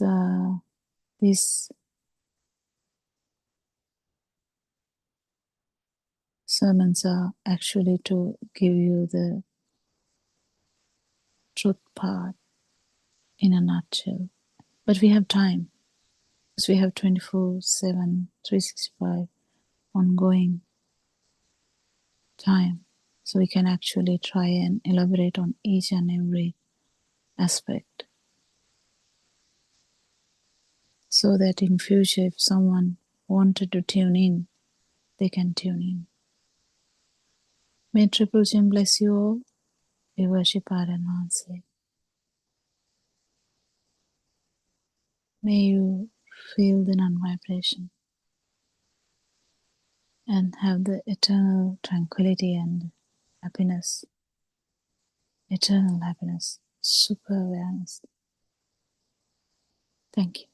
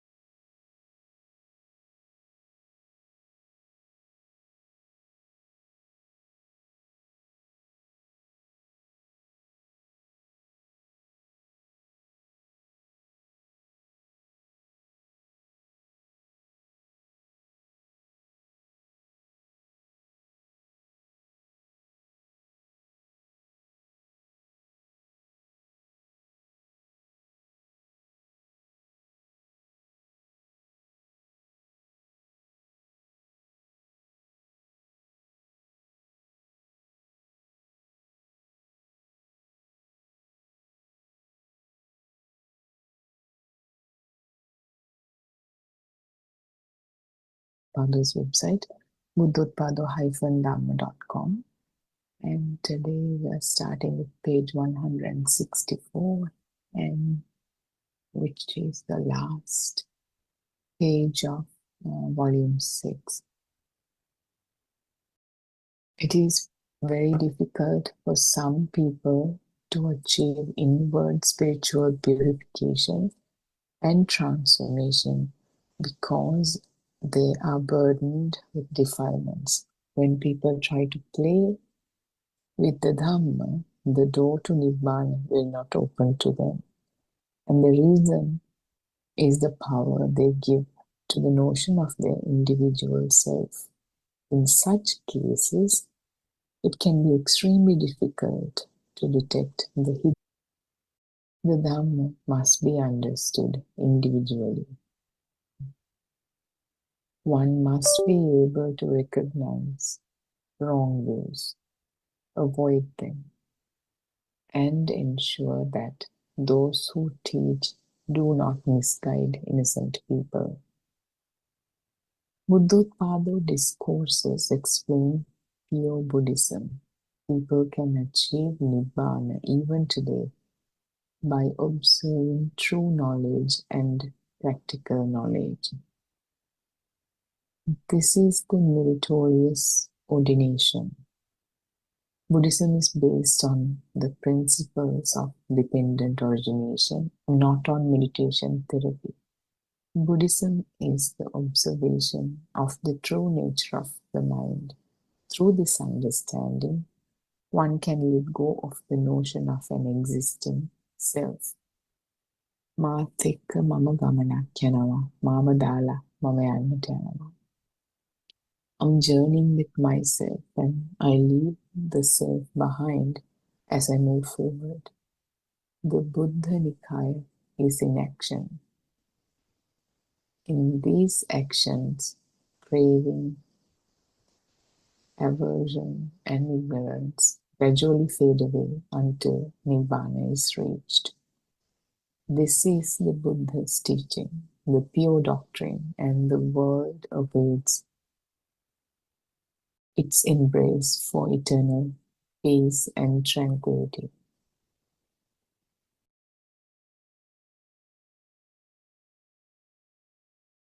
There are a lot of people claiming to be spiritual people in this day and age, but it's a lot of people, even though it has become a trend too, they claim that they're spiritual, but a lot of people who claim to be spiritual people, they don't even understand the meaning of it.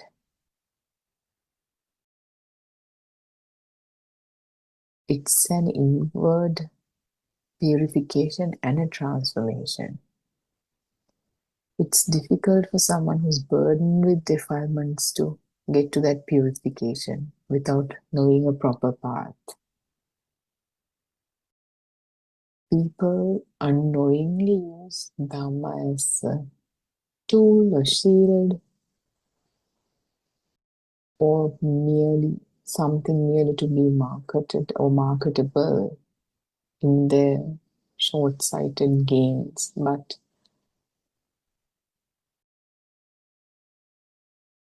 the door to Nibbana will not open to them just by claiming to Nibbana or claiming ownership or claiming familiarity, whatever it is, whatever the mental associations that are claimed or that are expressed doesn't make you any closer to Nibbana. Because by doing all that, by misusing Nibbana in all kinds of ways, one is reinforcing the notion of an individual self. So once that happens, that is nowhere close to Nibbana, that's further away from Nibbana. So in these kinds of people where they have used Nibbana for their short-sighted profitable gain, it's extremely difficult to detect the hidden self in these individuals because they know everything about how one should appear or how one should operate. They know the characteristics of a person who's realized, of a realized master, but what they do not know is what the path is. So, they will kind of fake it, but that makes it extremely difficult to detect that hidden, subtle hidden self for them one day when they get to a real path. Regardless of any of this, as Buddha said, your own raft should be custom tailored, or it should be created by yourself.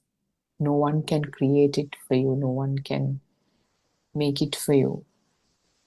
What that means is you should be able to see your own defilements within yourself. That is why we always talk about being honest in this path. You have to, not to anybody else, not to your loved ones, not to your, children, no husband or wife or whatever, but you have to be honest to yourself. Like we have this Sinhalese saying, Ugrata hora behet kana, meaning you're trying to take medicine without your throat knowing. That's not going to happen. Yet someone can try it, and people try to, because you don't want to admit of your downfalls to your own self. That is the most difficult thing. That is why one would keep lying. We see this in Narayan Hansu.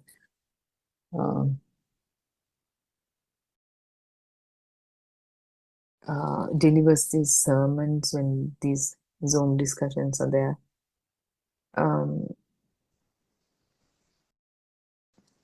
Whatever these practitioners would say, it's like you're kind of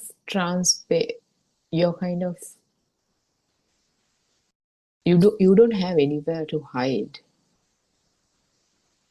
because as we speak, a realized one can see where the self is. So by not answering questions in Zoom, nobody's doing anybody a favor.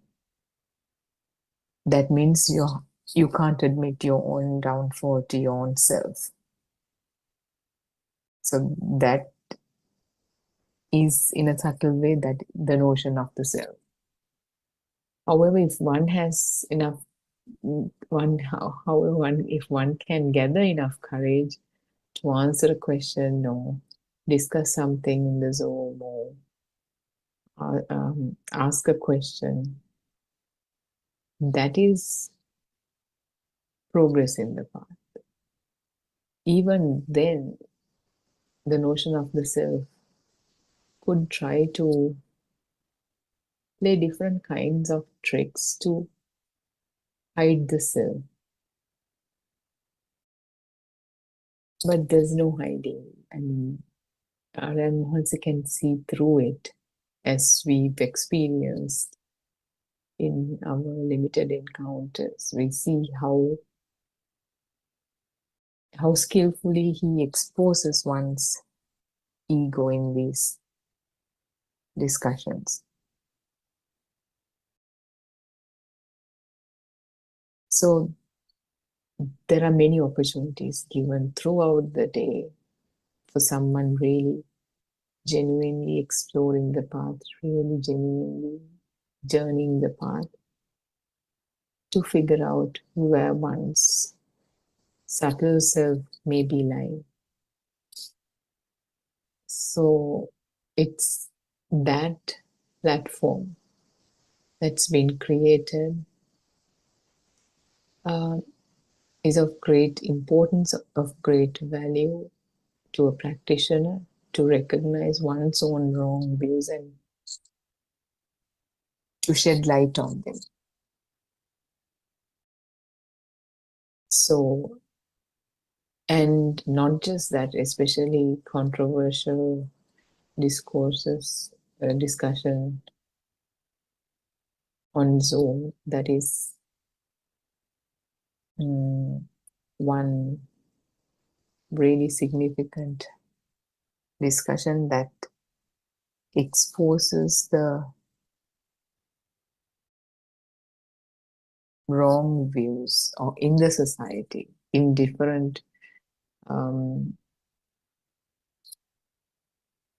different schools of thoughts, I guess, misguiding innocent people to really clearly explain how one view could be a wrong view. What's wrong about it? How is it according to Dhamma? How is it a wrong view? So, and the Buddothpado discourses explain pure Buddhism. There are no frills, there are no carvings, nothing as it is. The Dhamma expounded by the Buddha as it is, without any distortion, without any misguidance. And that's why the listeners of Buddothpado discourses are very fortunate, and that has already opened the path to nirvana to many people. Today, in this day and age, after 2500 years, by observing the truth about the mind, the truth about how the mind is created within you in the moment to moment, the path to nirvana could be opened within. And this is the meritorious ordination or Adhyatmika Upasampada. There's nothing else, because when ascetic Bahir came to Buddha, he was wearing, I think, leaf or parts of trees, tree branches or something like that. And he attained arahanthood. And that means that whatever you're wearing, regardless of however you're dressed, this liberation of the mind could be attained, could be achieved. And because it's a Dhamma that you have to realize, it's not a religion. This is the absolute truth about how things work. The true Dhamma, that is based on the principles of dependent origination. It is not based on meditation therapy or concentration meditation. Yes, concentration meditation can help if you have a very scattered sort of a mind, to have a concentrated mind and be able to contemplate, have that penetrative contemplation to direct you at the penetrative insight. But that is by concentration meditation alone, Nibbana could be attained. What we call Buddhism or true Dhamma is the observation of the true nature of the mind, as in when the mind is in action, as one understands how the mind works intellectually, then that true nature could be detected first-handedly when the mind is in action. By this understanding, the notion of an existing self is automatically let go. It's not somebody's doing it, but there's the value that's been attributed to mental objects slowly dissolve. That's what happens. Arahants are going to have thoughts. Thoughts are not going to disappear. The function of the mind is to create thoughts. That's not going anywhere, but the value that's been attributed by the system to each and every mental object, that slowly diminishes. That's why this Arahant says, "Maat ekka mama gamanak yanawa mawa dala man yannata yanawa." Leaving for this journey with myself, but by the end of it, the self is no more.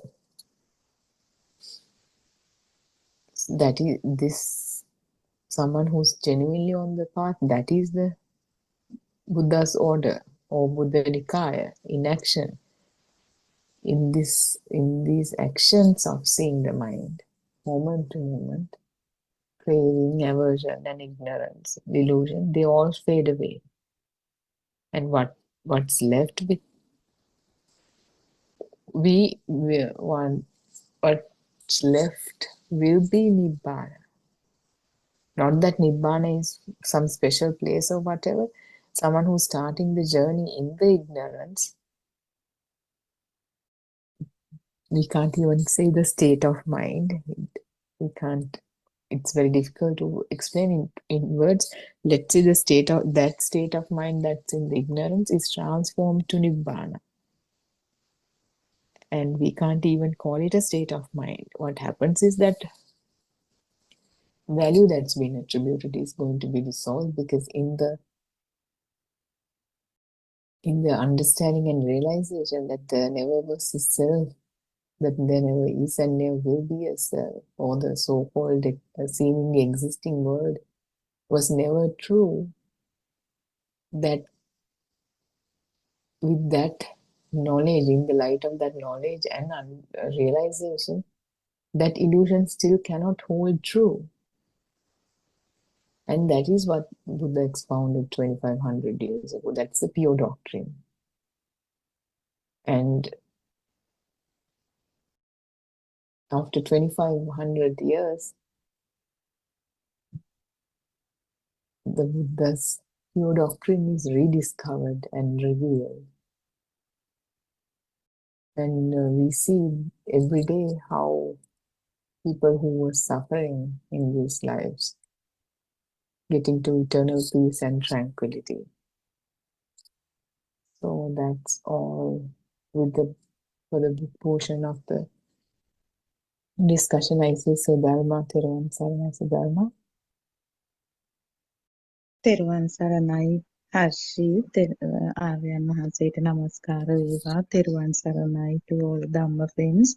Harshi, when you started today's discussion, you mentioned that once we open our mouth, we like expose ourselves in front of the Noble One. So although due to the illusory mind consciousness, we tend to believe that we are on the path, we have kind of realized this by involving in all activities and listening to sermons and by taking part in discussions.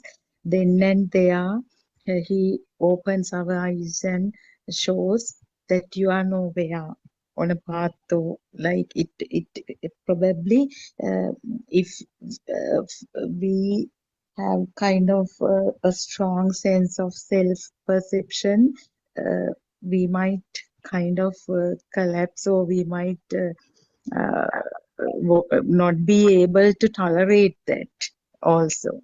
So I have such experience, Harshi. So in controversial revelations, this groundbreaking revelation 7 o'clock Zoom yesterday, I also tried to, is it okay to reflect on that and discuss it, Harshi, here? Yeah, go ahead. Yeah. And so I wanted to explain a thing. We know whatever the words that we give, it doesn't matter, right? Aryan Mahanse does not go by the experience or whatever.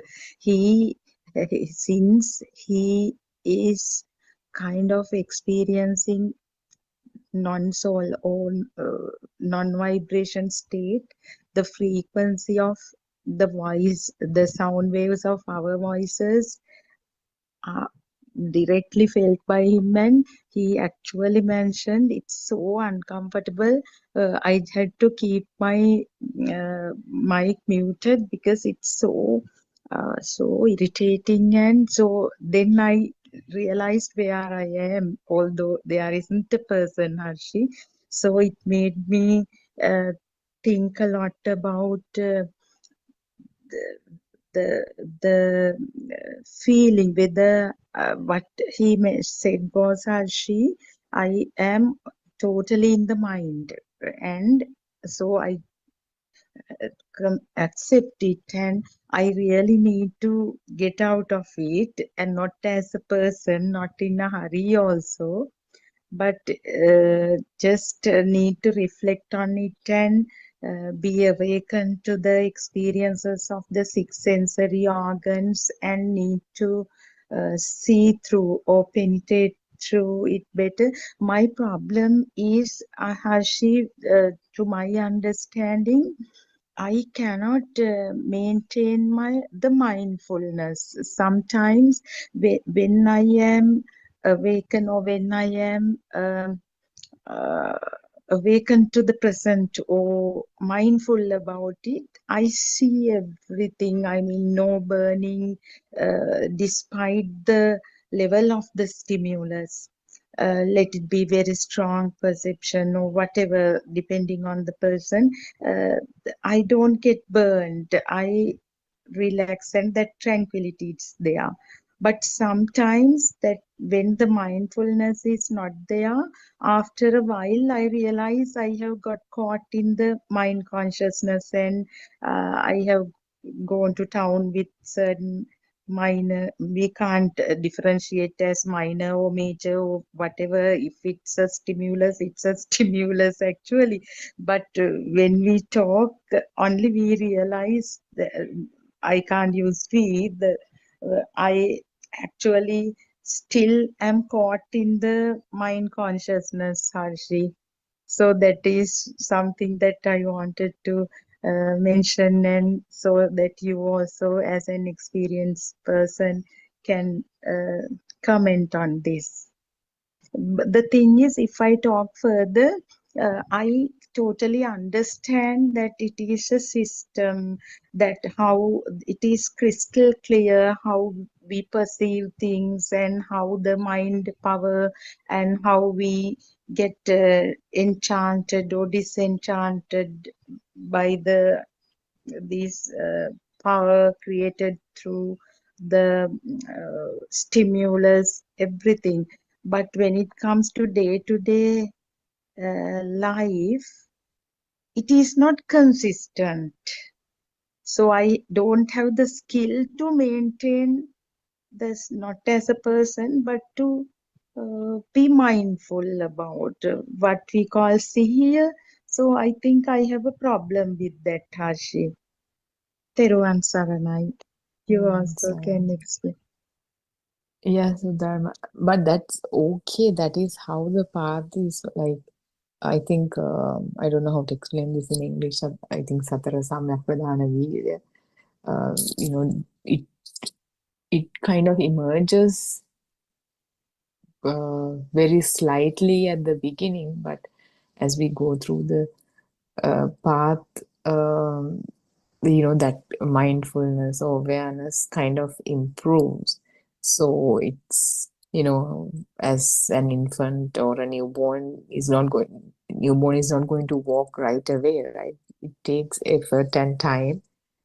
So it's not a problem, but if there's a worry about that, then that is the self. There's The person, the yes, yeah, Ashi. Then and there, the burning sensation occurred. If I recall that burning started, but earlier also in previous scenarios when Aryan Maharshi mentioned, even in a tougher manner things, I that burning, not as person, if I go back to try to recollect, it was not that severe, but still when he actually mentioned it's so irritating and all, I stopped then and there, uh, but I felt that burning within me, and like lost and like desperate, but not sad. But I knew he is there to help. That also came. So that was the experience. It's not a worry, but still I need to pay attention to it, isn't it, Tashi? Can't just ignore, isn't it? not ignore, but the thing is now this whole Zoom and uh, if Aryan Mahan say pointing it out, if there was some sort of embarrassment or whatever like that, I had to uh, encounter this again or whatever, regret or whatever, then this Zoom situation has become a real thing, right? Then there's some contemplation that is required as to if there's something called Zoom, if there's one called Aryan Mahan, say there's a self, like Yeah. that kind Yeah. of contemplation is really really investigating within you. Otherwise, like Aryan Mahan says, that mangosteen you have to Yeah. cut Yeah. over and over again and Okay. check to see if it is white Yes. inside. It's not that embarrassment at all, Harshi. That's 100% clear. The feeling I got was like I kind of this noble one has felt kind of uncomfortable because of my voice for a, I mean, That is also short self, uh, because that's it. that is the self that wants to be a good person or a good woman in front of the noble one, right? Yes. Yeah, Yes. so like Yeah. you have to inquire into Yes. why. Okay, I had to dig a little more deeper, and then the however many layers by which the so-called self is kind of hiding behind, if you dig Yes. deeper, those layers will be gone and the hiding self will be revealed.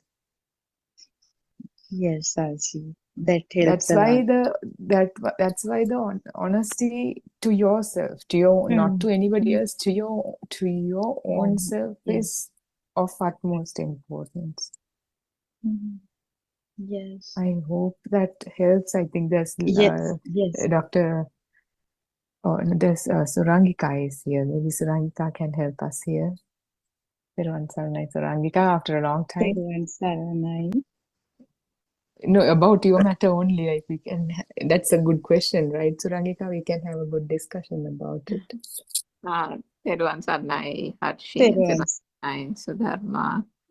I pay my respects to Aryan Hansen.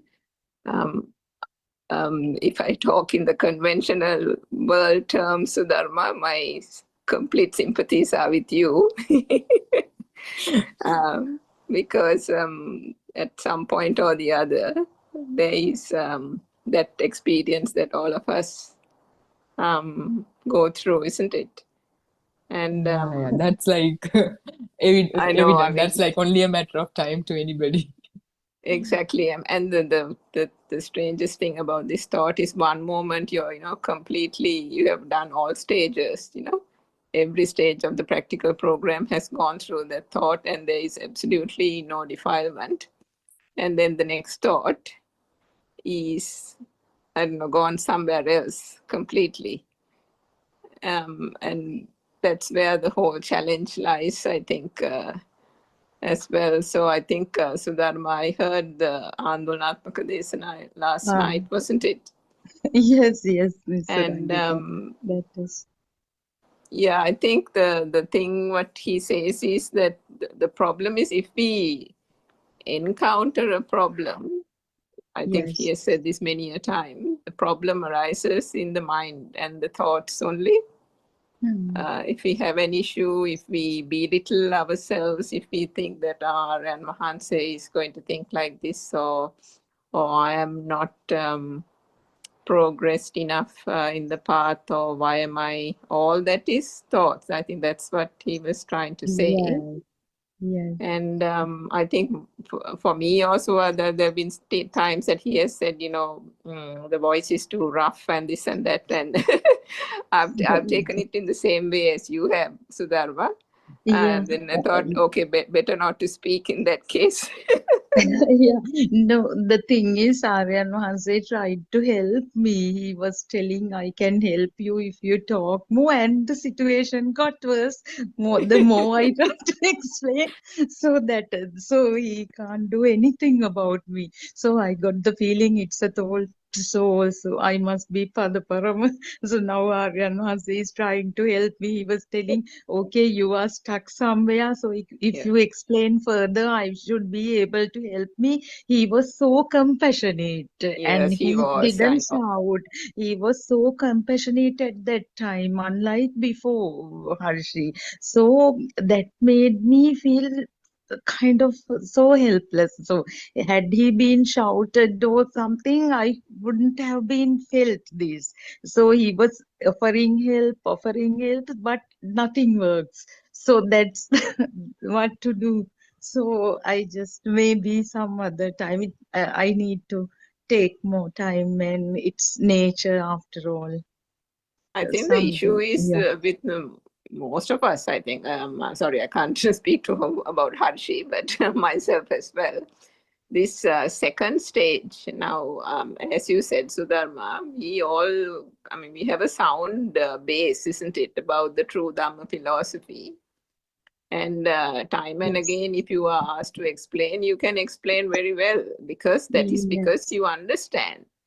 But what happens is, we have also this tendency, two things, I think. One is the fact that we have got so used to being in the mind that that is our natural default position.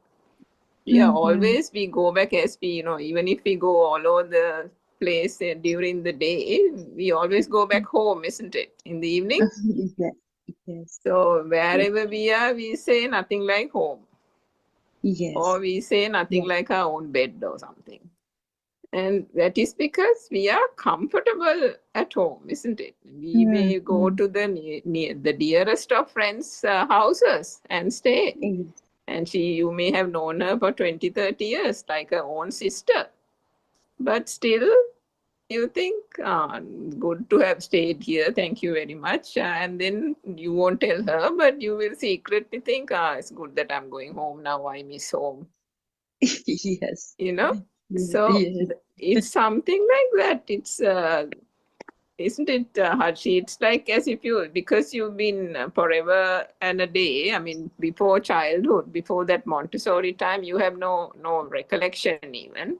So from that nursery days, this mind has been cultivated, and everybody, society, your parents, everyone has been saying that, everything is true, everything is real, you're there, you're a personality, you have a sharp mind, you have qualifications, or you have a good memory. All these things have reinforced this so-called memory, me, self-perception, and the fact that you have thought and analyzed and done things with that thinking also has magnified the sense of I.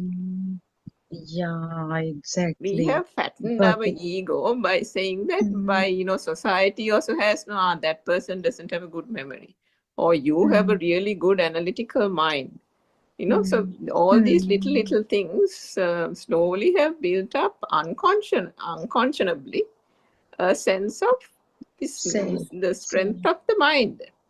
So as much as we have heard the true Dhamma philosophy, and we know Aranman he says, he has been saying and saying and saying for the last 5 years. And as he said, 10,000 discourses, we know. And yet, we go back to the mind. We don't do it. It's not we. It's, as you know, it's the system. The unconscionable, unconsciously, the default seems to be the mind. So through what Aryan Mahansa is saying, the practice also, I think, is that second stage of the Dhamma practical program. And in doing that, you don't have to go in, sometimes, because every time you can't be doing the walking meditation, when these thoughts come, I heard you saying that some thoughts are like really heavy, and then because they are so heavy, you feel it. And because you feel it, immediately you reflect. And because you are so attuned to the Dhamma philosophy, Sudharma, the moment you reflect, the heaviness goes. Yes. Right? So, and that's good. That's because you have trained, you have kind of, done it, you understand it, You see through see through the fallacy, and you know. So the thing is that heaviness you can feel immediately because you have a sense of calmness. There is a sense of inner transformation. Most of the time, there is no attaching to anything. There is no defilement. There is no worry, no stress. But so when you suddenly feel this heaviness, it's not the usual thing. Those days, heavy or not heavy or light or joy or whatever it is, everything we went with the wave, isn't it? It was like a wave and we went with the wave. We didn't know anything else. And so therefore that we thought that was our usual form and that was it. But now with listening to the Dhamma, there is that inner calmness. There is that lightness, as R.N. Mahanse says. All of us feel that. So because that suddenly when you get the heavy thought, what is this? And moment you trust like that, you think about it and then you kind of that feeling dissipates. But then I think what you said was those little thoughts that keep coming. Those thoughts are like something, you're meandering down a path and then before you know it, you have one thought has become the second thought and you have gone on with it, isn't it? Yes, exactly. And that is where this has happened to me as well. Even if you take something, even if you think at that point that you have got one thought and that wasn't significant, yet halfway down the line you realize, you've been thinking on this, isn't it? And then you take like a Dhamma point and say, now why did that happen and this and that, and then you leave that issue alone and then you go on the Dhamma point. Yes. So that also, because that's what R.N. Mahanse says, if you know it, you have to stop it. Because even the Dhamma point is, if you know it, you don't have to be going on and on and on with that Dhamma point. Then you take another Dhamma point, another Zoom discussion, another point, attach all that, link them together, and then now you have forgotten that insignificant thought, and then you're going down the Dhamma point thoughts. So all these are what we have to realize is that they are all thoughts. And each time there's nothing else to do. I mean, Haji, you can correct me if I'm wrong, but there's nothing else to do. But when you feel as if you're going down you've got an insignificant thought or minor thought or whatever it is, they're all thoughts too anyway. You just think, this is a thought, and dismiss it. You're not bully. When you realize it's a thought, that's all you have to do. But like the Buddha said, Tadapi passa paccaya, that you have to, at that point, see that it's a thought. And then you do your work, and then again, before you know it, you got caught to another string of thoughts. Again, if you stop in your tracks and think, that was just a thought, no? And that's all you have to do, I think. Haji, if you can, because I found that was helpful to stop this continuous strain. Yeah, that's true. That I think that parivajjana pahatabba is like kind of refrain from going along with these thoughts. But that helps if something kind of continues to come back, the same thought or whatever. But still, like based on where Sudharma is, you're the one who knows. If you can, like, where in the what do you call the karmastan, the practical approach, if the external world still become real to you, that contemplation is required. If I got it. You can't get ahead of yourself, and however much in a hurry the self is, it just kind of has to, like Karan always says, you plant a seed, water it, give enough nutrition. You can't be like, oh, the leaves are not here yet, the flowers are not here yet. You just have to give it time for the due course to happen. Dr. Sakunthala is here. I think she can, Thiruvan Sir, and we would really appreciate your feedback as well. Tera Saranai, I pay my homage at Karen Mahasi's feet. Tera Saranai, all Dhamma friends.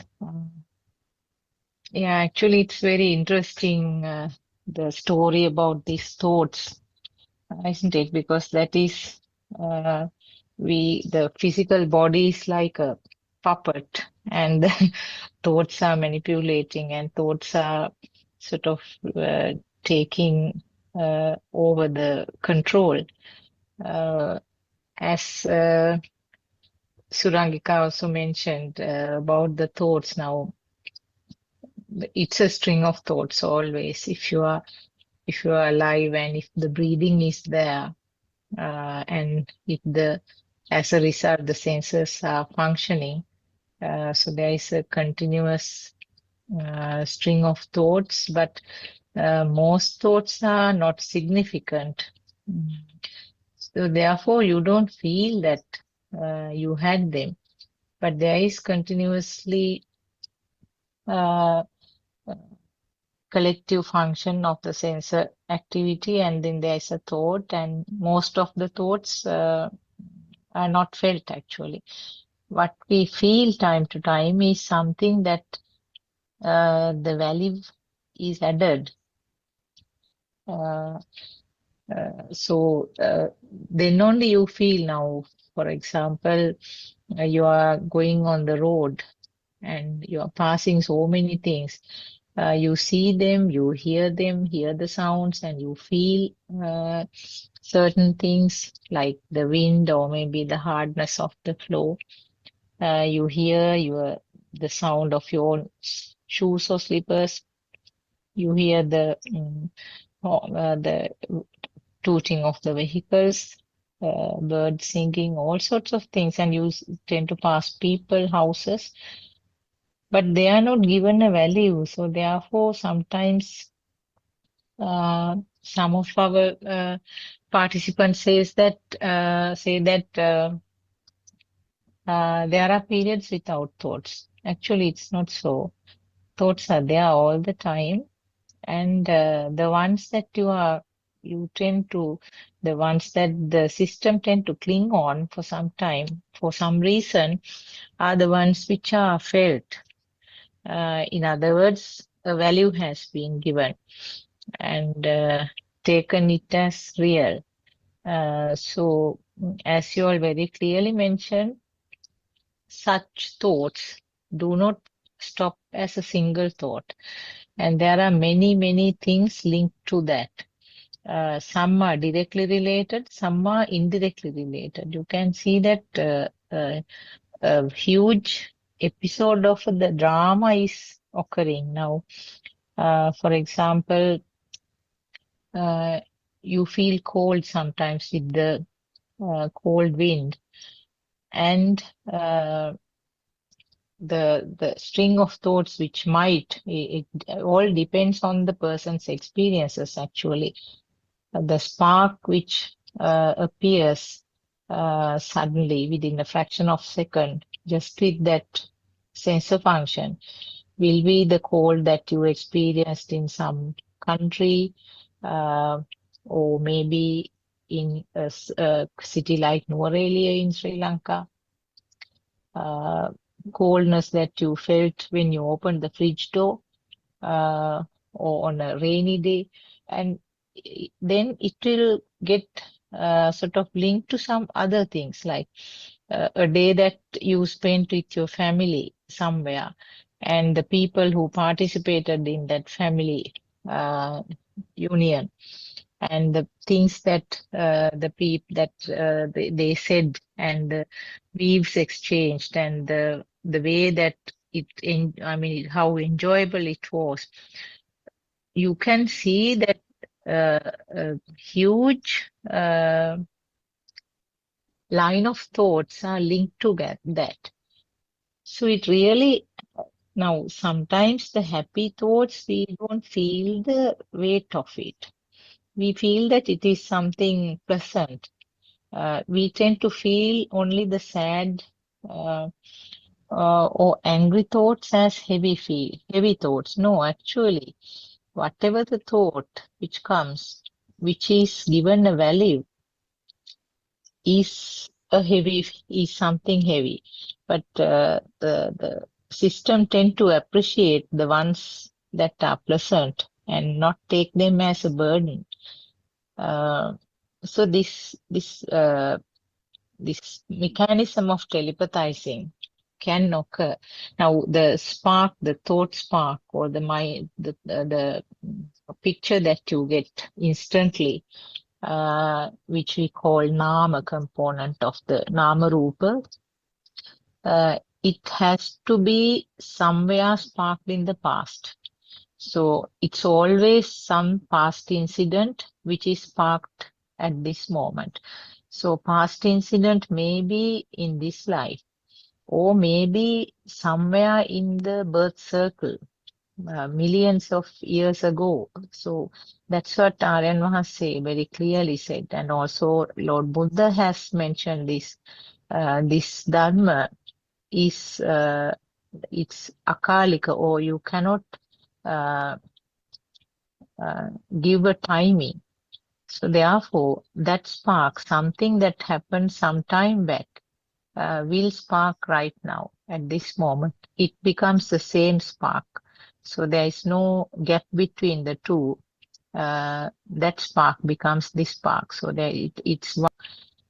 So it has to be some past experience.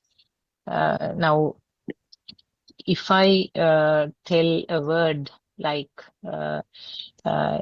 if I say Kesel in Sinhala, the people who do not have any idea about the Sinhalese language will not have a mind picture, will not have that spark. It becomes only a sound to them.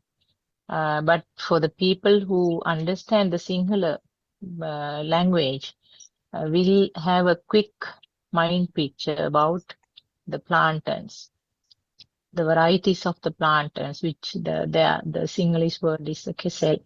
So we'll have a variety of plantains, various colored ones, the tastes, and when you ate plantains last time, and even the bush of plantains which you have in your backyard, so many information will be there in that single spark. So this is the nature. This is what's called the Chitta Niyama, or the nature's law, how the mind is formed. So this is an automatic or system functioning. There is no way of changing this pattern, and the feel of angry or sadness or whatever the current that is created is also a part of this same process. That part actually we need to sort of very clearly understand, because sometimes we tend to feel that that current that is formed as a result of this sequence is me.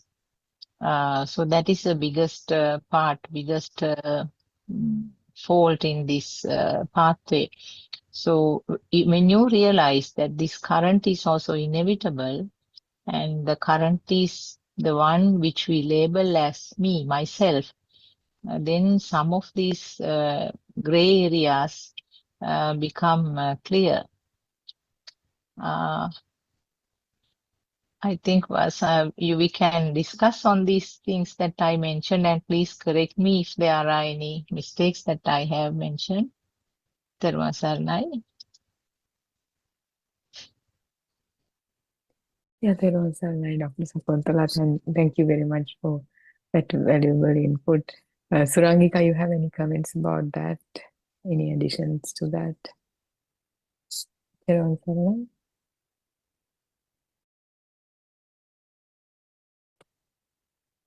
Also, Dharma, you have any questions about that?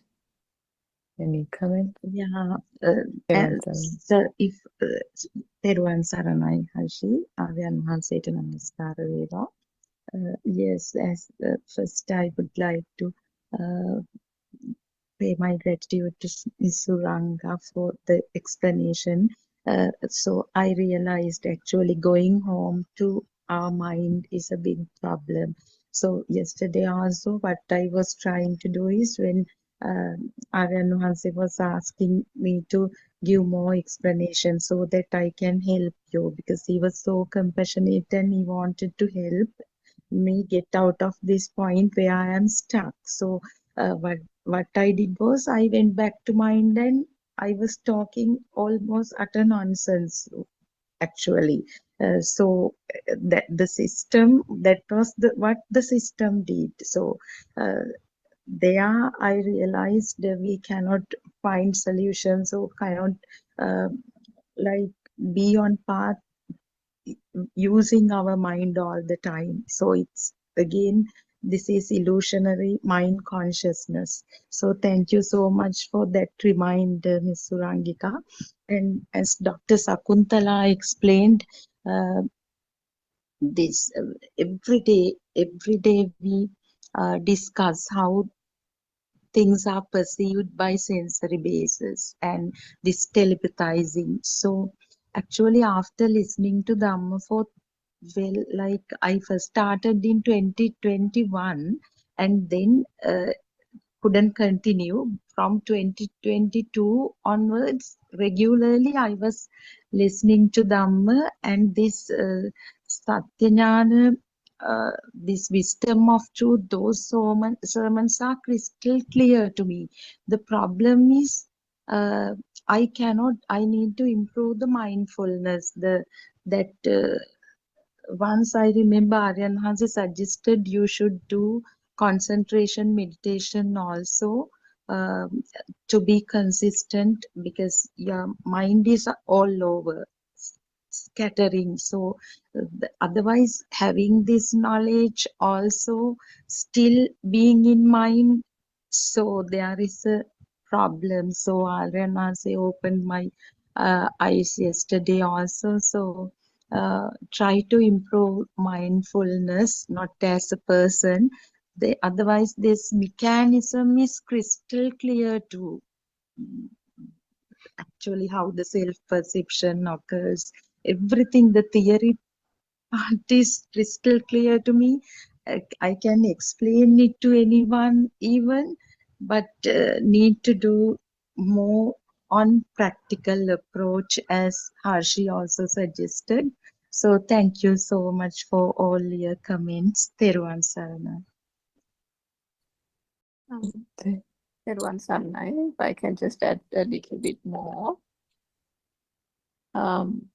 So that home thing, Sudharma, but the thing that has, because of ignorance only, but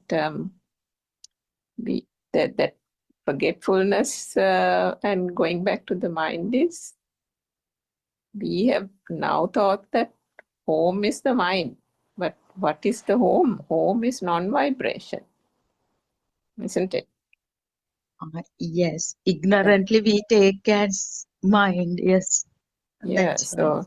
Yeah. almost like a newly found friend, but not the newly found friend. We think, my goodness, it's the mind, it's my mind, it's my thoughts, everything is mine.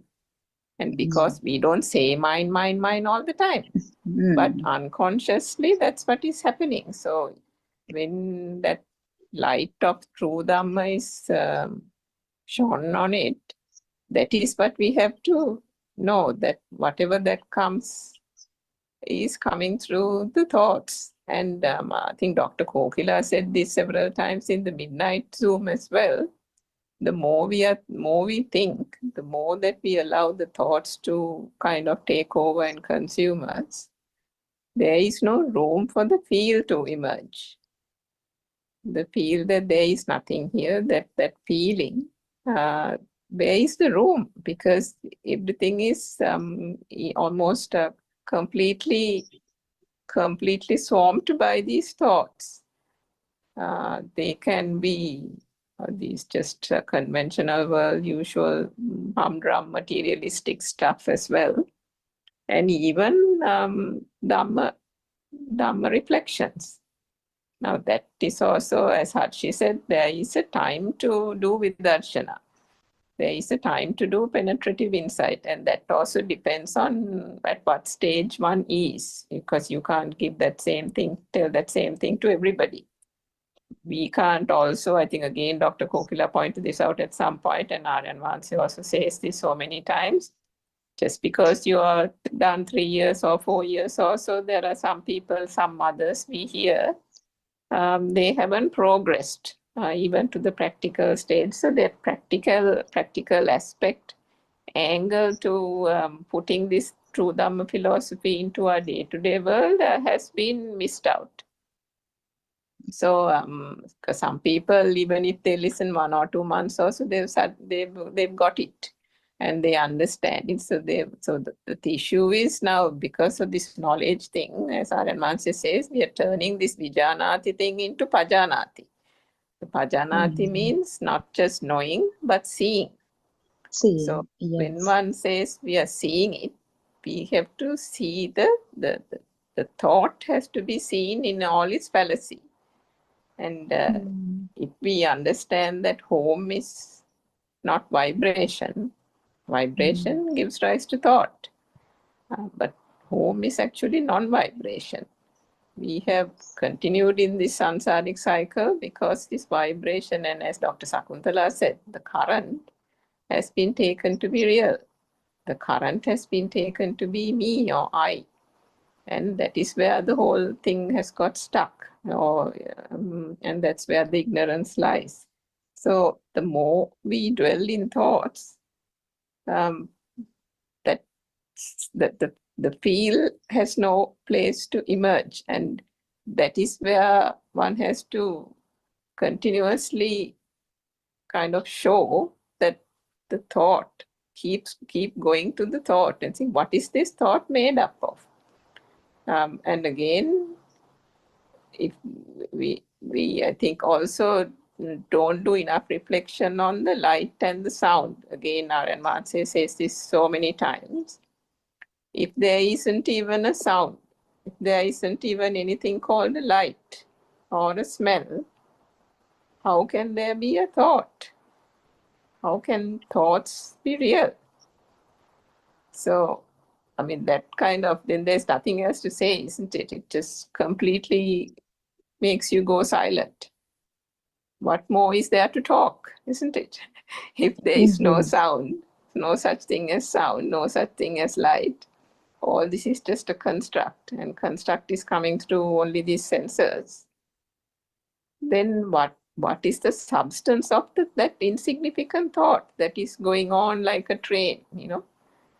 What are we are, this is why the Buddha understood the mind completely, and it's through that only realized this whole non-vibration as the state to be, because it is this mind that is trying to assert itself, to entertain. It's an entertainment. It's almost it's all defilements. This sense of wanting to be. I don't know how to say it, Harshi, maybe you know the words, Abhisankarana and Viparinama. Abhisankarana and Viparinama is the thing, the evolving nature of the thought. The thought is also never static, isn't it? The thought is also constantly changing shape, constantly changing, the mind object is also changing. If you now say you have something that you really like to think about, or it's something that you really like, say your son, and this is something that I've heard also in other talks, if you are told to, okay, now for the next 5 minutes, don't think of anything else, but think about only your son. Can you do that? No. Even 1 minute you won't wait with just thinking about the sun. Yes. There'll be all kinds of other things that will come to your mind. That is because that is the state of the mind. The mind itself keeps on changing, keeps on evolving. And because there is nothing to it, as Dr. Sakuntala says, some earlier perception telepathizes and a perception occurs. And it's just a series of these perceptions telepathizing in the mind consciousness. If it is not coming at that very moment from a particular sensor, then the mind sensor keeps on telepathizing and a spark occurs and then a thought occurs. But where is that thought? What is the source of that source? Something occurring, something that had occurred earlier is telepathizing at that moment and it is occurring again. And then one goes out at a tangent on that thought. And then next moment another object. And next moment another object. And so it goes on. So when is this finishing? That is what needs to be considered. Is there any purpose? It's just changing object to object, object to object, and going on and on and on. And if we also get onto that bandwagon, I am saying we here, sorry, I shouldn't be saying that, but there is never end to that thought train, isn't it? And just putting, I think showing that to become pajanati, just when the thought arises, just see the thought as to what it is. And if another thought arises, see the thought as to what it is. And because you have engaged in the vidarshana at the appropriate time, that is going to help in seeing that thought as to what it is. So I'll just stop there. Harshi, if you can correct me if they said anything wrong as well. Thirwan Sarnai. Everyone, Sonika, thank you for that explanation. In another angle, so it's that same example Aran Mahanse uses. You in this factory that makes concrete animals and ducts and posts and stuff like that, you input your raw materials to be cement, sand, rocks, water, and and what comes out of the other end is these animals. You have seen these concrete elephants, horses, ducks, and stuff. So the name changes, the shape changes, but the inherited value in terms of that, what it is made up of, is the same material in different proportions, right? So similarly, thoughts are made up of vibrations, manifested vibrations, images, sounds, smells, tastes, and whatever is felt when there's touch.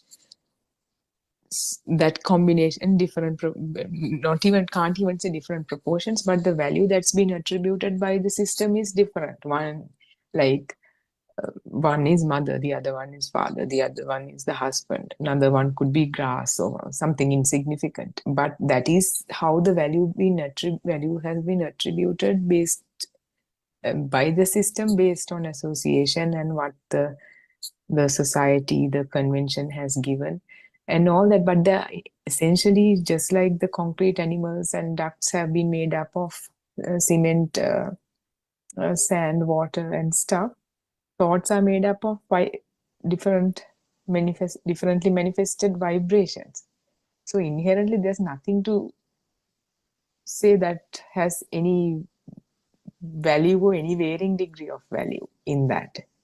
So if you can see when a thought comes, oh, my tummy hurts or whatever, tummy is also made up of an image and a sound and all the stuff, all the good stuff. And the self is also like that initial thought that the system took. If there's a mother, if there's a father, there should be a self. That thought is the one that has been, like Suranka mentioned, been evolving and kind of being updating and being current through every thought that's been created, through every thought that assumes there's some external world that's existing. So if, like, I know you said you've listened to Dhamma quite a lot, but if you didn't do the contemplation, the penetrative contemplation, they do not become your own direct experience. That's why you have to have your customized raft, customized by you. Yes. That is that direct understanding, direct knowledge, direct insight of Dhamma. Otherwise, it just stays as knowledge in a shelf somewhere in the memory or whatever we call it. So until that happens, the progress cannot be seen. Like it has to become your own knowing. Experience. Yes. Yeah, Harshi. not just knowledge. Like, you can memorize the multiplication table and Yes. as a result, you can do few sums. But if you get the numbers really well, then if whatever the number there is, you intuitively have an understanding as to what kind of percentages or this kind of subtraction would result in this kind of thing. That intuitive aspect wouldn't be there as long as it sits as mere knowledge. So that contemplation with everything, go beyond the words that's mentioned in the sermons. When it said the birth of the eyes, the birth of the self, okay, that's few words, but what is the message that's beyond that? What does it exactly mean? Like that involves a whole lot of opening of eyes. That's why these controversial disclosures like gets you to get to that penetrative contemplation in many angles. Like say it's the same discussion every day, but it's many angles. So different kind of like if we are to say it in a different way, that we say like different networks of brain are connected, we say in different contexts, something like that. Different kinds of angles of penetrative insight will, the eye will be opened. So that if that is lacking, then it's like my memorizing the multiplication table and doing some sums. Very clear. Yes. That active engagement, not as a person, but that's what we call skillfulness, isn't it, Harshi? Yeah, Skillfulness to, skillfulness comes like, yes. Yeah. yeah, now, so Arana told you to do concentration meditation some time ago. I would start that day. Like, I because, actually did, Darshi. yeah, And there are a lot of self-evident, stuff also, because now, if it's okay, I lived with the two sons for a long time because my husband passed away in 2014 and just lived with the helper. So when my sons moved, we were closely attached, kind of family, three of us. And when they left, also, I didn't feel it, honestly speaking, because even when they want me there, I don't intend to leave because I do the job and I'm quite okay all by myself also. Such, burning is not there. Even now, yesterday, I got a pain in my, since you mentioned the pain, body pain also. I tried, Aryan was that when we uh, take the pain as a stomach ache or pain in my back, actually we feel it. Then it becomes more and more painful and it becomes real, it becomes a thing. But through kind of that wisdom of truth helps us to see it as pain, feel it as pain, then that pain is not giving pain. So that such experiences are there, Harshi. But the problem is, I need to understand the mind consciousness more, because when you all were explaining, felt that I have a kind of inner belief that mind is a persistent thing. It's there. So, but it also arises and ceases, because now in relation to five sensory bases, also seeing, hearing, then smelling, they are also in this fusion of the sensory experiences. Then finally the mind consciousness, and actually we can't give the gaps, but still finally the fusion of all sensory experiences, then mind consciousness arises and mind power. And that since, as Dr. Sakuntala said, there is no detectable gap between thoughts, no. And then again, when thoughts occur in mind through telepathy, that is another mechanism. So that another mechanism means they are the thoughts get in contact with the mind consciousness, and with that all other, I mean, the seeing, hearing, smelling. Now when we think of the thought of mother arises, mother's image, even the voice and the smell, even the taste, you would say, like everything is fused in that and come in one shot. So that although I know it, the concept, but when it comes to practice, I kind of get deceived as mind is a persistent thing. I think that is also a problem. Yes. I So think, it's, Dharma, yeah, without analyzing what's going on, okay, this is happening with me, yes, this kind of thing is happening with me, this kind of, yeah, without yes, going along, without kind of going down that path, what yes, we need to realize is nirvana is yes. in this moment. Whatever the Mm, thought we have right now, if it mm, assumes that there is an external world, mm, automatically the self is created. So there's no mm, nirvana in this thought. So if mm, the truth about it is seen right now, that is nirvana. So mm, if you can pay attention to like even the way you talk, I think there's a lack of skill there. If you mm, can go back to this recording and listen to, like, okay, there's progress. Of course, anybody who comes to this path understands this Dhamma.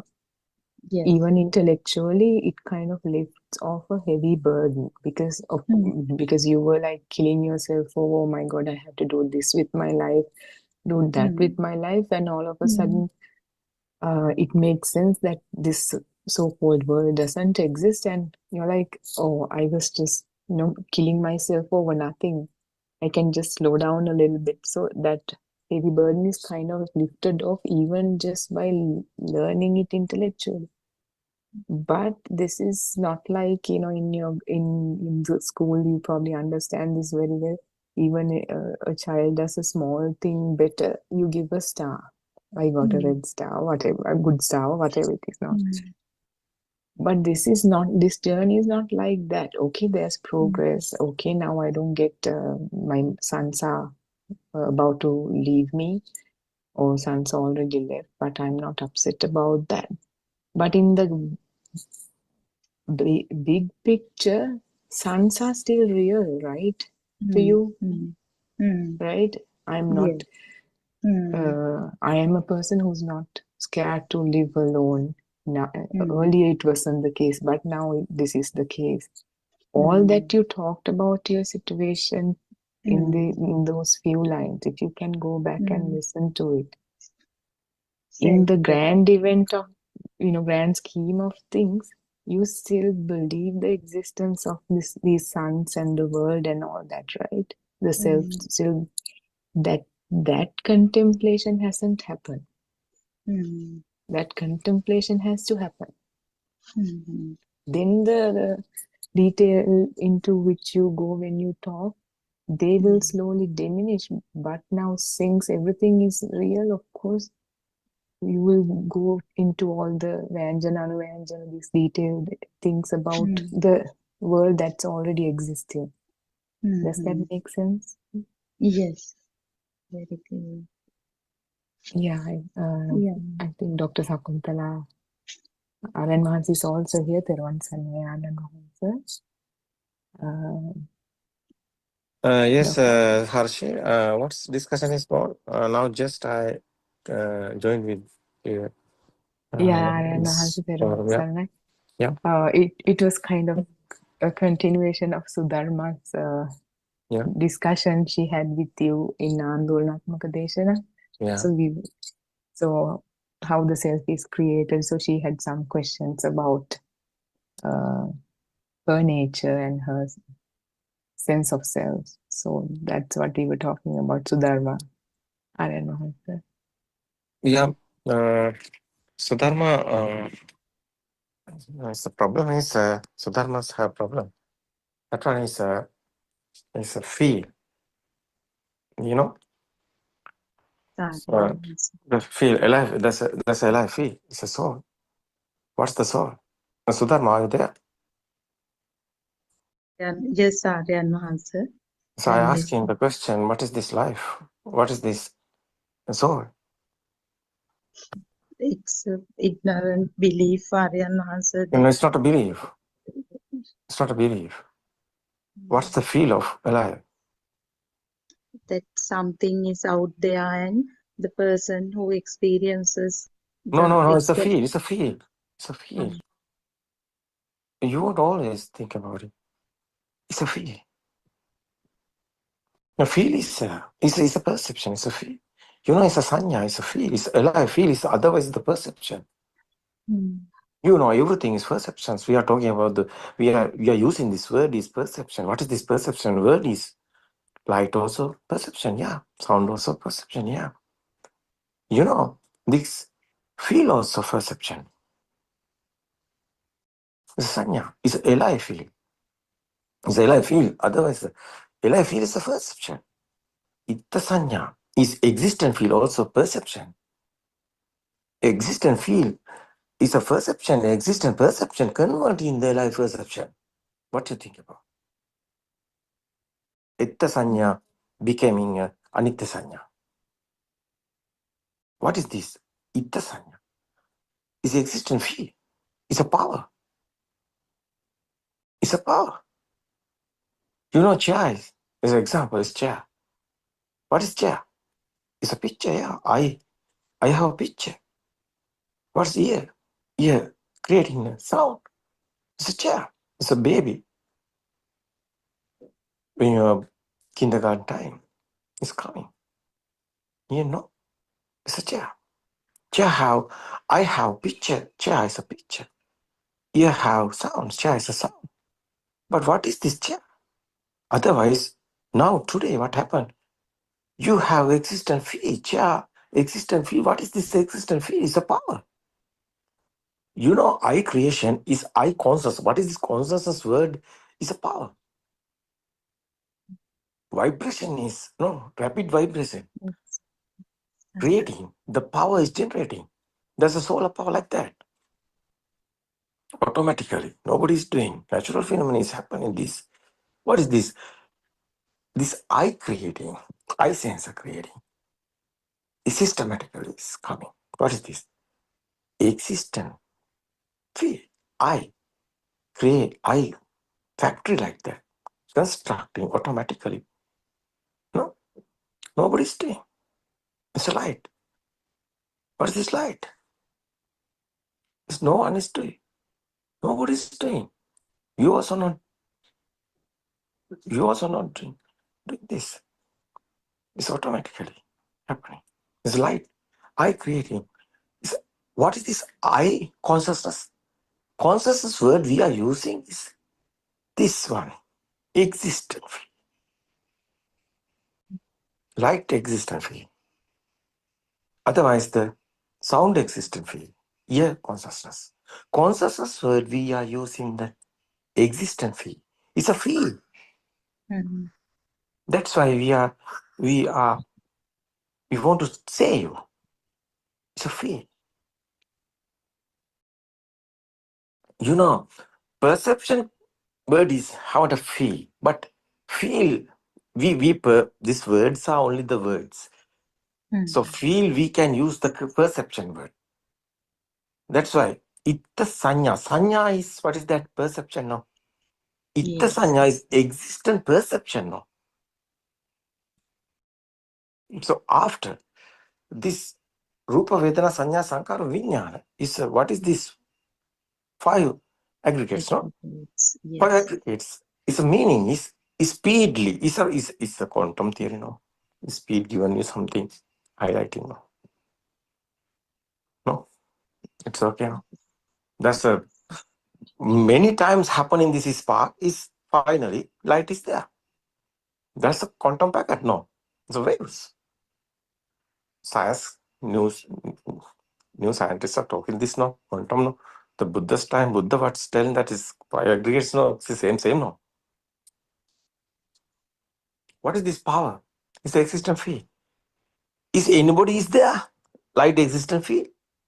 No, nobody's there. That's consciousness is power, no? Do you understand what I say? Harshi, Yes, do you understood what I say? Yeah, Renu. Yeah. Yes. So what I want to say is alive feel how is coming.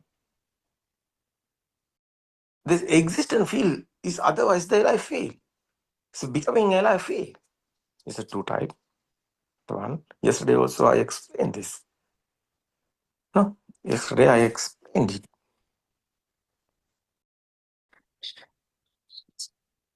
So ear consciousness is sound, no? It's a drum is inside the ear and vibrate. That's the sound. The sound existent feel is the power. You know, many times it's drum vibration is happening. That's sound, no? That's sound. It's a constructing. Nobody's doing. It's constructing automatically. Is constructing this. Like that is why it's a ayatana, salayatana. It's factory. It's a factory. I made in this. This product is created in this factory. I is a ayatana. What's the meaning? Is this? It's a creating one. Product. Sound also product. Light also product. Smell also product. It's a production. No? It's producing. What's the correct word is, Harshi? Is it correct? Yeah, that's correct. Yeah, so also taste also product. So otherwise hot and cool, smooth and rough, everything is product. It's our skin sensor.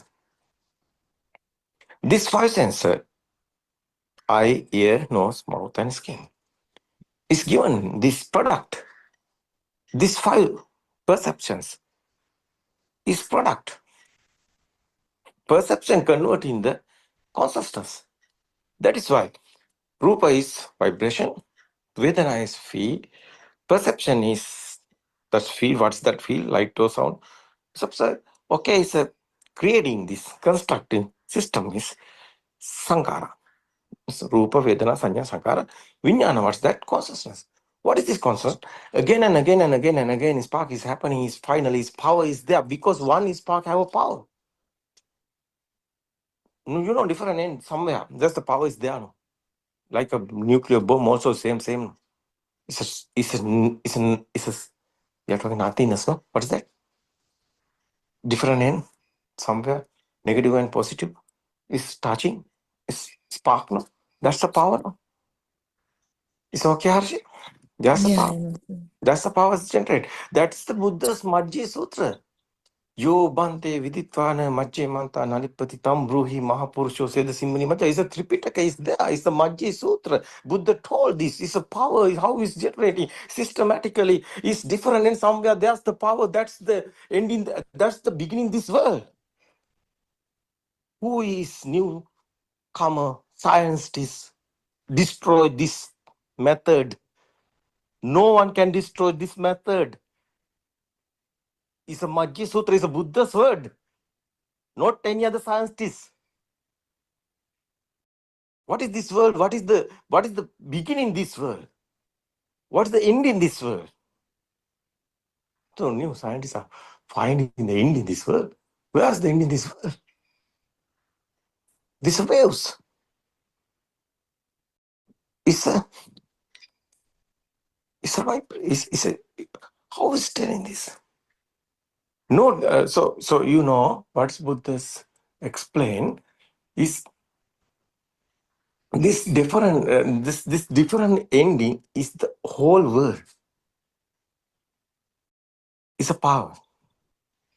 That is why there's a dark matter, dark energy word using so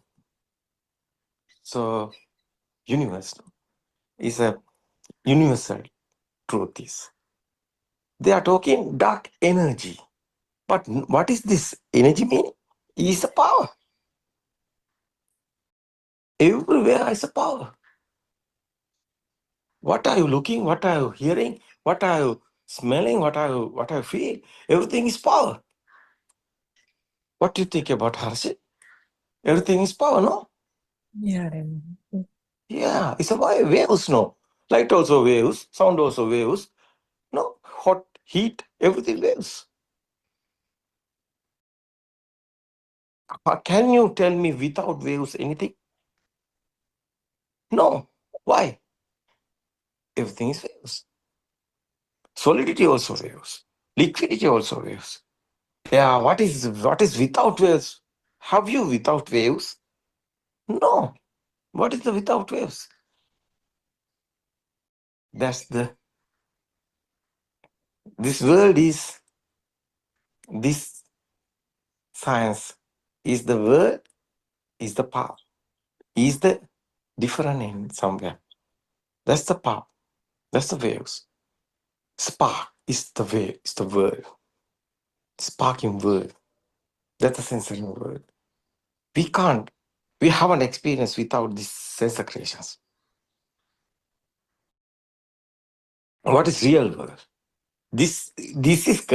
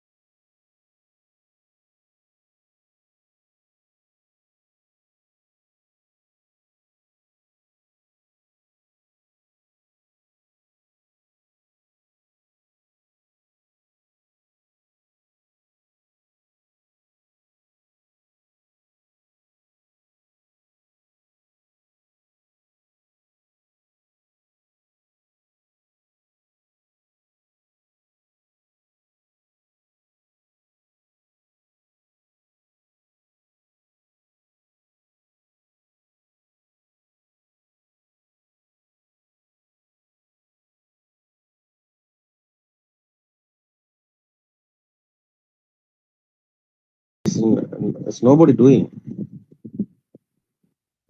No, it's a happen. It's automatically happen. You can experience it. You can't do that because who is doing? Somebody is there. There is no non-soul dam. Somebody is doing. He is there. No? How is talking about non-soul? That is why.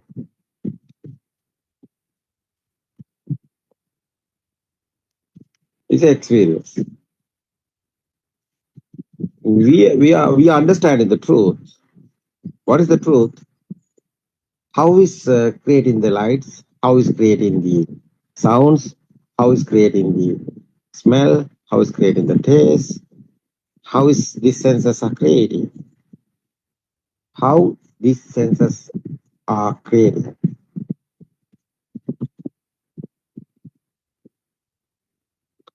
This sense creations is your everything. You haven't experienced without sensing. That's it's normally guys, they are in the world. What is this world? Their own senses systematically. So it's a creating. The effort is your senses. Your senses given this lights, this type of 7 color lights. Your eye creation, eye is a sensor, and your sound, your ear creation is a sound also. Otherwise, your taste, smell creation, your nose is like a factory. It's a product. Your nose is a sensor. Yeah, it's a product. The process is there. It's a creating.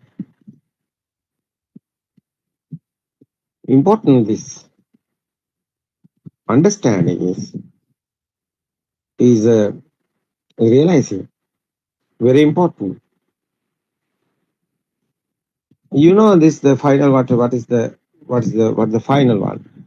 You see the eye creating sound is the eye creating the picture is the product. Is okay. Is the ear creating is the sound is the product. The nose is creating the product. The effort is your systematically. It's happening. Nobody's doing. Smell. So mouth also. It's a tongue given you to taste. Spicy. Otherwise, your body sensor creating is your feeling is hot and cool, smooth and rough. These 5 sensor, one time is this present moment is okay. One time is okay. What you are looking is a chair. What is the sound is here? What is the pitch eye creating? What is sound eye ear creating?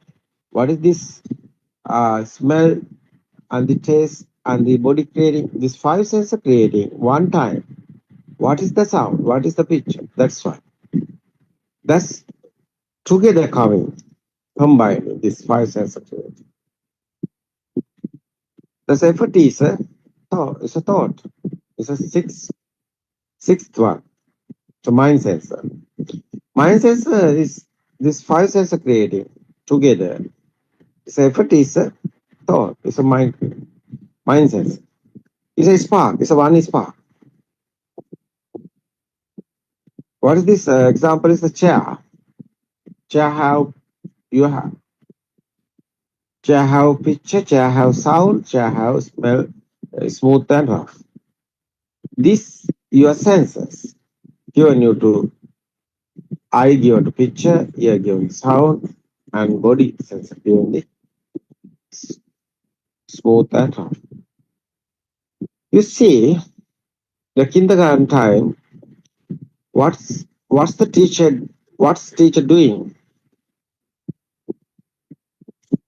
Teacher given this picture and given sound, and you can touch. Yeah, that's a That's a thought.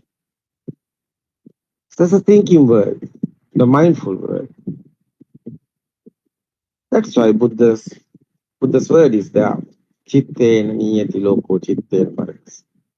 The meaning is you are living on your sensor, within your sensor. You are living, what is this word? Is your sensor given this word. That's why cause and effect. Dhamma, cause is the sensor, effort is together. No, together coming, the effort is the mind sensor. The five senses together coming, mind sensor is the effort. Otherwise, especially the thought, how is coming the power is very important. That is why science is here inside. It's a mechanism. The speedily sparking happening, that's the mechanism is I creating the light. Otherwise, speedily sparking is a vibration. Ear drum like that. Is your ear creating your new to sound. You know, this one spark have the power. Because different in somewhere, the power is there. It's the Buddha's word otherwise. Panchasutra. Yobante viditwana majjamantana lipati tambruhi mahapurusho seda simbani maga. It's a part, it's a Buddha's word. What the meaning is that the power somewhere different in power is there.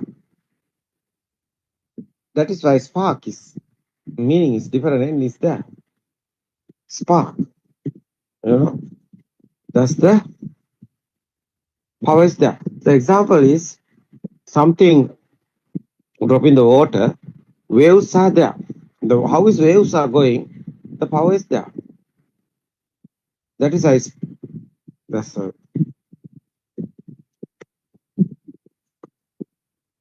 why is waves is happening. That's something drop in the water. That's a spark. No, that's why power is coming. That is why different in somewhere. There's a power is there. North and south like that. There's a earth also. Like that, magnetic, no? Magnetic power like that, different is there. Electric power also, you know, that's the, how is coming electric power? It's rotating in the different ends, no? A huge magnet rotating, no? Why we are talking this power? You see this existent field, how is thoughts power is, how is thought coming to power? No. You are looking the chair, you have field, chair is existent field, chair is there. How is that coming? That is why we are talking about power is there. Because something there, other side is someone is there. The existent field is there, alive field is other side. That is why. Very important this understand. What is this alive field? How is alive field is coming? Nobody is doing. No one is doing. That's a Tripitaka is there. That's a Sela Sutra. It's talking about this. You also not doing. Nobody is doing. Systematically is happening. What is? Power is there. Existent field is there. Otherwise, alive field also there. So how is alive field? How is coming? Existent field? Where? So what is existent field? It's a chair. That is why. There's a power is there. You know, there's a power. After that, kindergarten time, is happening in this. It's the Buddha's word. Your eye is the word. Your nose is the word. Your ear is the word. Ear given you to sound word. No, I given this picture word. This sensor given you to this word. Your senses not working. You haven't a sound word because you are deaf. Your eye not working. You are blind. No, you can't see. So like that. This word is our senses. That is Buddha's word. Otherwise, Salata Loco Loco. This senses is your word. That's the meaning. This senses not working, you have a word. That's why. You also not there. Other side, this world is you. It's very important. So, someone understood this. What happened? What is we are talking about internal transformation? Power is disappearing because you know this is not real. It's a thinking word. It's not real. After power is fading. That's why defilements are fading. We are talking. That's the Buddha's word. That's the Buddha. But what Buddha want to do? End in the suffering, end in the sadness. It's happening. No. How is this happening? Because you know the truth. Easy, no? Yeah. Dhamma is very easy.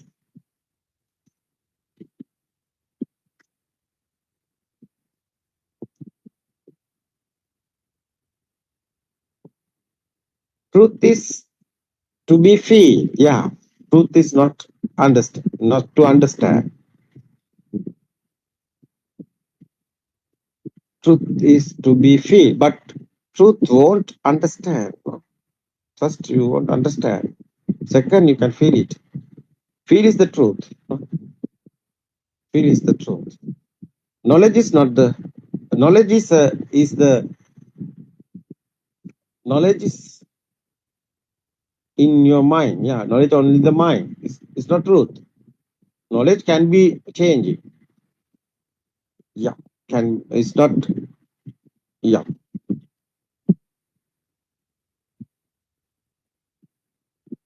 Lord Buddha, yeah, what should the Lord Buddha want to do? How is liberate the mind? No?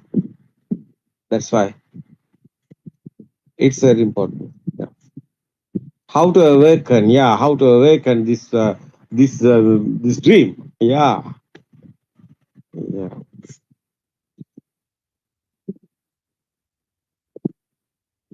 How to feel beyond the sense is very important. Yeah. Yeah, it's okay. Otherwise, there's a freedom now. How after that is a tranquility. No, it's a peaceful mind. It's coming final. No. Yes, because someone understood the truth. He have a cage because no ego is there. He also not anywhere. Everything is like a nature because he know nobody is here. This is a system. It's a creating. It's very important this understand. That is why insight meditation is not a concentration meditation. Insight meditation is understanding one. That is why dependent origination very important to understand. First Dhamma discourses Buddha's one is Dhamma Chakrapavatana Sutra, is the Tripitaka is there. You can realize Buddha's word. What is the Dhamma? Dependent origination. What is never heard before Dhamma? What's Buddha explained, the 5 teachers? It's not concentration matter because 5 teachers already know that. This important thing is experience. I think someone won't find the truth. He is doing concentration meditation. It's okay because he won't experience. After he know this concentration meditation is not the way. Yeah, it's okay, calm and cool, it's calming, but it's not permanent. It's impermanent. Your posture is leg cross sitting and you are doing exhale and inhale and you are doing concentration meditation. At that time it's okay, but after you are wake up in the bhavana, what happens? You are in the normal life. You are in the normal life. There's the defilements.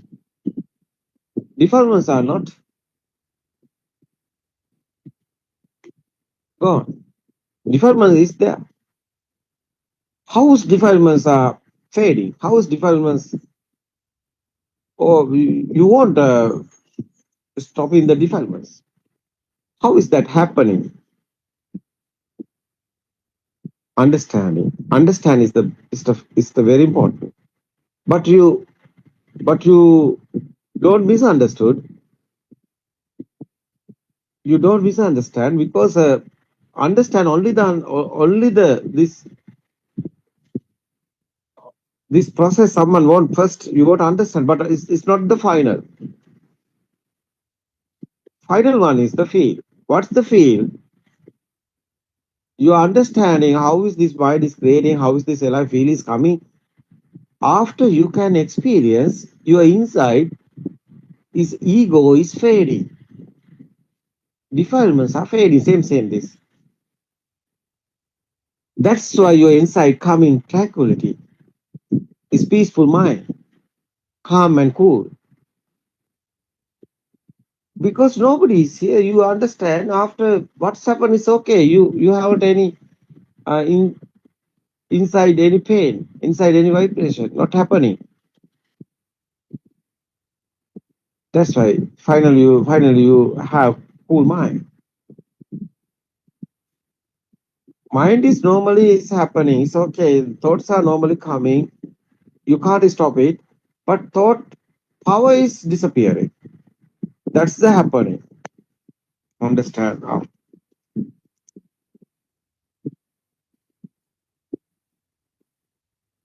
It's very important. That's why inside meditation is understanding. But not enough understanding. You won't experience. Satyajnana is the truth. You see, you will understand how is creating this, how is creating these senses, how is coming the life feel, how his thoughts are coming. Right vision is very important. After you can experience it. That's the truth. Buddha's word is Kruthajnana. Second one. You can experience it. Nobody here. Everything is happening systematically. After third one is, that's the effort, tranquility.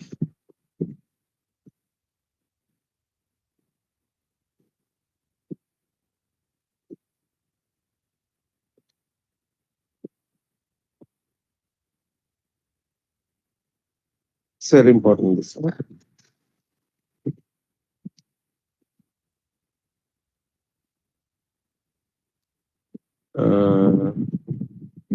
Joel, no? Joel.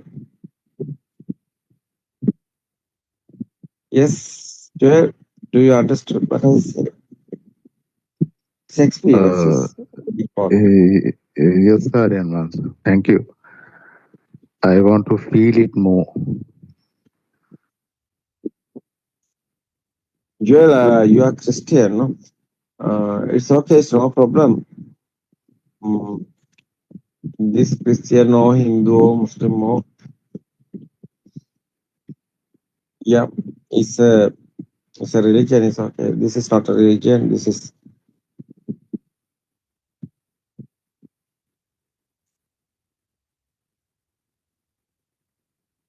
Joel, Now I think you understand. Joel, what's your really problem? What's your really question? Your internal, what is your experience? My experience is like these days, I am really calm and cool with myself because before listening to them, I was like getting angry for certain things and getting mad. But after following this, I think Yes, okay. I have, You're talking about Joel, angry. yeah, How long you are here in this Dhamma? for I think 1 week. 1 week. Last week? No. 1.5 weeks I've been here. Yeah. Okay. What you are finding? You are finding truth. What you want? I mean, like that, just to come out of the mind and live out of the mind without getting stuck in the mind. Come out of the mind and what are you talking? Come out of the mind and Come out of the mind and come out of the senses and live in that, nice feeling, peaceful feeling. No, Joel. We are not talking about like that. We are talking liberation of mind. No. Who is come out of the mind? Nobody is here. No. System is working. No. Do you understand what I say? We are explaining. Nobody is here. System is working. Liberation of mind. Freedom of mind. Nobody is come out of the mind because nobody is here. That is the Buddha's explaining. None so them. System is working, nobody is doing. Minds is also systematically happening.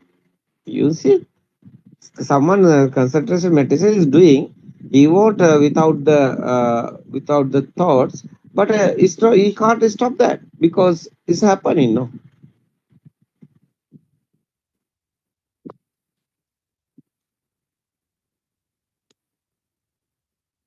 Do you understand what I say? Yes, Aryan. Yeah. That is why, otherwise, what is this? What I think is what is Christians? I think it's a Jesus. Who's the Father? Who's the Son? Father is a nature, no? Son is we are the Son, no? That's a real Christian. No? Father is a nature. Who's the Son? Son is everybody is a Son, no? Because Father is a nature. System is a nature. System is a nature. System is a Father. Who's the Son? Son is everybody's Son. Yeah, who's after give after death? Someone happened death. After we are going, it's a nature now. That's why we are going to Father. So why we is a Christians are doing Papa Char is a birdie singer word is Papa Char is opening the everything everybody because inside everything is opening the no secret any inside. That's why nobody is here. That's why it's opening the everything. It's okay. Ego is disappearing. After no powers the thoughts. After what happened, that's the nature clause. That's why coming to the Father. That's a real Christian. No, nobody is doing this. Systematically is happening. But Jesus, no Jesus. It's a beginning. He's a there, no, what's the word is coming to Himal. So 14 years age, I think. That's the concentration doing. After going back and is talking about the truth. What's the truth? Because we are the Son. The Father is he's the Father. Who's the Father? Father is the nature. That's why we are the sons. So otherwise, loving talking about Jesus. What is the loving? Jesus talking about the loving. That's nobody is here. Everybody is same. That is why it's a real loving.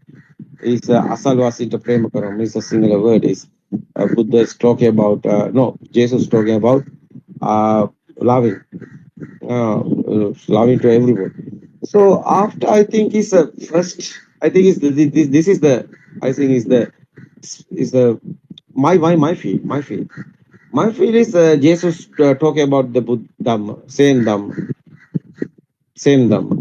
truth. Jesus talking about.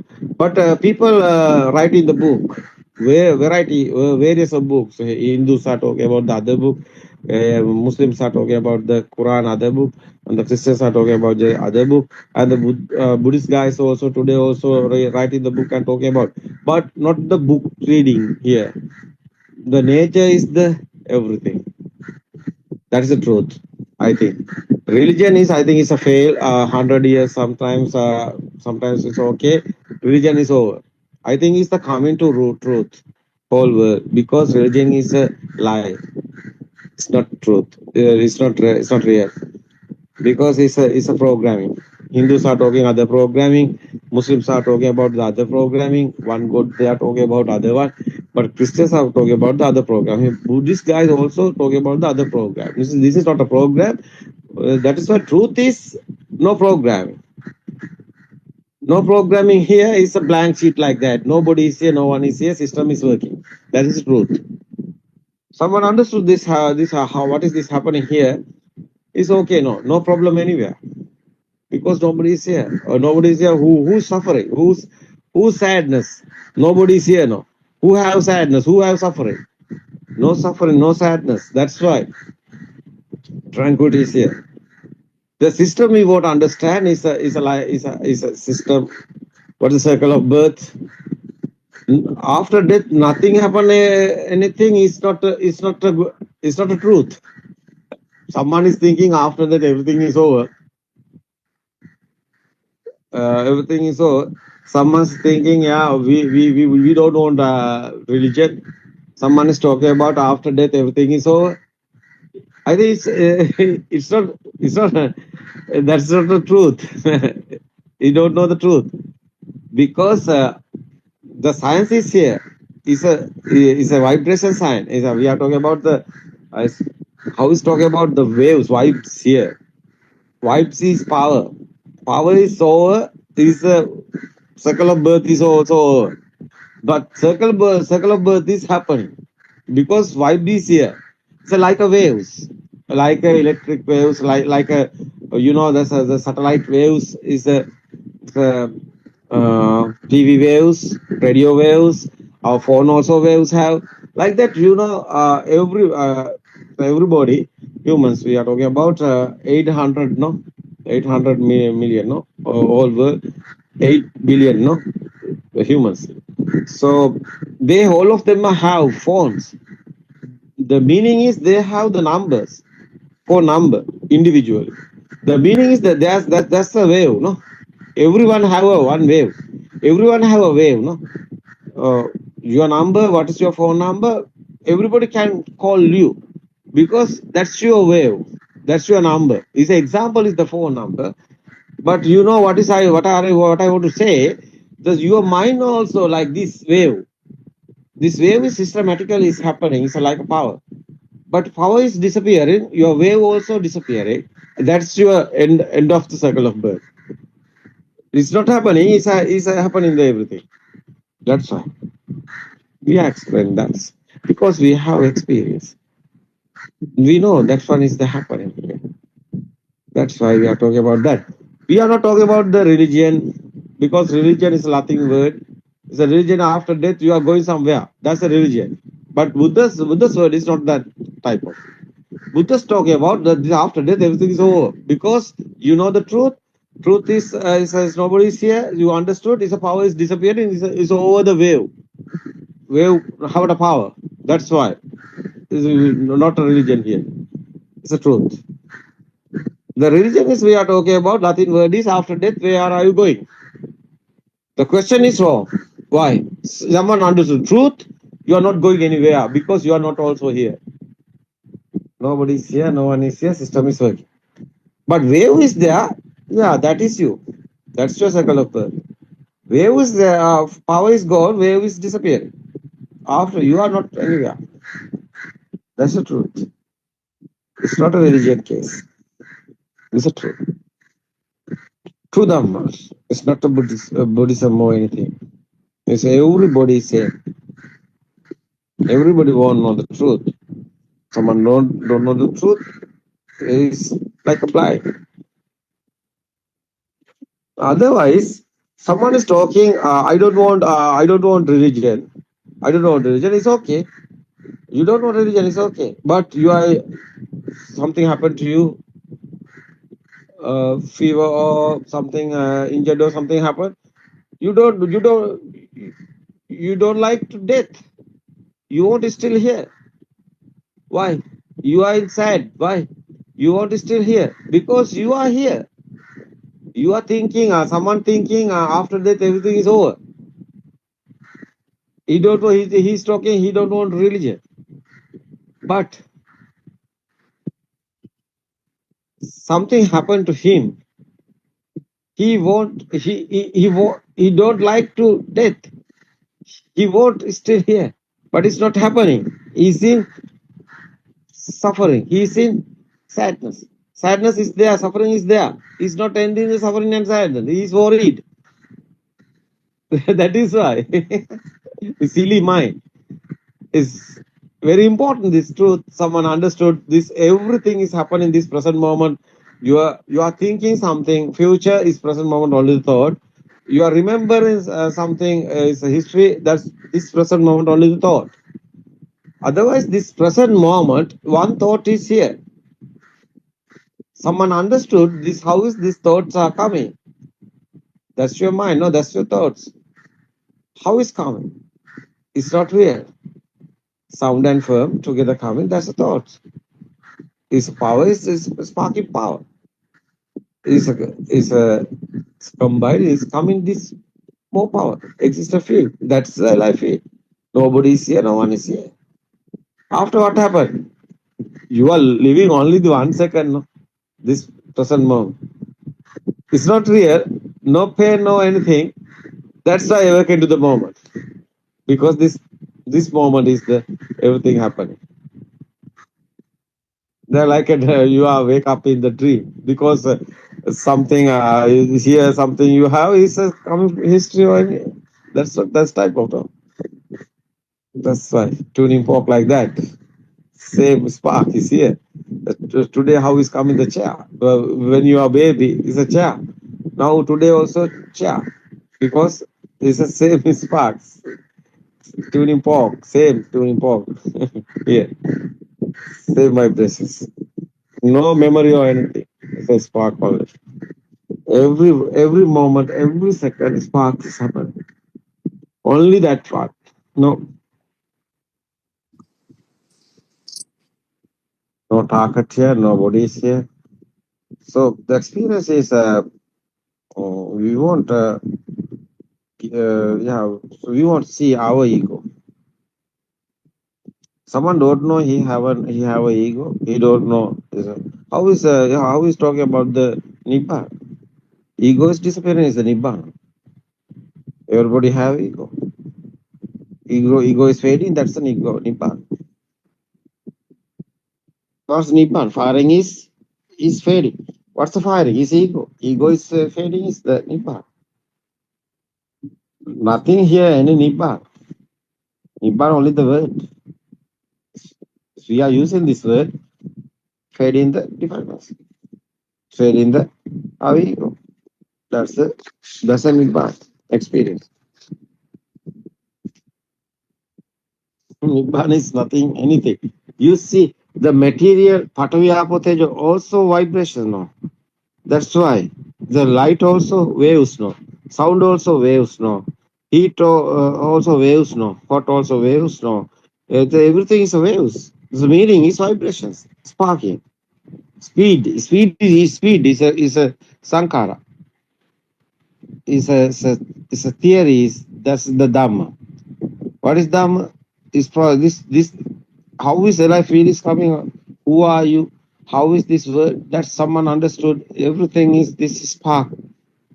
how much you have value, how much you have, oh, how much you have the, how much you want this world, you have how much you want this world, that's your ego. That's your level of ego, because you are there.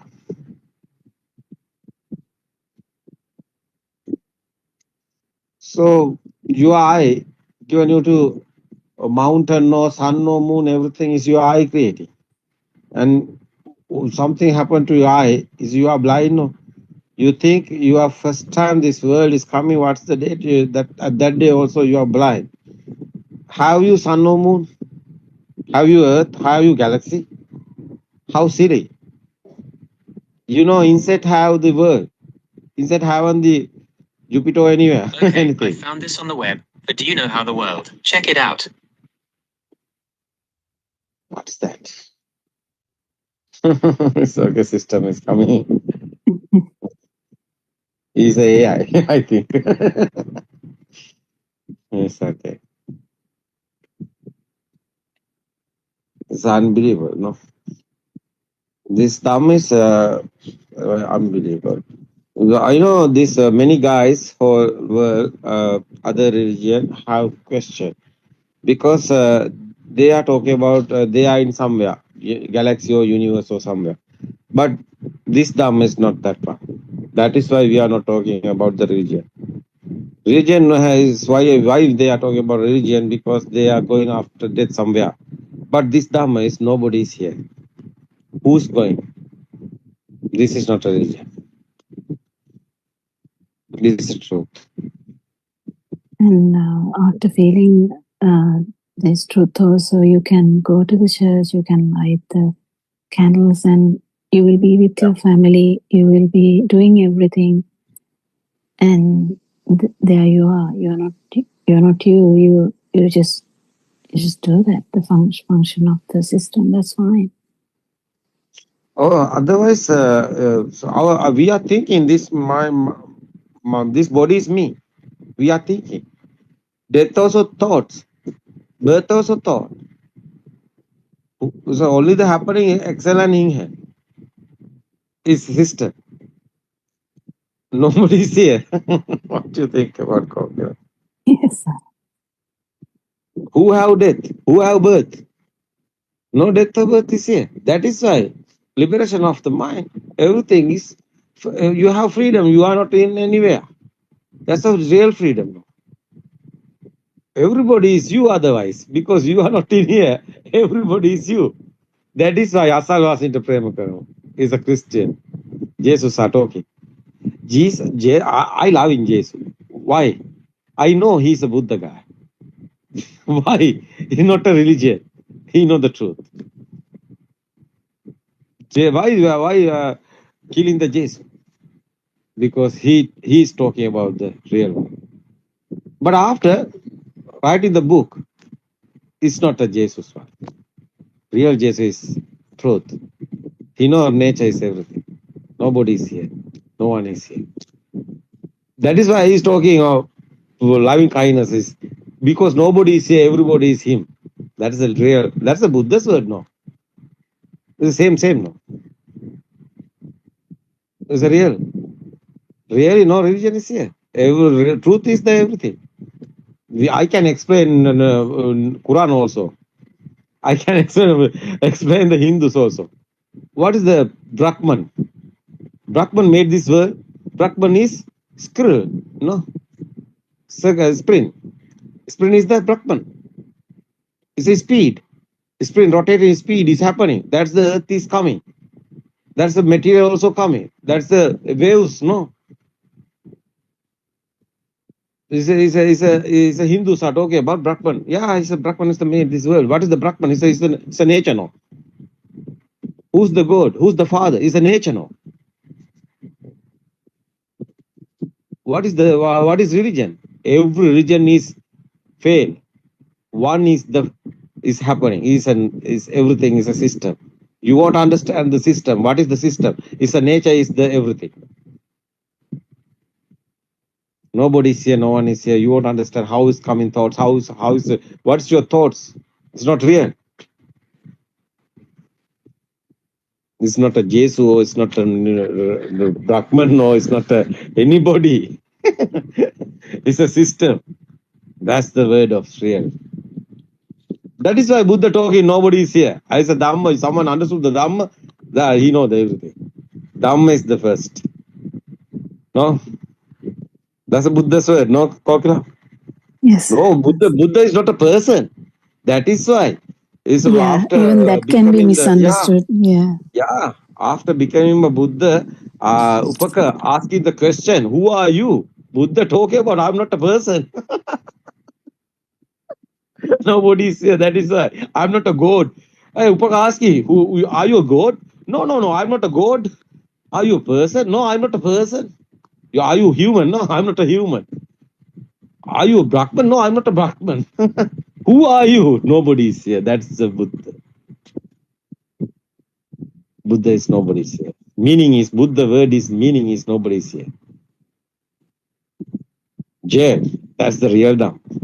It's not a religion. I don't know. People in misunderstanding, people in misconception. I don't caring about it. Because I want the truth. I don't want any religion or anything. I want truth. I want telling that this human want truth. We are not a blind. Why we are not? Why we are in the blind? We want to explain the truth. Whole world, every humans. No religion is here. It's a programming. We don't want our program in humans' mind. Why? Human mind, more huge mind is human now. They can't tolerate. That's why they are thinking after death they are going somewhere. Why animal have a religion? No more mind. Feel is only the feel. It's nice feeling, no? What do you think about Suranga? Yes, Saranma, it's very beautiful. Yeah. And the more and more, I think I remembered Math Mama Gamanak Kanava because even in the Buddha's days. Yeah, you can speak that English. I'm going with me. So, I mean, even during the Buddha's days, the Prince Nanda also went in search of something. He thought he can gain something, and in the process, he listened to the pure truth and lost himself. Someone know the pure truth? What is your board? Christian no, Buddha or Hindu or Muslim? No? That's only the board, no. Yes. On the programming, no. Wow, we are silly. No, we are not a silly. We can understand what is happening here. That's okay. Circle of birth is happening, misunderstood. Circle of birth is happening, misconception, guys. No. It's a mithya dusti. Yeah, it's a dusti is there. It's a power is there. What is this dusti? It's a misconception. Yeah. Misconception. It's a dusti, otherwise the power. It's a wave. That's a circle of birth. That's like a sirasa, like a dharana. It's a waves. It's a radio waves. It's a mindful waves. It's a chittaro waves. What is this? Waves. Oh, we can explain. You know, body is not you, mind is not you. Who are you? It's a power. What is this power? It's a waves. Waves is not stopping. Yeah, it's a body is okay, collapse. It's okay. One day it's a death is over. We are talking. Yeah, body is over. Exhale and inhale is the last briefing is here. It's okay. You don't know the truth. His power is there. Because he's thinking this world is real. The power is there. It's a waves. Like a sirana, that's a radio waves like that. They like the port number like that, no? The wave is not stopping. Yeah, somewhere. This is a telepathy. It's the same tuning fork like that. It's the same viber is there. It's okay. It's this one is a body is a collapse. It's okay. Other body is there. It's okay. That's a zygote is there. It's okay. Mom's zygote is there. The vibration is same is there as you. That's the circle of birth. How is this happening? It's a power. How is this power is gone? Yeah, it's a vibers. It's a waves. It's a system. This system we can stopping. How? Yeah, power is over. This system is over. Nobody is here. No one is here. It's a waves. How is there? Waves is there. His power is there. You are the power. power is disappearing, nobody is here. That's the real Dhamma.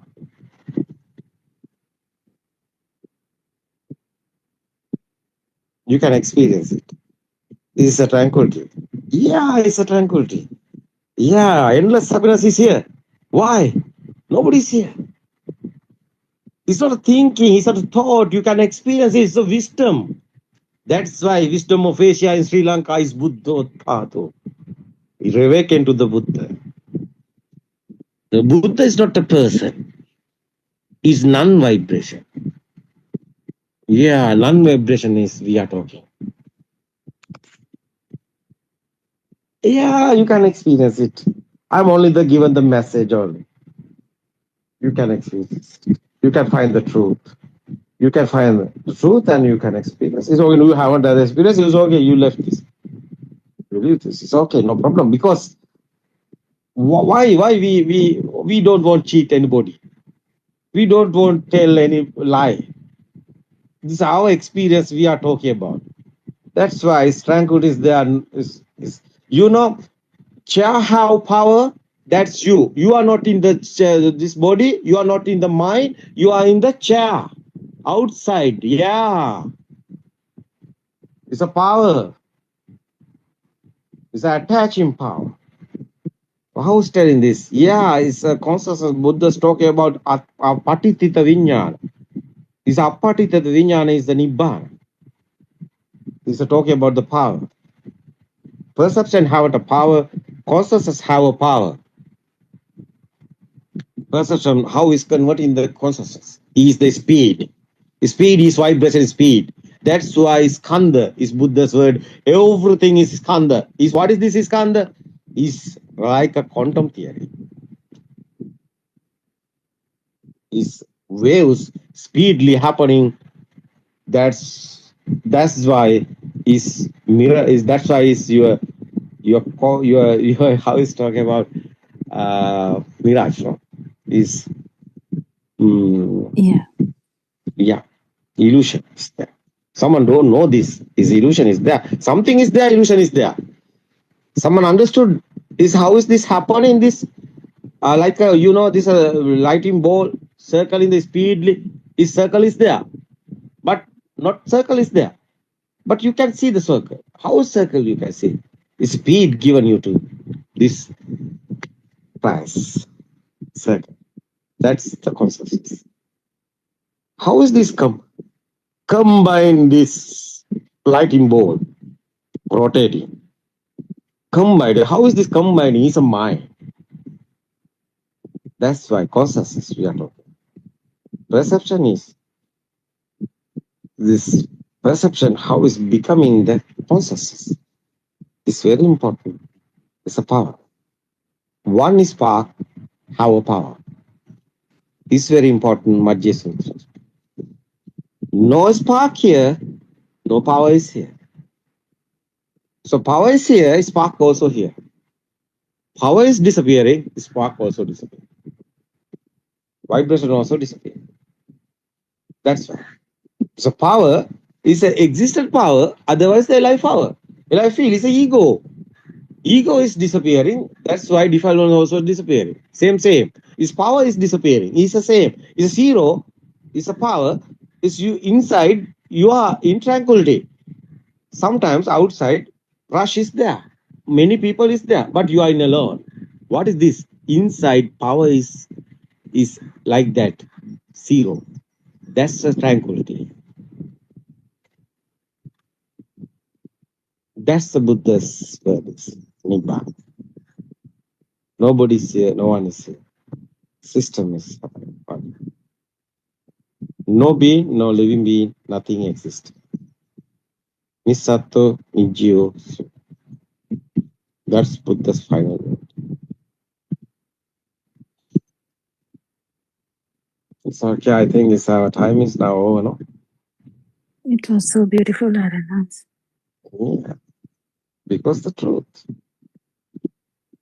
is very beautiful. We can express everything. What is the God talking about? What's the humans are talking about? God? I think it's a joy. I think realize Joy can because a thousand is Dhamma discourses is their single language also. So you can search what I say. What is the 31 worlds? What is the three worlds? Kama Bhumi, Rupa Bhumi, Try Lokanatha, Samma Sambuddha. What is how is Buddha talking about the is three world meaning is not anywhere. It's our mind is thought haven't power anywhere. That's why so gold also is a our vibration is a not high powerful vibration is here. Is a world is smooth is here.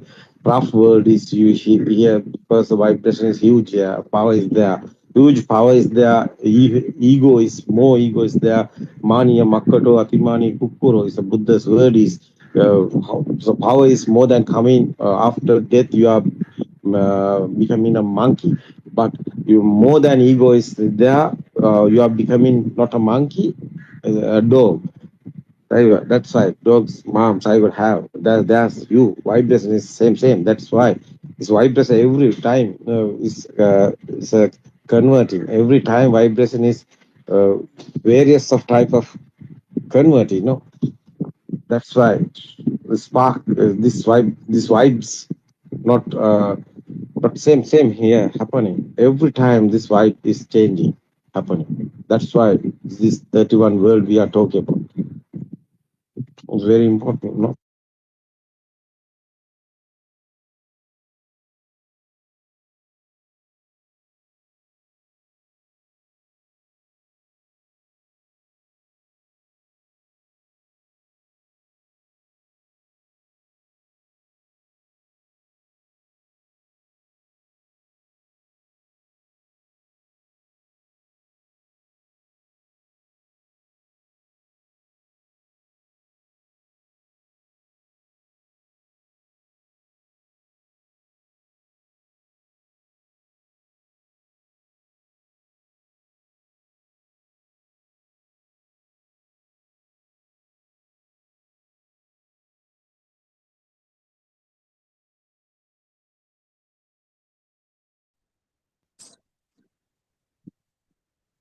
Thiruvan Saranai.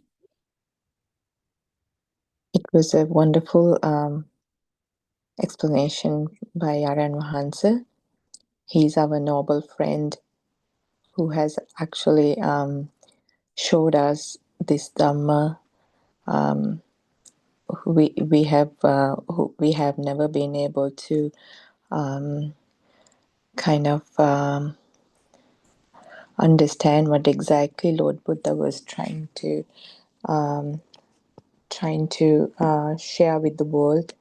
It was our Kalyana Mitra, Aryan Mahanse, Buddothpada Aryan Mahanse, who has simplified these the deepen topics into something where we can understand and see within our own self. It was a wonderful explanation, Aryan Mahansa. And now when thinking about how a 7-year-old became so one, and when we hear those Jataka Kathas and stories, now actually looking back at the Dhamma, it was like we never thought that we will be able to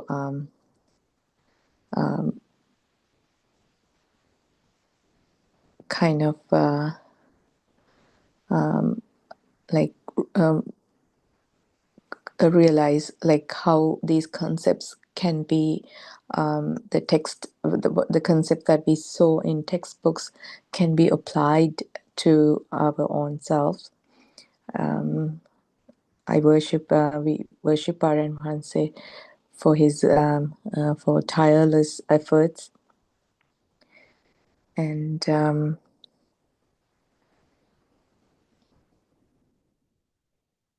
So, when thinking about the Dhamma, the noble gem, this is the great refuge to all of us to end this the cycle of birth.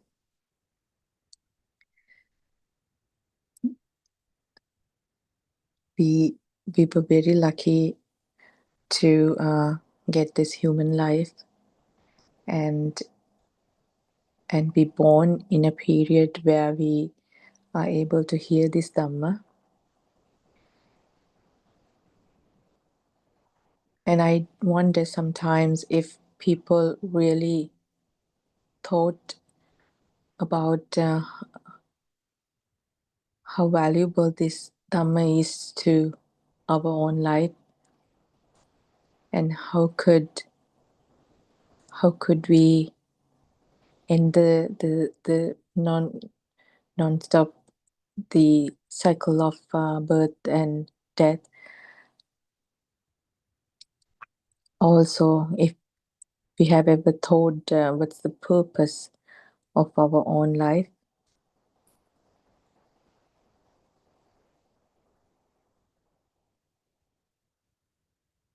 we are born, and as babies, and we pass our life as babies. The importance of things changes with every age. The little babies have different things that they thought are their world is, the toys, the colors, the paintings. And then as we grow, we cling to different things in life, and the importance of things changes according to own expectations. I wonder sometimes that what everybody's world is constructed with their thoughts, like how it changes from person to person. We perceive things according to our own thoughts and our own beliefs.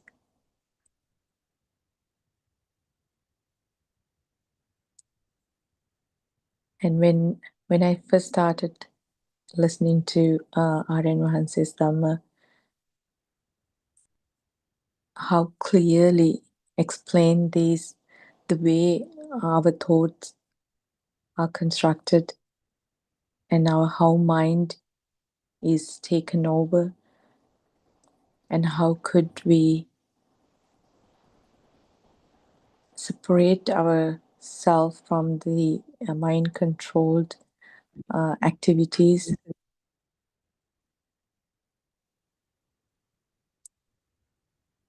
It was an amazing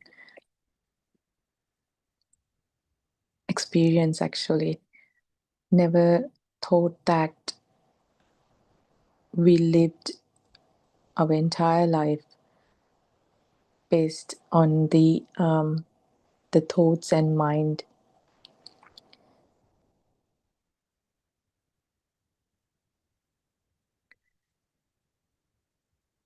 And when you learn this, when you start realizing this within yourself, you start clearly seeing how these the thoughts, how those thoughts became more important to you, and you built your entire world based on those thoughts, which were kind of the perceptions that were constructed as a baby, to your childhood, to your teenage ages, how these perceptions made your entire world.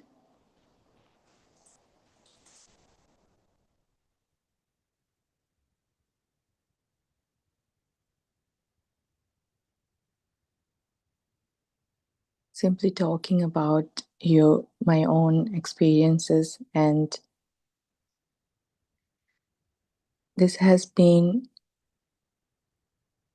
an awakening experience actually, to to see the world detaching that non-self, the selflessness. When you the steps that Aryan Hanse has been explaining through the Dhamma, that how to see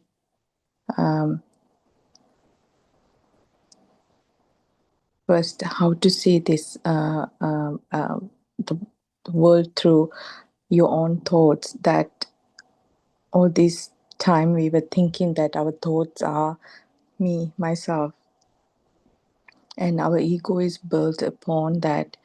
And then once you start seeing those as how the thought became so important to you and how you cling to each and every thought that comes to you, it's another sensory organ. We never thought in that way, that how a thought can take you to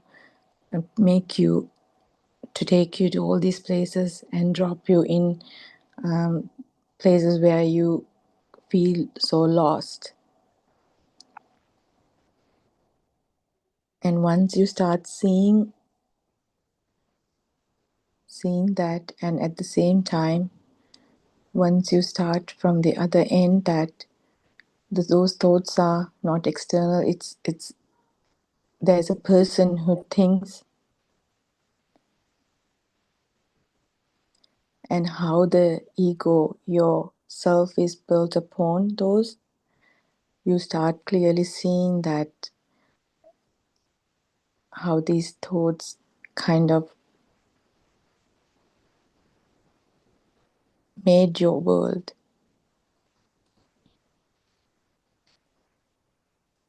And once you started seeing that, you go deeper into the Dhamma, and then you start seeing how the outside world that you thought existed are made. Aryan Hans explained those vibrational, the speed of those vibrational, how things are made outside world, and how everything became a thing for you. And when it became a thing, the important comes in place, and you get attached to those, and that attachment, that the tanha, all because of all the defilement, we don't know how to understand. So that is why it's very important that we first understand these concepts and listen to Dhamma, and you start seeing them. You have to start investigating within yourself. And once you start that investigation and you start clearly it helps you to apply the knowledge you gain through the Dhamma.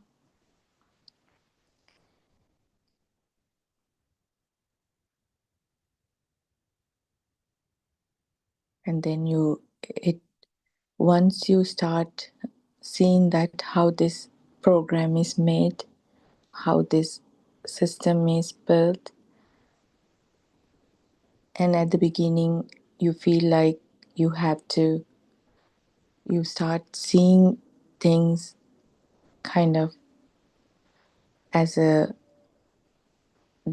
applying those knowledge you gain, and later on it start actually automatically start running that program within you.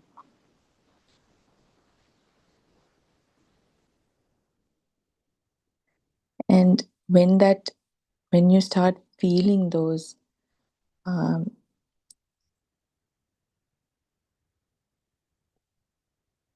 when you start feeling your own soul, Atma, the sensation, the spark within you, you start seeing your own self, and then you start seeing all these karmasthana, the main areas that you are clinging to.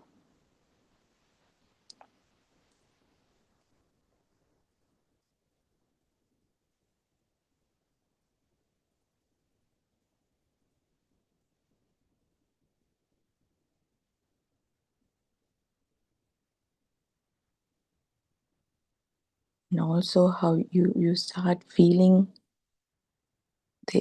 the things that have become more important to you in life, and they are all, it's all your ego, yourself, you're building upon those.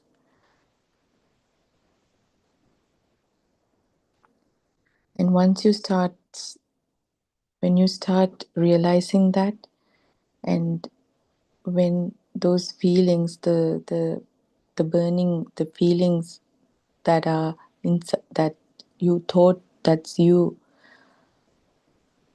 when you start applying those dhamma to you, you start, those things start diminishing, and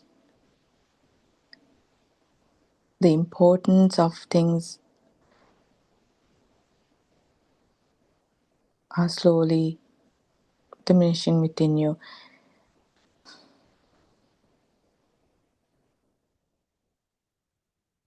And you become limitless. All this time you built your everything around yourself, your ego, your boundaries. Once you lose those boundaries, you become limitless, and you are open to the universe. You become part of that, the vibrational, the life that was vibrating at your own, through your own defilements, your own perceptions, it become into non-vibrational. So it's a slow, it's a, you need to be very patient. And Aryan Wahanse guide, if you start listening to Aryan Wahanse has clear, he explained through this Dhamma. And I'm also very new to this Dhamma, and I started, I'm very patiently listening to and start applying these concepts Aryan Wahanse is explaining to us. And I see a big transformation within myself for the last few months. Now I realize that everything that I was thinking that myself, how important things to me and my family, my friends, my job, so everything that I own, now I see them as that they are all because I see a person, I see me as a being that I don't know, I didn't know how to be selfless, but now I see that.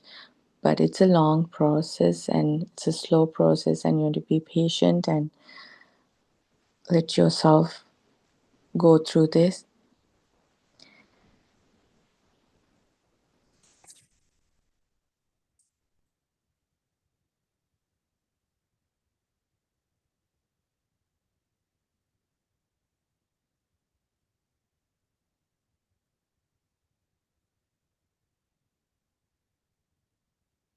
The vibration that Aryan Wahanse always explaining, that everything that we go through our life, every day we start seeing things as outside. We see our children, our everything what we have. We see these as things that are outside in the outside world. But when you start listening to this Dhamma, you start seeing that it is you who see all that, and it is your thoughts. You see all that through your own thoughts.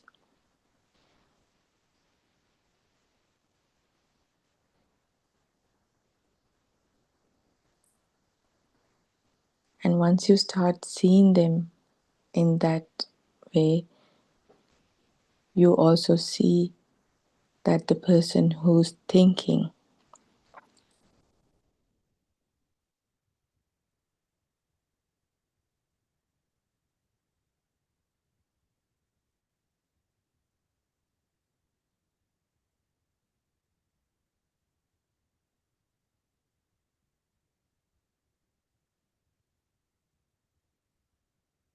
and when you start seeing that person who's thinking, and everything start to unfold, everything that you thought existed outside, when you start seeing that it is that person you're holding on to, your ego, you're trying to build everything upon that.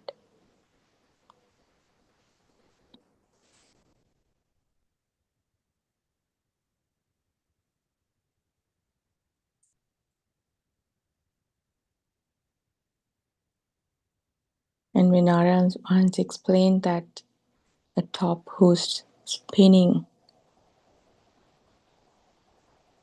and it is that force that keep that top spinning, and we are also doing the same thing through our senses. We keep that power for our ego, our self to keep going in this world. So once you start seeing all these forces that are trying to keep this self going, and when you start seeing them clearly, the power become less and less and less. Once you see that how those importance you have given to this outer world, when that importance is losing,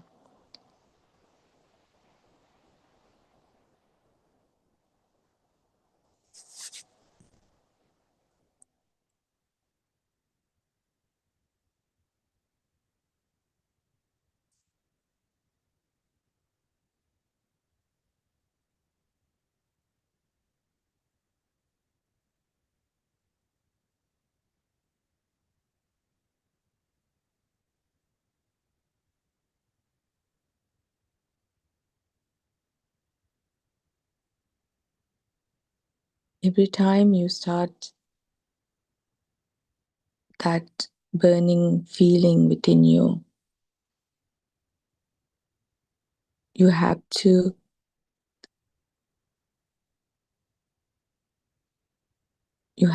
investigate why that feeling came to you. And when you start applying those concepts you learn, you realize that those are that is your soul.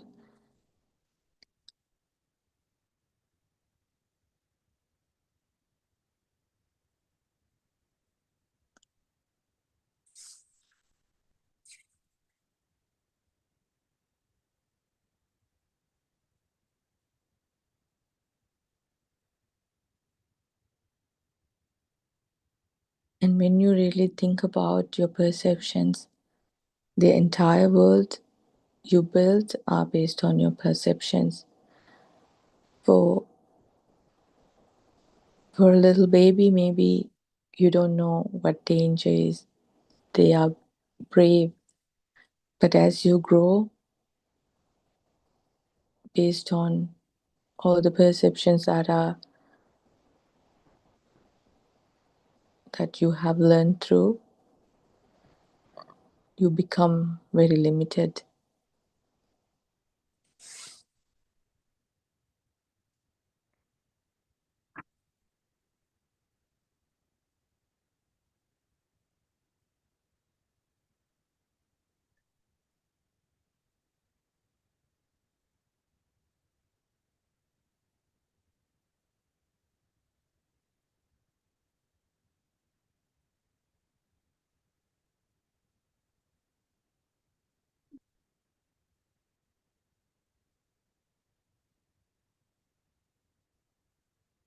If I have to talk about why I start listening to Aryan Mahansid's Dhamma, I have all my life I have been searching this. I have realized I have experienced the burning inside, and how hard sometimes that your thoughts, to live with your thoughts. So I never kind of were able to understand this through the Dhamma. But after listening to Aryan Mahanse, I started seeing this in a different angle. How much these thoughts are, how much you have given importance to these thoughts, and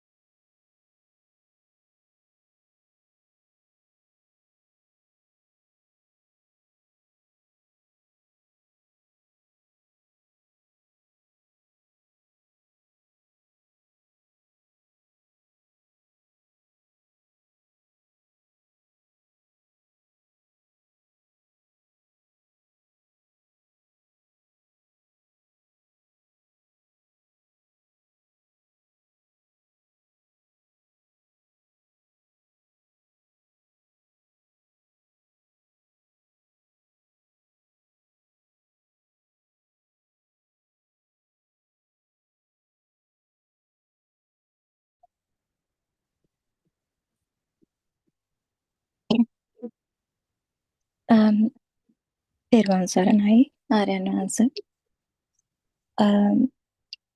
May the blessing of the Triple Gem be with all of you. I spoke about the Triple Gem yesterday because many Buddhist people repeat those words without really understanding what they mean. That is why we need to look into it carefully. We all are participating in this Dhamma sermons on behalf of Aryan Mahansa. He always guides us in this pathway. He's a noble friend to us. What I want to highlight now is the reason behind our search for the true Dhamma. I think we must understand why this examination matter. At the same time, many of us are held by deep-rooted beliefs and conditioned views. We need to examine how these views took hold, how they settled into our minds, and how they influence the way we see this world. This is the starting point for true understanding, and then this is the starting point for searching and entangling every problem. We are genuinely trying our best in this direction. In this Dhamma sermon, what we are really trying to make understand, what is Samma Ditti, what is a right view, what is the true Dhamma, and what is the real nature of these 6 faculties, how this ignorance arises within us. It is clear to us the reason they still don't understand what's happening is that these 6 institutions have only explained things in theory, in a book, without giving us any practical experience. That's what happened in these days for Buddhist people or non-Buddhism. These days, and also those days, whenever we listen to Dhamma sermons, there are lots of Dhamma sermons we can listen. It becomes clear that many misunderstandings about the Dhamma are still being repeated.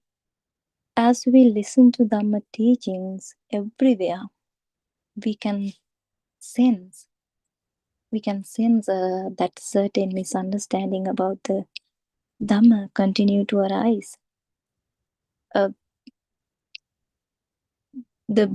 Some Buddhist monks, and then they offer Dhamma sermons without realizing or without knowing what Samadhi truly is. We can see in some Dhamma sermons or YouTube videos, we can see lots of, they are with ignorance and they are with the Mithya Dushti, but they are telling that they are realizing this Dhamma, but actually they have 31 layers and they have a God and they are praying for gods and they are asking from help from the gods, but only Triple Gem, that's Buddha, Dhamma, Sangha, that is the refugee. We should understand those points. people think that we need to meditate. We need to concentrate meditation to complete this path to Nibbana. Actually, yes, we can offer flowers and worship the Buddha because we respect him, because he discovered this natural phenomena, this illusory world in which we are trapped entirely by himself without the guidance of any noble friend. That is the special of his wisdom, and nothing wrong with that offering anything for Lord Buddha. When we offer flowers, light lamps, or prepare the temple surrounding by sweeping the floor and watering the Bodhi tree, all these actions create a sense of harmony within us. That's not a bad thing. They bring a deep tenderness to the mind, calmness, but only for that moment. It is good to let the mind settle and rest in that peaceful state. That's what we also did from the beginning when we were exploring and then we examine our mind when we are searching what is this Nibbana, and then we did lots of praying, spirit chanting and everything. It gave us some peaceful mind for a while. It is truly beautiful when we light a lamp and radiate a metta to spread the metta to the whole world, to every seen and unseen being. I think, doesn't it feel beautiful? It's beautiful. It gives a very calmness to our mind. In that moment, a great compassion and kindness arise without any hesitation or boundaries. Within that pure state, the mind becomes stainless and deeply calm. Even if you can't understand this Dhamma, even offering a lamp or placing a flower in front of Buddha's statue become a moment where the mind naturally becomes softness. In that purity, the whole world around you feels seamlessly unified, resting in a deep, quiet harmony. And our home itself become a place where that calm place, a refined state can be felt. It is very beautiful thing. We also practice in this way from the beginning in this path. Yes, it's ultimately you come to see that everything you have done has been only for yourself when you do when you spread metta to the whole world, to every seen and unseen being. Once you realize this Dhamma, true Dhamma, actually you will realize you have done has been only for yourself. Everything you have done for yourself, for your mind, because you never can find anything from external world. That realization is profoundly, actually beautiful. It becomes clear naturally as you enter the stream on this path to Nibbana.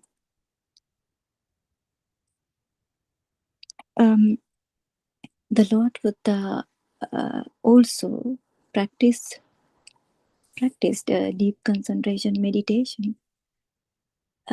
He endured a great physical hardship, even to the point where his skin clung to his bones, and he subjected his body to severe suffering in his search for the truth. Yet even through all of that, this Dhamma did not reveal itself to him. That is why the Lord Buddha abandoned those extreme practice. Only afterwards did he realize through the arising and passing of the mind, the Dhamma of dependent origination. And he taught this to the world. Why he explained this dependent origination, Paticca Samuppada, why he taught how form this mind or thought or object. When we pay respect or chant Pirit, the mind becomes calm. But even then, there is still mind and the real world we meet. There are both sides. External world and internal world has connected.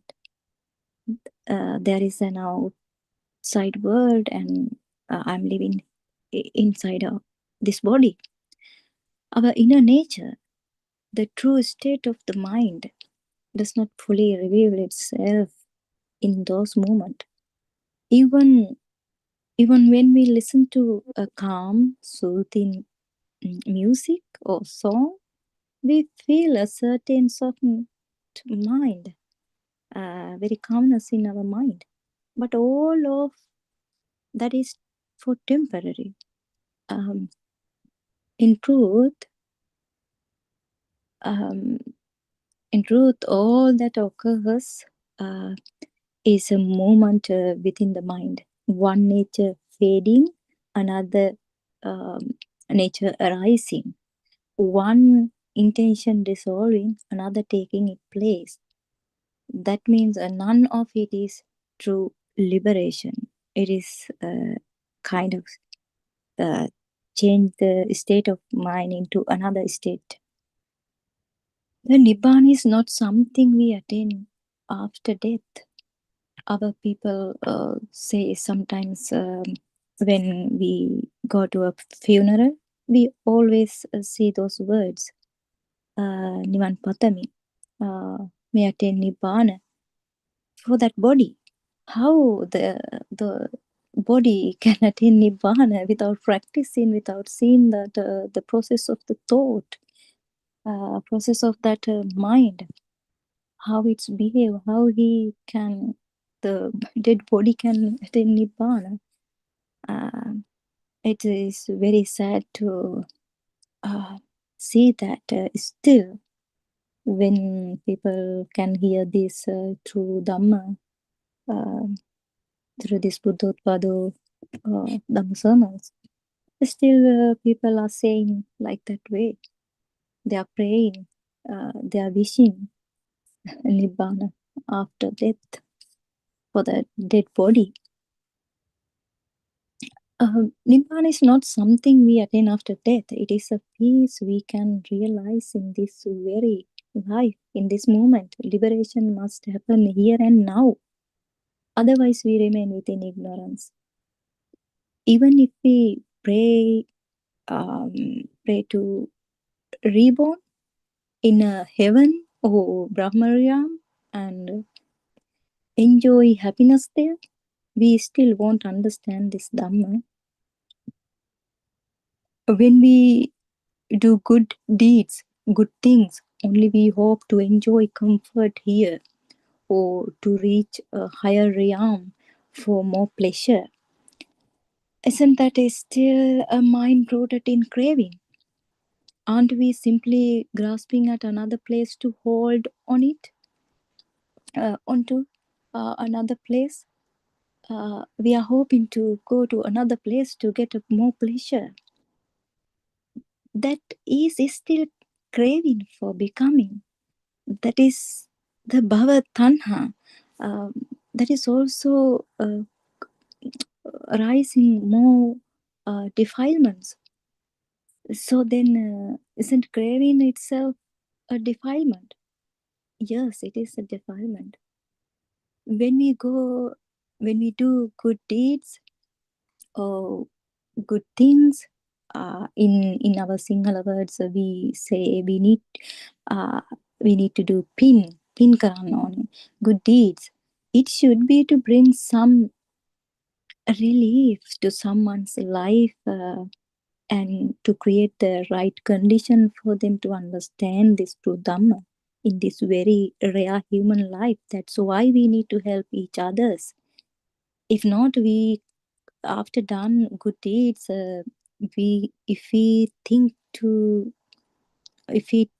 collect those ping to go to somewhere to get the pleasure that we are, they don't know it's arising more keles, more sankara, or there is a bhava tanha. That is the true purpose should be when we are doing good deeds. We need to understand this circumstance. Because of that, greed, hatred, and delusion grow because the six senses, those constantly draw us into craving. This is why we engage in right action to cultivate a better inner state. Yes, merit itself is not wrong. It brings happiness and a moment of clarity to the mind. But we must understand it a correct way. Merit is like taking a torch and holding it close so that ignorance does not surround us. With wisdom, we can see how this whole samsara cycle keeps turning and turning. It continues because of this sankara, because of this bhava tanha. All our good and bad action arise due to sankara. The Lord Buddha clearly taught sabba sankara anicca or sabba sankara samatha. Why it say like that? All condition formation are impermanent. And so true liberation is found only by going beyond all of them.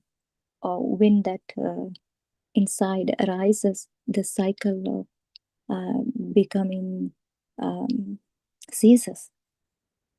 It becomes cease. Nibbana arises only when all sankharas become completely still after dissolving all sankhara. Until then, the mind keeps moving, caught in ignorance, and we continue to spin in this cycle. We need to understand first why the Lord Buddha called this is an akalika dhamma, that a teaching that can be realized here and now. Why did he say it is samdittika? It's arising within you. You can realize it. No one can understand. You can understand. It's arising within you.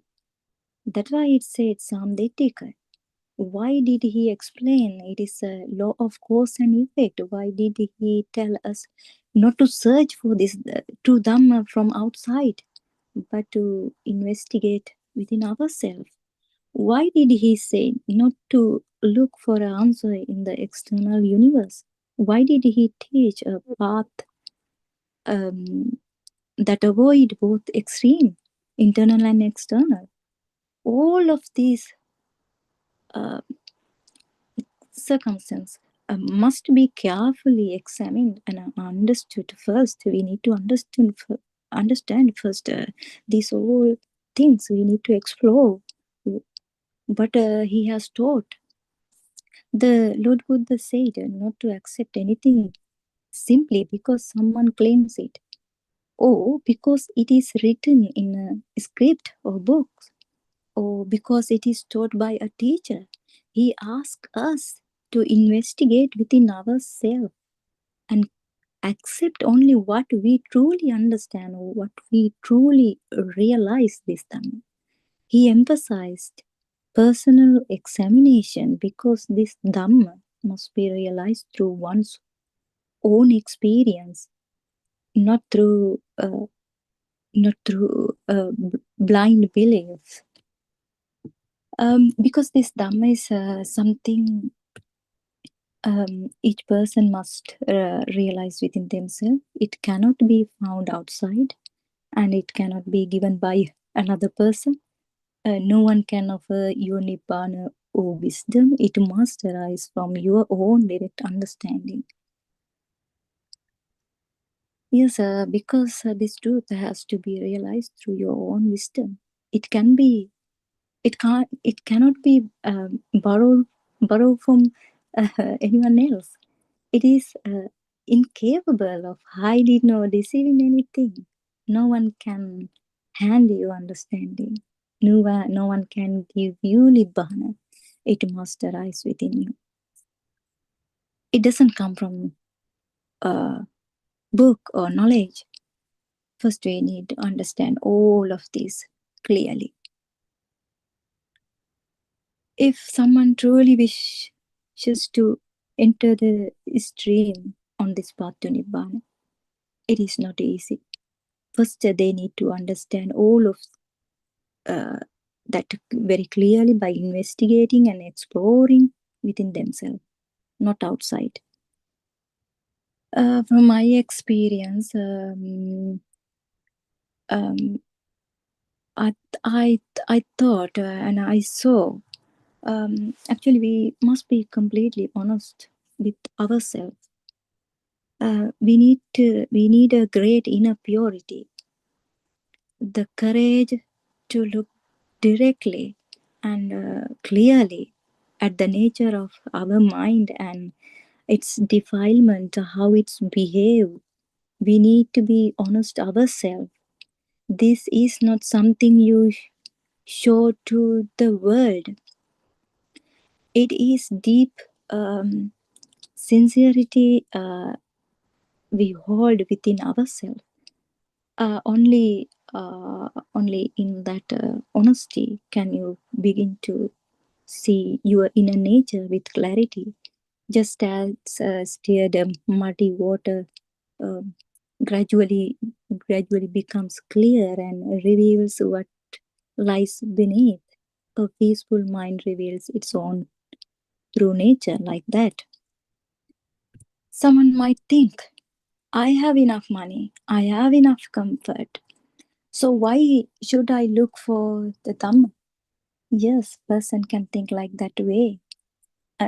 Some person might think life is short, we live, we need to enjoy, and then we need to eat, we need to dance.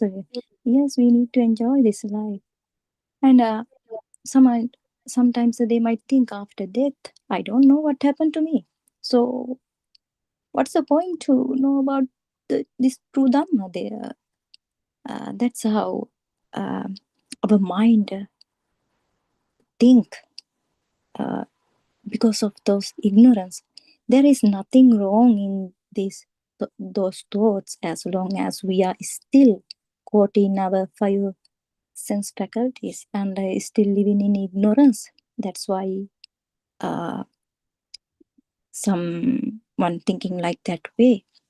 That's why it is not important to find out what is true Dhamma, who I am, what is the soul. They don't want to find like that way because of the ignorance. Only someone who begins to see the limits of ignorance then starts searching for the Dhamma. But Lord Buddha never said that we should avoid worldly happiness. He never has said that success in this conventional life is wrong. He clearly showed how to live this life meaningfully and happily. When the Dhamma is understood, when you realize this Dhamma, what changes not your job, not your family, not your responsibility. What changes is the inner space you live in. You create a mind that peaceful, a mind that can handle responsibility without stress once you realize this Dhamma. That happiness never you can get when you are with ignorance.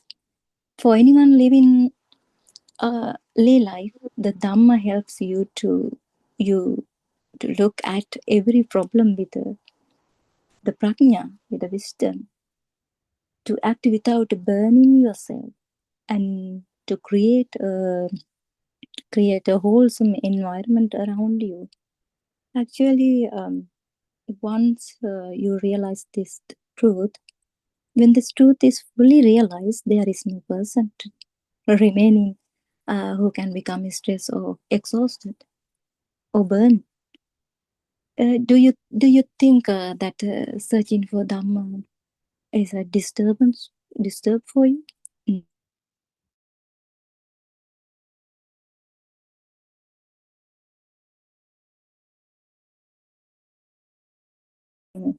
Happy, very calm. The depending on the power of your ego, depending on the weight of your defilements or sankaras, you can see how strongly you cling to this world. According to those tendencies and habits and practice you have developed in this ignorance, your next birth will take shape if you haven't understood this true Dhamma. This is why the Lord Buddha asked us to clearly see the dangers of this nature of samsara cycle. We don't know. You don't know about your sankara you are producing every moment without knowing this ignorance, without knowing this illusion. This is why the Lord Buddha has emphasized the rarity of three things: a human birth, a chance to hear the true Dhamma, and the right moment when wisdom can arise. Only when these three comes together can someone truly begin to understand the nature of samsara and the path to liberation. It is very rare to hear true Dhamma. That's true. The world you live in, this world you construct within yourself because ignorance, and because ignorance is unseen, the mind chases after its own illusions. This is why we observe people running behind powerful fantasies, believing them to be real, even with all the comforts and advancements in the world. Suffering continues because ignorance remains unrecognized and the Dhamma remains unknown. This is not a problem of one individual. It influences your act, your words, your action, everything. It influences every living being on this earth. Once you can hear this true Dhamma, how it would be beautiful. It is very rare if we talk like this way. If we try to make to give this true Dhamma to the world, and Buddothpada and say every day, do Dhamma sermons to give this to this world. There are, I think, if someone can hear this true Dhamma, how it's become beautiful around his life, around his living beings. They become very peaceful. Even when the truth is spoken, many cannot see the illusion behind their thoughts. The mind pulls them backwards with hope, desires, and attachments. It doesn't allow to understand. It doesn't give the opportunity to understand this true Dhamma. It always cover with this truth. This is how being get caught. The nature of thought is to expand, to fabricate, to create illusion after illusion. The mind never finds lasting satisfaction. The nature of thoughts is to keep multiplying, to keep creating illusion and illusion. The mind can never be fully satisfied. That is the power of the mind, delusion. That's what we need to understand. That's why very important to understand about this true Dhamma. This is exactly why we must observe our thoughts with mindfulness. The mindfulness means here not concentration meditation. I mean, awareness is like different to thinking, as I talked yesterday as well. Awareness can be called as a wisdom or purity. This is being awake to the moment. This is where we should always be. The awareness should be our home. It is at that point that we cultivate Samma Satya. That is how we arising Samma Satya within us when there is no Nama, Rupa, or name and forms.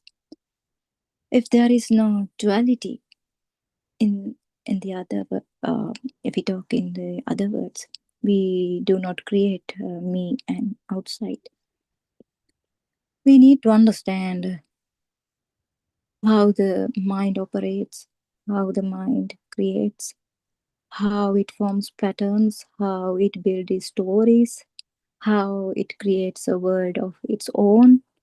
When we see this process clearly, wisdom begins to arise. Unless you understand how this mind is constructed, the truth remains hidden. So the first step is to learn Paticcasamuppada. Please, if who are looking for true Dhamma, you can search what is this Paticcasamuppada. Why Lord Buddha has explained and emphasized this Paticcasamuppada Dhamma. The dependent arising that explain how the mind and suffering are created. This is why the Buddha taught Paticcasamuppada Dhamma and Satipatthana Sutra and Majji Sutra.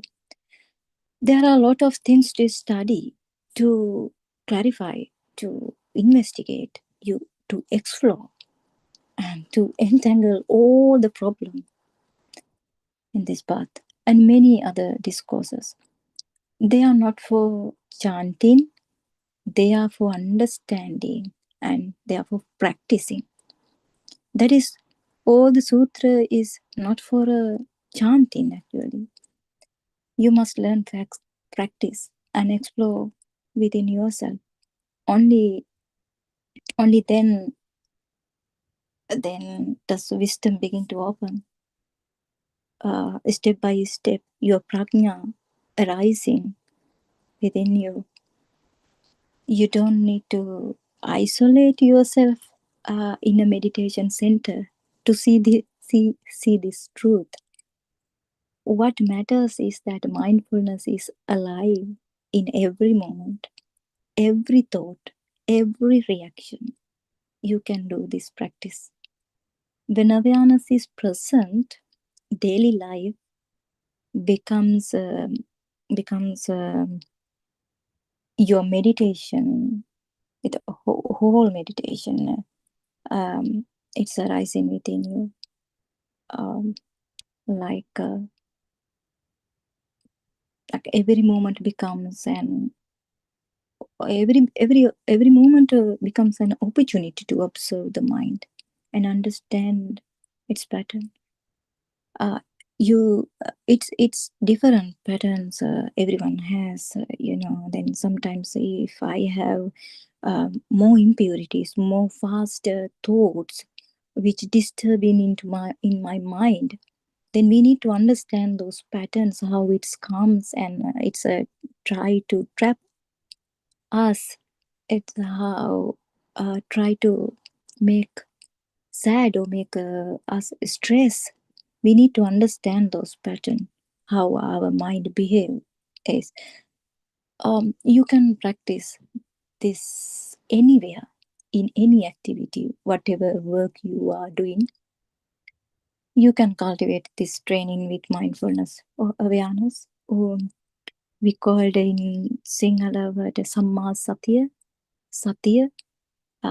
We need to practice this in every moment.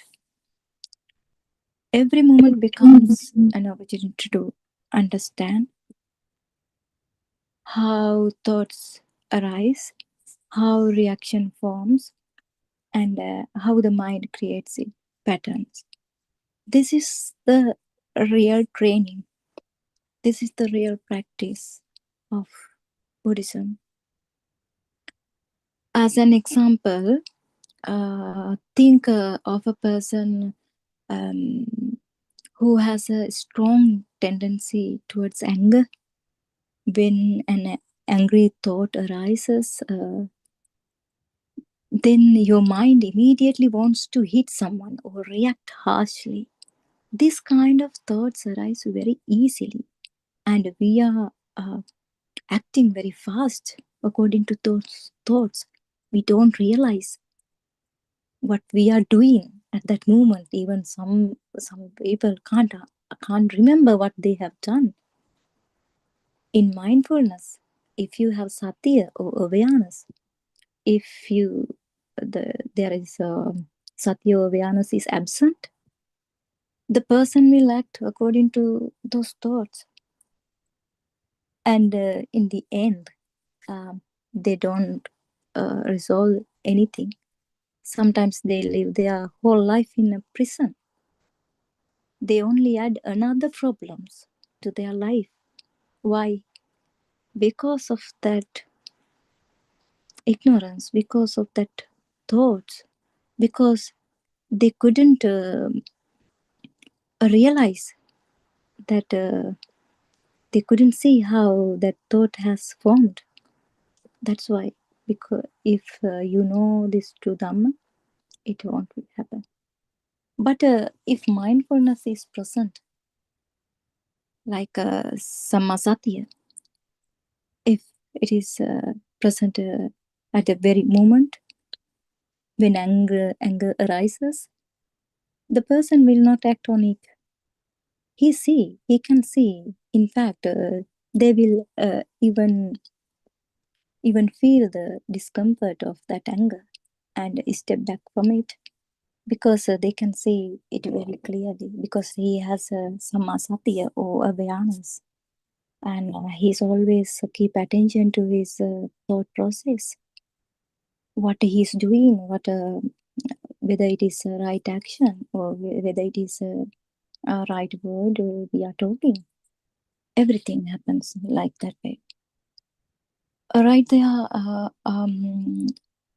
if you can see how the mind create anger and how it fade away, if you can see that the angry thoughts came from outside because of because you are hanging to the external world, from the external world, and if you can recognize it as your own illusion, what happened?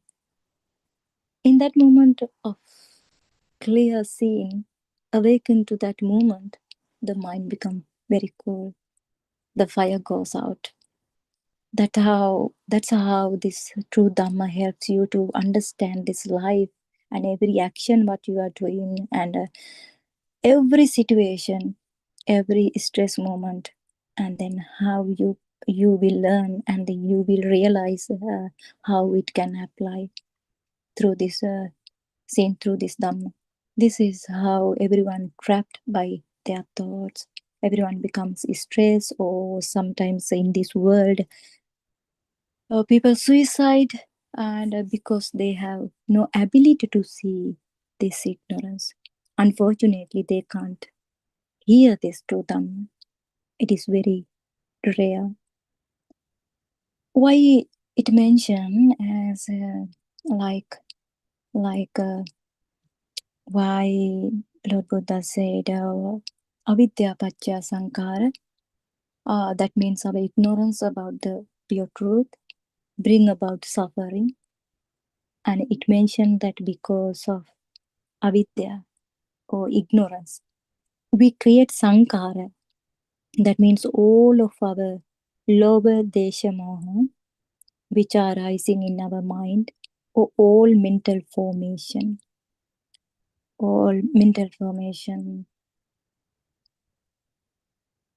which take us in this unending cycle of suffering.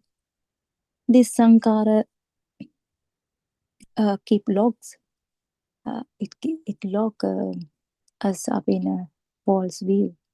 False means dushtiya, and that prevents us from seeing the illusion of our mind consciousness. It is very difficult to break down from that false view or drushti.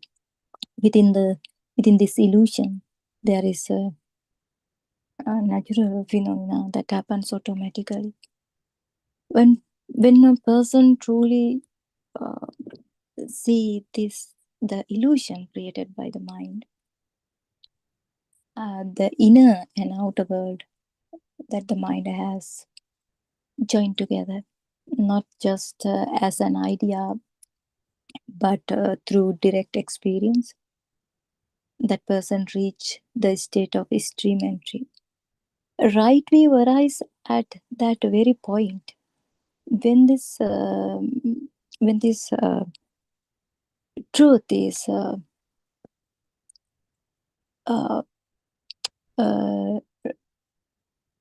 directly known or realizing and is understood, extreme entry happens when one realizes with one's own wisdom. When someone realizes this Dhamma, not the knowledge, when with someone own wisdom, how the mind create the illusion of an inner self and outer world. This illusion is understood directly, not as a belief actually, but as a living. It is an experience, a right view established at that moment. This is the doorway to awakening to this moment. That is the entrance of this path to Nibbana. Once you hear this true Dhamma, the thoughts that one drifted downstream, we called it anusotya. That is anusotya means holding the world as real and true. Then what happened when we realize the true Dhamma, how our mind or object has formed, it's turned to reverse direction. The mind that burned within world created by thought begins to move upstream, away from delusion. In singular words, we called patisotya. The anusotya mean you take the outside world as real. You have there is a soul within you, and there is a external world. Those duality works within you. There is anusotya. That's how we came for a long time. That's how this cycle turning because of anusotya. This is the ordinary state of mind. The level called pruthakjana, where the ignorance still covers the truth. Once you realize this truth, you never fall back into ignorance again. This is the patisotya. It means that you are on the right path. That is the point at which one comes to right view. That is the sammaditthi. Many people, many Buddhist people, or some people misunderstand what is the right view. They think sammaditthi means right view means simply doing good deeds, good things, or avoiding wrong things. bad things and expecting good results by doing good deeds. They think that is the samma ditti in conventional world.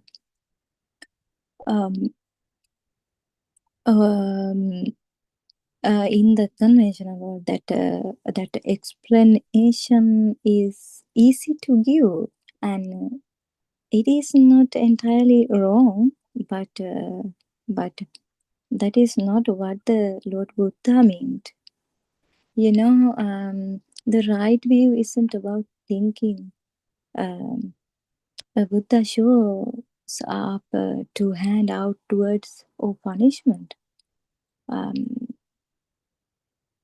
It's about recognizing the endless cycle of samsara, how the mind keeps wandering, how the mind keeps illusion because of condition, and the illusion it clings to. When ignorance begins to fade, when one awakens from this long dream, because we are in a dream, we are thinking that is real, like in a dream. The true Dhamma becomes very, very clear to understand and realize. That is the point at which right view or samadhi or it's truly arise within you. With right view comes a moment of awakening. Even if it's just for an instant, in that moment you clearly see how the mind arising and falling, how it's lift and drops. And once this understood, once you have entered the path in this way, you can no longer fall back into the old ideas of an inner or outer person. The world can no longer appear in the same way again. It is, nobody can see this from outside. It's happening within your internally, occurring that state of that condition. When someone truly understands this path, there is no actually person left there to suffer. There is nothing that can come forward to suffer, because the mind is no longer creates or believes in those burning thoughts.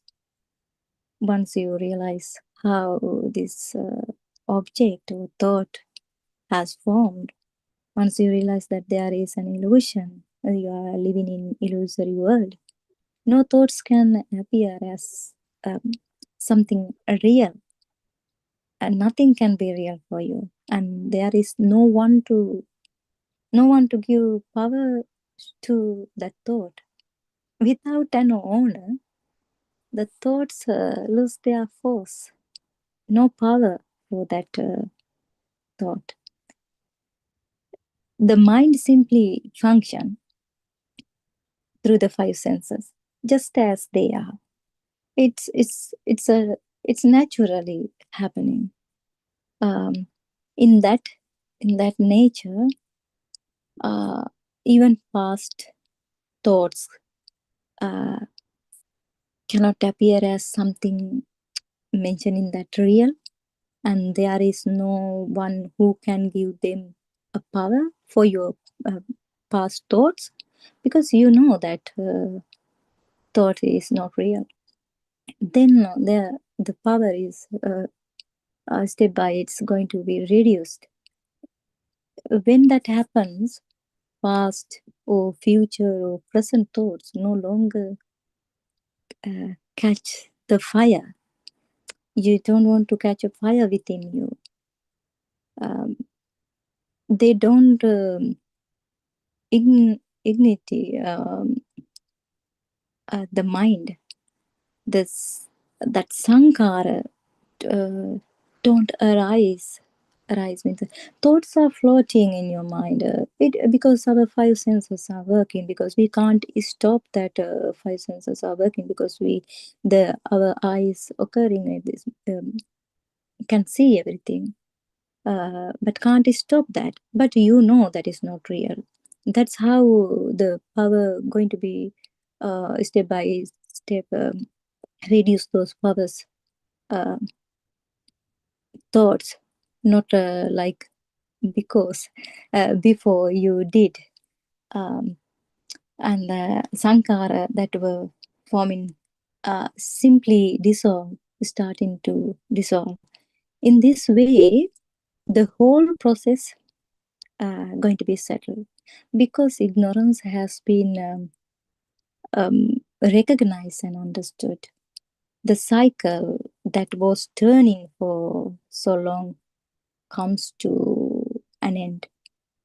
In this state, even the pure elements, so called Shuddhastaka, actually it's also cannot appear as something real, because everything operates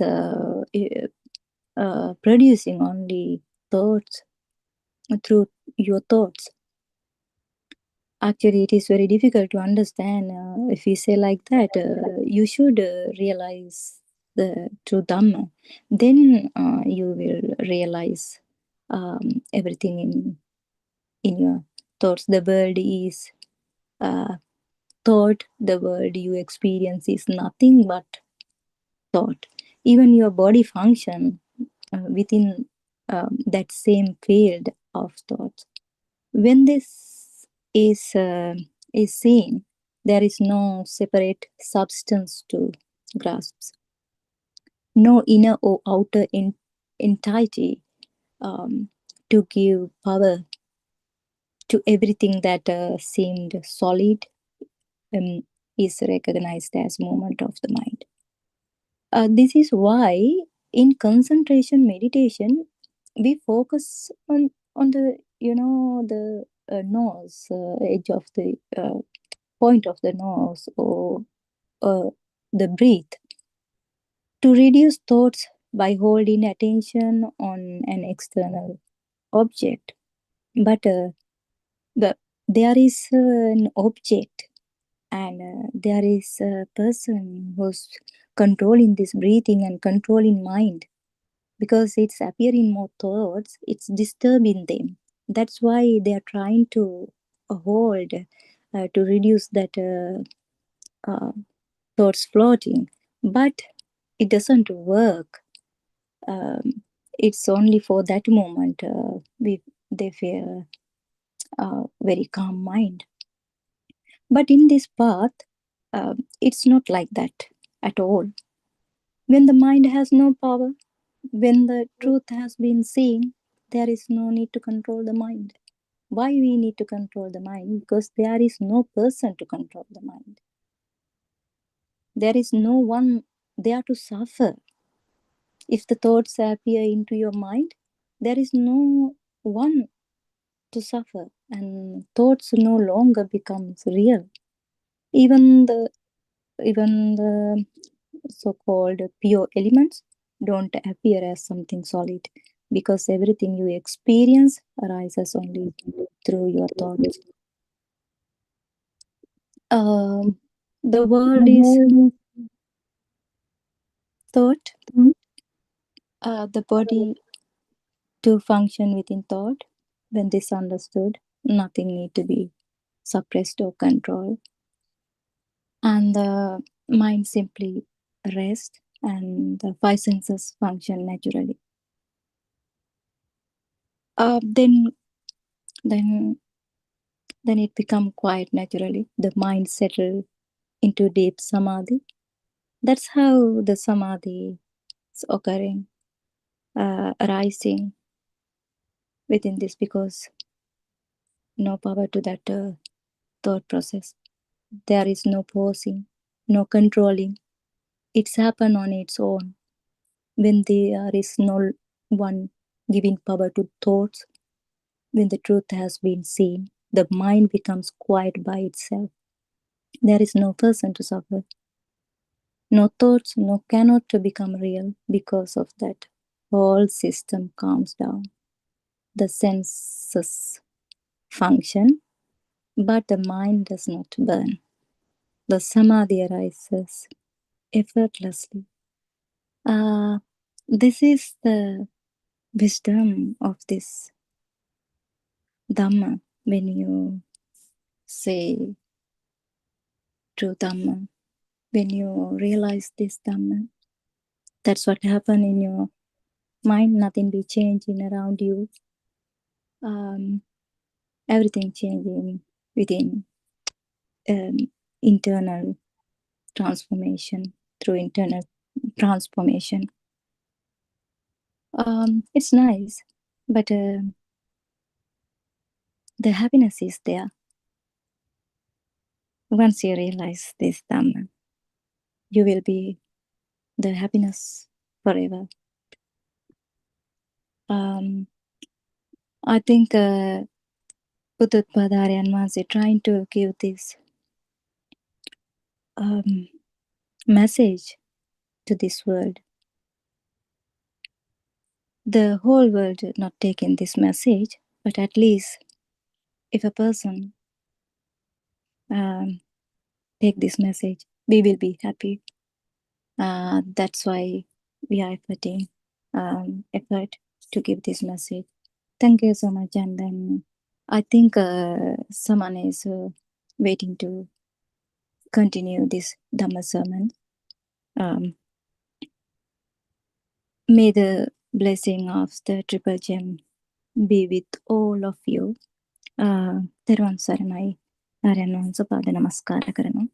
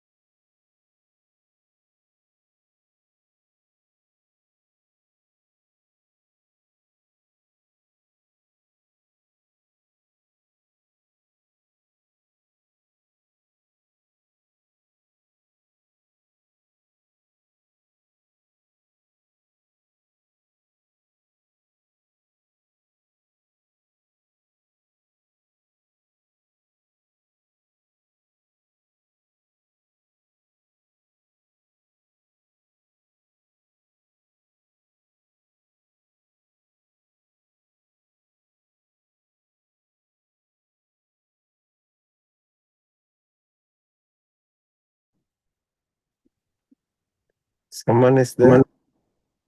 Yes. Therwan Saranai. Whose time is now? Somebody is there? Whose time is now is going on? I think now it's just 5 o'clock. Huh? Oh no. 6 o'clock. Now time is 5:45. Whose time is now? Whose going discussion is going on?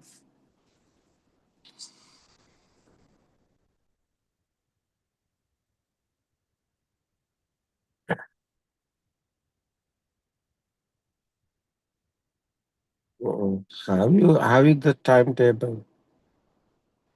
Yes. Yes.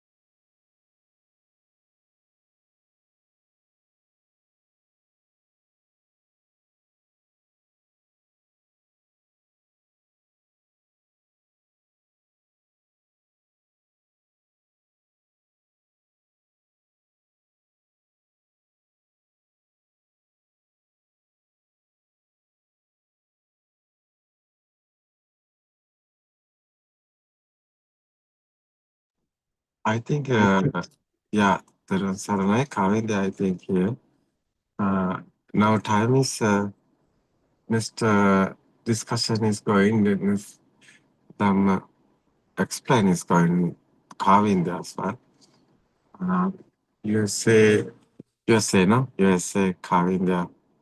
He's a physics professor.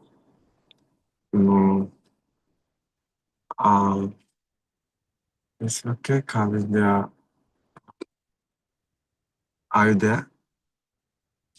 Do you hear me?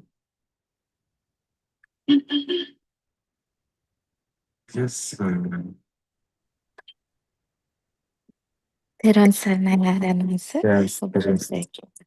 වහන්සේගේ පාද නමස්කාර කරමි. තෙරුවන් සරණයි our Dhamma friends. Yes. Yes. ආරණස, we can start talking about a topic. What do you think about India? Yesterday, I think you are there. I heard you. I yeah, I heard you explain. Uh, what do you think about this forum Zoom discussion? 24 hours is going on.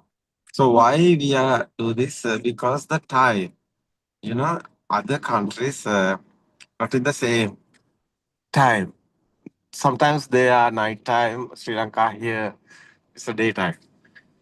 No, USA example is USA. Now it's night time. No. Yes, Uh, sir. yeah, now it's night time. What's time is your side now? It's 7:20 p.m. sir, at night. 7:20. 7:30 p.m. at night. Yes, Yes, sir. Sri Lanka here. It's a 5:50. 5:50 here, Sri Lanka. So Yeah. this is the difference, no? There's a time. Time That's difference. why. That's why 24 hours we are continuing this English explaining, Dharma explaining, because we try few months later. Then Sri Lanka here morning time. Dhamma discussion is going on. The few months. So we have that experience that morning time here Dhamma discourses is going on.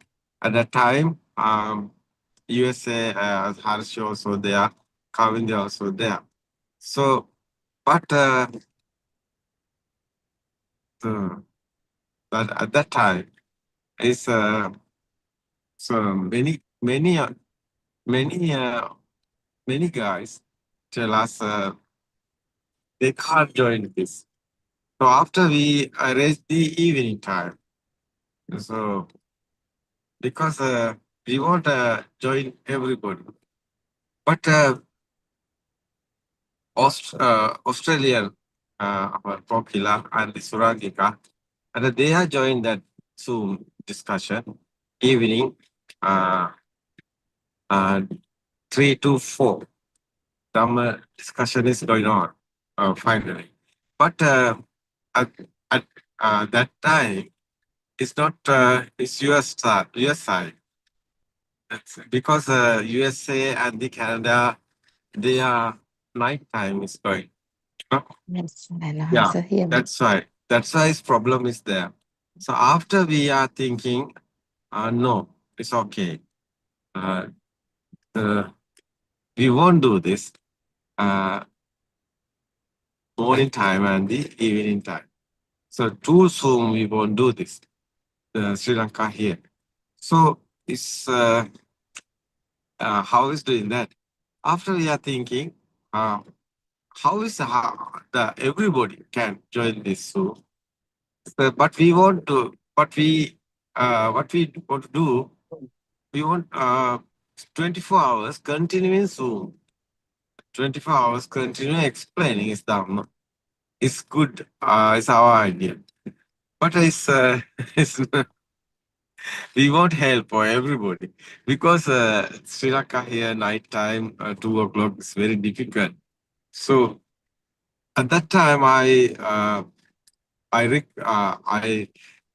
propose everybody and the others. Your side is okay, no? Your side is a daytime. You can do this, but we how we are joined, we can't, but you can. So that's it's a unique. Is this happening? 24 hours is going on now. So very important this explain, otherwise Kavidya. So I heard Sarojas Dhamma explain, no? Otherwise Kokila there, Surangika also there. Today is the second day. It's nice, no? It's nice. Yeah, many guys there. Otherwise, you see Asante also coming here and read the book otherwise. Because they are trying to, they are trying they are learning. Otherwise, English language. Because English language is very important because everybody, every country, their second language is sometimes English. So especially the USA and the UK, many Western countries is using this uh, English language. But Asian countries like that, Sri Lanka and India, and the second language is English. So whole world, many people can understand this truth. But the English language is very important. That's why we try doing this. What do you think about Kavit? Yes, Saran Hans. Actually, this is a very good initiative, I guess, because as you mentioned, people who listen to Buddothpada Deshana, I mean, resides around the world at different time zones, as you mentioned. So, and when we have this 24-hour Zoom discussion, anybody can log in to this YouTube channel or through the PeoTV, and there is something to listen. And the nice thing about it, another nice thing, RN Hansa, because different people talk about their experiences, their Dhamma through this channel. So different perspectives. So like everybody's experience is different. So when the listener listen to it, so it the listener get the different perspective to think about and do some vidarshana to understand the dhamma within them. So that's really important. And another thing, as you mentioned, this is a team effort. So it's even though we feel like this is a small community, it's a huge community, Aaron Hansa, because like 24 hours Zoom discussion, 24-hour broadcast. I think it's if you think it's very difficult task, but with your guidance, Aaron Hansa, it happens. I mean, it happens instantly without even like planning it for a long time. So. People might think that Buddothpado community is a small community, but we can see that like it's very, I mean, like it's very precious and very big community with everybody's dedication and time commitment. This come to the reality. So I mean, we really appreciate your effort, Aaron Hansa, because like the people who try to come and convey this message felt this dhamma within them. And then when we see the how important it is, this dhamma, we cannot like just shut our mouth and stay somewhere else. We need to deliver it to the society, because like if someone listen to this, definitely they will feel tranquility within them. So this delivering this message, everybody committed to this, Aaron Hansa. So we really appreciate the effort, and I know that like it is not just one person's effort. A lot of people, like this is a team effort. So it's a nice initiative at Enhancer. I know that everybody really appreciates this effort by Bohansi and everyone. Yeah, that's my insight on this at Enhancer. Yes, Kavit. No, I think it's your time is coming. 6 o'clock. At what time is your site now? 6 o'clock? So 6 o'clock is exactly at 7:30 at Enhancer. Now it's yeah, 6 o'clock. Yeah. How is the weather is these days? I think it's winter, no? Yes. No? Yes, our enhancer, it snows sometimes, and it's negative uh, Celsius, so almost 0 Fahrenheit. That means, Yeah. yeah, negative 20 degrees Celsius or so. So very difficult when it snows. It's hard to drive, and yeah, our enhancer, it's not fun. Yeah. Yes. Yeah, that's Yes, I'll answer. Yes. Okay, Kavindya, now you can start your explain. I'm hearing it. It's okay. එහෙමයි අරන් හංස ඔබ වහන්සේට නමස්කාර කරමි. එහෙමයි. So let's talk about something, our Dhamma friends. So let's think about the precious human life that you have birthed into this world, and everybody thinks that you have a purpose for, and then you're living for that purpose. So everybody's life is different, as I mentioned. So if but there are expectations from the society. So we think that we live and then we study, and then we need to build up a career, and then we need to build up a family, and then live with the loved ones, enjoy the life, and then you say a lot of things, but at the end, what is it? So so everybody knows that we die one day. Why? Because our human body has a limit. Limit means like it would stop functioning at one point. It's different for different person. So we call this as the death. So one day